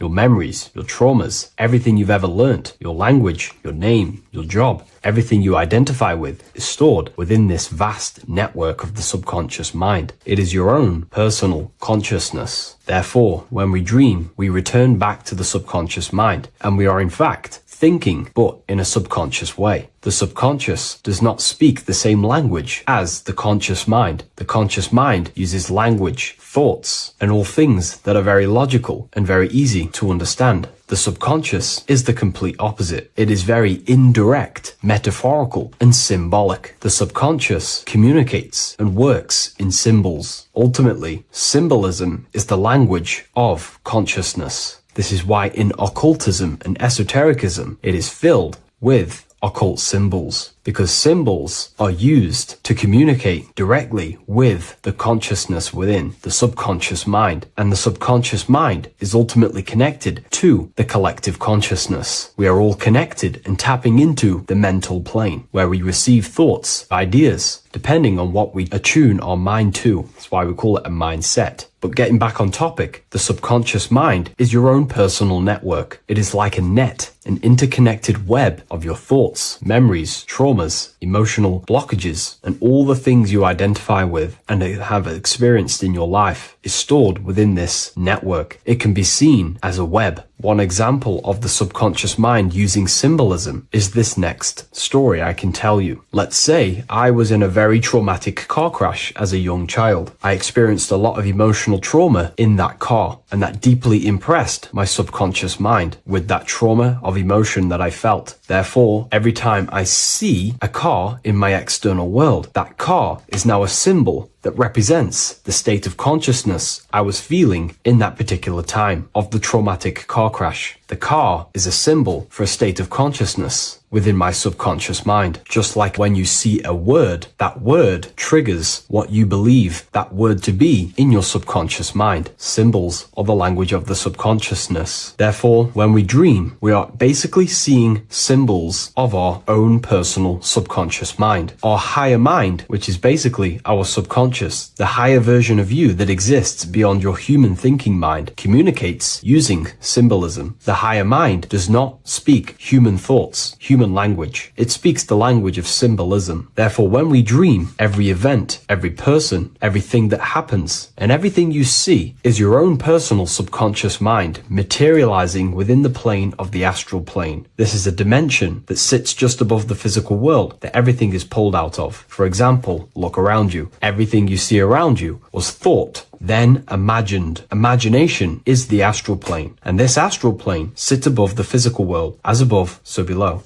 These objects were thought, imagined within someone's mind, and then pulled into a physical reality. Therefore, the imagination is what you're experiencing within a dream. It is your subconscious mind thinking and materializing within the imaginative plane. For example, let's say you are a Christian, you believe in Jesus your whole life, you have lots of emotion towards Jesus. This deeply impresses your subconscious mind. You believe in him so much, you go to sleep, you have a dream that you meet Jesus. You did not meet directly with Jesus. You met with your own belief. It was your own belief materializing within the imaginative plane and revealing itself to you. Dreams are materializations of your memories, your subconscious beliefs, traumas, and anything that could be inside the subconscious mind. It is your subconsciousness revealing itself to you in a material form. Let's say you have a nightmare. There is a big dark figure chasing you and you are running away in fear, away from this dark figure chasing you. That dark figure is not an external entity. It is not a spirit or a jinn or a demon. It is in fact an aspect of your own mind. It is a symbol that represents maybe a fear, a trauma, or something you are running away from internally, inside your subconscious mind. Something that you are not addressing, but something that is fearful, something that can be controlling you on a subconscious level. Let's say you have a fear to address something in your personal life. You want to address someone who is getting on your nerves at work. You continuously put this off and you fear doing that situation. Over a long period of time, this can slowly control you subconsciously. You start to avoid the person, avoid any contact. It is subconsciously controlling you. This is not the best example, but you can see what I mean. Hidden fears and traumas in the subconscious mind can subconsciously control your actions and ultimately lead you to low states of consciousness, keep you from reaching your higher potential, and ultimately create blockages within your own consciousness. That figure in the dream is a materialization of something that you are fearing and running away from and not addressing. This is why people always have dreams of traumas that they have experienced as a child or when they were younger, or maybe from a year ago or two. It's because that emotion is deeply impressed in the subconscious, and the subconscious is always trying to reveal things to you, communicate to you that you need to change, purify, and maybe heal within your own consciousness. This is how the higher self communicates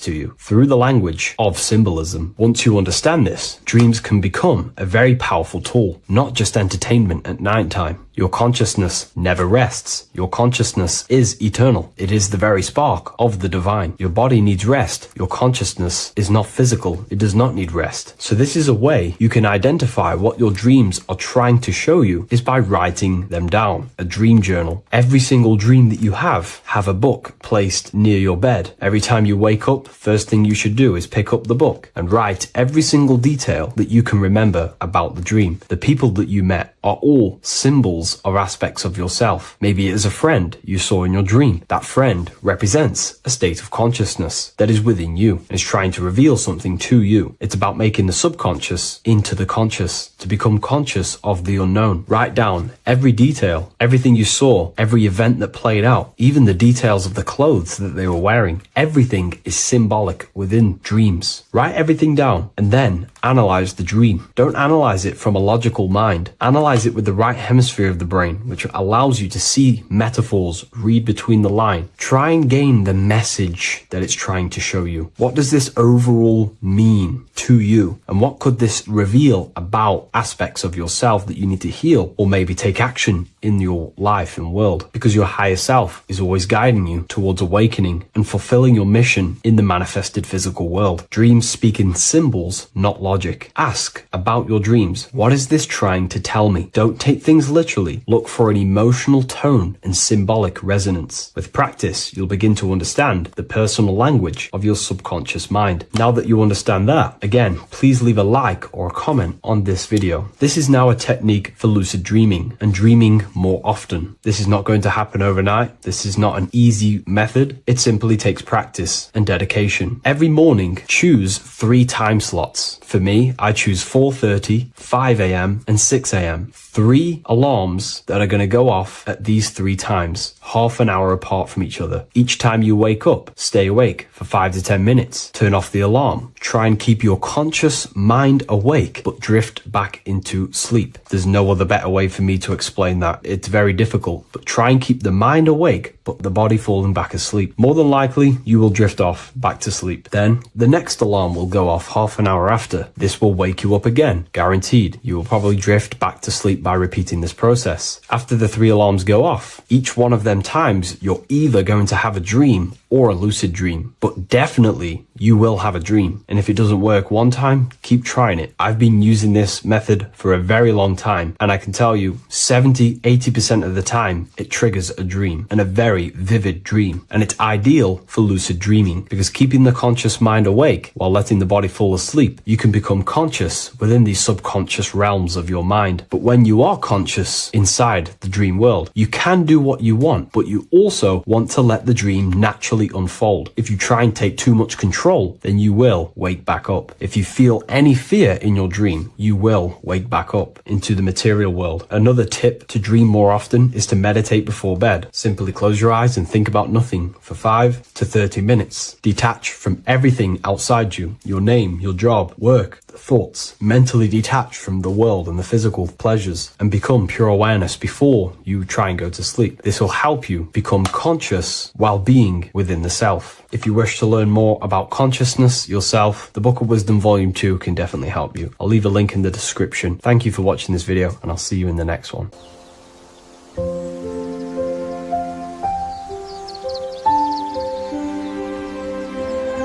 bookofwisdom.com. Visit today.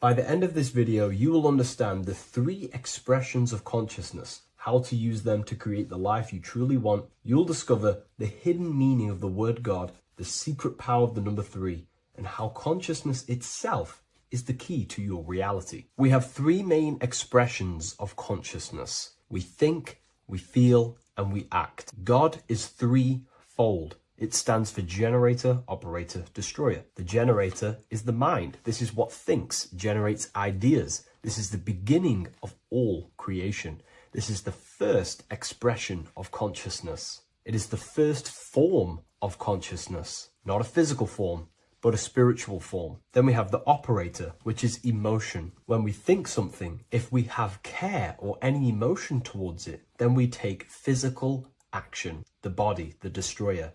We think, we care, we act. Thoughts and emotions are the 2 spiritual forces which merge together and give birth to actions. Think about it. Why are you watching this video? Because you had a care to watch the video. Therefore, the reality in front of you is because you had a thought, you had a care, you took action to express that reality. Everything goes through this 3-fold process. This is why we say, follow your heart, because the body does follow the heart. We think something in the mind, we feel something in the heart, and the body takes action towards it. Everything operates on the care energy of the heart. The body follows the heart. If you do not care about something, then you do not act towards it. It is the care energy that guides our actions in this world. Going back to the generator, the mind is a part of the mental plane, the infinite dimension of infinite information. There is no limitations in the mind. Everything already exists as a piece of information or a thought. This is the beginning of all creation, the spark of creation itself, thought, the mental plane. And our mind exists like a radio, our conscious mind. This is why we call it a mindset. What we set our mind onto through attention, mental attention, whatever we set it on, we receive thoughts that are very similar to what we set it on. The mind is like a radio, and whatever we tune that radio to, we receive that frequency and play that song. So if we purify our minds through ritual work, meditation, and affirmations, the mind can become a temple to receive higher thoughts, higher ideas, and better genius ideas. Going back to operator, this is the Holy Spirit. This is what we care about, our emotion. This is the feminine side of consciousness. Thoughts is masculine, the Father. Emotion is the Holy Spirit, which is feminine. And these 2 create a child, which is Jesus, the Son, which is actions. When thoughts and emotions merge together, you have a physical action, which is a masculine force, which is why it's a son. The Holy Spirit represents a purified heart, love consciousness, holding love in the heart. And when we purify our minds, we have an effect and purify our hearts. And the reason why I say that is because whatever we think in the mind directly corresponds to what we feel in the heart. As above, so below. Thoughts create emotions. If we think something and our heart tells us that is bad, we have a feeling that that is wrong, then we should not take physical action towards it. And if we do take physical action against the feeling of knowing it's bad, then you are going against the spirit. That's what the word Satan means, or Satan. The Hebrew word for Satan is Satan. It means adversary or opposer. You're opposing the Holy Spirit. You're opposing what you know is good. You're taking a sin against the Spirit, against the guidance from your soul, the knowingness of good. So when we do purify our mind, we purify our hearts. And when we cultivate love for the self and one another's in our hearts, we gain the Holy Spirit, which is love consciousness. And when we think in our mind with the love of the heart and we merge our thoughts with love, it gives birth to perfect actions. This is what the true Christ consciousness is. We think with the love of the heart and it gives birth to perfect actions. And if everyone did this in the world, we would live heaven on earth. Everyone would be balanced within themselves and the world as a whole would be balanced. So we need to gain full mastery over these three aspects of our consciousness, over our what we give mental attention to, gaining love for ourselves and the collective in our hearts, and gaining a strong disciplined willpower for our physical actions. And if you can gain full control over these three-step process, you can gain full control over your reality. The number 3 represents this 3 aspects of creation or transformation. This is a transformative process from going invisible to the visible. This is also why Jesus dies in a cave for 3 days. It's all about transforming the self. Transformation is the number 3. Me personally, I think the Holy Spirit has been replaced for the sacred feminine aspect of consciousness. They do not want us connecting to our feminine side of consciousness, because then we will cultivate love in our hearts for the self and one another. And love is the most potent force there is in the whole universe. It is what unifies everything. It nurtures everything. It allows things to grow. Think about it. When you hold love or care for someone, you grow relationships. The sun is the perfect symbol and representation of love energy. The sun gives abundantly, expecting nothing back, and allows everything on the earth to grow. It's a caring, nurturing, feminine force that allows things to grow and unify and come together. In today's world, we mainly have thinking and acting without emotion, without care, without the judge of our hearts. It's all about gaining unity consciousness. We think, we care, true care for one another and the self, and we act. And if you align these 3 forces towards something, your business, whatever you're trying to create, you will fully create that reality, because these are the 3 forces that you can use to generate a reality. You can do ritual work to create care in your heart about something, and then you will take more action towards it. The book I'm using here is the Book of Wisdom, Volume 1. You can get this paperback or PDF on my website. So I hope this video has helped you. Please leave a like, comment, and a subscribe on the channel if you like the content. Let me know what you think about the Holy Spirit and if it is covering up the feminine side of consciousness in the comments section. What if I told you that you are under a spell and this spell is controlling you in every aspect of your life and you don't even realize it? Spells are not what you've been taught. They're not fantasy magic wands that are casted over you. No, no, no. Spells are much, much deeper. A spell is a belief system that is installed into your subconscious mind, which holds power over you. Okay? If I install a belief into your mind and that belief holds power over you and controls you, that is you under my spell. A spell is a belief that someone has installed into you. Okay? You have a subconscious mind. The subconscious holds power over 90% of your daily basis behavior thought patterns, and overall emotional state. Because the subconscious is the back end of our mind, the mind that we don't really have access to. It's the shadow self where all of our programs, all of our memories, all of our traumas, all of our everything that we've ever experienced is recorded and kept in this vast database called the subconscious. Now, the subconscious is the 90% of our mind. We are only aware of 10% of our mind, which is the conscious mind, which is what you're using now, what you're consciously aware of. But there is a subconscious mind that holds power over your conscious decisions, and you don't even realize it. For example, as a child, you had a very, very traumatic event happen. Let's say as a child, you were not loved enough by your parents.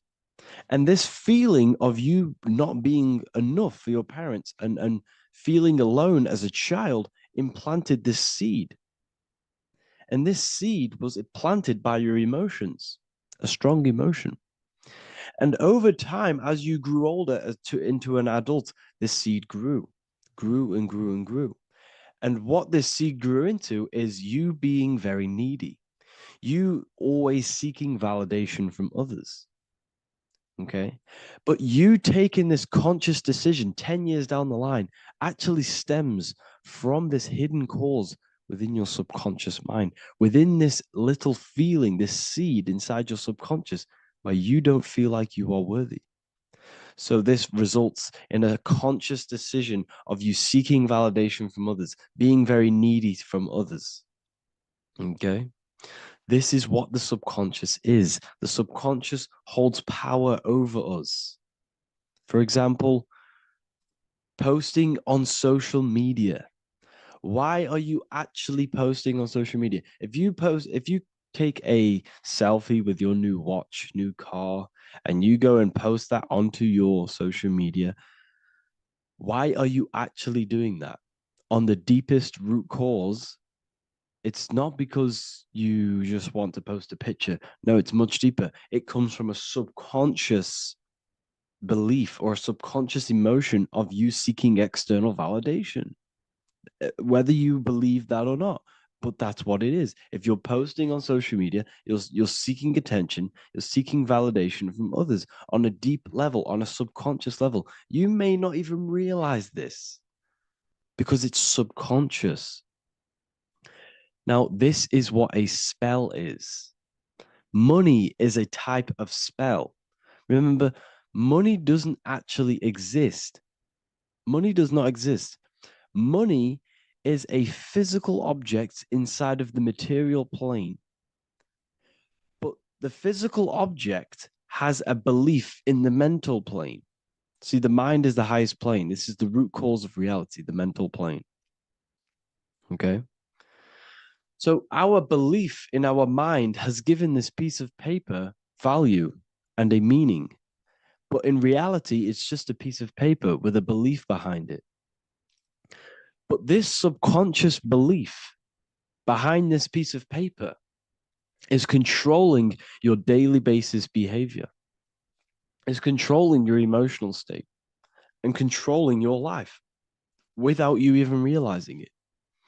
Without you even realizing that it's all an illusion. Money does not exist. It's the belief that gives the piece of paper a power. And the way we break the spell is by realizing that the money doesn't actually exist. The whole world is under the spell of money, and it's controlling all of us. But the spell is the belief.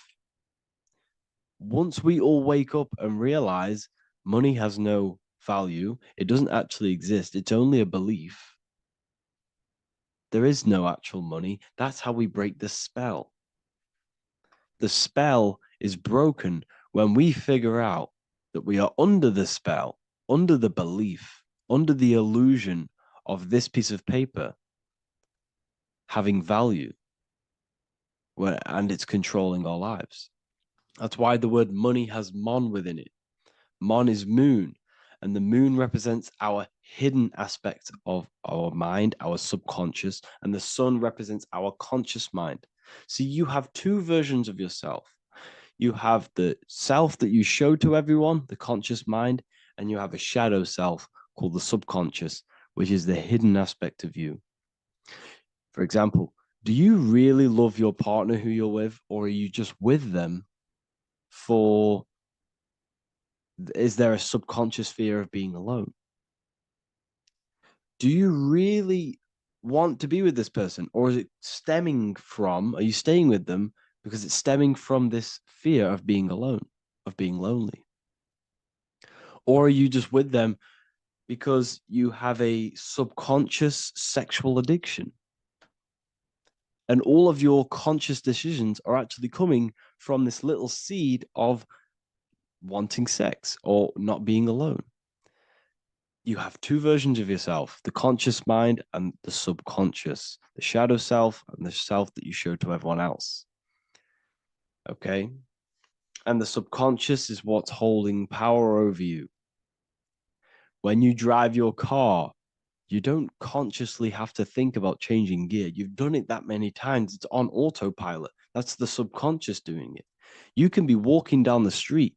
Your conscious mind could be thinking about what you're going to cook for tea later, but your subconscious mind is controlling your body and walking your body. You don't have to think about moving the body. You just do it because you've done it that many times. It's a program. It's a belief in the subconscious that's giving this movement power. You see, the subconscious holds a lot of power over you. Our beliefs hold power over our daily basis behaviors and actions. Okay, like I said, posting on social media, this is seeking external validation. There's a subconscious stem, there's a subconscious urge bringing this desire into conscious reality. So we must break the spell of our emotions controlling us, our traumas from a child controlling us. For example, another example of this, let's say you were in a car crash years ago, and this car crash led you to having a very traumatic event, very traumatic emotion you felt in that car crash. You felt a lot of pain. That was impressed into your subconscious. And even to this day, you're probably scared of going into trains, going onto cars, going inside of vehicles. And you might not even be aware that it's actually stemming from this event that happened 10 years ago. That's the spell. That's the spell that's holding power over you. And you don't even realize it. You realize the spell when you realize you're being controlled by this old belief, this old trauma. That's what a spell is. A spell is not something I cast over you with a wand like Harry Potter. Spell's much deeper. It's the hidden aspects of our mind that hold power over us, that control us. Okay? So how do we get rid of the spell? How do we break the spell? By installing new belief systems, by installing new programs into our subconscious. The subconscious is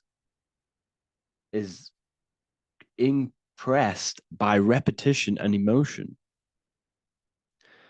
Everything you do on repeat, for example, tying your shoelaces, you can be looking up into the sky, closing your eyes, thinking about what you're going to create for tea while doing your shoelaces. You've done it that many times, you don't have to think about it.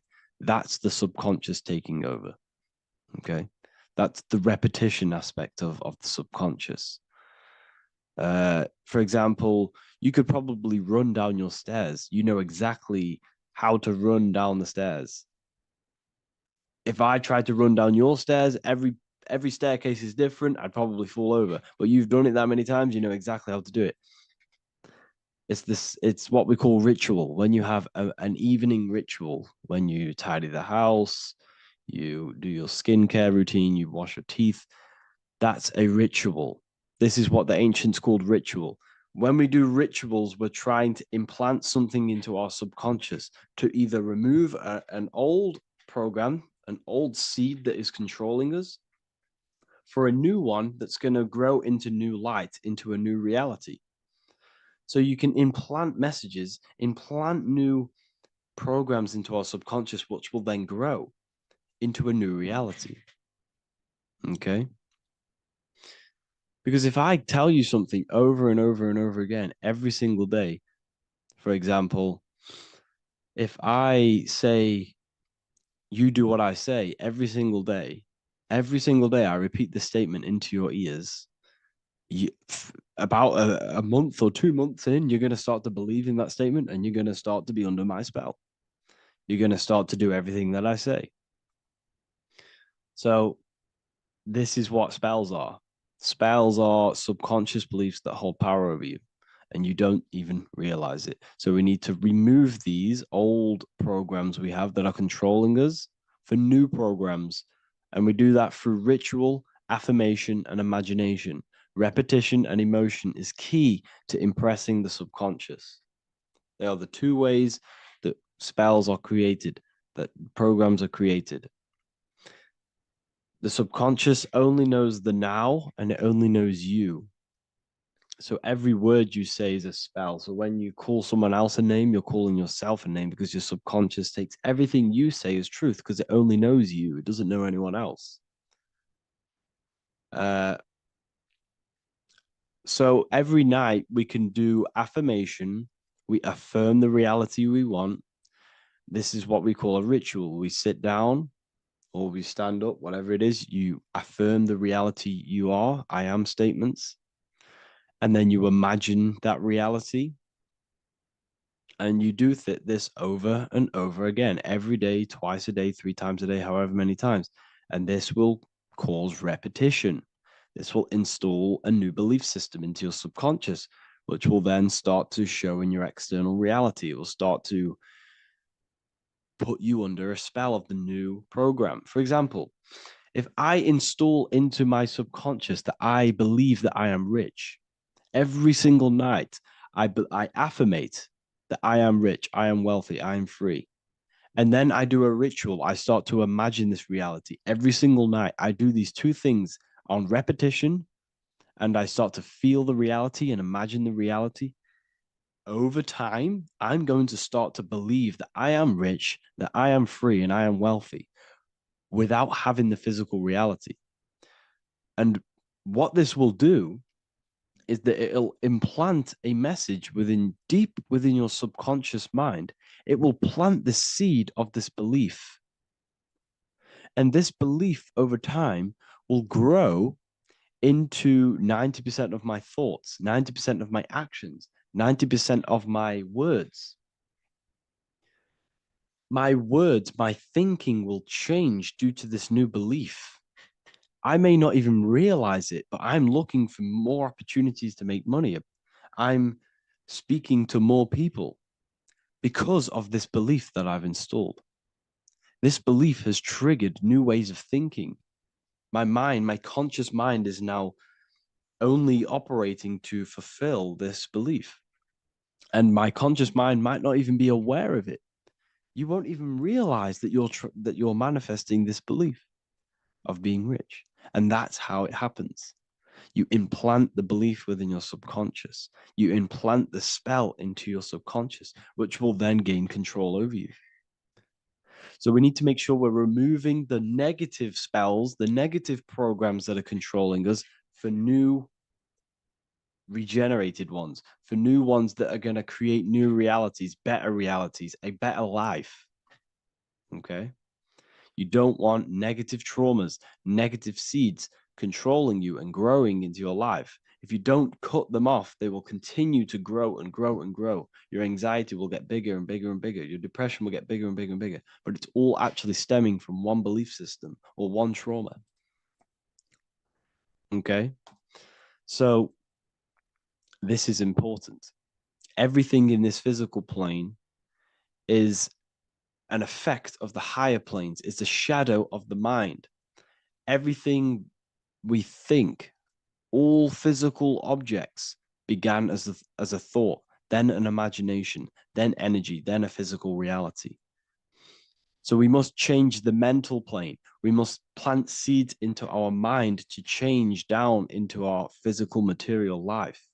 It's about manipulating this higher plane so we can create change and effect in the physical external material plane. That's what magic is. This is what spellcasting is. This is all what it is. It's not fantasy. This is the manipulation of the higher planes of consciousness, which your mind has access to. You have access to these higher planes. Okay? This is exactly what I teach in my university. I teach different rituals. I teach specific rituals to get rid of certain things, certain belief systems. I teach all different rituals, all different ways for you to create your own reality and live the best reality you want. We also have all of these different courses. We have Activating the Inner Eye. This will teach you exactly how to lucid dream and activate your inner vision of imagination. We have the Sexual Alchemy course. This will give you the power of transmuting your sexual energy into creativity. We have electromagnetism studies. We have esoteric exchange, an exclusive live call that we do every single week, and I connect with all of the students. They can ask me questions, can speak with me one-on-one inside of these live calls. We have the real numerology section. We have the health section. We have a lecture section. Look at all of these lectures we have on occultism, symbolism. All of these lectures are designed to gain you power, to give your personal power back to you, to make you realize things about you.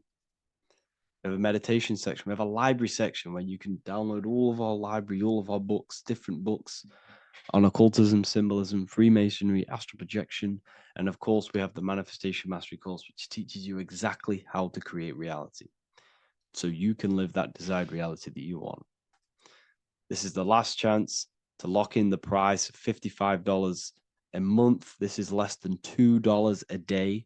You can really level up your life because the price is going to increase as the value of the university increases, because there's a new symbolism course coming out. And if you join now, you'll get this course for free, because obviously when this course releases, the price will go up. The symbolism course will teach you the language of esoteric and occult symbolism. I'll leave the links in the description. Make sure to leave a like, comment, subscribe to the channel if you want to see more content. Thank you all, people. Have an amazing day.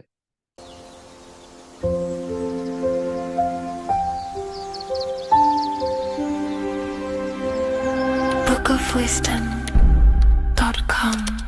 Visit today.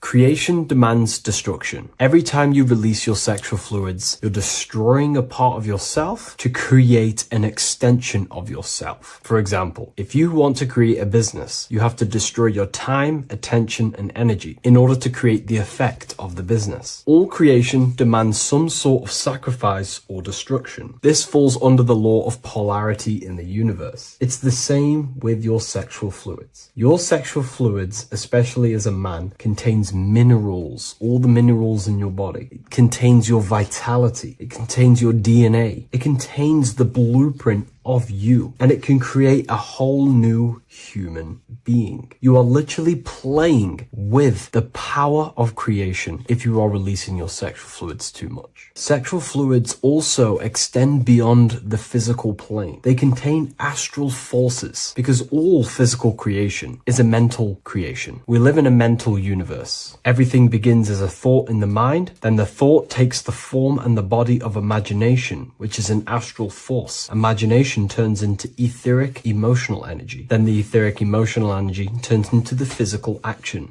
and the physical manifestation. We live in a mental universe. Therefore, these dimensions do not exist separately. They are permeating and mixing in with all. Your physical body has an astral body. Everything physical has astral forces behind it. Semen is known as the astral fluid of the soul. It feeds nerves, the channels of life force and consciousness within the body. And every time you release it, you're destroying a part of your vitality, your brain, your nerves, your energy levels, your creativity, and your DNA to create an extension of you. Therefore, it is a sacred fluid within your body and not something to be played with and to be released too much. Think about it. This is a very creative energy, your sexual fluids. It can create a whole new human being. This is how powerful it actually is. It is the power of creation, and the misuse of this power can destroy your own vitality and your life of your body, because that life you are giving in order to create an extension or a child is the same life you could keep inside of you and not waste to recycle and regenerate the body. Sexual energy has been for thousands of years associated with regenerating the body, longevity of life, and maintaining youth. Not only that, every time you release your sexual energy, it floods the brain with dopamine. Dopamine is the brain's reward system, created within the middle of the brain. It releases every time you've achieved something. However, sex or an orgasm is the most powerful feeling you can feel. It's the most amazing, intense feeling and release of dopamine you can possibly feel as a human. Therefore, if you flood your brain with this high amount of dopamine every single day, you are getting the epitome of human feelings every single day. Therefore, you will become numb to everything else in reality. You won't be able to enjoy the small things in life. And I know this firsthand because I experienced this myself. As soon as I stopped, this is when I started to enjoy the little things in life, seeing family, and I actually gained more energy, more ideas. We'll get into this a bit later. It is a creative energy. It creates a whole new human being. Therefore, if we maintain this energy, we can maintain our creative power within us, because that's what we are. We are all creative beings, moving energy from higher dimensions of consciousness, the mind, into lower dimensions of consciousness, the physical world. You hold the power to create. You are not in a world. The world is working through you. You do not possess a life. Life is working through you. You are not in a universe. You are the universe. It's moving through you. There is no past, present, and future. The present moment is you. When we release every single day or frequently throughout the week, like I said, we're triggering the brain's reward system, dopamine, which makes you feel as if you have already achieved something. And if your brain is telling you you have already achieved something by overusing your sexual fluids, then you will not have the motivation to achieve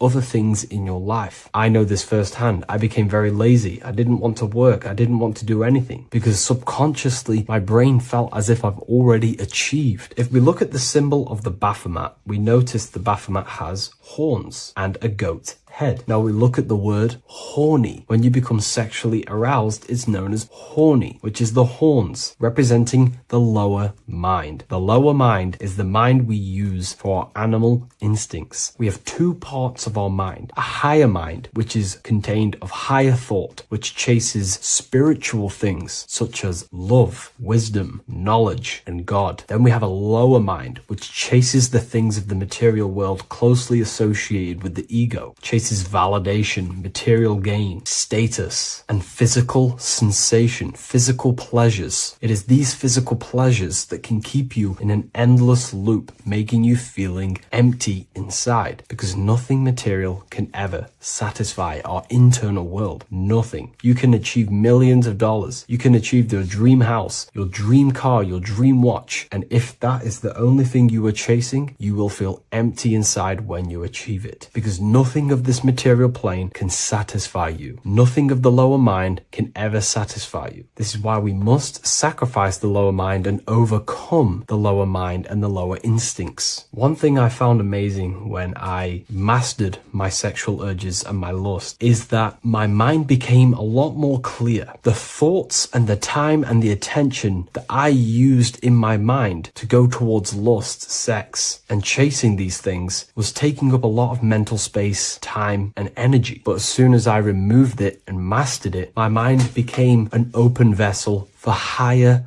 thoughts to be received from the higher mind. The mind is like a radio antenna. Whatever we attune it with, that's what we receive. If we're constantly thinking about lust and low-level pleasures, we're going to just receive low-level thoughts. But once we remove all of the lower mind and we conquer our physical body and physical urges, our mind becomes an open channel for divine thoughts and spiritual thoughts. This is what most people call today as downloads. You receive wisdom from your higher self. Not only do you receive more wisdom, you just receive more power to create. The male and the female come together to create a child. That's how you were created. Now, the law of correspondence teaches as above, so below. It refers to everything in the universe. Therefore, in order for you to create a reality, to give birth to something, you have to bring together the masculine and the feminine. Your masculine forces are willpower and actions. Your feminine forces are emotions and imagination. When you combine the willpower, action, emotions, and imagination and combine them together, you can give birth to reality. But it's important to only give birth to things that are spiritual, that are good,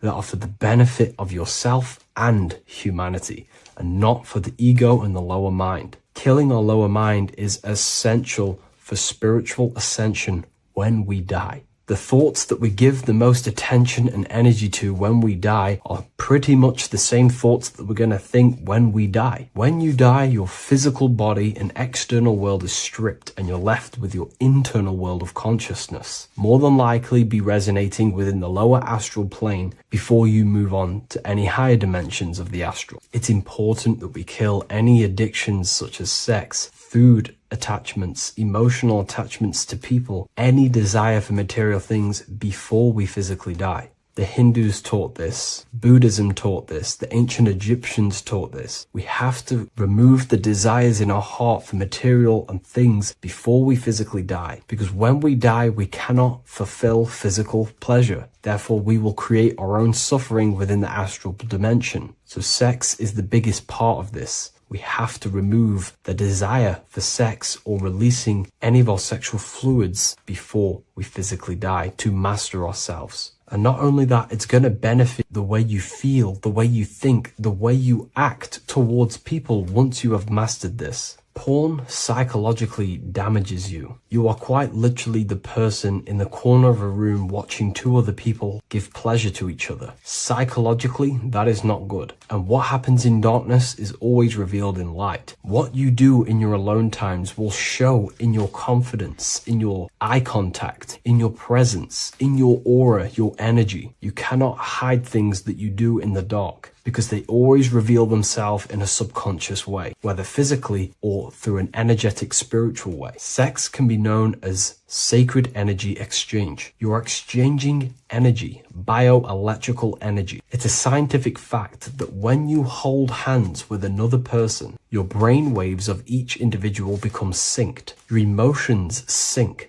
And you exchange electromagnetic energy because you are an electromagnetic being. When you have sex with someone, you are literally exchanging emotional energy. Your aura is not just an electromagnetic field. It is literally a manifestation of your internal consciousness. Your consciousness contains your thoughts, your beliefs, your traumas, your emotional state. And this manifests externally through the vortex of your heart into an energy presence around your body. This is why you can feel sad when someone else is sad next to you, because their energy is merging with yours. When you have sex with someone, you are quite literally exchanging consciousness, beliefs, traumas, emotions, feelings, vibrations, and your consciousness merges with their consciousness. So be careful with just having casual sex. Now, I'm not here trying to say never release, never have sex with your partner. I'm not saying that. I'm saying take caution with these things. Take my teachings with a pinch of salt. If it benefits you, that's great. I'm not here to tell you how to live. I'm simply giving you my research and the things that have helped me in my life on my esoteric research, awakening, or spiritual path. I don't like calling it a spiritual path, because it's not spiritual. It's simply just life, the knowledge of consciousness and the self. So I hope this video helps. If you'd love to read this book, I'll leave a link in the description. This book I wrote myself called The Book of Wisdom, Volume 2.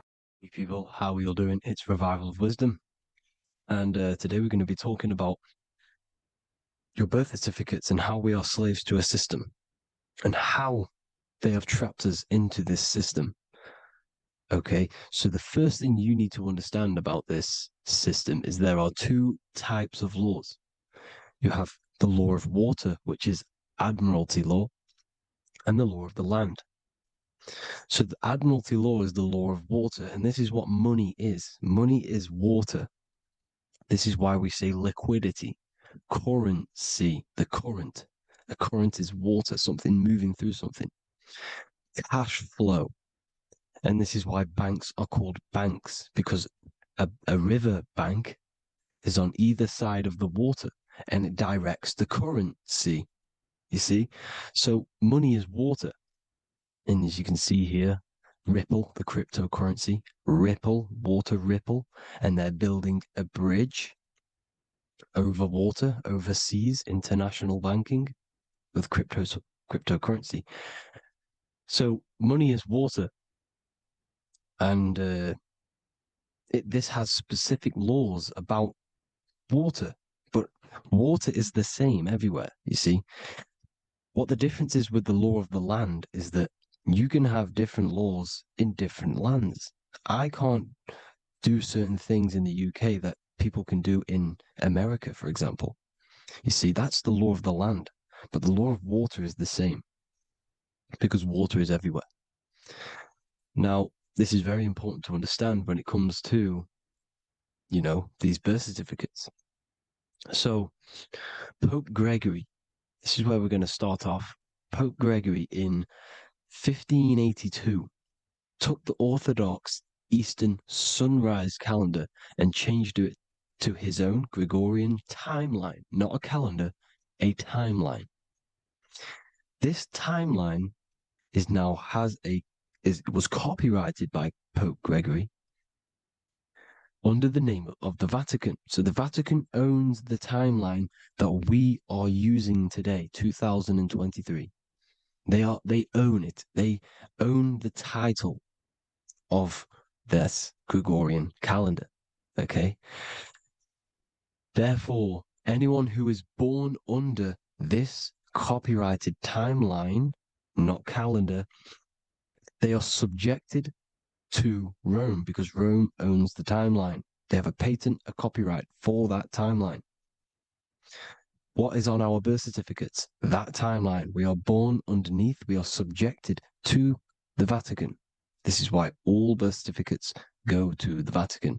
They own every single birth certificate. Okay? So when we use this timeline, we are subjecting ourselves to this timeline. Okay? Which the Vatican has a claim over.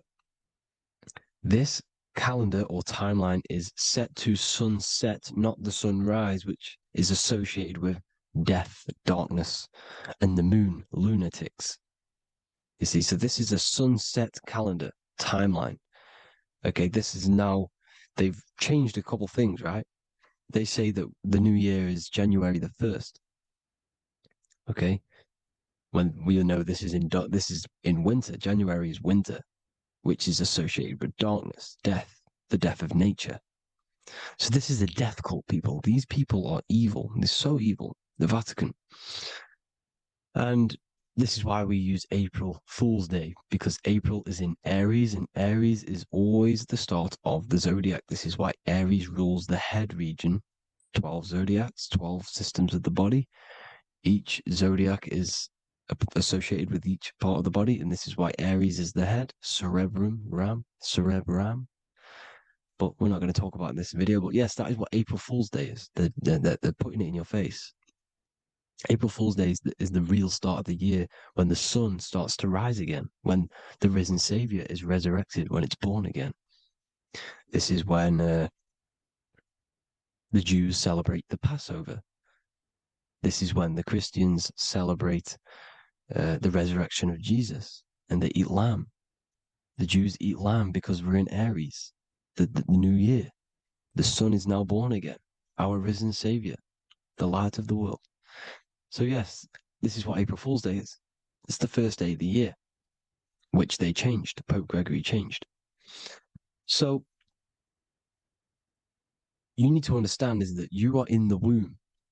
You are inside of a ship, because every ship, literally a ship, every ship is female. This is why they say she delivers the product, because she does deliver the product, you, the baby. Same thing with a ship, they deliver products. They are a she. And when they pull up to the bay, like you can see on this picture, they're pulling up to the bay. This is now called the birth canal. The ship is now in birth on paper. Okay, this is law. And when they pull up, they tie up to the bay, and now they get a certificate of manifest certifying all of the products which are on the ship and what they are bringing into that nation. Okay, so you're bringing in this many of that, everything's on the certificate of manifest. And this certificate of manifest is also your birth certificate, because you are traveling through water when you are in the birth canal of your mother, because you are in water when you are in the womb, and you travel through the birth canal.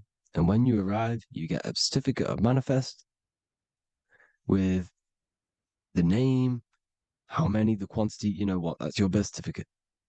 Okay.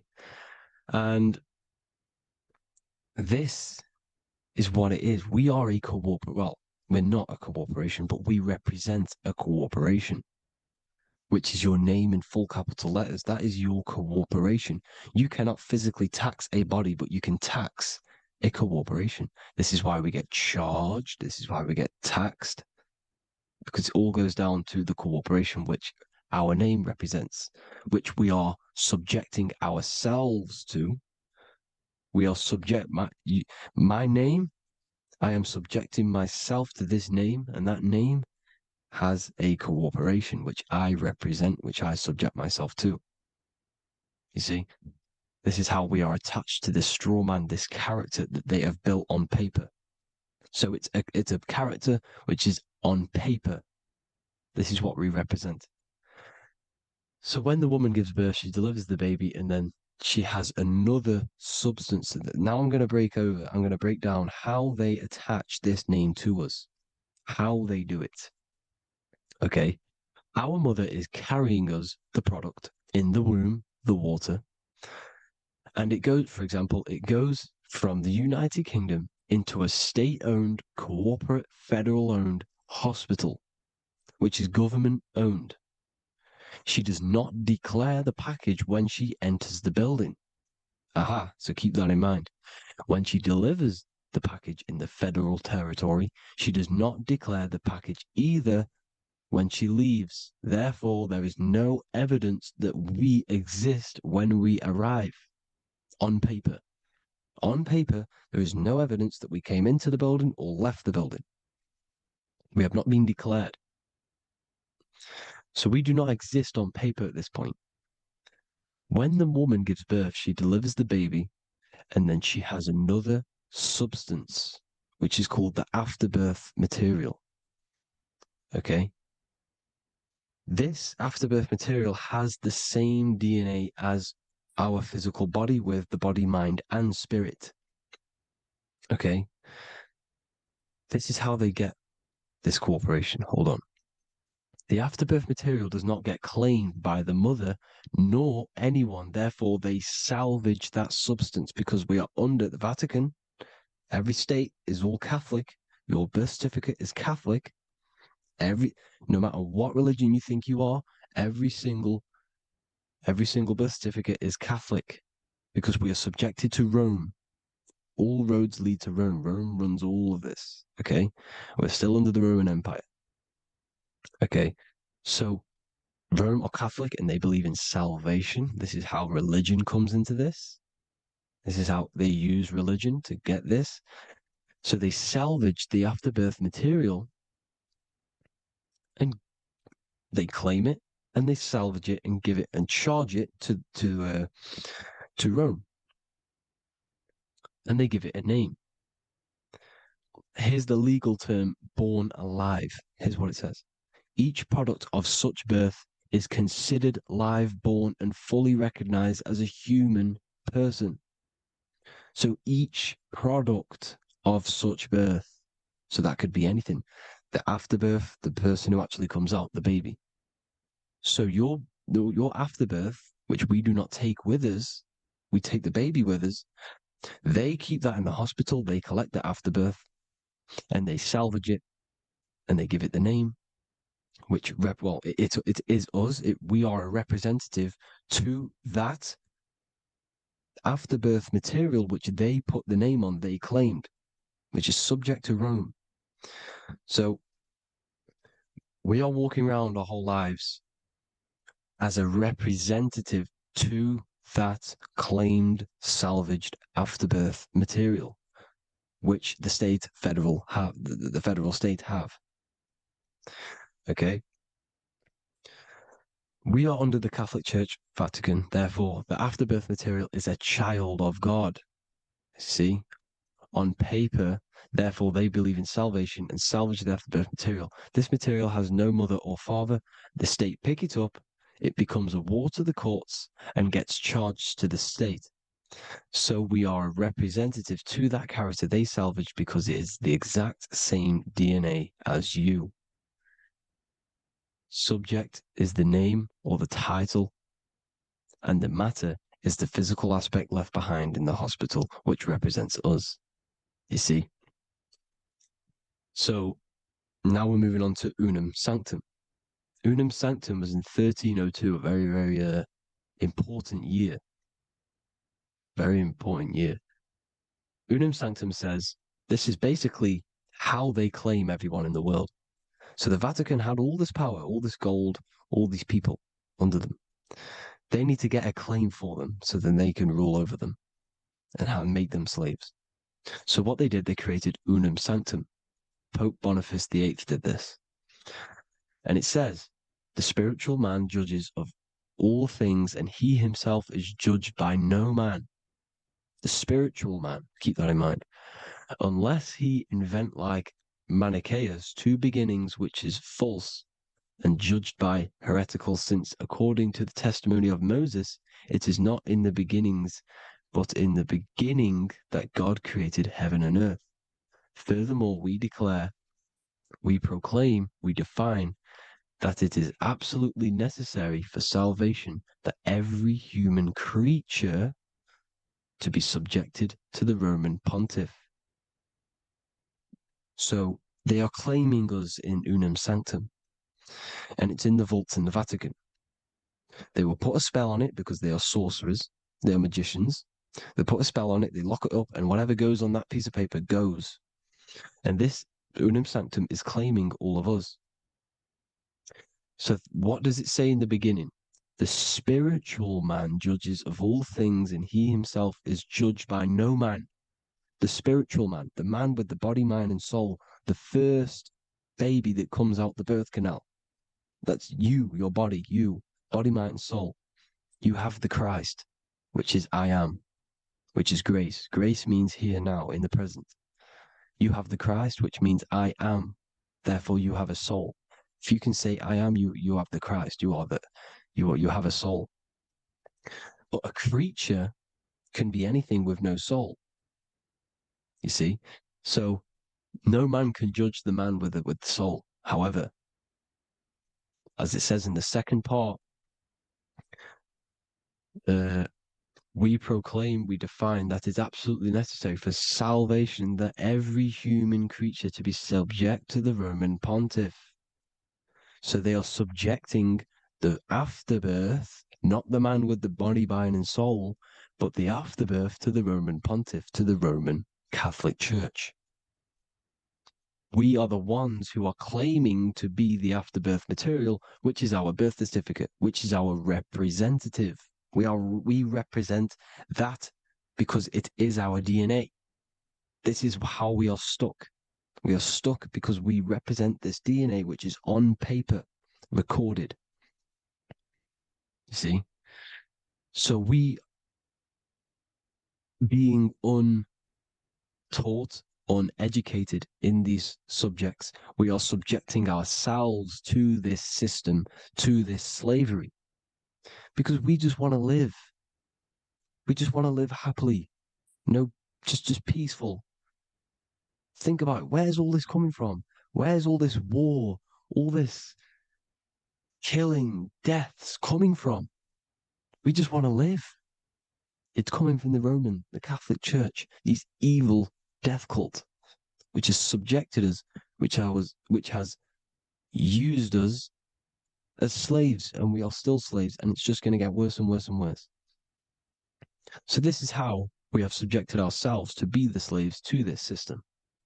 It's a lot to take in, and there's a lot more deeper stuff which goes into this. I'm just going over the surface.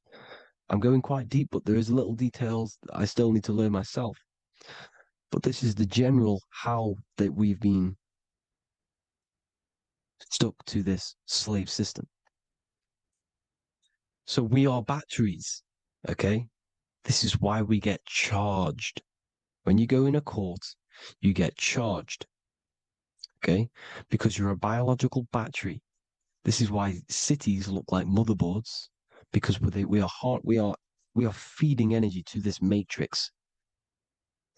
Okay, when we look outside of ourselves, when we give power to so-called Jesus Christ, worshipping idols outside of ourselves, where attention goes, energy flows.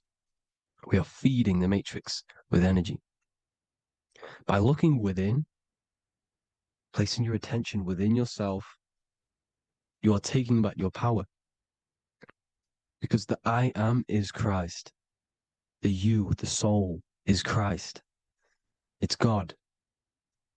The awareness is God. Okay? However, we are subjecting ourselves to this system. We're subjecting ourselves to this system and the feeding of our energy. So what we need to look for the future is that, think about it, with the end goal is to change our DNA, is to literally make us robots, transhumanism, slaves. This is why we have smartphones, smart watches, smart meters, smart cities.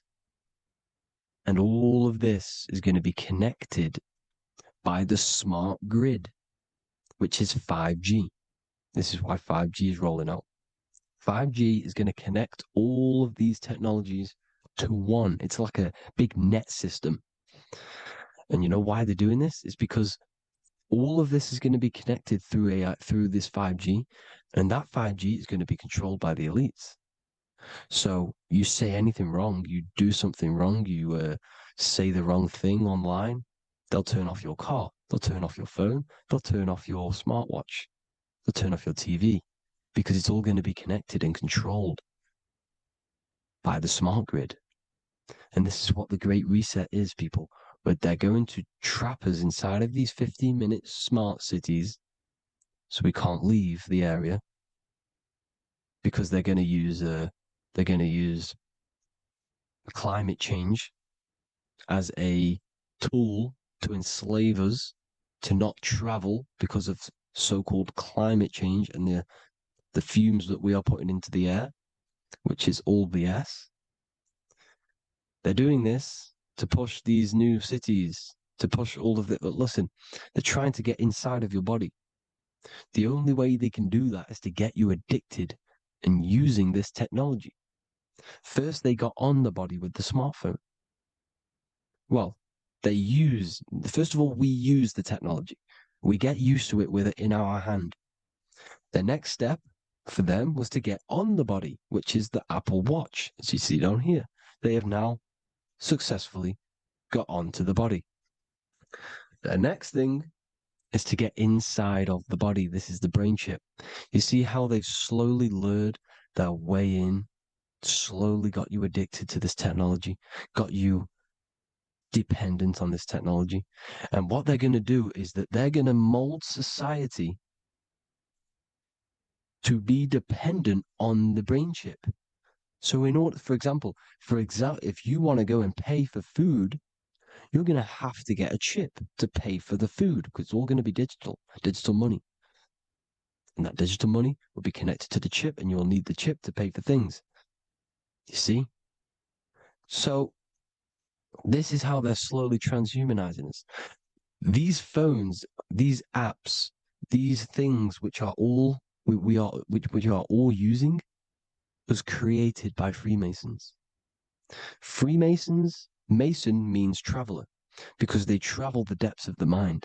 They understand human consciousness. They understand the brain. They understand the mind. By the deepest root cause, they understand it. This is what Masonry is. It's the occult. So these technologies is designed by these people. This is why they're so addictive, because they understand how it works. They understand how to get people addicted, because they understand human consciousness, the brain, the body, and the mind. So this is the advantage Freemasons have over us. And these secret societies, which have gone through the orders of Freemasonry and progressed onto these secret societies, which are the evil side, because I'm not saying Freemasonry is evil, okay? But the societies which they go beyond Freemasonry, because you can go beyond the 33rd degree into these secret societies, and they use this knowledge for the bad, to enslave people. And this is what's going to happen. Transhumanism. So I hope you all learned some insight for today. Please do a bit more research on, the birth certificate and stuff like that, the straw man. And have an amazing day, people. Please like, comment, and subscribe. Peace.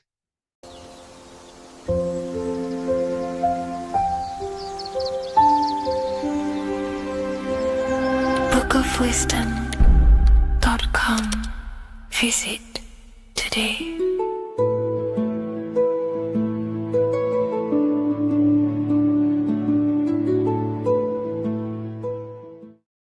What if I told you the devil is closer than you think, and it's not actually a real person, force, or spiritual entity outside of you, but a being and an aspect of your own mind and psyche? In this video, you will learn exactly what the devil is and the true esoteric meaning of the devil. The first thing we need to understand is that the universe is a mental universe. Look around you. Every action, every building, everything you see around you was begun first as thought in the mind, then manifested. We use the mind to build and shape our reality. The universe, the world, only exists inside of our mind. Therefore, God and the devil exist inside of our own psyche. So first of all, the devil is not a literal being, but a symbol of the lower self. It represents the unmastered, ego-driven part of the human mind, a symbol of destructive thoughts, emotions, behaviors, lives in realms of chaos, fear, hatred, lust, and ignorance. This is why we see the devil as red, because red is the lowest vibrational color on the color spectrum. It also corresponds with the root chakra, which is all to do with survival instincts. Red represents chaotic and intense emotions like hatred and anger. When we are angry, our face turns red. The devil represents our animalistic fundamental needs, our instinctual needs, our survival state of consciousness. We have a survival state of consciousness and a godly state of consciousness. Our godly state of consciousness is creating, not just experiencing in the animal state, but consciously creating reality.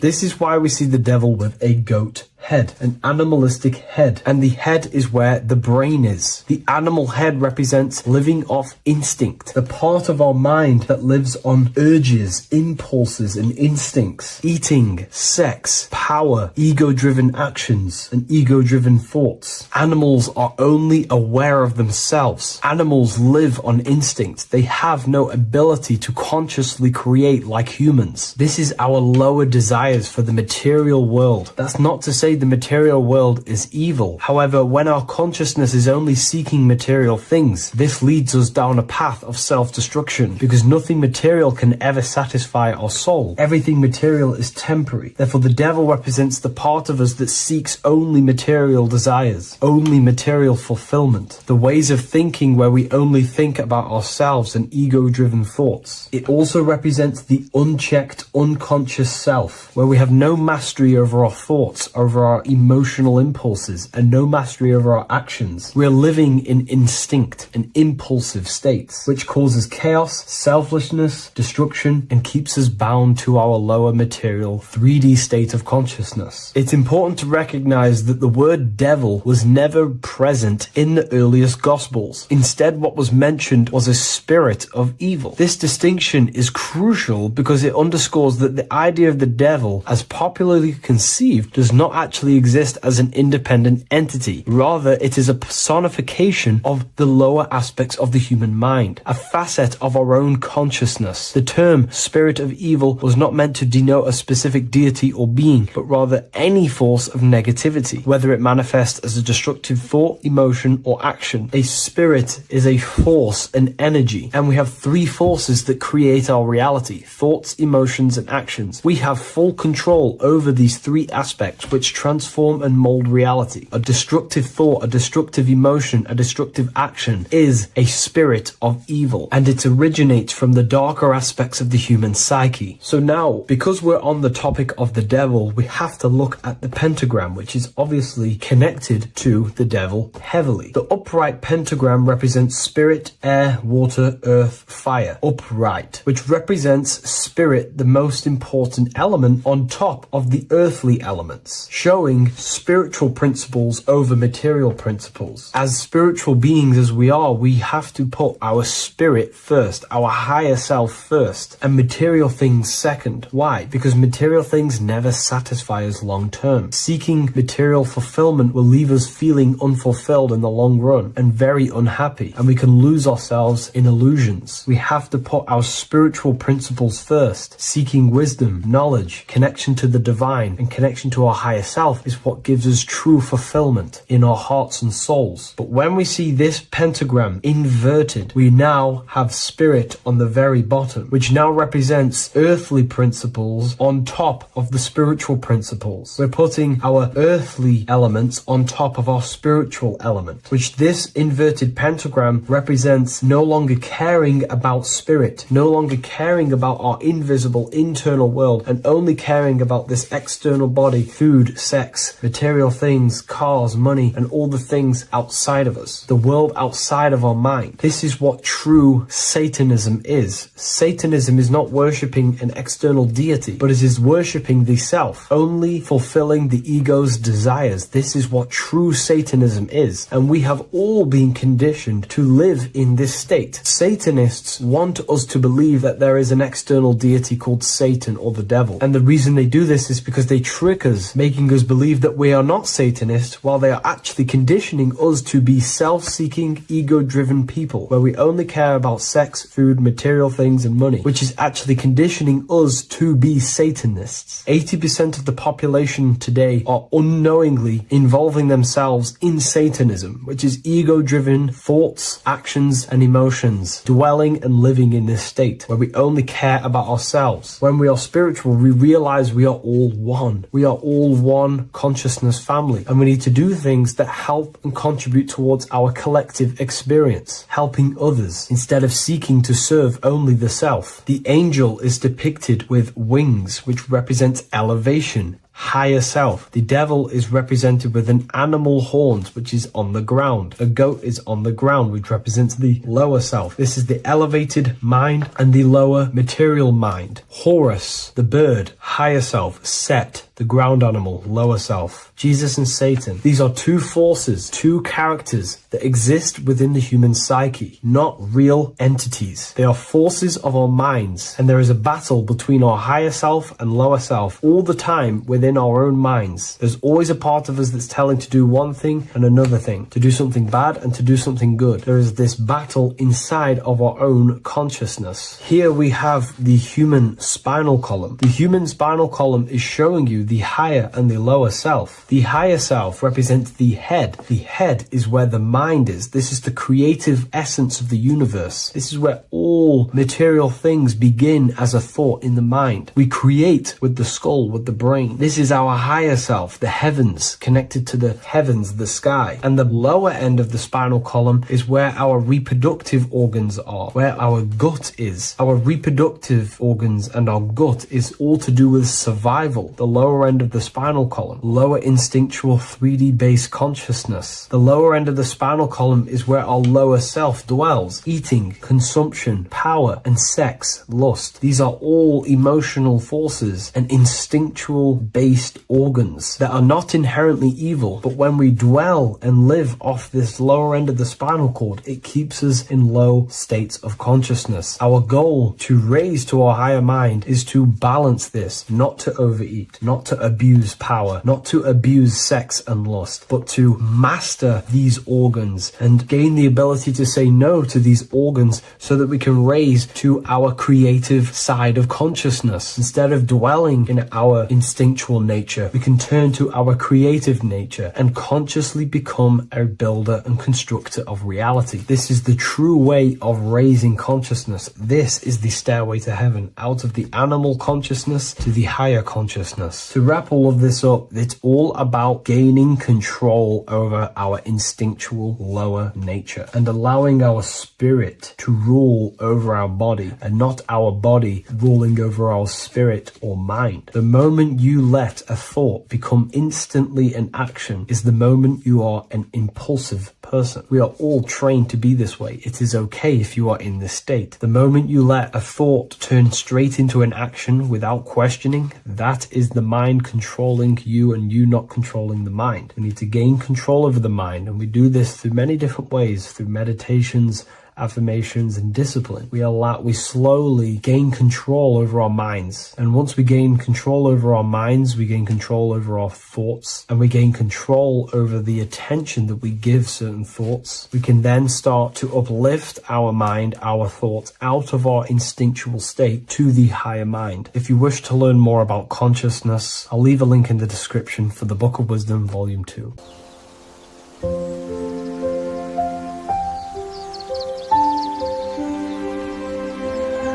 bookofwisdom.com. Visit today.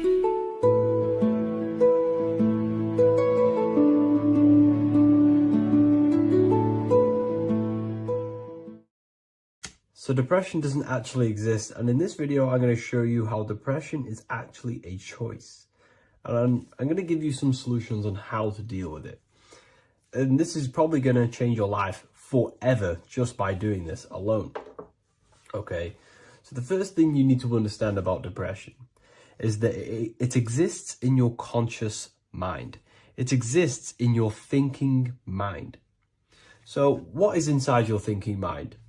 You have your body, your name, your reputation, your trauma, your memories, your family, your worries, your interests, your bills, your passion, dislikes, goals, right?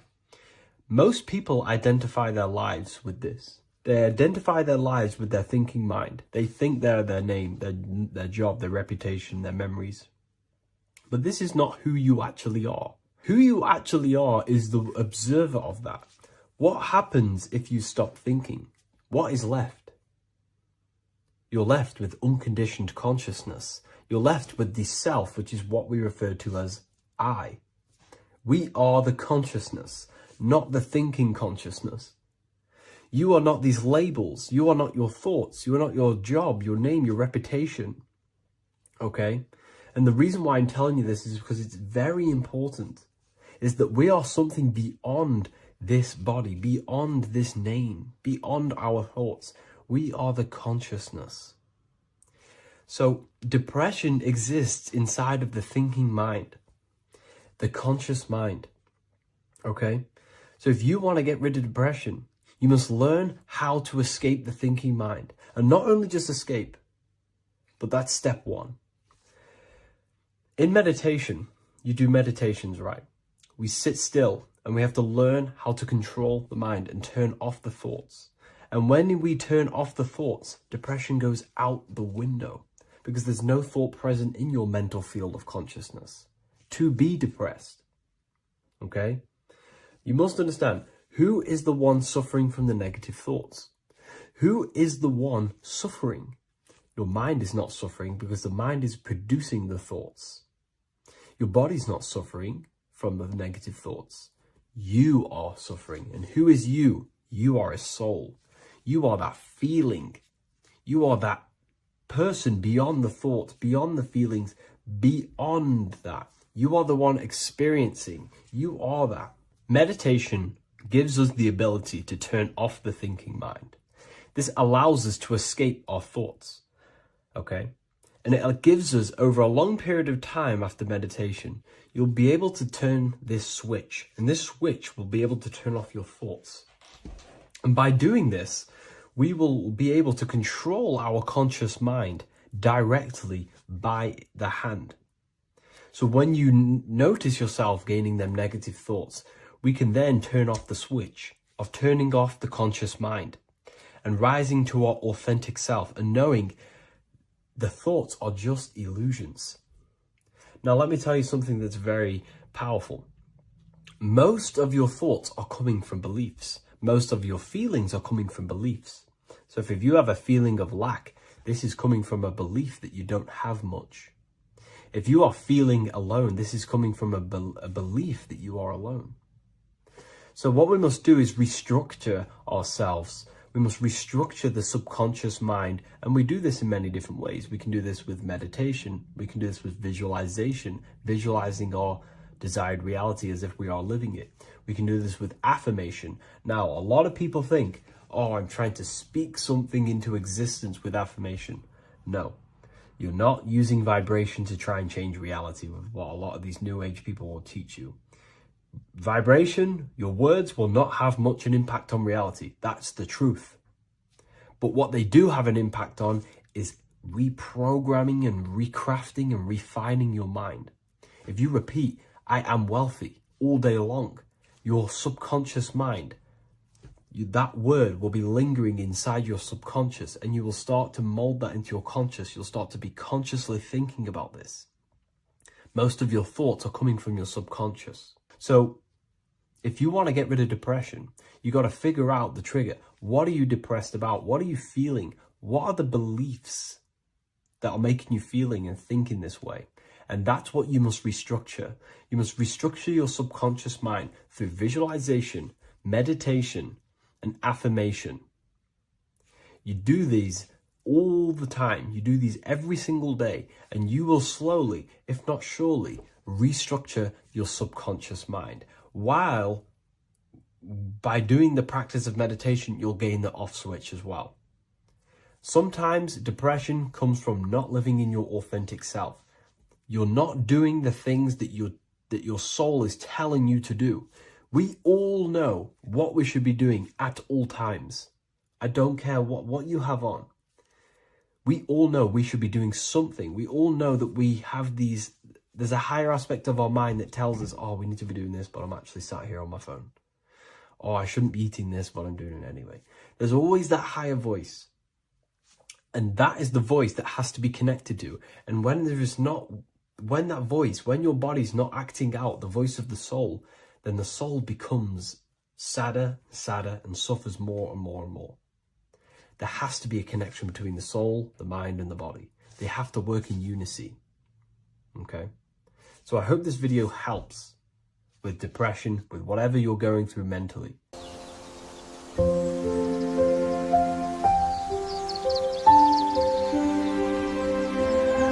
bookofwisdom.com. Visit today.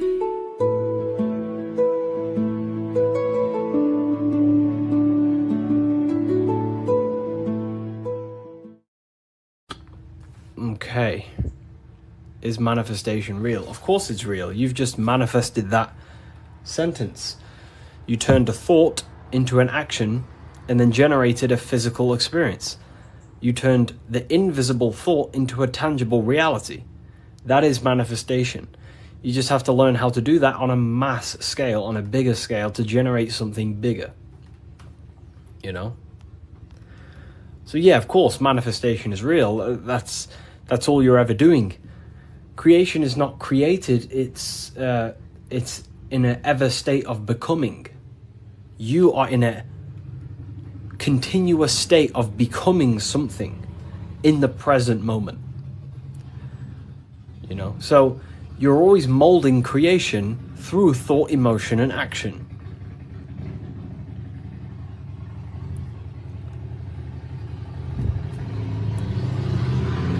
Let's let the Harley Davidson go past my house. It's a very loud bike. It's a cool bike. But yeah, you're in a continuous state of creation. And that's what this symbol ultimately represents, right? Hi, if I order your book today, will it be here before next Friday? You mean not this Friday, but next? Yeah, it should be there, for sure. So, this is what this symbol ultimately represents. Because the snake can shed its skin, which means it renews its layers. It transforms from old layers into new layers. It removes old layers of skin, symbolizing transforming. But the snake is eating its tail. The end gives birth to a new beginning. And this is what the present moment is. The present moment is the continuous state of becoming and unfolding of creation. We're all tapped into the live stream of consciousness, like you're tapped into this live right now. And you are directing them life forces in the present moment through thought, emotion, and action. You direct the life flow, the life force that you're tapped into. And wherever you direct it through thought, emotion, and action, and your time and attention, that is the reality you generate. And you create that reality. And that's what the symbols are here for, people. The symbols are here to awaken you to things that you just realize about yourself. I'm not teaching you anything new. This is just something you realize. This is solid truth that you can't, escape. You can't escape the law of cause and effect. The force is too powerful to escape the force and the law of cause and effect. The law of cause and effect is over you. It governs you. So you have to work with that law consciously. Most people are not conscious of the laws that govern their life. They're not conscious of the laws that's governing their mind. Your mind is governed by laws, not man-made laws, but universal laws you cannot escape. It is impossible to escape cause and effect. So you must work with the law. God law, basically. Yeah, they're called, occult societies, secret societies, they call the laws natural law. Then, of course, you have man-made laws.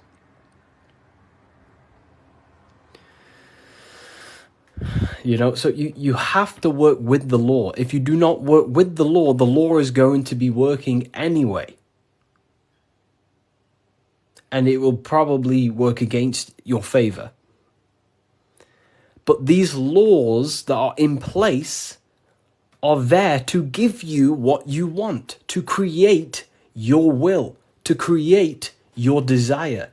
These laws are here for you to create, to give you what you want. Okay? So we have to become conscious of the laws that is governing our mind. Because the mind functions with free will, however, exists in the boundaries of the laws. Without them laws, the mind would not solidify a true creation. Everything would be chaos. The laws make sure that it creates this specific reality that you're experiencing right now. Hello, Harry. I've reached a higher state of consciousness thanks to you and your book. Wow, amazing, Craig. Absolutely amazing. Absolutely amazing. This book, don't read it once, read it many, many times. I'm probably sure you already have, but it just helps you. You pick up new things every time you read it. What do you think about getting a pentagram tattoo or a different symbol? I mean, the pentagram's a great symbol. It's just how you use the symbol. I gifted your book to a friend. Wow, amazing. Which book? The new one or the older ones? So we can influence our reality, of course, through thought, emotion, and action. You have free will. You have full control over them three things. If you try and control anything other than your thought, your emotion, and your action, you are going against natural law. God has given you the permission to only control your thoughts, your emotions, your actions. If you try and force anything on anyone else, you are then breaking natural law. They are the forces that consciousness expresses itself through the mind, mentalism, through thought, imagination, through emotion, through feeling, intuition, and through action, willpower, taking physical actions. That is how the force of consciousness expresses itself in 3 distinct ways. And that's how you create your reality, through thought, emotion, and action. And that's how you gain your personal power, by controlling your reality. How do you control your reality? Very simple. Is this the Book of Wisdom? This is not the Book of Wisdom. This is the Book of Symbolism, the brand new book, only available on my website. So here it is. Here it is, people. This is not the Illuminati. This is not the Illuminati, people. Let me make something clear. Everyone has demonized this symbol, and I think they use this symbol on purpose. Because this symbol unlocks your personal power, and that's what the Illuminati is. The Illuminati are illuminated people. That's ultimately what it means. Illuminated. What is illumination? Light. That's why there's light surrounded around it. Light in the eye. What is the eye? The internal perception. The mind that allows you to perceive information. The internal eye. The person in your mind who thinks. That's the real you. That is the real you. The person in your mind who thinks is truly formless. Okay? The Illuminati are illuminated people.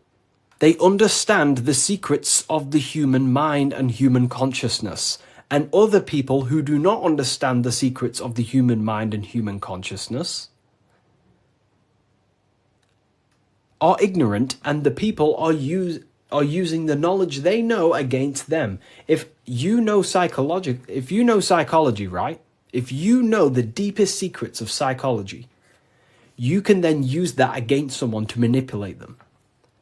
That's how the system works. It runs on information, knowledge, and power. And the power comes through the information. The people who have the most information about how you function have more power. Why? Because they can use you, because they understand you more than you understand yourself.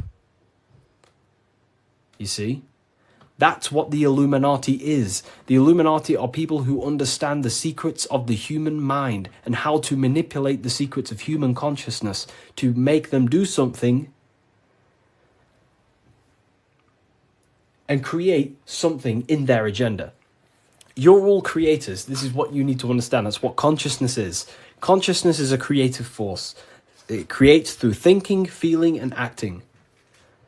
The triangle.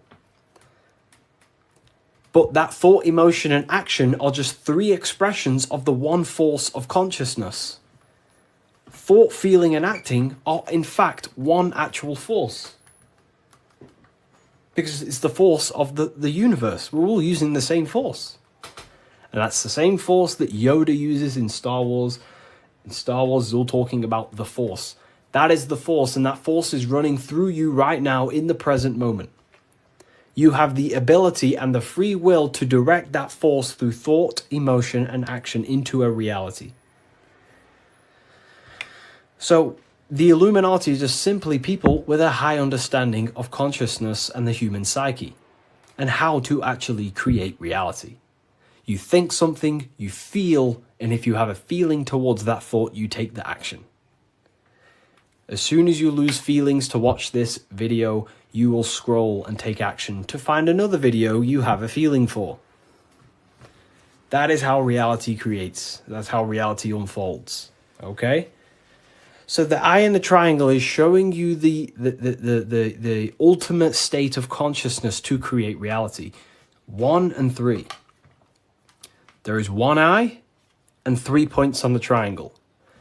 The 3 expressions of consciousness that creates reality: thought, emotion, and action. In one, unified.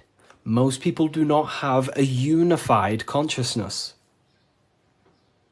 They think about creating a business, their emotions feel like watching TikTok, and their actions are eating food.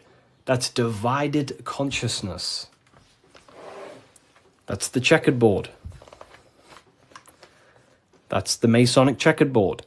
Their mind is divided in black and white, different personalities, different ideas, different desires. Their mind is not solidified on one creative project. The mind is divided within duality. Okay? That's what the checkered board is. The checkered board is simply a divided mind. Because this checkered board is this whole piece of artwork you see here of the Freemasons is showing you how someone's mind functions. That's the secret. Very simple. Symbols, occult symbols, Freemasonic symbols are basically showing you mind states, how you think. Divided pillars, left and right pillar, sun, moon. Sun is masculine, the masculine mind, and the feminine mind, the conscious and the subconscious. But here, there's an eye in the middle, unifying them in the middle. Unification. Unifying with the true being inside of you. Not being left or right. Not being too masculine, not being too feminine, but unifying the masculine and feminine principles to become a unified consciousness so you can create your reality. The masculine principles symbolized by the sun, and this left pillar symbolizes willpower, your will. Your willpower is very, very, very powerful. Willpower is ultimately everything you create, your will. So this sun represents the masculine forces of the mind, such as willpower, taking physical actions, intelligence, intellect, thinking. That's all the masculine. Then on the right side, you have the feminine qualities of consciousness on this right pillar, symbolizing imagination, emotion, desire, intuition. These are the feminine forces of consciousness. And what happens when a male and a female comes together? They give birth to a new creation called a baby. What happens when you merge your masculine and feminine qualities of consciousness? You merge your willpower, your thought with emotion and action. You give birth to a creation, a baby. The same principle. It's the same principle. Freemasonry is very simple. It's about bettering yourself, working on the temple, and the temple is symbolic for you, for your mind. The stonework Freemasonry, Freemasonry is about stonework, and that stone is you. You're perfecting a stone, and that stone is your mind. You're perfecting the Temple of Solomon, or you're rebuilding the temple, which is rebuilding yourself, because you are the broken temple. The thing is, your teachings is destroying my life. It's not destroying your life, it's destroying your old view of the world, which will then give birth to a whole new, beautiful life. You have to go through destruction. You have to go through the darkness to see the light. Destruction, creation demands destruction. And it's up to you how you interpret my information. Take it with a pinch of salt. Go and do your own research. I'm not saying everything I'm saying is, take what I say and apply it to your life and see if it helps. But everything I'm telling you here is helping me build myself and build my own reality. But it's very simple. It's about building yourself, because when you create change in your own psyche, you see change in your world. What happens when you start to awaken? You start to think differently. And when you start to awaken and spiritually awake, what happens to your friends? Your friends say, oh, you've changed. You see? So the external world is always mirroring your internal world. If you create change in yourself, you will see a change mirrored outside of you. That is as above, so below. Okay. So, Freemasonry is very simple. It's about yourself. It's about the Temple of Solomon. You're rebuilding the Temple of Solomon. And the Temple of Solomon is an allegory for you. Your mind is the Temple of Solomon. Your body is the Temple of Solomon.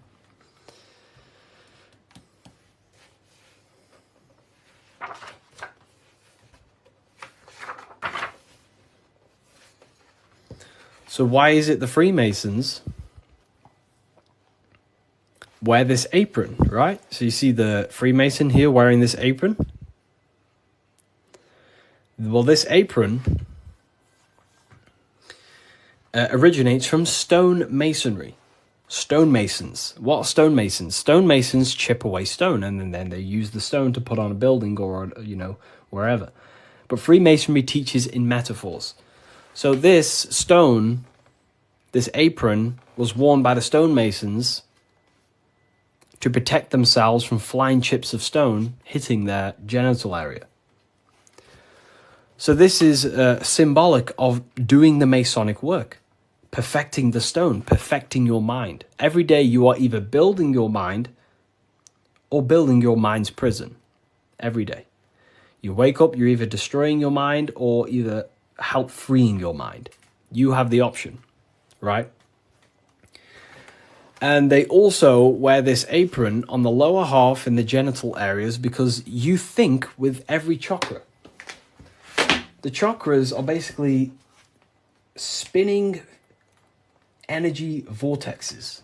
This is what you see here, right? These chakras.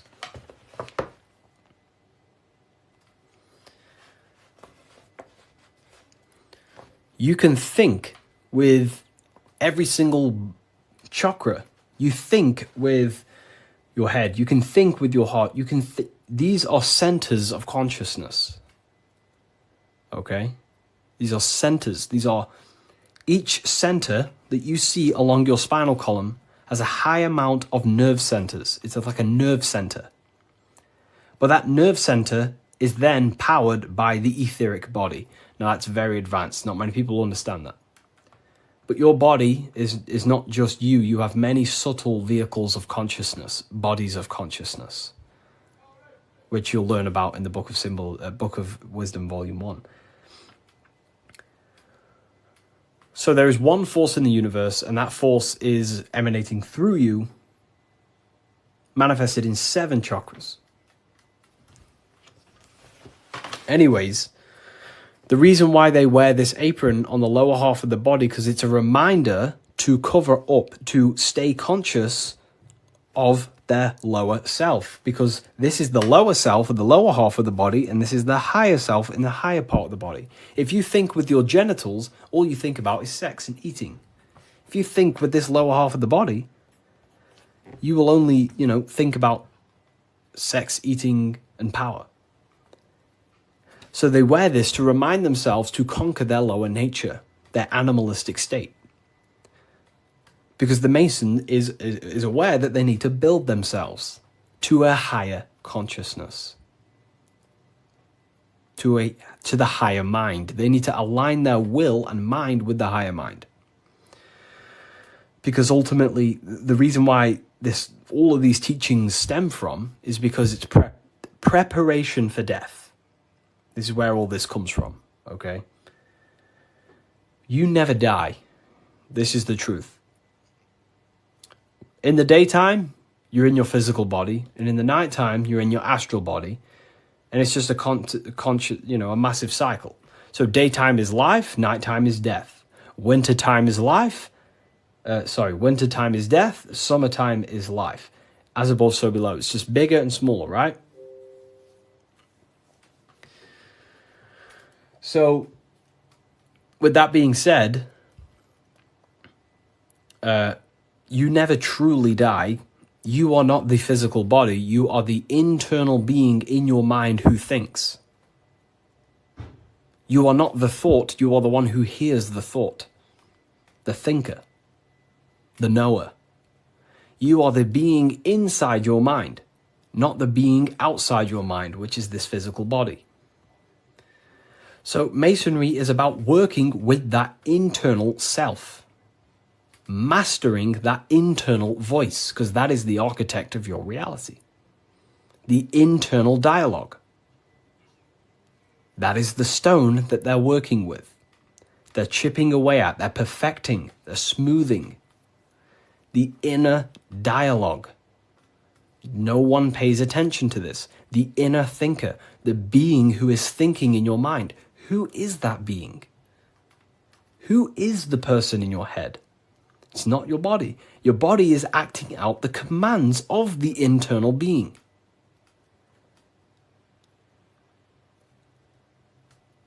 So, this is what we have to connect to and master the inner dialogue, the inner thought processes, because the thought is the architect of reality. Thought creates everything. Thought creates everything in the whole universe. The whole universe originates from thought. So Freemasonry is basically about mastering the inner dialogue and working on the inner self, the person in your mind. And the deeper you get to know that inner voice, you start to realize that there are many different vehicles of consciousness. You don't just have a physical body. You have a physical, etheric, astral, and mental and spiritual body. The physical body is just the lowest dimension there is. The physical plane is the lowest dimension there is. Your mind operates above all of them. A thought is just a thought. It has no true form. That thought takes on the body. That thought wraps itself in imagination. So the thought alone is just a thought. But then that thought then wraps itself in something we call astral matter, which is your imagination. The light, the screen in your mind that allows you to vision a specific object. The thought wraps itself in astral forms.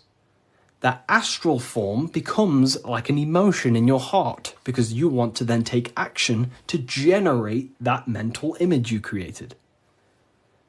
Then it turns into a physical reality once you start to take the action to fulfill the desire of that mental image you created. So these are the many different vehicles of the mind. And the mind is not just in the brain. This is the whole wrong thing with science. The mind is not the brain. The brain is just a physical computer to decode the commands of the mind. The mind is not even touching the physical world. The inner dialogue is not in the physical world. The true you is a higher dimensional being. Okay? The inner dialogue. And we're working with that inner dialogue to master it, to ultimately master your reality. So again, Freemasonry is all about cutting stone, but it's not about actual stone. This book by Harry B. Joseph, right? Yeah, I am Harry B. Joseph. I wrote these books myself. This book is my brand new book, the Book of Symbolism. And it's only available on my website. You will not find this book anywhere else. The Book of Symbolism.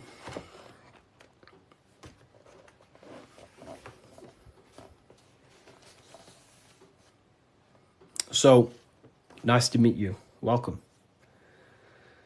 Okay, so again, what does this represent? The rough stone is a symbol of the self, the unrefined self, the unenlightened aspects of our mind. So the rough stone represents the uncontrolled aspects of our mind. We have many different versions of ourselves in our minds, right? We have a version of ourselves who's perfect. We have a rough version of ourselves that we can become. You know, there's many different things in our mind. But the aim of the Mason is about unifying all of them different personalities into our higher self. It's about learning the secrets of the mind. So this represents the perfected aspects of the mind, and there is also there is no such thing as perfection. We will never actually truly perfect ourselves. But the aim is to be perfect. So the Freemasons show you the checkered board. I'm ordering all your books this week. Oh, wow, thank you. You know, you will look, your whole life will change. Your whole life will change.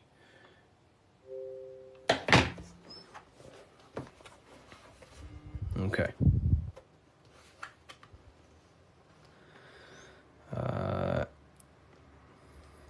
The checkered board floor. This is symbolizing on a base level. So symbols have many different interpretations. So on a very basic level, this checkered board floor represents duality, how everything is dual, positive, negative, day and night, hot and cold. But the deeper you go into the layers of the symbol reveals the secrets about the human mind. So this is all showing you the mind. Different states of mind. Because that's what the universe is. The universe is one singular consciousness expressed in many different forms, in many different clothes, what we like to call people. Me and you are cut of the same fabric, which is the universal mind experiencing itself. So the mind is the very architect of reality. Life is not happening outside you, it's happening inside your mind. You are a projection of the mind. However, you have the ability to identify with your ego. Your ego is very simply just a false version that your mind, it's a version of yourself that your mind has created through experience, thoughts, words, memories, and traumas, and belief systems. But beyond you, if you turn your mind off, if you stop thinking, then who are you then? That's what we call the universal soul. Everyone is that same substance. When we all turn off our mind, we are all the same substance, the universal soul. But we have the ability to generate an ego, which is our own personal identity. The ego is not inherently evil, but the ego can become bad if you don't tame it. It's the beast. But anyways, the duality represents, very simple, black and white, positive, negative, day and night, the opposites in the physical world. But on a higher level of masonry, it represents a divided mind. The one divided in many. The illusion of the third dimension, of how everything is separate. But in fact, we are all the same substance. We are all the I am. We are all the I, the inner dialogue, the inner voice. Masonry is about working with the internal voice, the thinker in the mind, the true higher dimensional being that you are. Because that higher dimensional being manifests its life forces through you and creates in the physical three-dimensional world. So it's about directing the life forces through you. Now, a big misunderstanding about the world that religion has placed on people. A big misunderstanding, right? People think the world was created. People think the world was created thousands of years ago. It's the biggest lie ever. Step back, remove that belief out your mind just for a second, and realize the truth. The world was not created thousands of years ago. The world is creating now, in the present. It's unfolding now. Creation is unfolding in the present moment. God is thinking reality into existence right now, and you are thinking your reality into existence right now through thought, emotion, and action. You are crystallizing reality now in the present, and you can become a co-creator with the creative force of the universe. But we've been taught the complete opposite, because the powers that be in the world do not want you to become a conscious creator. They want you as a slave and a worker.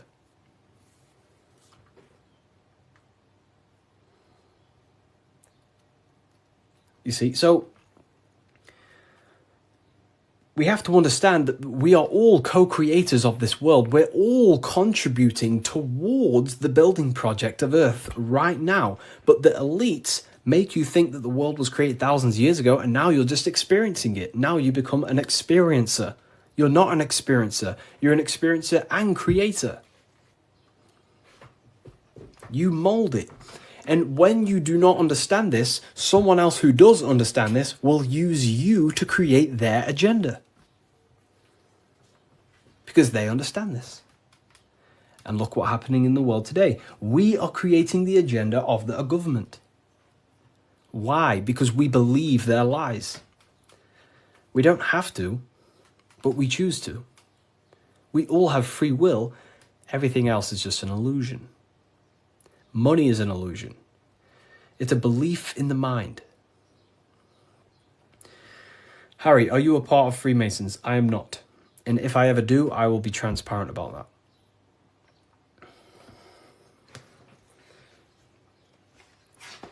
So this is representing your mind divided. Divided consciousness. Now take a look here. What are the Freemasons trying to show you here? Squares to circles. Square, circles. Geometry.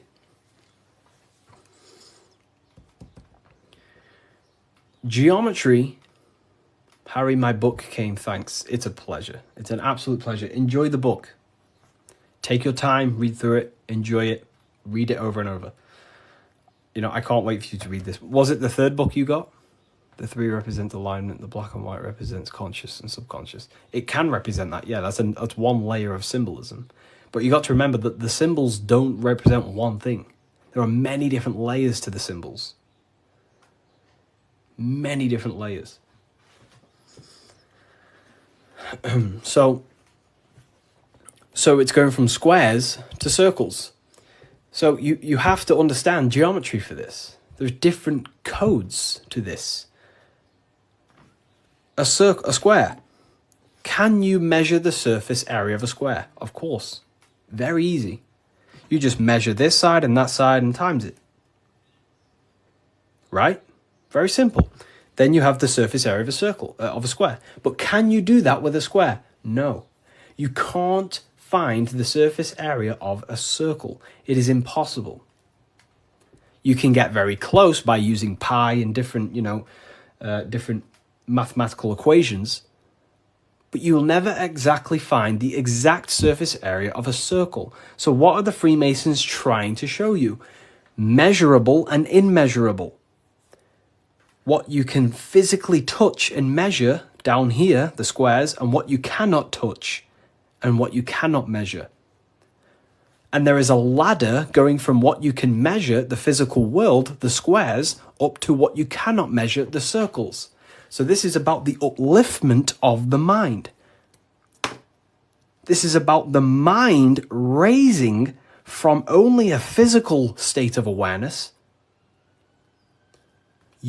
raising the mind so it can function as a spiritual mind and use the higher dimensions of consciousness, such as imagination, thought, Most people's minds are stuck in the measurable, the squares, limited.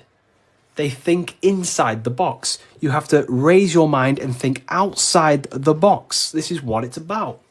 Raising your mind and using the higher dimensions, which is imagination.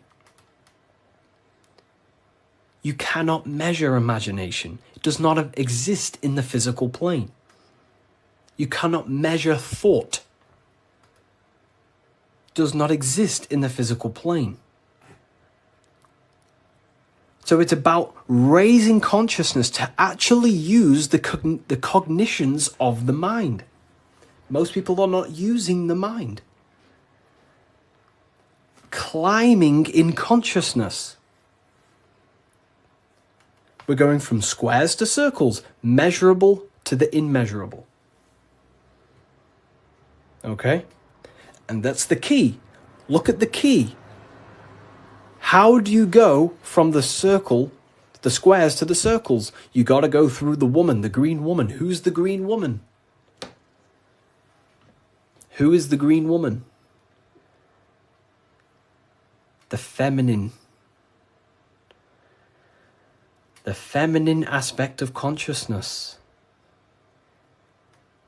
You cannot just go from low consciousness to high consciousness. It is impossible. It takes a lot of work. Doing work on your mind is way harder than any labor or work you could possibly imagine. The work on yourself is not easy. And I never say it, I never have, never will say it's easy. It is very, very, very difficult to change your mind because it is literally programmed. Very difficult. So you have to go through the woman. And what's the woman? The care, the desire. You have to have a desire to climb the ladder. You have to have the love and the care to do so. If you do not have the care, you will not climb the ladder. If you do not have the care to watch this live, you will continue scrolling. You have to come into contact with the feminine, the heart. You have to care to reach the higher consciousness, to take the actions that are necessary to generate that consciousness. That's the key to open the door to the upper room Jesus mentions. Jesus is always talking about the upper room, the kingdom of heaven. This is what it is. It is a higher state of understanding. A higher state of self-mastery. That is what it's all about. So in order to climb the ladder from the immaterial to the material to the spiritual, you have to care. If you do not care, you will not reach that higher level of consciousness. Because why? It takes a lot of self-work. A lot of work. A lot of reprogramming the self. A lot of meditations to gain control over the inner dialogue. A lot of reflection. A lot of sacrifice. Yes, very well said. Very well said, Timon. It takes a lot. It's not easy. Constructing, working on your mind. It's very difficult. And you don't see the benefits for a very long time. But when you do start to see the benefits, the benefits are massive. So this is what it's about. It's you. This is all you. And what are we chasing? We're chasing the I. What's the I? The I is the eye is open. It sees. That's the inner observation, the inner being who observes everything, observes the thoughts, observes everything. But we're chasing a higher I, a higher perception of ourselves by raising consciousness, a higher understanding of what you truly are beyond your human form, which is a higher dimensional being. We're chasing the I. The I is a higher perception of ourself. Yes, very well said. You see? So this is what this is why if you read symbols, you become very powerful. That's why I wrote a whole book on this. So you can learn this too. Everything I've said and more, you can learn. The Book of Symbolism, the only place it's available is on my bio. Revivalofwisdom.com. I just released this November 17th. But it breaks down everything about Freemasonry, of how you can learn this knowledge and gain a higher consciousness. But anyways, if we get this to 50k, I will drop some coupon codes for you all, and we'll carry on. I'll drop some coupon codes so you can save some, some money. And we have worldwide. We have, this is powerful knowledge. Powerful knowledge. What do you think about the Golden Dawn? I have a friend, well, not a friend, but I know him he's an Instagram creator, and he went through the Golden Dawn system, and he is a very famous author now. You've probably heard of his stuff. It's called The Serpent Rising. He went through the order of the Golden Dawn, learned about Kundalini and stuff like that. Golden Dawn Society, yeah. How can I buy your book? There's no link in your bio. There should be. There's a link in my bio. Revivalofwisdom.com is the only place you get the Book of Symbolism in English, French, German, Italian, Spanish. Okay, so let's carry on, right? So we've broke this down. You now understand that we're going from squares to circles, which is going from the measurable to the immeasurable, changing the mind from a state of reaction, because this is, okay, the circle cannot be measured, but the square can be measured. So this is the material, this is the spiritual, this is the seen and the unseen. This is the cause, this is the effect. The cause, effect. What does the sun do? The sun causes effect on the earth. This is why there's a sun here. It's showing cause, effect. The sun produces changes in the plants and the nature on the earth, which means as above, so below. The cause is above, the effect is below. So this is talking how to change the inner dialogue of yourself, the inner voice, from a reaction mind to a demanding causal mind. Most people live in reaction mind, the square. They're reacting to the world outside of them, when the world outside of them is simply the effect. You cannot change it. It's already affected. It's already manifested. The only thing you can do to change the world is to change the cause. The inner world is the cause, the mind is the cause, the external world's the effect. The inner world is the cause, the external world is the effect. Most people have something bad outside them. I'm not perfect. I'm not saying I've reached the highest level of consciousness. I'm still working on myself, and I'll always say that. But most people are stuck in reaction consciousness, where their mind is just reacting in a state of complaining about the external world. When the mind is the cause. The cause, the mind needs to be a cause and a demand and a command. But that's fine. I was in that state. And I still catch myself now and then being in that state. But we have to train our minds to understand that the outside world is the effect and the internal world is the cause. And we need to raise that ladder towards the causes. Make the mind a powerhouse of control. A powerhouse of control. Okay? Awareness, yeah. Okay. Symbolism. The winding staircase. You can't see the room. Where is it taking you? This is talking about the upper room, climbing to a higher state of mind. But when you're down here, you can't see that room. You don't know what a higher consciousness is. You don't know, like right now, maybe there's some people in here, they don't even understand what even is a higher consciousness. You will never understand until you start to do the work on yourself, until you start to see what it's like to understand yourself. When you understand how you work, you know what to do in every situation. You have the tools to use in life. So this is about climbing the staircase of higher consciousness into the inner room that you can't see. Beyond the curtain. The curtain is the veil. This is about entering in yourself. Walking past these two pillars is about walking into the internal self. It's a journey inward. You have a self outside the mind, this body, and you have a self inside the mind, the inner being, the material and spiritual. That's why you're an individual. You have a dual nature, inner and outer. So when you're walking in between these pillars, you're walking, it's symbolic of walking in your mind, walking in a journey into the self. And we're working with the inner self. This is what Freemasonry is about.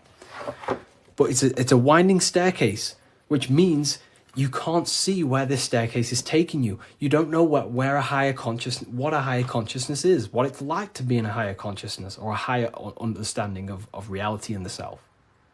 So you must have faith. Faith, not faith in a God, but faith that the staircase or this journey, this work you're doing on yourself is going to lead you somewhere. You must have willpower. It takes willpower to walk the stairs. You must have care. Faith, will, and care are the three forces that help expand the mind into higher levels of consciousness. So it takes faith, will, and care to walk this staircase, to walk this path, to do the work on the self, to master the self. And a spiral staircase also represents time. It takes time. Time moves in a spiral.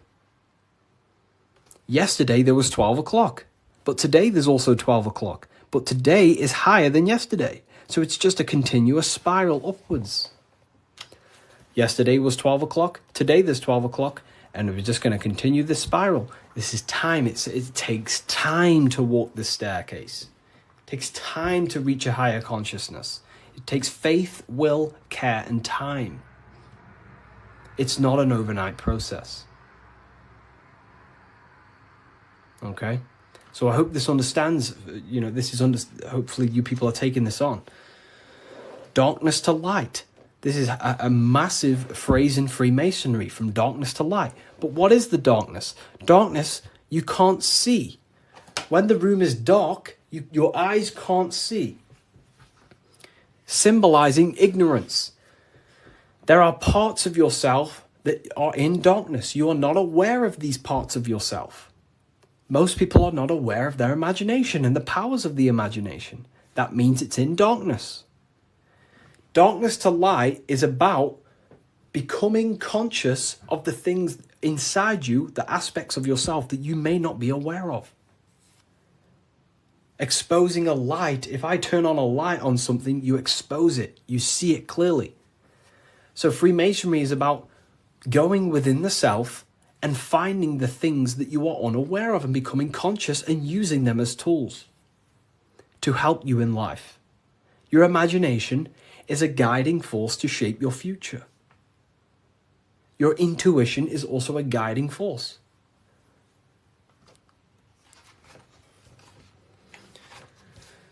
This is the hammer, the Freemasonic hammer. Why do Freemasons use hammers? The hammer, the force. What is your hammer? What is the force that drives you? What is the force? What is the desire in you that makes you go through life? We all have a hammer. My hammer is to help as many people understand themselves as possible. That makes me take my actions. That's the force inside of me that takes action. The reason why I'm on this live is to take action to help people. That's my force. That's my hammer. You have to have a hammer in life. This is a tool.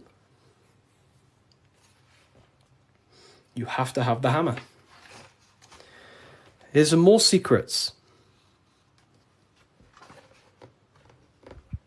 Force, form, very powerful. Not many people understand this one. But like, I could sit here all day and talk about all the different symbols in this, but there's many different symbols that you can go over. Force and form. Okay, so we have hit 50k, by the way. I did promise people earlier, we have hit 50k, that I would give out a coupon code. I did promise people. So I'm going to have to give that coupon code, and then we'll carry on with this, breaking this down for you.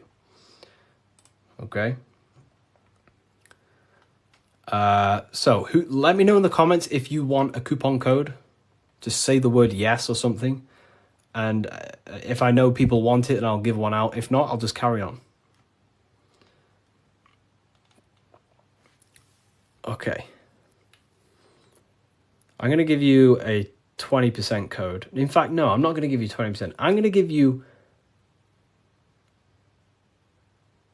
30% off. Wait, let me just test something.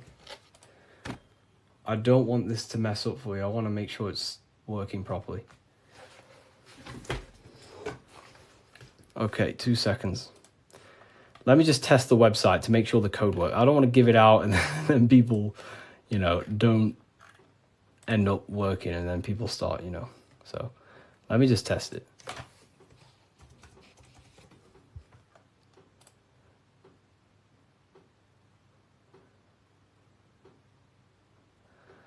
Okay.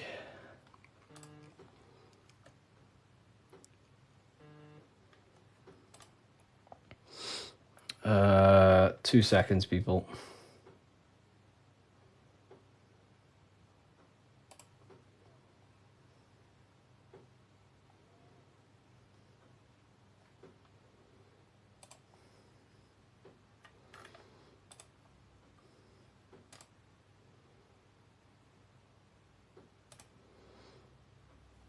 Let me... You said 50%. I didn't say 50%. I said if we hit 50k likes, I will give a coupon code. And that's what we've hit, 50k likes. I can't give 50%, then that would be pointless. I wish I could, but it's literally, I'd probably lose money. I'm just testing the code out for you.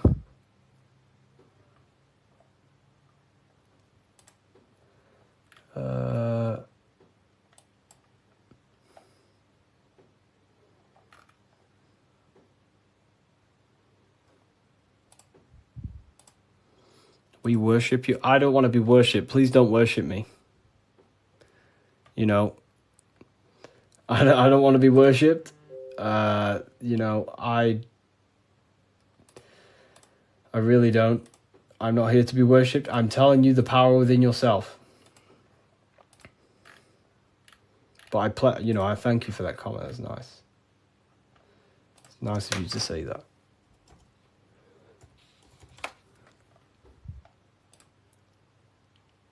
Okay, so it is working. Okay, nice. So the code is working, and the code is, I'm not giving you 20%, I'm going to give you 30%.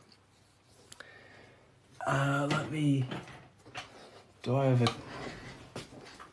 pen? I can write it down for you. The code is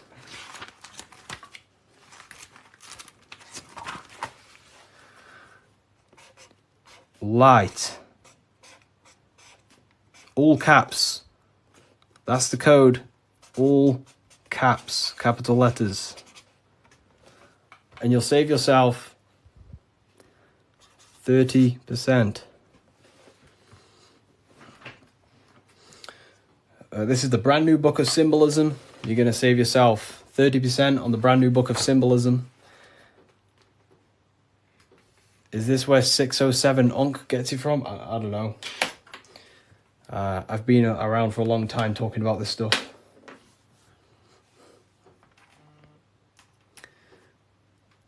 I don't know. I don't know where he gets his information from.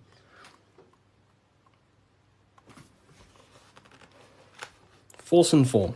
Here it is. Website name, revivalofwisdom.com.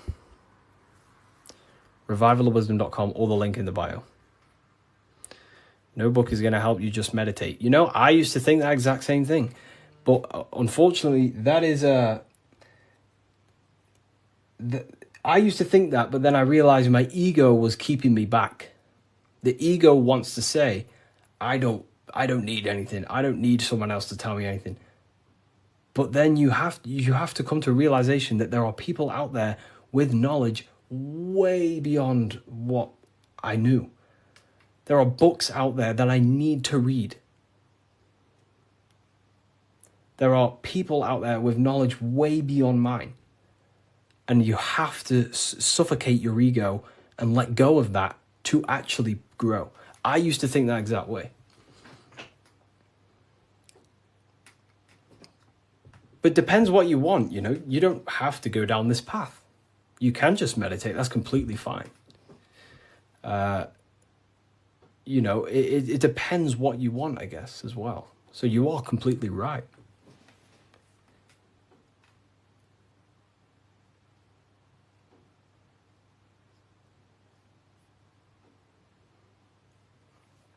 You are completely right. Is there a PDF? No PDF. Physical books only. You know, we ship worldwide. What's your fave part of the book? Oh, yeah, no one's ever asked me that, you know. That's a very good question. What is my favorite part of the book?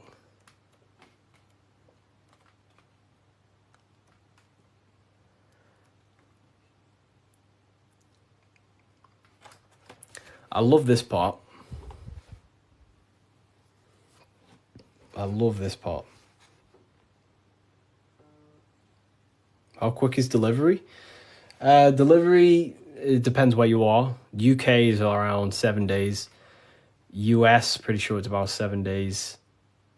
It's a print on demand. So basically, an order will go through the website, and then it'll go straight to my suppliers. They print it, and then they ship it. And then they obviously send you emails with the tracking information and stuff like that. You know. But this is probably my favorite part. Is it UK based? It's not. So the supplies that I have, they have printing warehouses all around the world. I'm pretty sure they have one in the US, one in the UK. So wherever you are in the world, wherever the order is going to, it goes to the correct warehouse, so it gets shipped in time. That's basically how everything's set up. Because I don't actually stock them all. I mean, I do have quite a lot here. I'll show you. I have quite a lot of them here.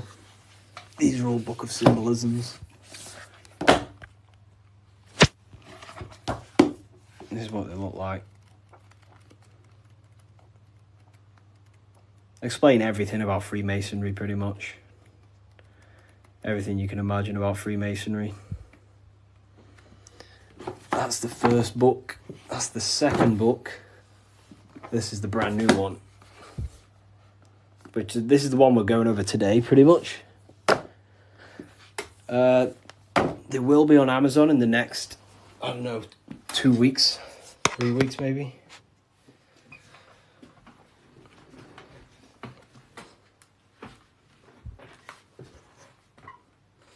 How can we use the book to live a fulfilling life? That's pretty much, the book teaches you, it's a guide to higher consciousness. It helps you understand and unlock aspects of yourself that you never knew was there.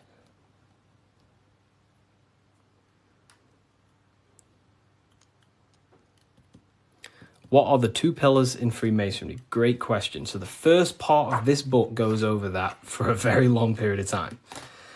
So the first whole section of the book goes over the Jachin and Boaz pillars, right? The different symbolism. So it basically represents the masculine and feminine forces of consciousness. But it ultimately represents division as well. The number 11 is a dividing number. It's left and right, right? It's left and right. So Have you experienced spiritual psychosis? No.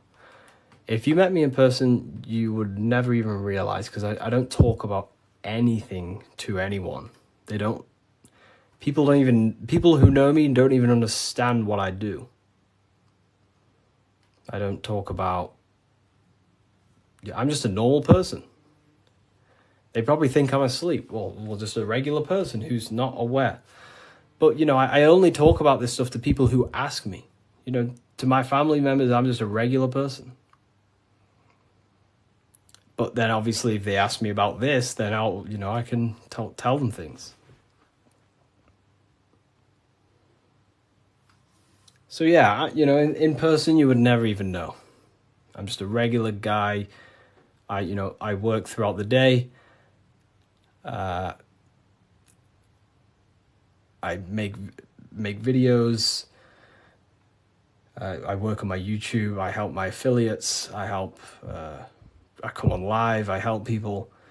I speak to my university students. And then I go to the gym, see some family members, and I'm just a regular person.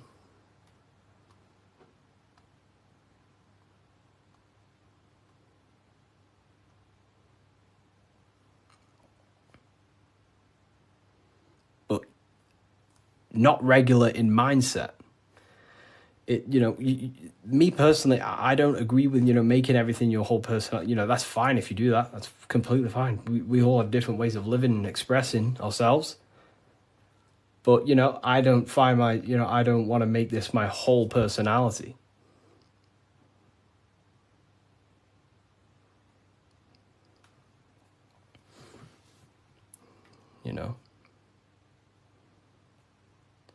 I love to read books in my spare time. I watch a lot of, listen to a lot of audiobooks.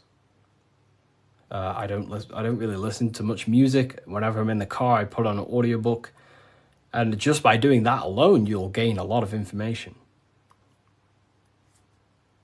Just type in Masonic books or esoteric books. You will find so much on YouTube.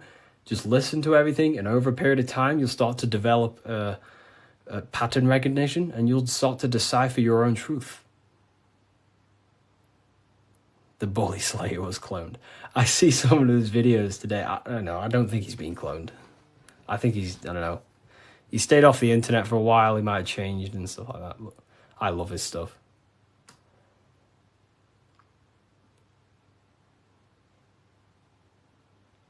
How long did it take to change your reality to your desired reality? Good question. For me, it was, I wouldn't say got lucky, because I work very, very hard. I work at least 10 to 11 hours a day. Most days, but not recently, but before. But for me, there was not many people in this space talking about the things that I do at the time. So for me, it sped up very fast because of that. There's not many people who can give you this information I give you. Of course, there's a lot of people who can give you this information, but they're not, well known or outspoken about it, respectively to them. And luckily, my stuff started to gain a lot of attention, and my life changed in a matter of a year. But it can take longer. For years before that, I was trying many different things, many different things. But whenever you preach about mind control, I realized I'm in a prison of my own thoughts. Yeah, a lot of people live in their own prison. Like I say, every day you wake up, you're either building your mind, you're either building your freedom of your mind, or building the prison of your mind. Every day. You're either building your prison or your freedom. How long have you been on this path, Harry? Long since way before 2020. Way before 2020. I was talking about, I can't say the thing on here, but the virus. you know, I was talking about the virus way before 2020. And there may be some people in this live who watched my very first lives. I used to go live all the time. But I was looking into conspiracy theories when I was year 7, year 8. And then I got really deep into like conspiracies 6 years ago. And then after about a year of that, I started to switch into like esotericism.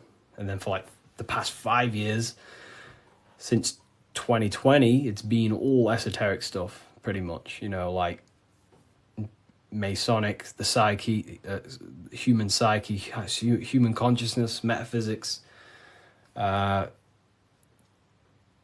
symbolism. So the last 2 years, it's mainly been symbolism, because I'm obsessed with symbolism at the moment. But yeah. Do you believe in God, Harry? I believe in a form of energy that gives rise to all things, yes. And we are a part of that energy source, that conscious energy. We are an emanation of that. We are cut of the same fabric of that. It is one consciousness clothed in different beings. Harry, you said faith, will, and care and time. Didn't you say time doesn't exist? Can you explain this? You know, time is the present moment. It's an eternal now. But, you know, it takes, that's what we call time, the movement of that.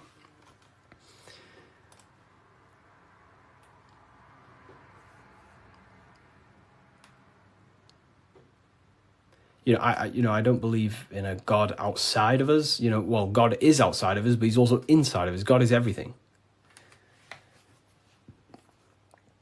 I like how you put that. Oh, well, thank you.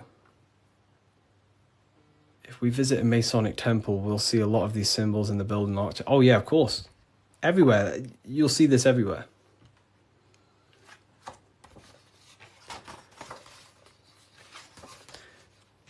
I mean, look here.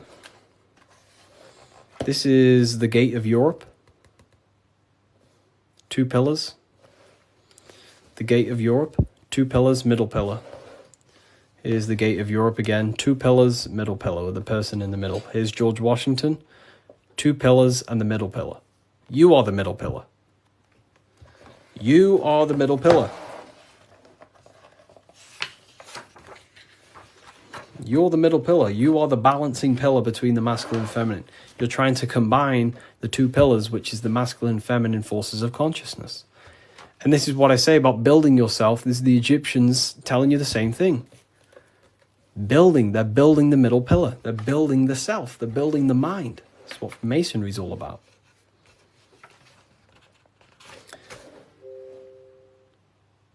You know? So look. Here's the Anunnaki showing you 2 pillars, Jachin and Boaz. And look at the person in the middle pillar, which is balancing the masculine and feminine forces of consciousness, trying to become whole and unified, a unified mind. And he's stepping up, symbolizing raising consciousness. Stepping up to a higher level of understanding. Here's Buddha, same thing. Buddha, Vishnu, Sumerians, Egyptians. Wait on, we still got more. Jesus with the 2 pillars. Egyptians again, they're building the self. This is what it's about. It's about building the mind.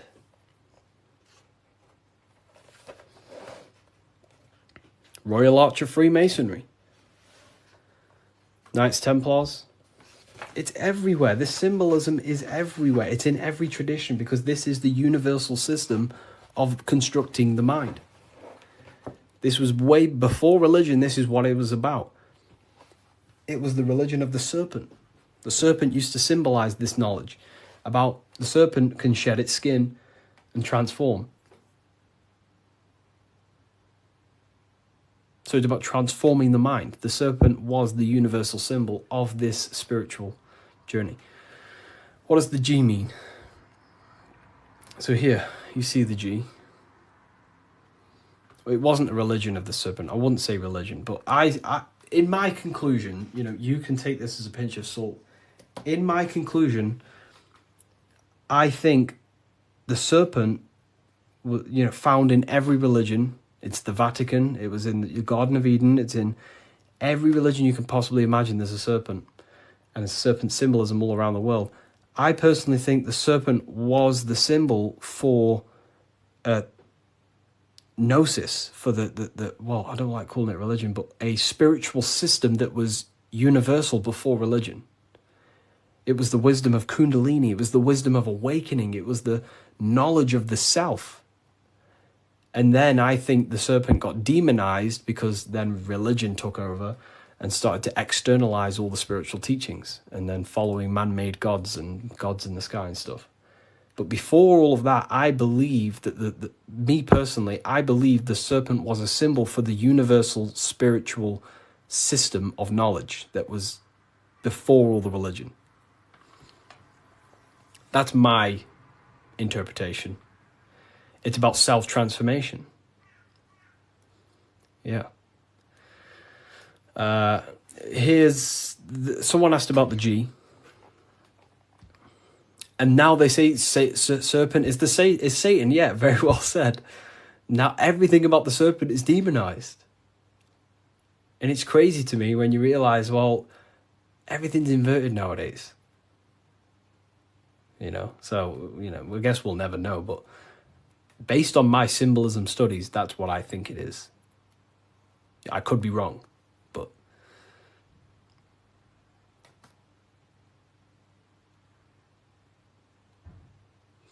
so, okay, why didn't you join Freemasonry if you believe their teachings? It's not believing anything. These symbols are self-awakening. It's not...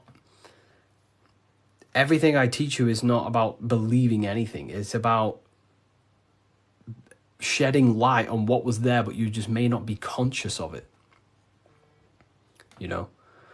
So, for example, the G, this is a Masonic symbol, and the G represents the force of care, the force of love, the heart, the generative principle, the G, the generating force of reality. That is love. The heart generates your reality. You right now are watching this live because you have a care. You care for the information I'm sharing. So that care is allowing you to take the action to generate this experience you're having right now. So in order to go through the Masonic temple and walk the path towards the light, you have to have the G inside of you, the care to walk that path. If you do not have the care, you will not take the action. If you do not have the care to watch this live, you will continue to scroll. G also doesn't have a numerology meaning. Yes, 7. 7. G is 7. And there are 7 cognitions of the mind. So the G is also gnosis. Gnosis about, knowing, gnosis. Gnosis is knowledge gained through direct experience. So you right now, you're here. You don't believe you're here, you know it. Instead of believing God, you can get to know God by gnosis, by studying the self, by entering trance-like states of meditations and understanding the self. That's gnosis. And in order to gain gnosis, you must have the G. That's why gnosis begins with a G. Because you must have a care to meditate. If you don't care about gaining a higher consciousness, you won't meditate. If you don't have a care to reach the light, which is just a higher state of understanding, you don't have the G. If you don't have the G inside of you, you will not take the actions to walk up this path, up the mountain. It's a difficult path of self-mastery. So that's the G. It's the driving force of your reality. And if you don't have the G, you won't walk up this hill. You know, so the teachings that I teach is, you know, it's about shedding light on something that was already there. Does the Book of Symbolism teach us how to get the G? Well, yeah, the G is just simply your care. Do you care about gaining information? Or do you not?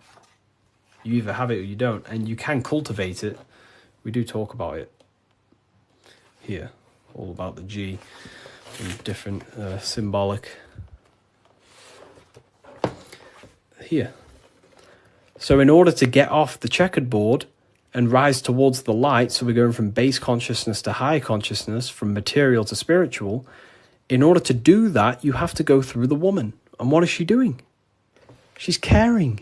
She's caring for the little baby. So it's symbolizing, in order to go from low consciousness to high consciousness, you have to care. You have to go through the feminine, the heart. You must have a desire in your heart to truly raise your consciousness. That's why there's a woman here caring for a little baby. You have to go through the feminine to reach a higher consciousness. So anyways, is that why religion is against women? You know, there's so much that goes into that. I believe they don't want us in contact with the feminine energy of consciousness. We're all masculine and feminine. We all have feminine qualities. We all have masculine qualities. They suppress the feminine aspect of consciousness because that's what unites.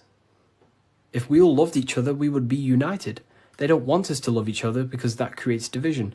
And divided people are easier to control. If we all united, we'd all realize we can take over the government. So they destroy the feminine because that's all about caring, nurturing, growing as a community and as humans with the earth, caring for the earth and things, but it's just completely demonized nowadays. And now it's just a masculine-dominated world. But Freemasonry says that the G is geometry or God. It's all the same. God, what is God? God is a creator. How do you create something? Through the G, you have to care. If you don't care about something, you will not create it. If you don't care about the live, you will take action to scroll away until you do find something you care about and you take the action to watch it. So it's about generating reality. God, which is a G, which is about care, creation. Geometry is the same. It's all about creation. The mathematical codes. But it's all to do with the G principle, the generative principle. If that makes sense. So most words with G are all to do with care. Gift. If I gift you something, it's because I care. I have a G. I have a care towards you, and I'm gifting this.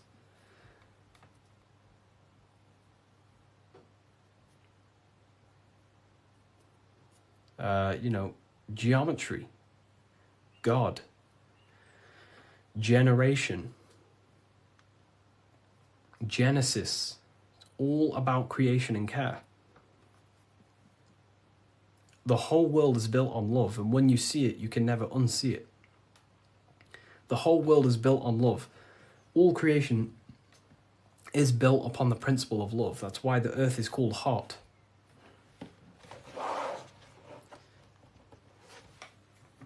Earth is heart. Because the whole world is built through the heart, the love energy. You only take action on what you love. Some people love twisted things. Some people love hurting people. But, we have to purify our love. But,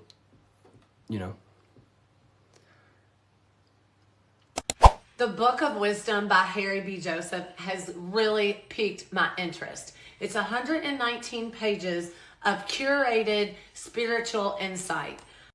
This book has really piqued my curiosity. And regardless if I believe in everything I read out of here or not, I am just so mesmerized by a lot of these topics. It's all, some of them are controversial, some of them are based in Christianity, some are not, but it's just a really insightful book. And I'm super excited to check it all out. If you want to check it out too, I'll link it for you. Get your copy. Visit bookofwisdom.com. What if I told you many people around you have probably sold their souls? It's more popular than you think, and it's very easy to do. Selling your soul is not something that you can just go and meet the devil and do it. It doesn't work like that. But before I tell you exactly how you can sell your soul and how not to sell your soul, what is the soul? So looking at Jesus, we always see two lights surrounding his head, one surrounding the heart. And as of course, if you've been watching my channel, you know Jesus represents you. He represents the divine essence of the universe made in human form. Each one of us possess a fractal of God's infinite consciousness. We are all God. We are all God experiencing himself in a three-dimensional divided form, separated from his oneness. God wanted to experience himself, so he made this world. So each one of us possess a soul, and the soul is the spark of God's infinite loving consciousness, filled with God's loving moral law. So the reason why Jesus is always have a light above his head and a light on his heart is because this represents the brain and the heart. The brain is not the mind. The heart is not the soul. The brain is the physical manifestation of the mind. It is the physical mechanical computer for the spiritual mind. The heart is the physical manifestation of the soul. The heart is a brain. In fact, it contains 40,000 specialized cells, which are the exact same cells found in your cranial brain. Yes, your heart is an emotional brain. Your cranial brain is a thought brain. It's a computer. Okay? Everything that exists physically exists non-physically. This is what the ancients called spirit. Just means invisible force. The mind, the thoughts are not made of atoms. You can't touch, you can't find tangible thoughts, imaginations. These things exist spiritually in metaphysical counterspace. It's the same with your emotions. The emotions are spiritual. They are not physical. You can't touch them. So thoughts are the language of the mind. Emotions are the language of the soul. Sometimes we can become eluded by thought and we can become eluded by emotion. If we are led purely by emotion, we can create illusions in our perception. The same if we rely only on thought. We must balance these two. Okay? So the mind is the creator. The soul is the operator. Every thought we think is being judged by our soul. The soul is the judge. The soul tells you what is right, what is wrong. And even the Freemasons depict this spirit and matter in their black and white checkered boards. White is spirit, black is matter. Matter is dead, spirit is life. This is what this represents. Physical reality is not just physical. For every physical object, for every physical manifestation, there is a spiritual force bringing it into existence. Consciousness brings everything into existence. Before you kick a football, there is a change in your inner consciousness before you take that action of kicking the football. Everything exists in spirit before matter.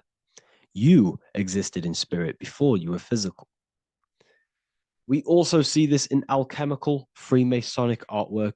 This represents the clouds. This is the mind. This is the heavens. And then coming down into the heart, which represents the earth. The light entering the mind into the heart, because every thought we think is being judged by the heart. The heart speaks to you through emotion. The soul speaks to you through emotion. Every thought you think, your heart is telling you that is right, or it's telling you that is wrong. Why? Why is this? Emotions can guide us, okay? Emotions are the language of our soul. Our soul guides us to our soul purpose. Each one of us contains a purpose in this physical life. There is a reason you are alive. There is a reason why you came from spirit into a material reality. Your jealousy reveals where you need to be in life. If you are jealous of someone, this is your soul saying you need to be there. That's where you need to be. Your fear reveals your greatest growth in order for you to reach your life's purpose. If you fear something, this is your soul telling you you need to overcome this in order to reach your life purpose. This is the next obstacle. The soul, your life purpose is not found in your passion. It's found on the other side of your greatest fear. The soul's always seeking, it's always seeking truth. It's always seeking to expand, to learn. The soul must go through pain in order to overcome, in order to grow. That's why we are here, to grow and expand and create. We also see this in alchemical artwork. Again, the mind in the clouds, the heart and the soul. They must work in unity. Each one of us contains the spark of the divine, which is the soul. Okay? Which is the soul. This is the operator. G-O-D, generator, operator, destroyer. The generator is the mind. The operator is the soul. The destroyer is the body. Everything will generate, everything will operate, and everything will die. That's the Trinity, the Father, the Son, the Holy Spirit.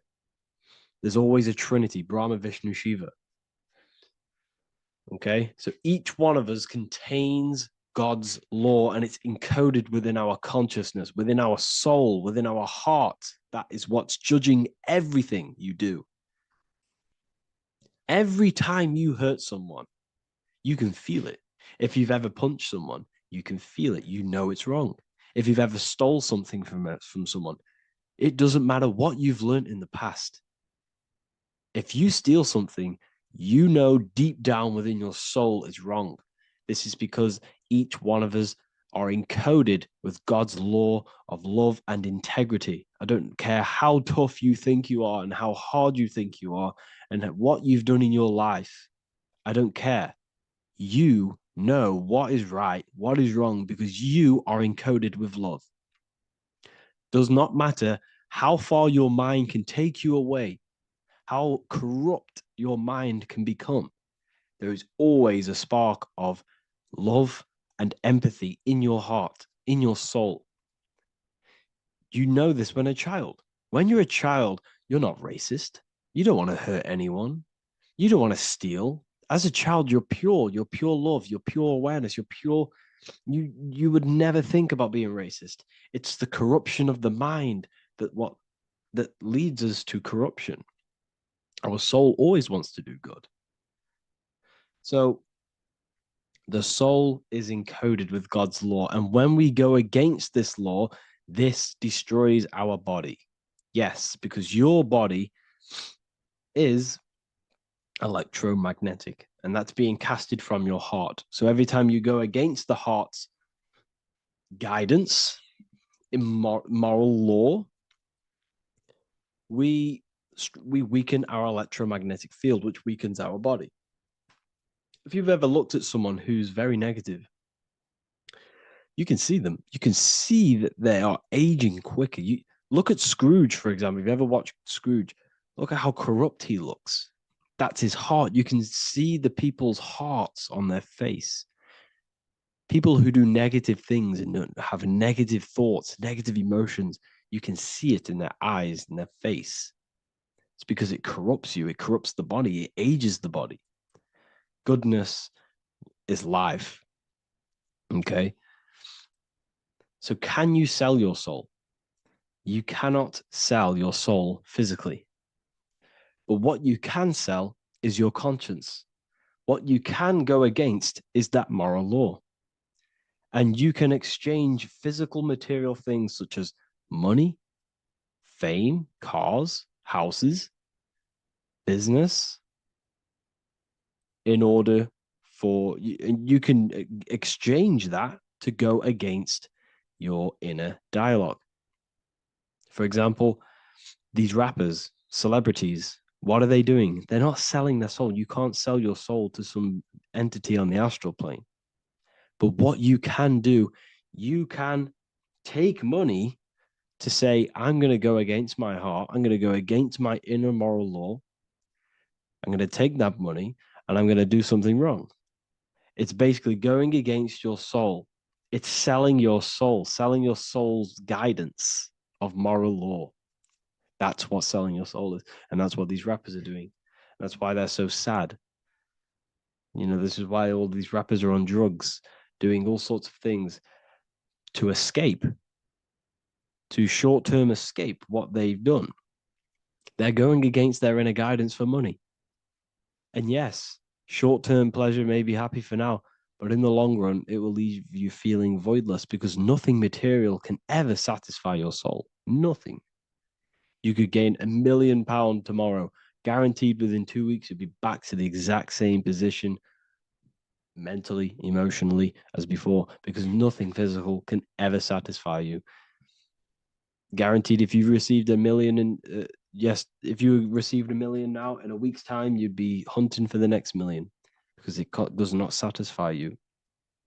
There's a reason why these billionaires don't stop working, because they're so addicted to earning and earning and earning. It doesn't satisfy you. The only way you can satisfy yourself is through Christ consciousness, is through self-love, is through loving thyself, knowing thyself, and becoming balanced internally in consciousness instead of seeking external validation through material things, which end up leaving you feeling voidless, empty inside, and sad and depressed and anxiety. Everyone's looking outside of themselves for validation, when true validation comes from within.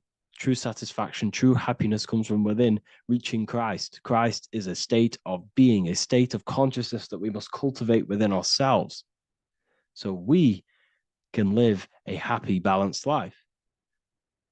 You can have all these material things when you're satisfied inside, but don't rely on them.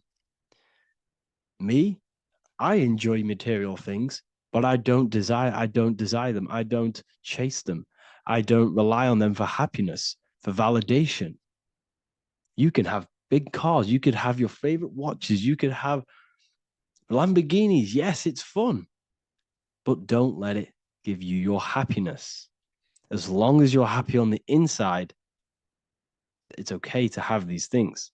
You should seek balance with your inner world and outer world. Okay, so this is what they are doing. Rappers, celebrities, actors, Hollywood.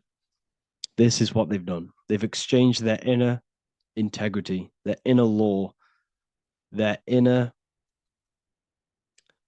moral compass for exchange for material wealth, fame, money, and cars.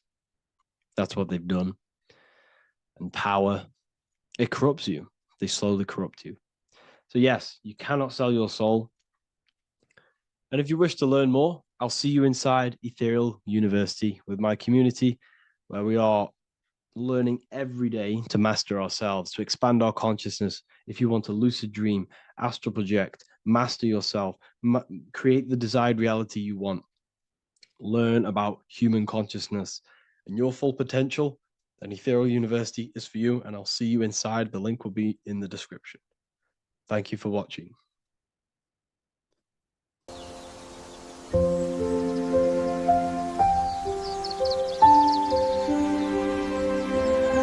bookofwisdom.com. Visit today.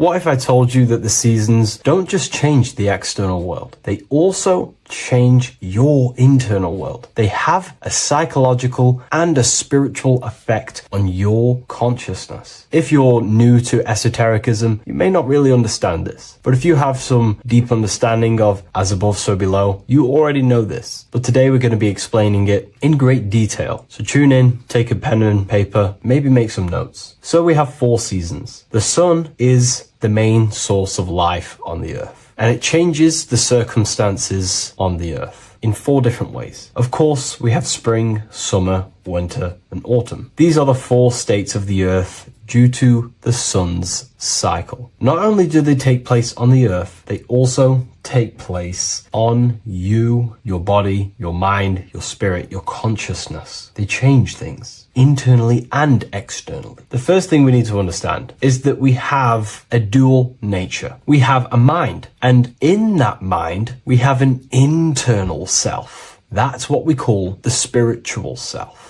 It is the individual that exists within their own mind, within their own consciousness. It is the self that imagines, thinks, feels. That's the spiritual self. And internally, that self is the true self. When it's detached from the false identifications, of course, such as the ego. But the true self dwells within the mind, and that's the immortal self. That's the self that will never die, never perish, that will always be there, and it always has been there. The internal self. But on the other side of the mind, the outside of the mind, we have this, what we call our physical human body. This is our external physical body. So outside of us is a physical reality, but inside of us is a spiritual non-physical reality.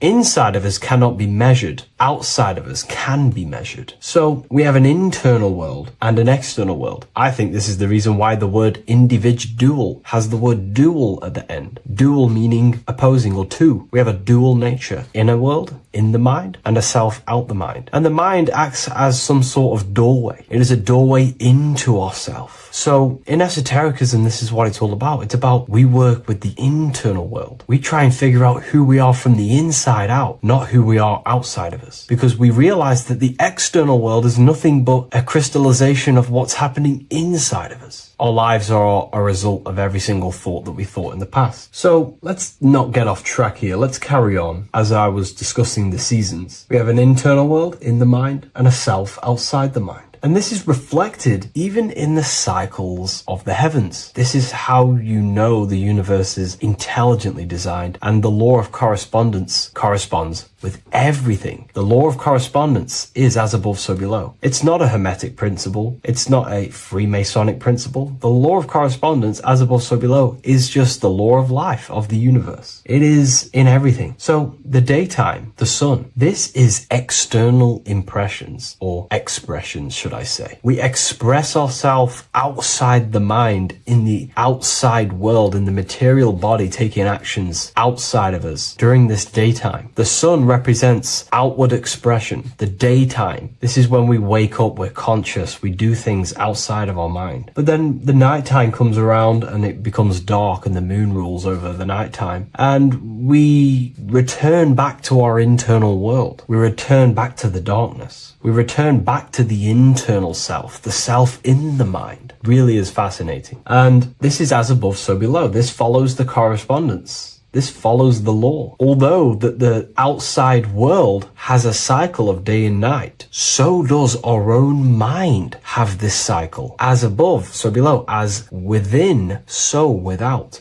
What's happening outside of us is also happening inside of us. The mind is also going in a cycle. Because in the daytime, the mind wakes up and we express things externally. But when the sun goes away and the electromagnetic rays of the sun are not very strong, our brainwave decreases, our body activity decreases. It slows down and we return to the internal self. The body switches off and we return to the internal self in the mind. We enter in the doorway of the mind and return to the internal, the spiritual self. And when the body is less active, this is when we are more connected to the internal world, our spiritual true self. So as above, so below corresponds with the day and night, the sun and the moon. The moon represents our internal world, the world inside our mind, the self inside the mind. And the sun represents the external self. in the external world. So not only are these cycles happening in nature, the darkness outside of us when the sun goes away is the same darkness that we go within ourselves when we go to sleep. It's the same cycle. Our bodies are in the cycle of the external world also, as above, so below. But then we can even take this even further. This fractals down even further. If we look at the cycle of the yearly cycle of the sun, which is what we call the 12 zodiac signs, we notice that these 4 seasons also take place in every single cycle of the day. So a yearly cycle can be seen as a big version of a daily cycle, or a daily cycle can be seen as a smaller version of a yearly cycle. For example, we look at Aries, which is spring. This is when the sun springs everything back to life in the spring. This is when the crops start to spring up and start to grow again. But we could see that at 6 a.m. in the morning, when the sun rises and just cracks over the horizon and starts to bring light into our day. Aries is associated with the morning time also as spring. Morning time is a smaller version of spring. Then we look at the summertime. The summertime is midday, when the sun is at the top of the middle of the sky. This is when the sun is most powerful, most radiant in our day. This could be seen as the summertime. Then when the sun starts to set, this is associated with autumn. Autumn time is the sunset. Then the winter time is associated with the nighttime, the midnight, when everything's very dark. So a daily cycle is basically a smaller version of a yearly cycle. And just how I explained how the cycle of the sun outside of us also happens inside of us with our consciousness falling asleep when the sun goes away, is also happening to us on a yearly cycle also. So the daytime is associated with the summer and the nighttime is associated with the winter. The winter is like the inhale. The summer is like the exhale. It's the breath of the universe, just like how we breathe in and out of our lungs. Everything takes this rhythm and polarity, okay? So winter is associated with the self and the world inside of ourselves, inside of our mind, the spiritual self, the internal. Because the winter is when the sun's rays, electromagnetic rays, are not very powerful. And this decreases brainwave activity, making us more connected to our internal world, inside the mind. But the summer's the complete opposite. The summer is when the sun is very, very powerful.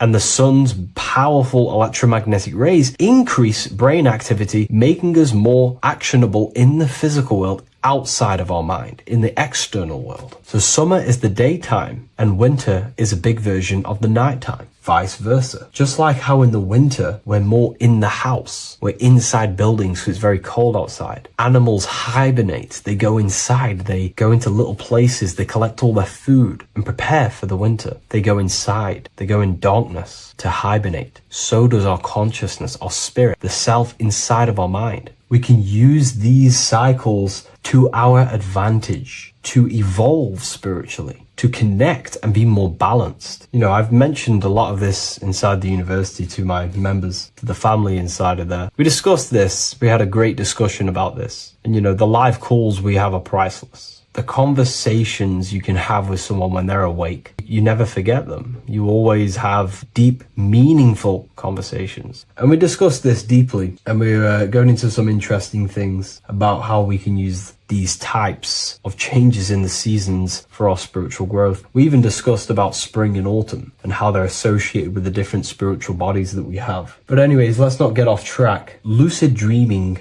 dreaming itself, and astral projections, I find are more easily accessible during the winter and the night times. Like I said, because the brain activity is decreased due to the sun being not powerful, we are more reconnected with the self inside the mind, the spiritual self, the immortal self. Wintertime is a great time to work on yourself, to start to gaining discipline, to meditating, to really working on the subconscious. Because spiritual work is harder than any physical labor. You really got to dig deep within yourself and be honest and true with yourselves. I think this is the reason why, you know, a lot of people convert to spirituality from religion. They come into spirituality and then they go back to religion because they realize spirituality is it's difficult. You have to be honest with yourself. You have to really face the traumas, the negative aspects of yourself, the dark side of yourself, and bring it to light and transform it. And that sort of work is a lot more difficult to do than any physical labor. So the winter time is the time that we go inside ourselves. We reflect a lot more. We need to work on ourselves, on our mind, on our negative habits, on our dark traits, on our things that we have been pushing away and not controlling. The winter time is that time we can really start to connect with the internal self, work on our imagination, work on our mental willpower, work on all of these things like lucid dreaming, astral projections, and purifying ourselves, removing any mental barriers, any negative belief systems that may be subconsciously holding us back. It's easier to access the subconscious in the nighttime and in the winter, especially the winter. That's why I made this video, because we're in autumn now. We're transitioning into the winter. So I thought I'd share this with you all. And it's important to understand that you are a microcosm of God. Like I said, the law of correspondence associates with everything in the universe, people. Everything. And that's the best thing with the law of correspondence. And I've been using this for the past 3 to 4 years, right? The law of correspondence has determined and filtered out so many lies that was given to me, that's given to you, that's given to everyone in the world. The law of correspondence is like a filter. If someone gives you a piece of information, for example, gravity, and it does not apply with the law of correspondence, then you know it's a lie, because it's a universal thing. What happens inside of me also happens outside of me. What happens in my astral world happens in my material world, more than likely. As above, so below corresponds with everything. The same structure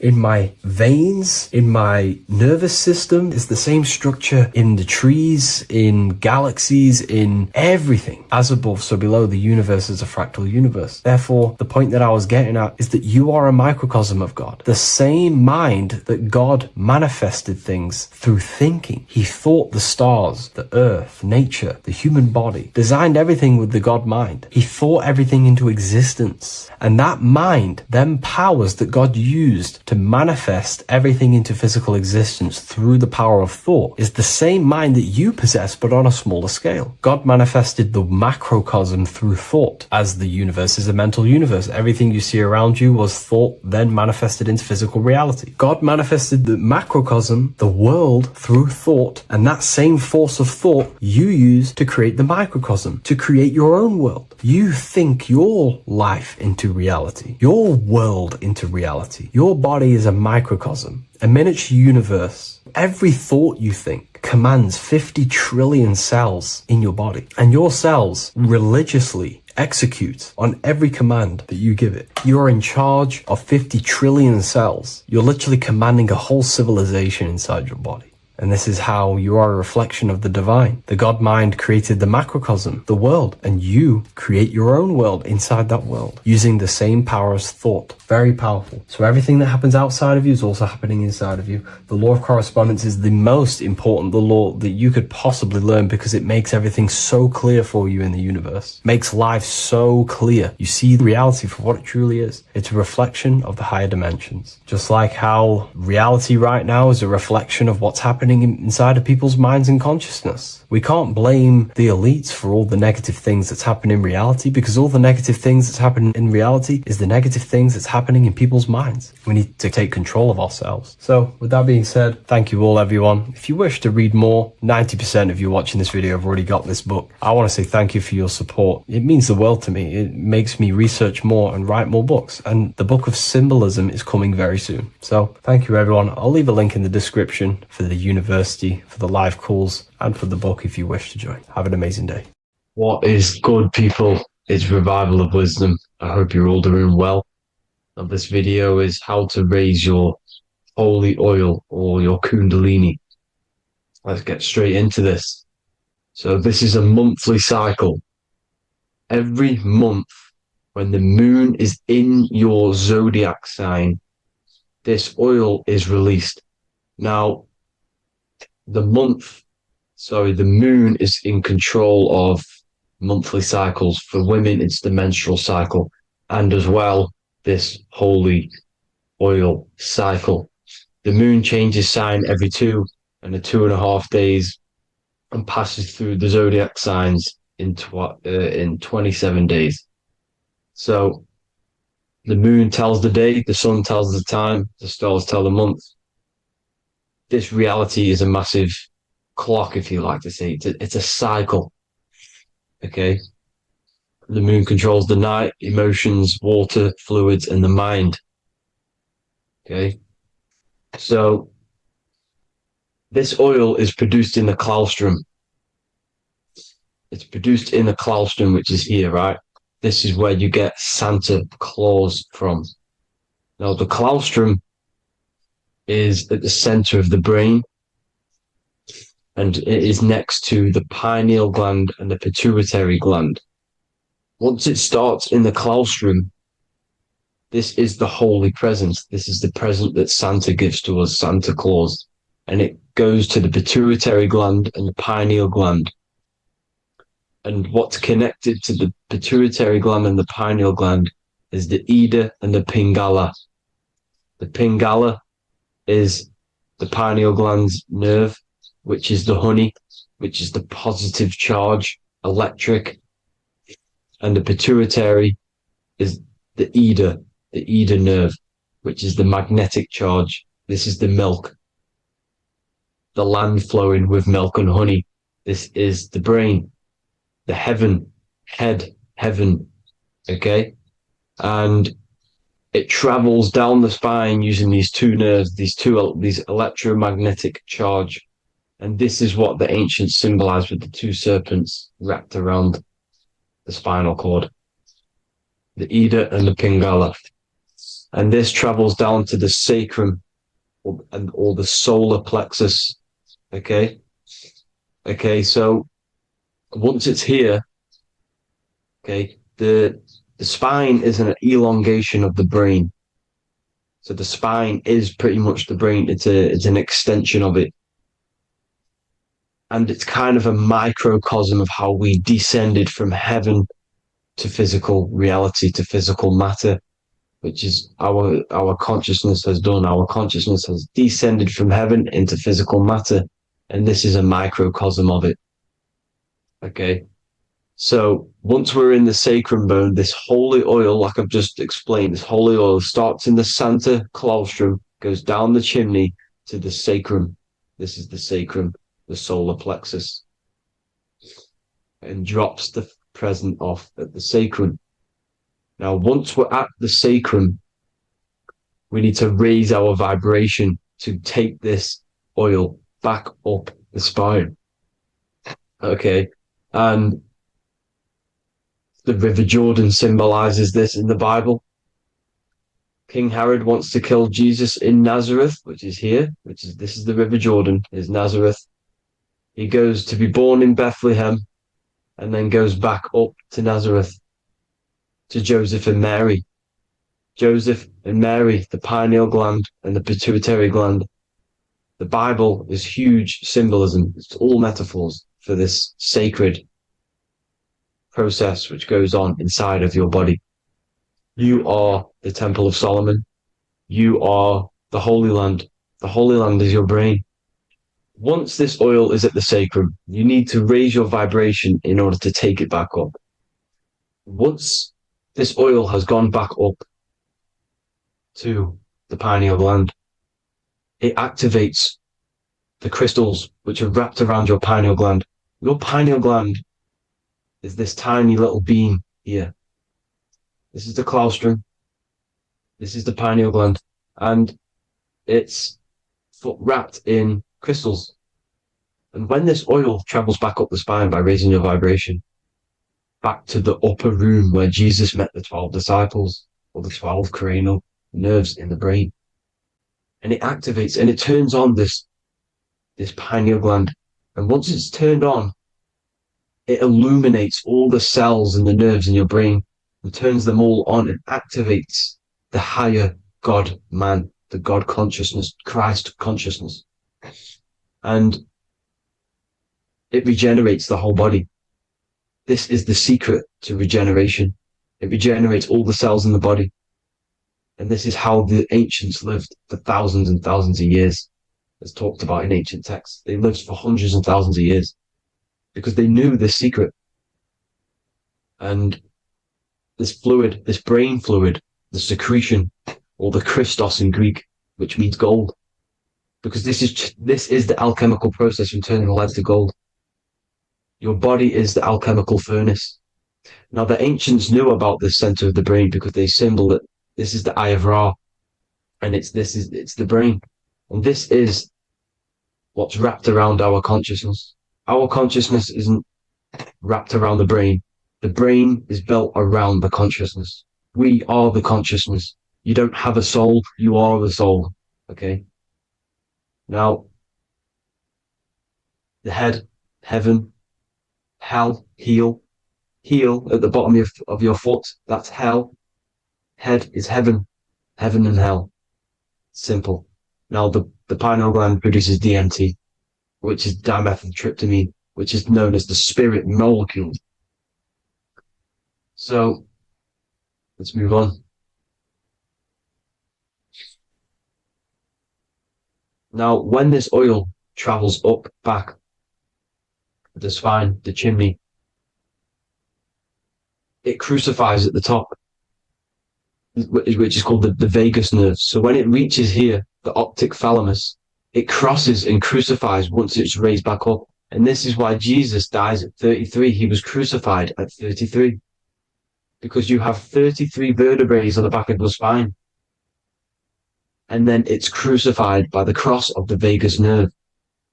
When this oil crosses the vagus nerve, this is the crucifixion at 33. And it symbolizes the death of the physical consciousness. You then become spirit. You then become God consciousness, activating the Kundalini, regenerating the body and the mind. Okay. The Garden of Eden. You are the Garden of Eden. The land of milk and honey is upstairs. The pituitary, which is the milk, the pineal gland, which is the honey, which is DMT. It even says this in the Bible. As he brought us into the place, and he has given us this land, a land flowing with milk and honey, which is also symbolized as the sun and the moon.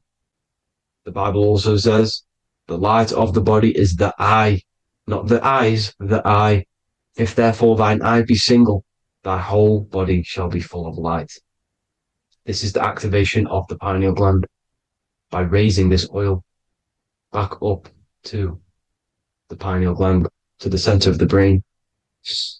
Neither shall they say, see that here, or see there, for behold, the kingdom of God is within you. So he's saying, don't look out there. Nothing is out there. It's all inside of you. Everything's inside of you. You're the universe. Now, how to raise this oil back up to the pineal gland? Every month, like I said. The moon controls the cycle. The moon controls monthly cycles. When the moon is going into your zodiac sign every month, this oil goes down the spine, and you must raise your frequency to get it back up.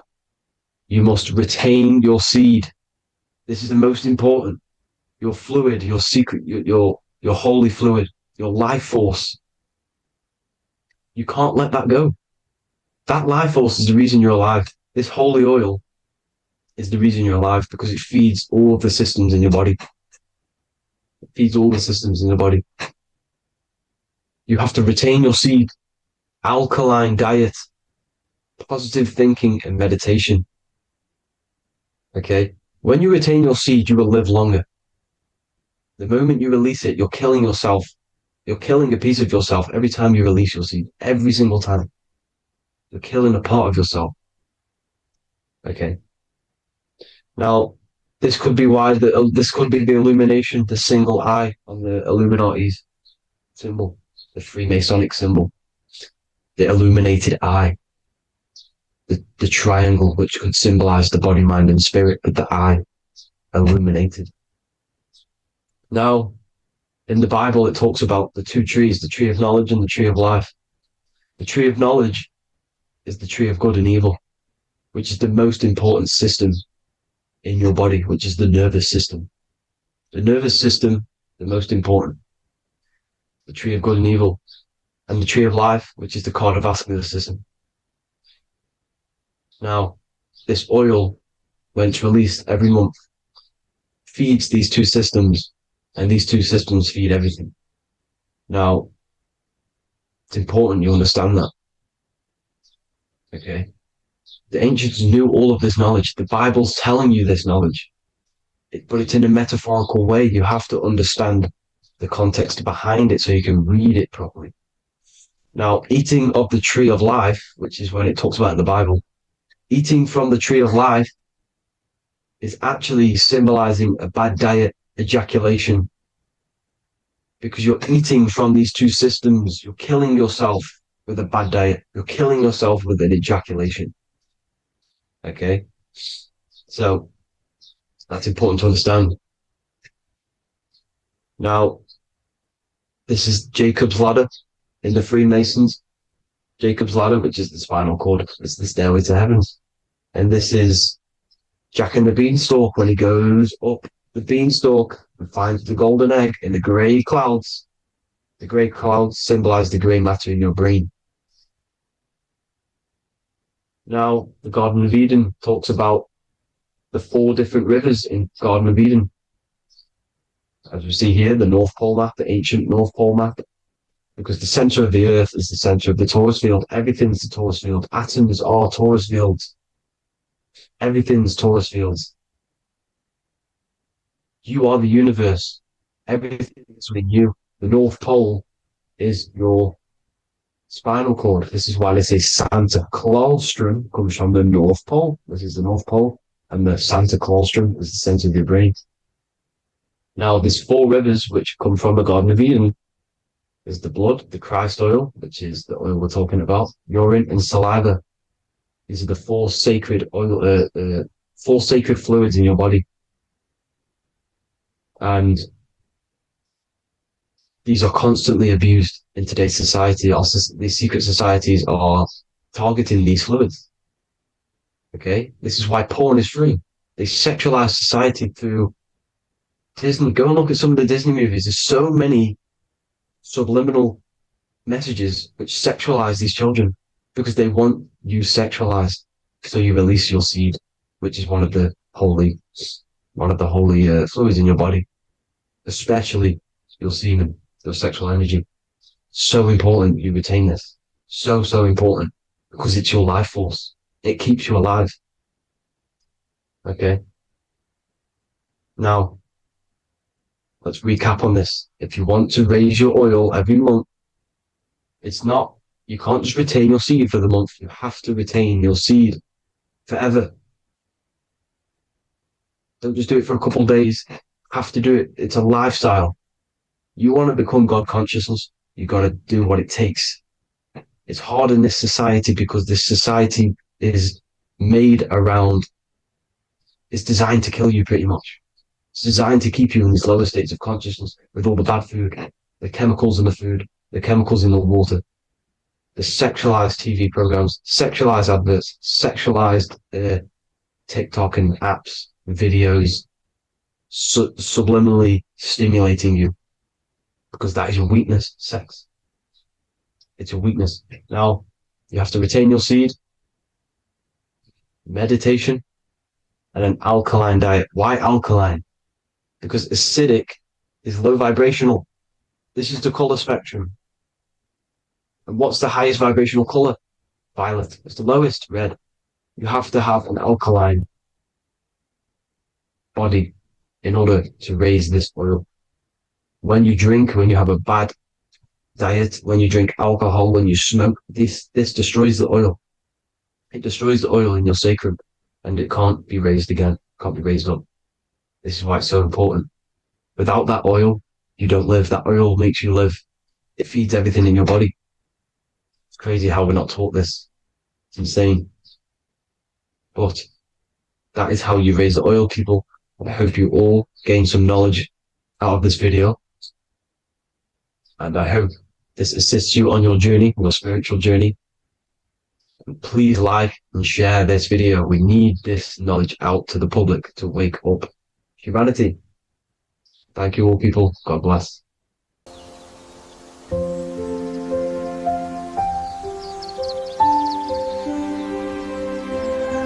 bookofwisdom.com. Visit today.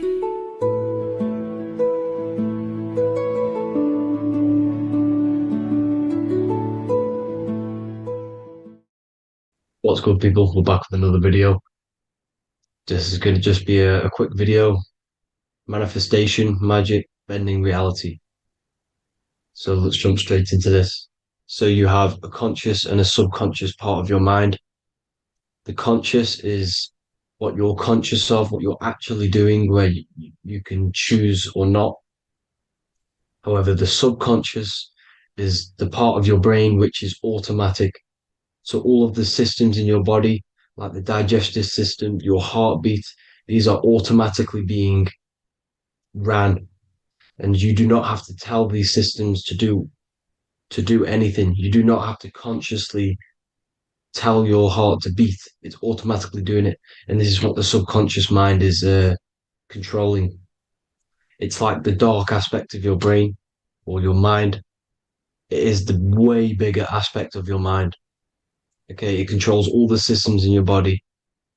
Okay, and this is where all of your programs are. So when you're in it from your childhood, what you've learned in school, all of these things are being kept in your subconscious, maybe traumas and stuff like that. So the subconscious is the female aspect, and the conscious is the male aspect, because the male is all about action and doing, and the female is more about creation, creativity, intuition. So you have a right and a left hemisphere of your brain, and these are obviously male and female.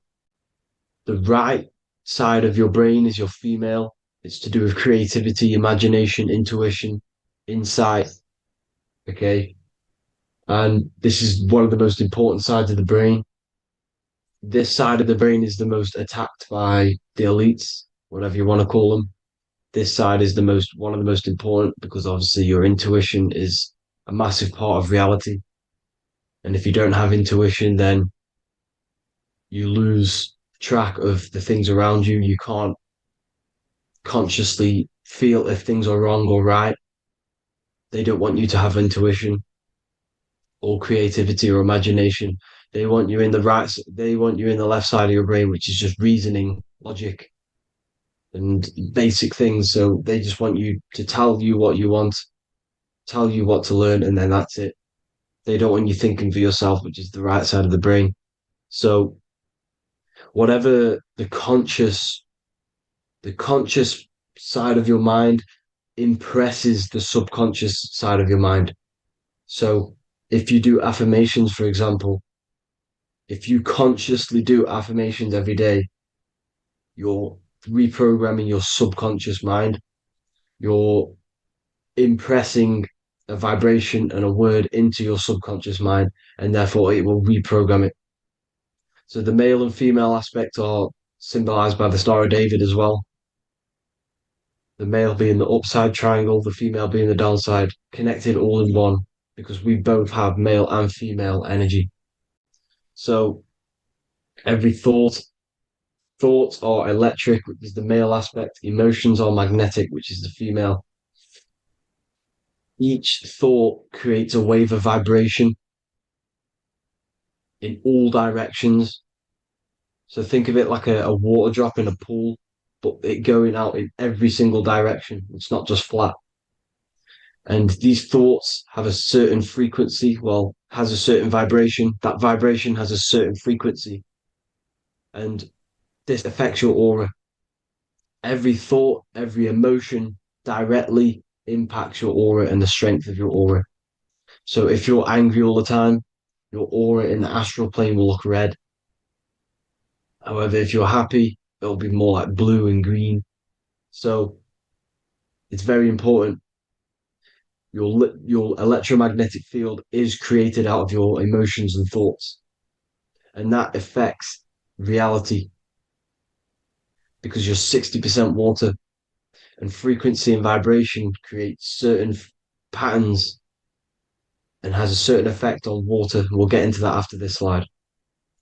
So each thought that people are thinking around you, you are actually subconsciously picking up these thoughts, because it's emitting this vibration in all directions. So this is why you can pick up thoughts of other people on the odd occasion.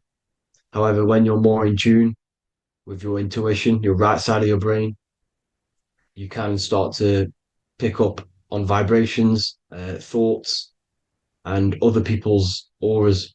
You can pick up on the energy once your third eye is open, and you know whether you should be in that environment or not. This is what we call an atmosphere. When we go into a room and you can feel the tension if someone's been arguing, for example. This is the atmosphere, this is the vibrations, these are people's auras emitting these certain frequencies and vibrations. Okay, so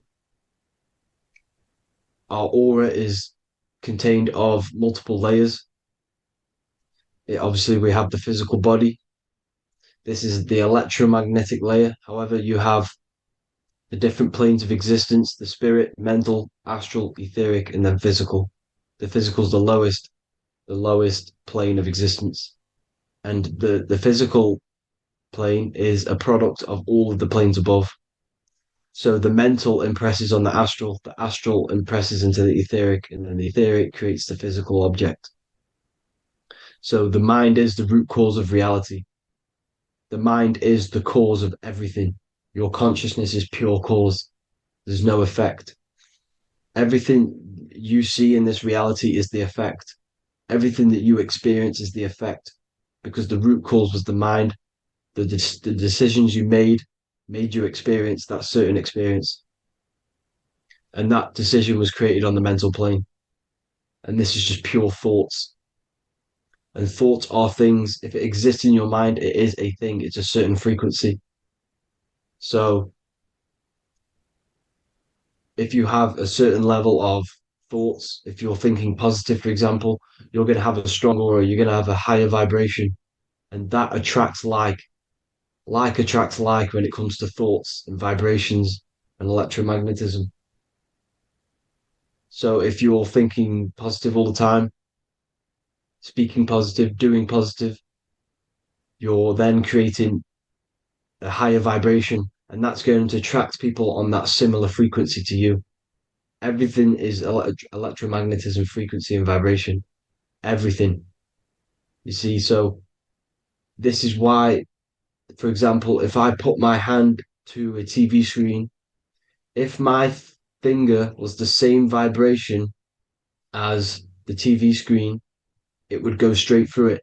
However, the particles in my hand and the particles on the TV screen are two separate vibrations, and this is what causes the friction to stop and not my finger to go straight through it. So, like I said, when you don't feel the vibe of someone, when you don't feel right, you don't really get along with someone, this is a vibration. Your vibrations are not matching, they're not similar, they're two complete different vibrations, and they're not aligning properly. So music has a massive part on this. Music is a massive, massive tool for the elites because music is frequency. And in 1975, the musical instrument are all tuned to 440 hertz. So Spotify, Apple Music, most of the music on YouTube is all set to 440 hertz. And 440 hertz is not divisible by 3, 6, or 9. And when you can't divide a frequency by 3, 6, or 9, it's not a natural frequency. As you can see here, this is 432 hertz. This makes a nice geometric pattern. However, 440 hertz is a distorted pattern. So when you listen to this, this actually shuts off the whole right side of your brain. Like I said at the start, this is the most attacked side of your brain. It's to do with creativity, imagination, intuition. When you listen to 440 hertz, it shuts off the whole right side of your brain. And obviously shutting off all of these forms of your brain. Music is a very, very powerful tool for the elites because it's the only thing which can enter your soul or your ears without consent, your body without consent. Everything else has to be through consent. You choose whether to eat something, you choose whether to drink something, but frequency, you're going to hear it no matter what. This is why it's so powerful. And music influences the body in many different ways. It's the most powerful imitator of everything. It directly affects all listeners. It directly affects intentions, gestures, movements, and actions. It stimulates your mind, and certain songs, certain catchy songs can reprogram your subconscious mind. invoking certain emotions. This is why when you listen to slow beat songs, it makes you feel more sad. When you listen to upbeat songs, you feel more energetic. This is because these frequencies have a profound influence on reality and on how you feel. Because, like I said, you are 60% water. And as you can see here, each frequency creates a different geometric pattern. And inside of you is 60% water. So, like I said, 440 hertz is going to make a distorted pattern in your water. And this is going to have a profound effect on your emotions and your reality. So, like I said, health is not just the body. It's you are made of body, mind, and spirit. You need to look after what you put in your body. You need to look after your spirit and look after your mind. It's very important to keep all these in balance because once one of these are unbalanced, it affects the other two. So if you're eating wrong, it's going to affect your spirit and mind. If you're thinking wrong, it's going to affect your body and spirit. These are all interlocked. You have to look after them all. So it's very important you understand music. Stop listening to low vibrational music. To be honest, you want to listen to music without any sort of speaking inside of it. You just want pure uh, frequencies, which are the solfeggio scale, like one of these, for example, 432, 528 hertz. These are all good frequencies. It's called the solfeggio scale. And these frequencies make you more in tune with nature. 528 hertz is what the earth vibrates at. So it's very important. And the Rockefellers are the one who changed this to 440 hertz. The Rockefellers, one of the elite families. So if you want to manipulate reality, it's very important to have your chakras aligned and having a high vibration, because the higher your vibration, the more powerful your words and your intentions are on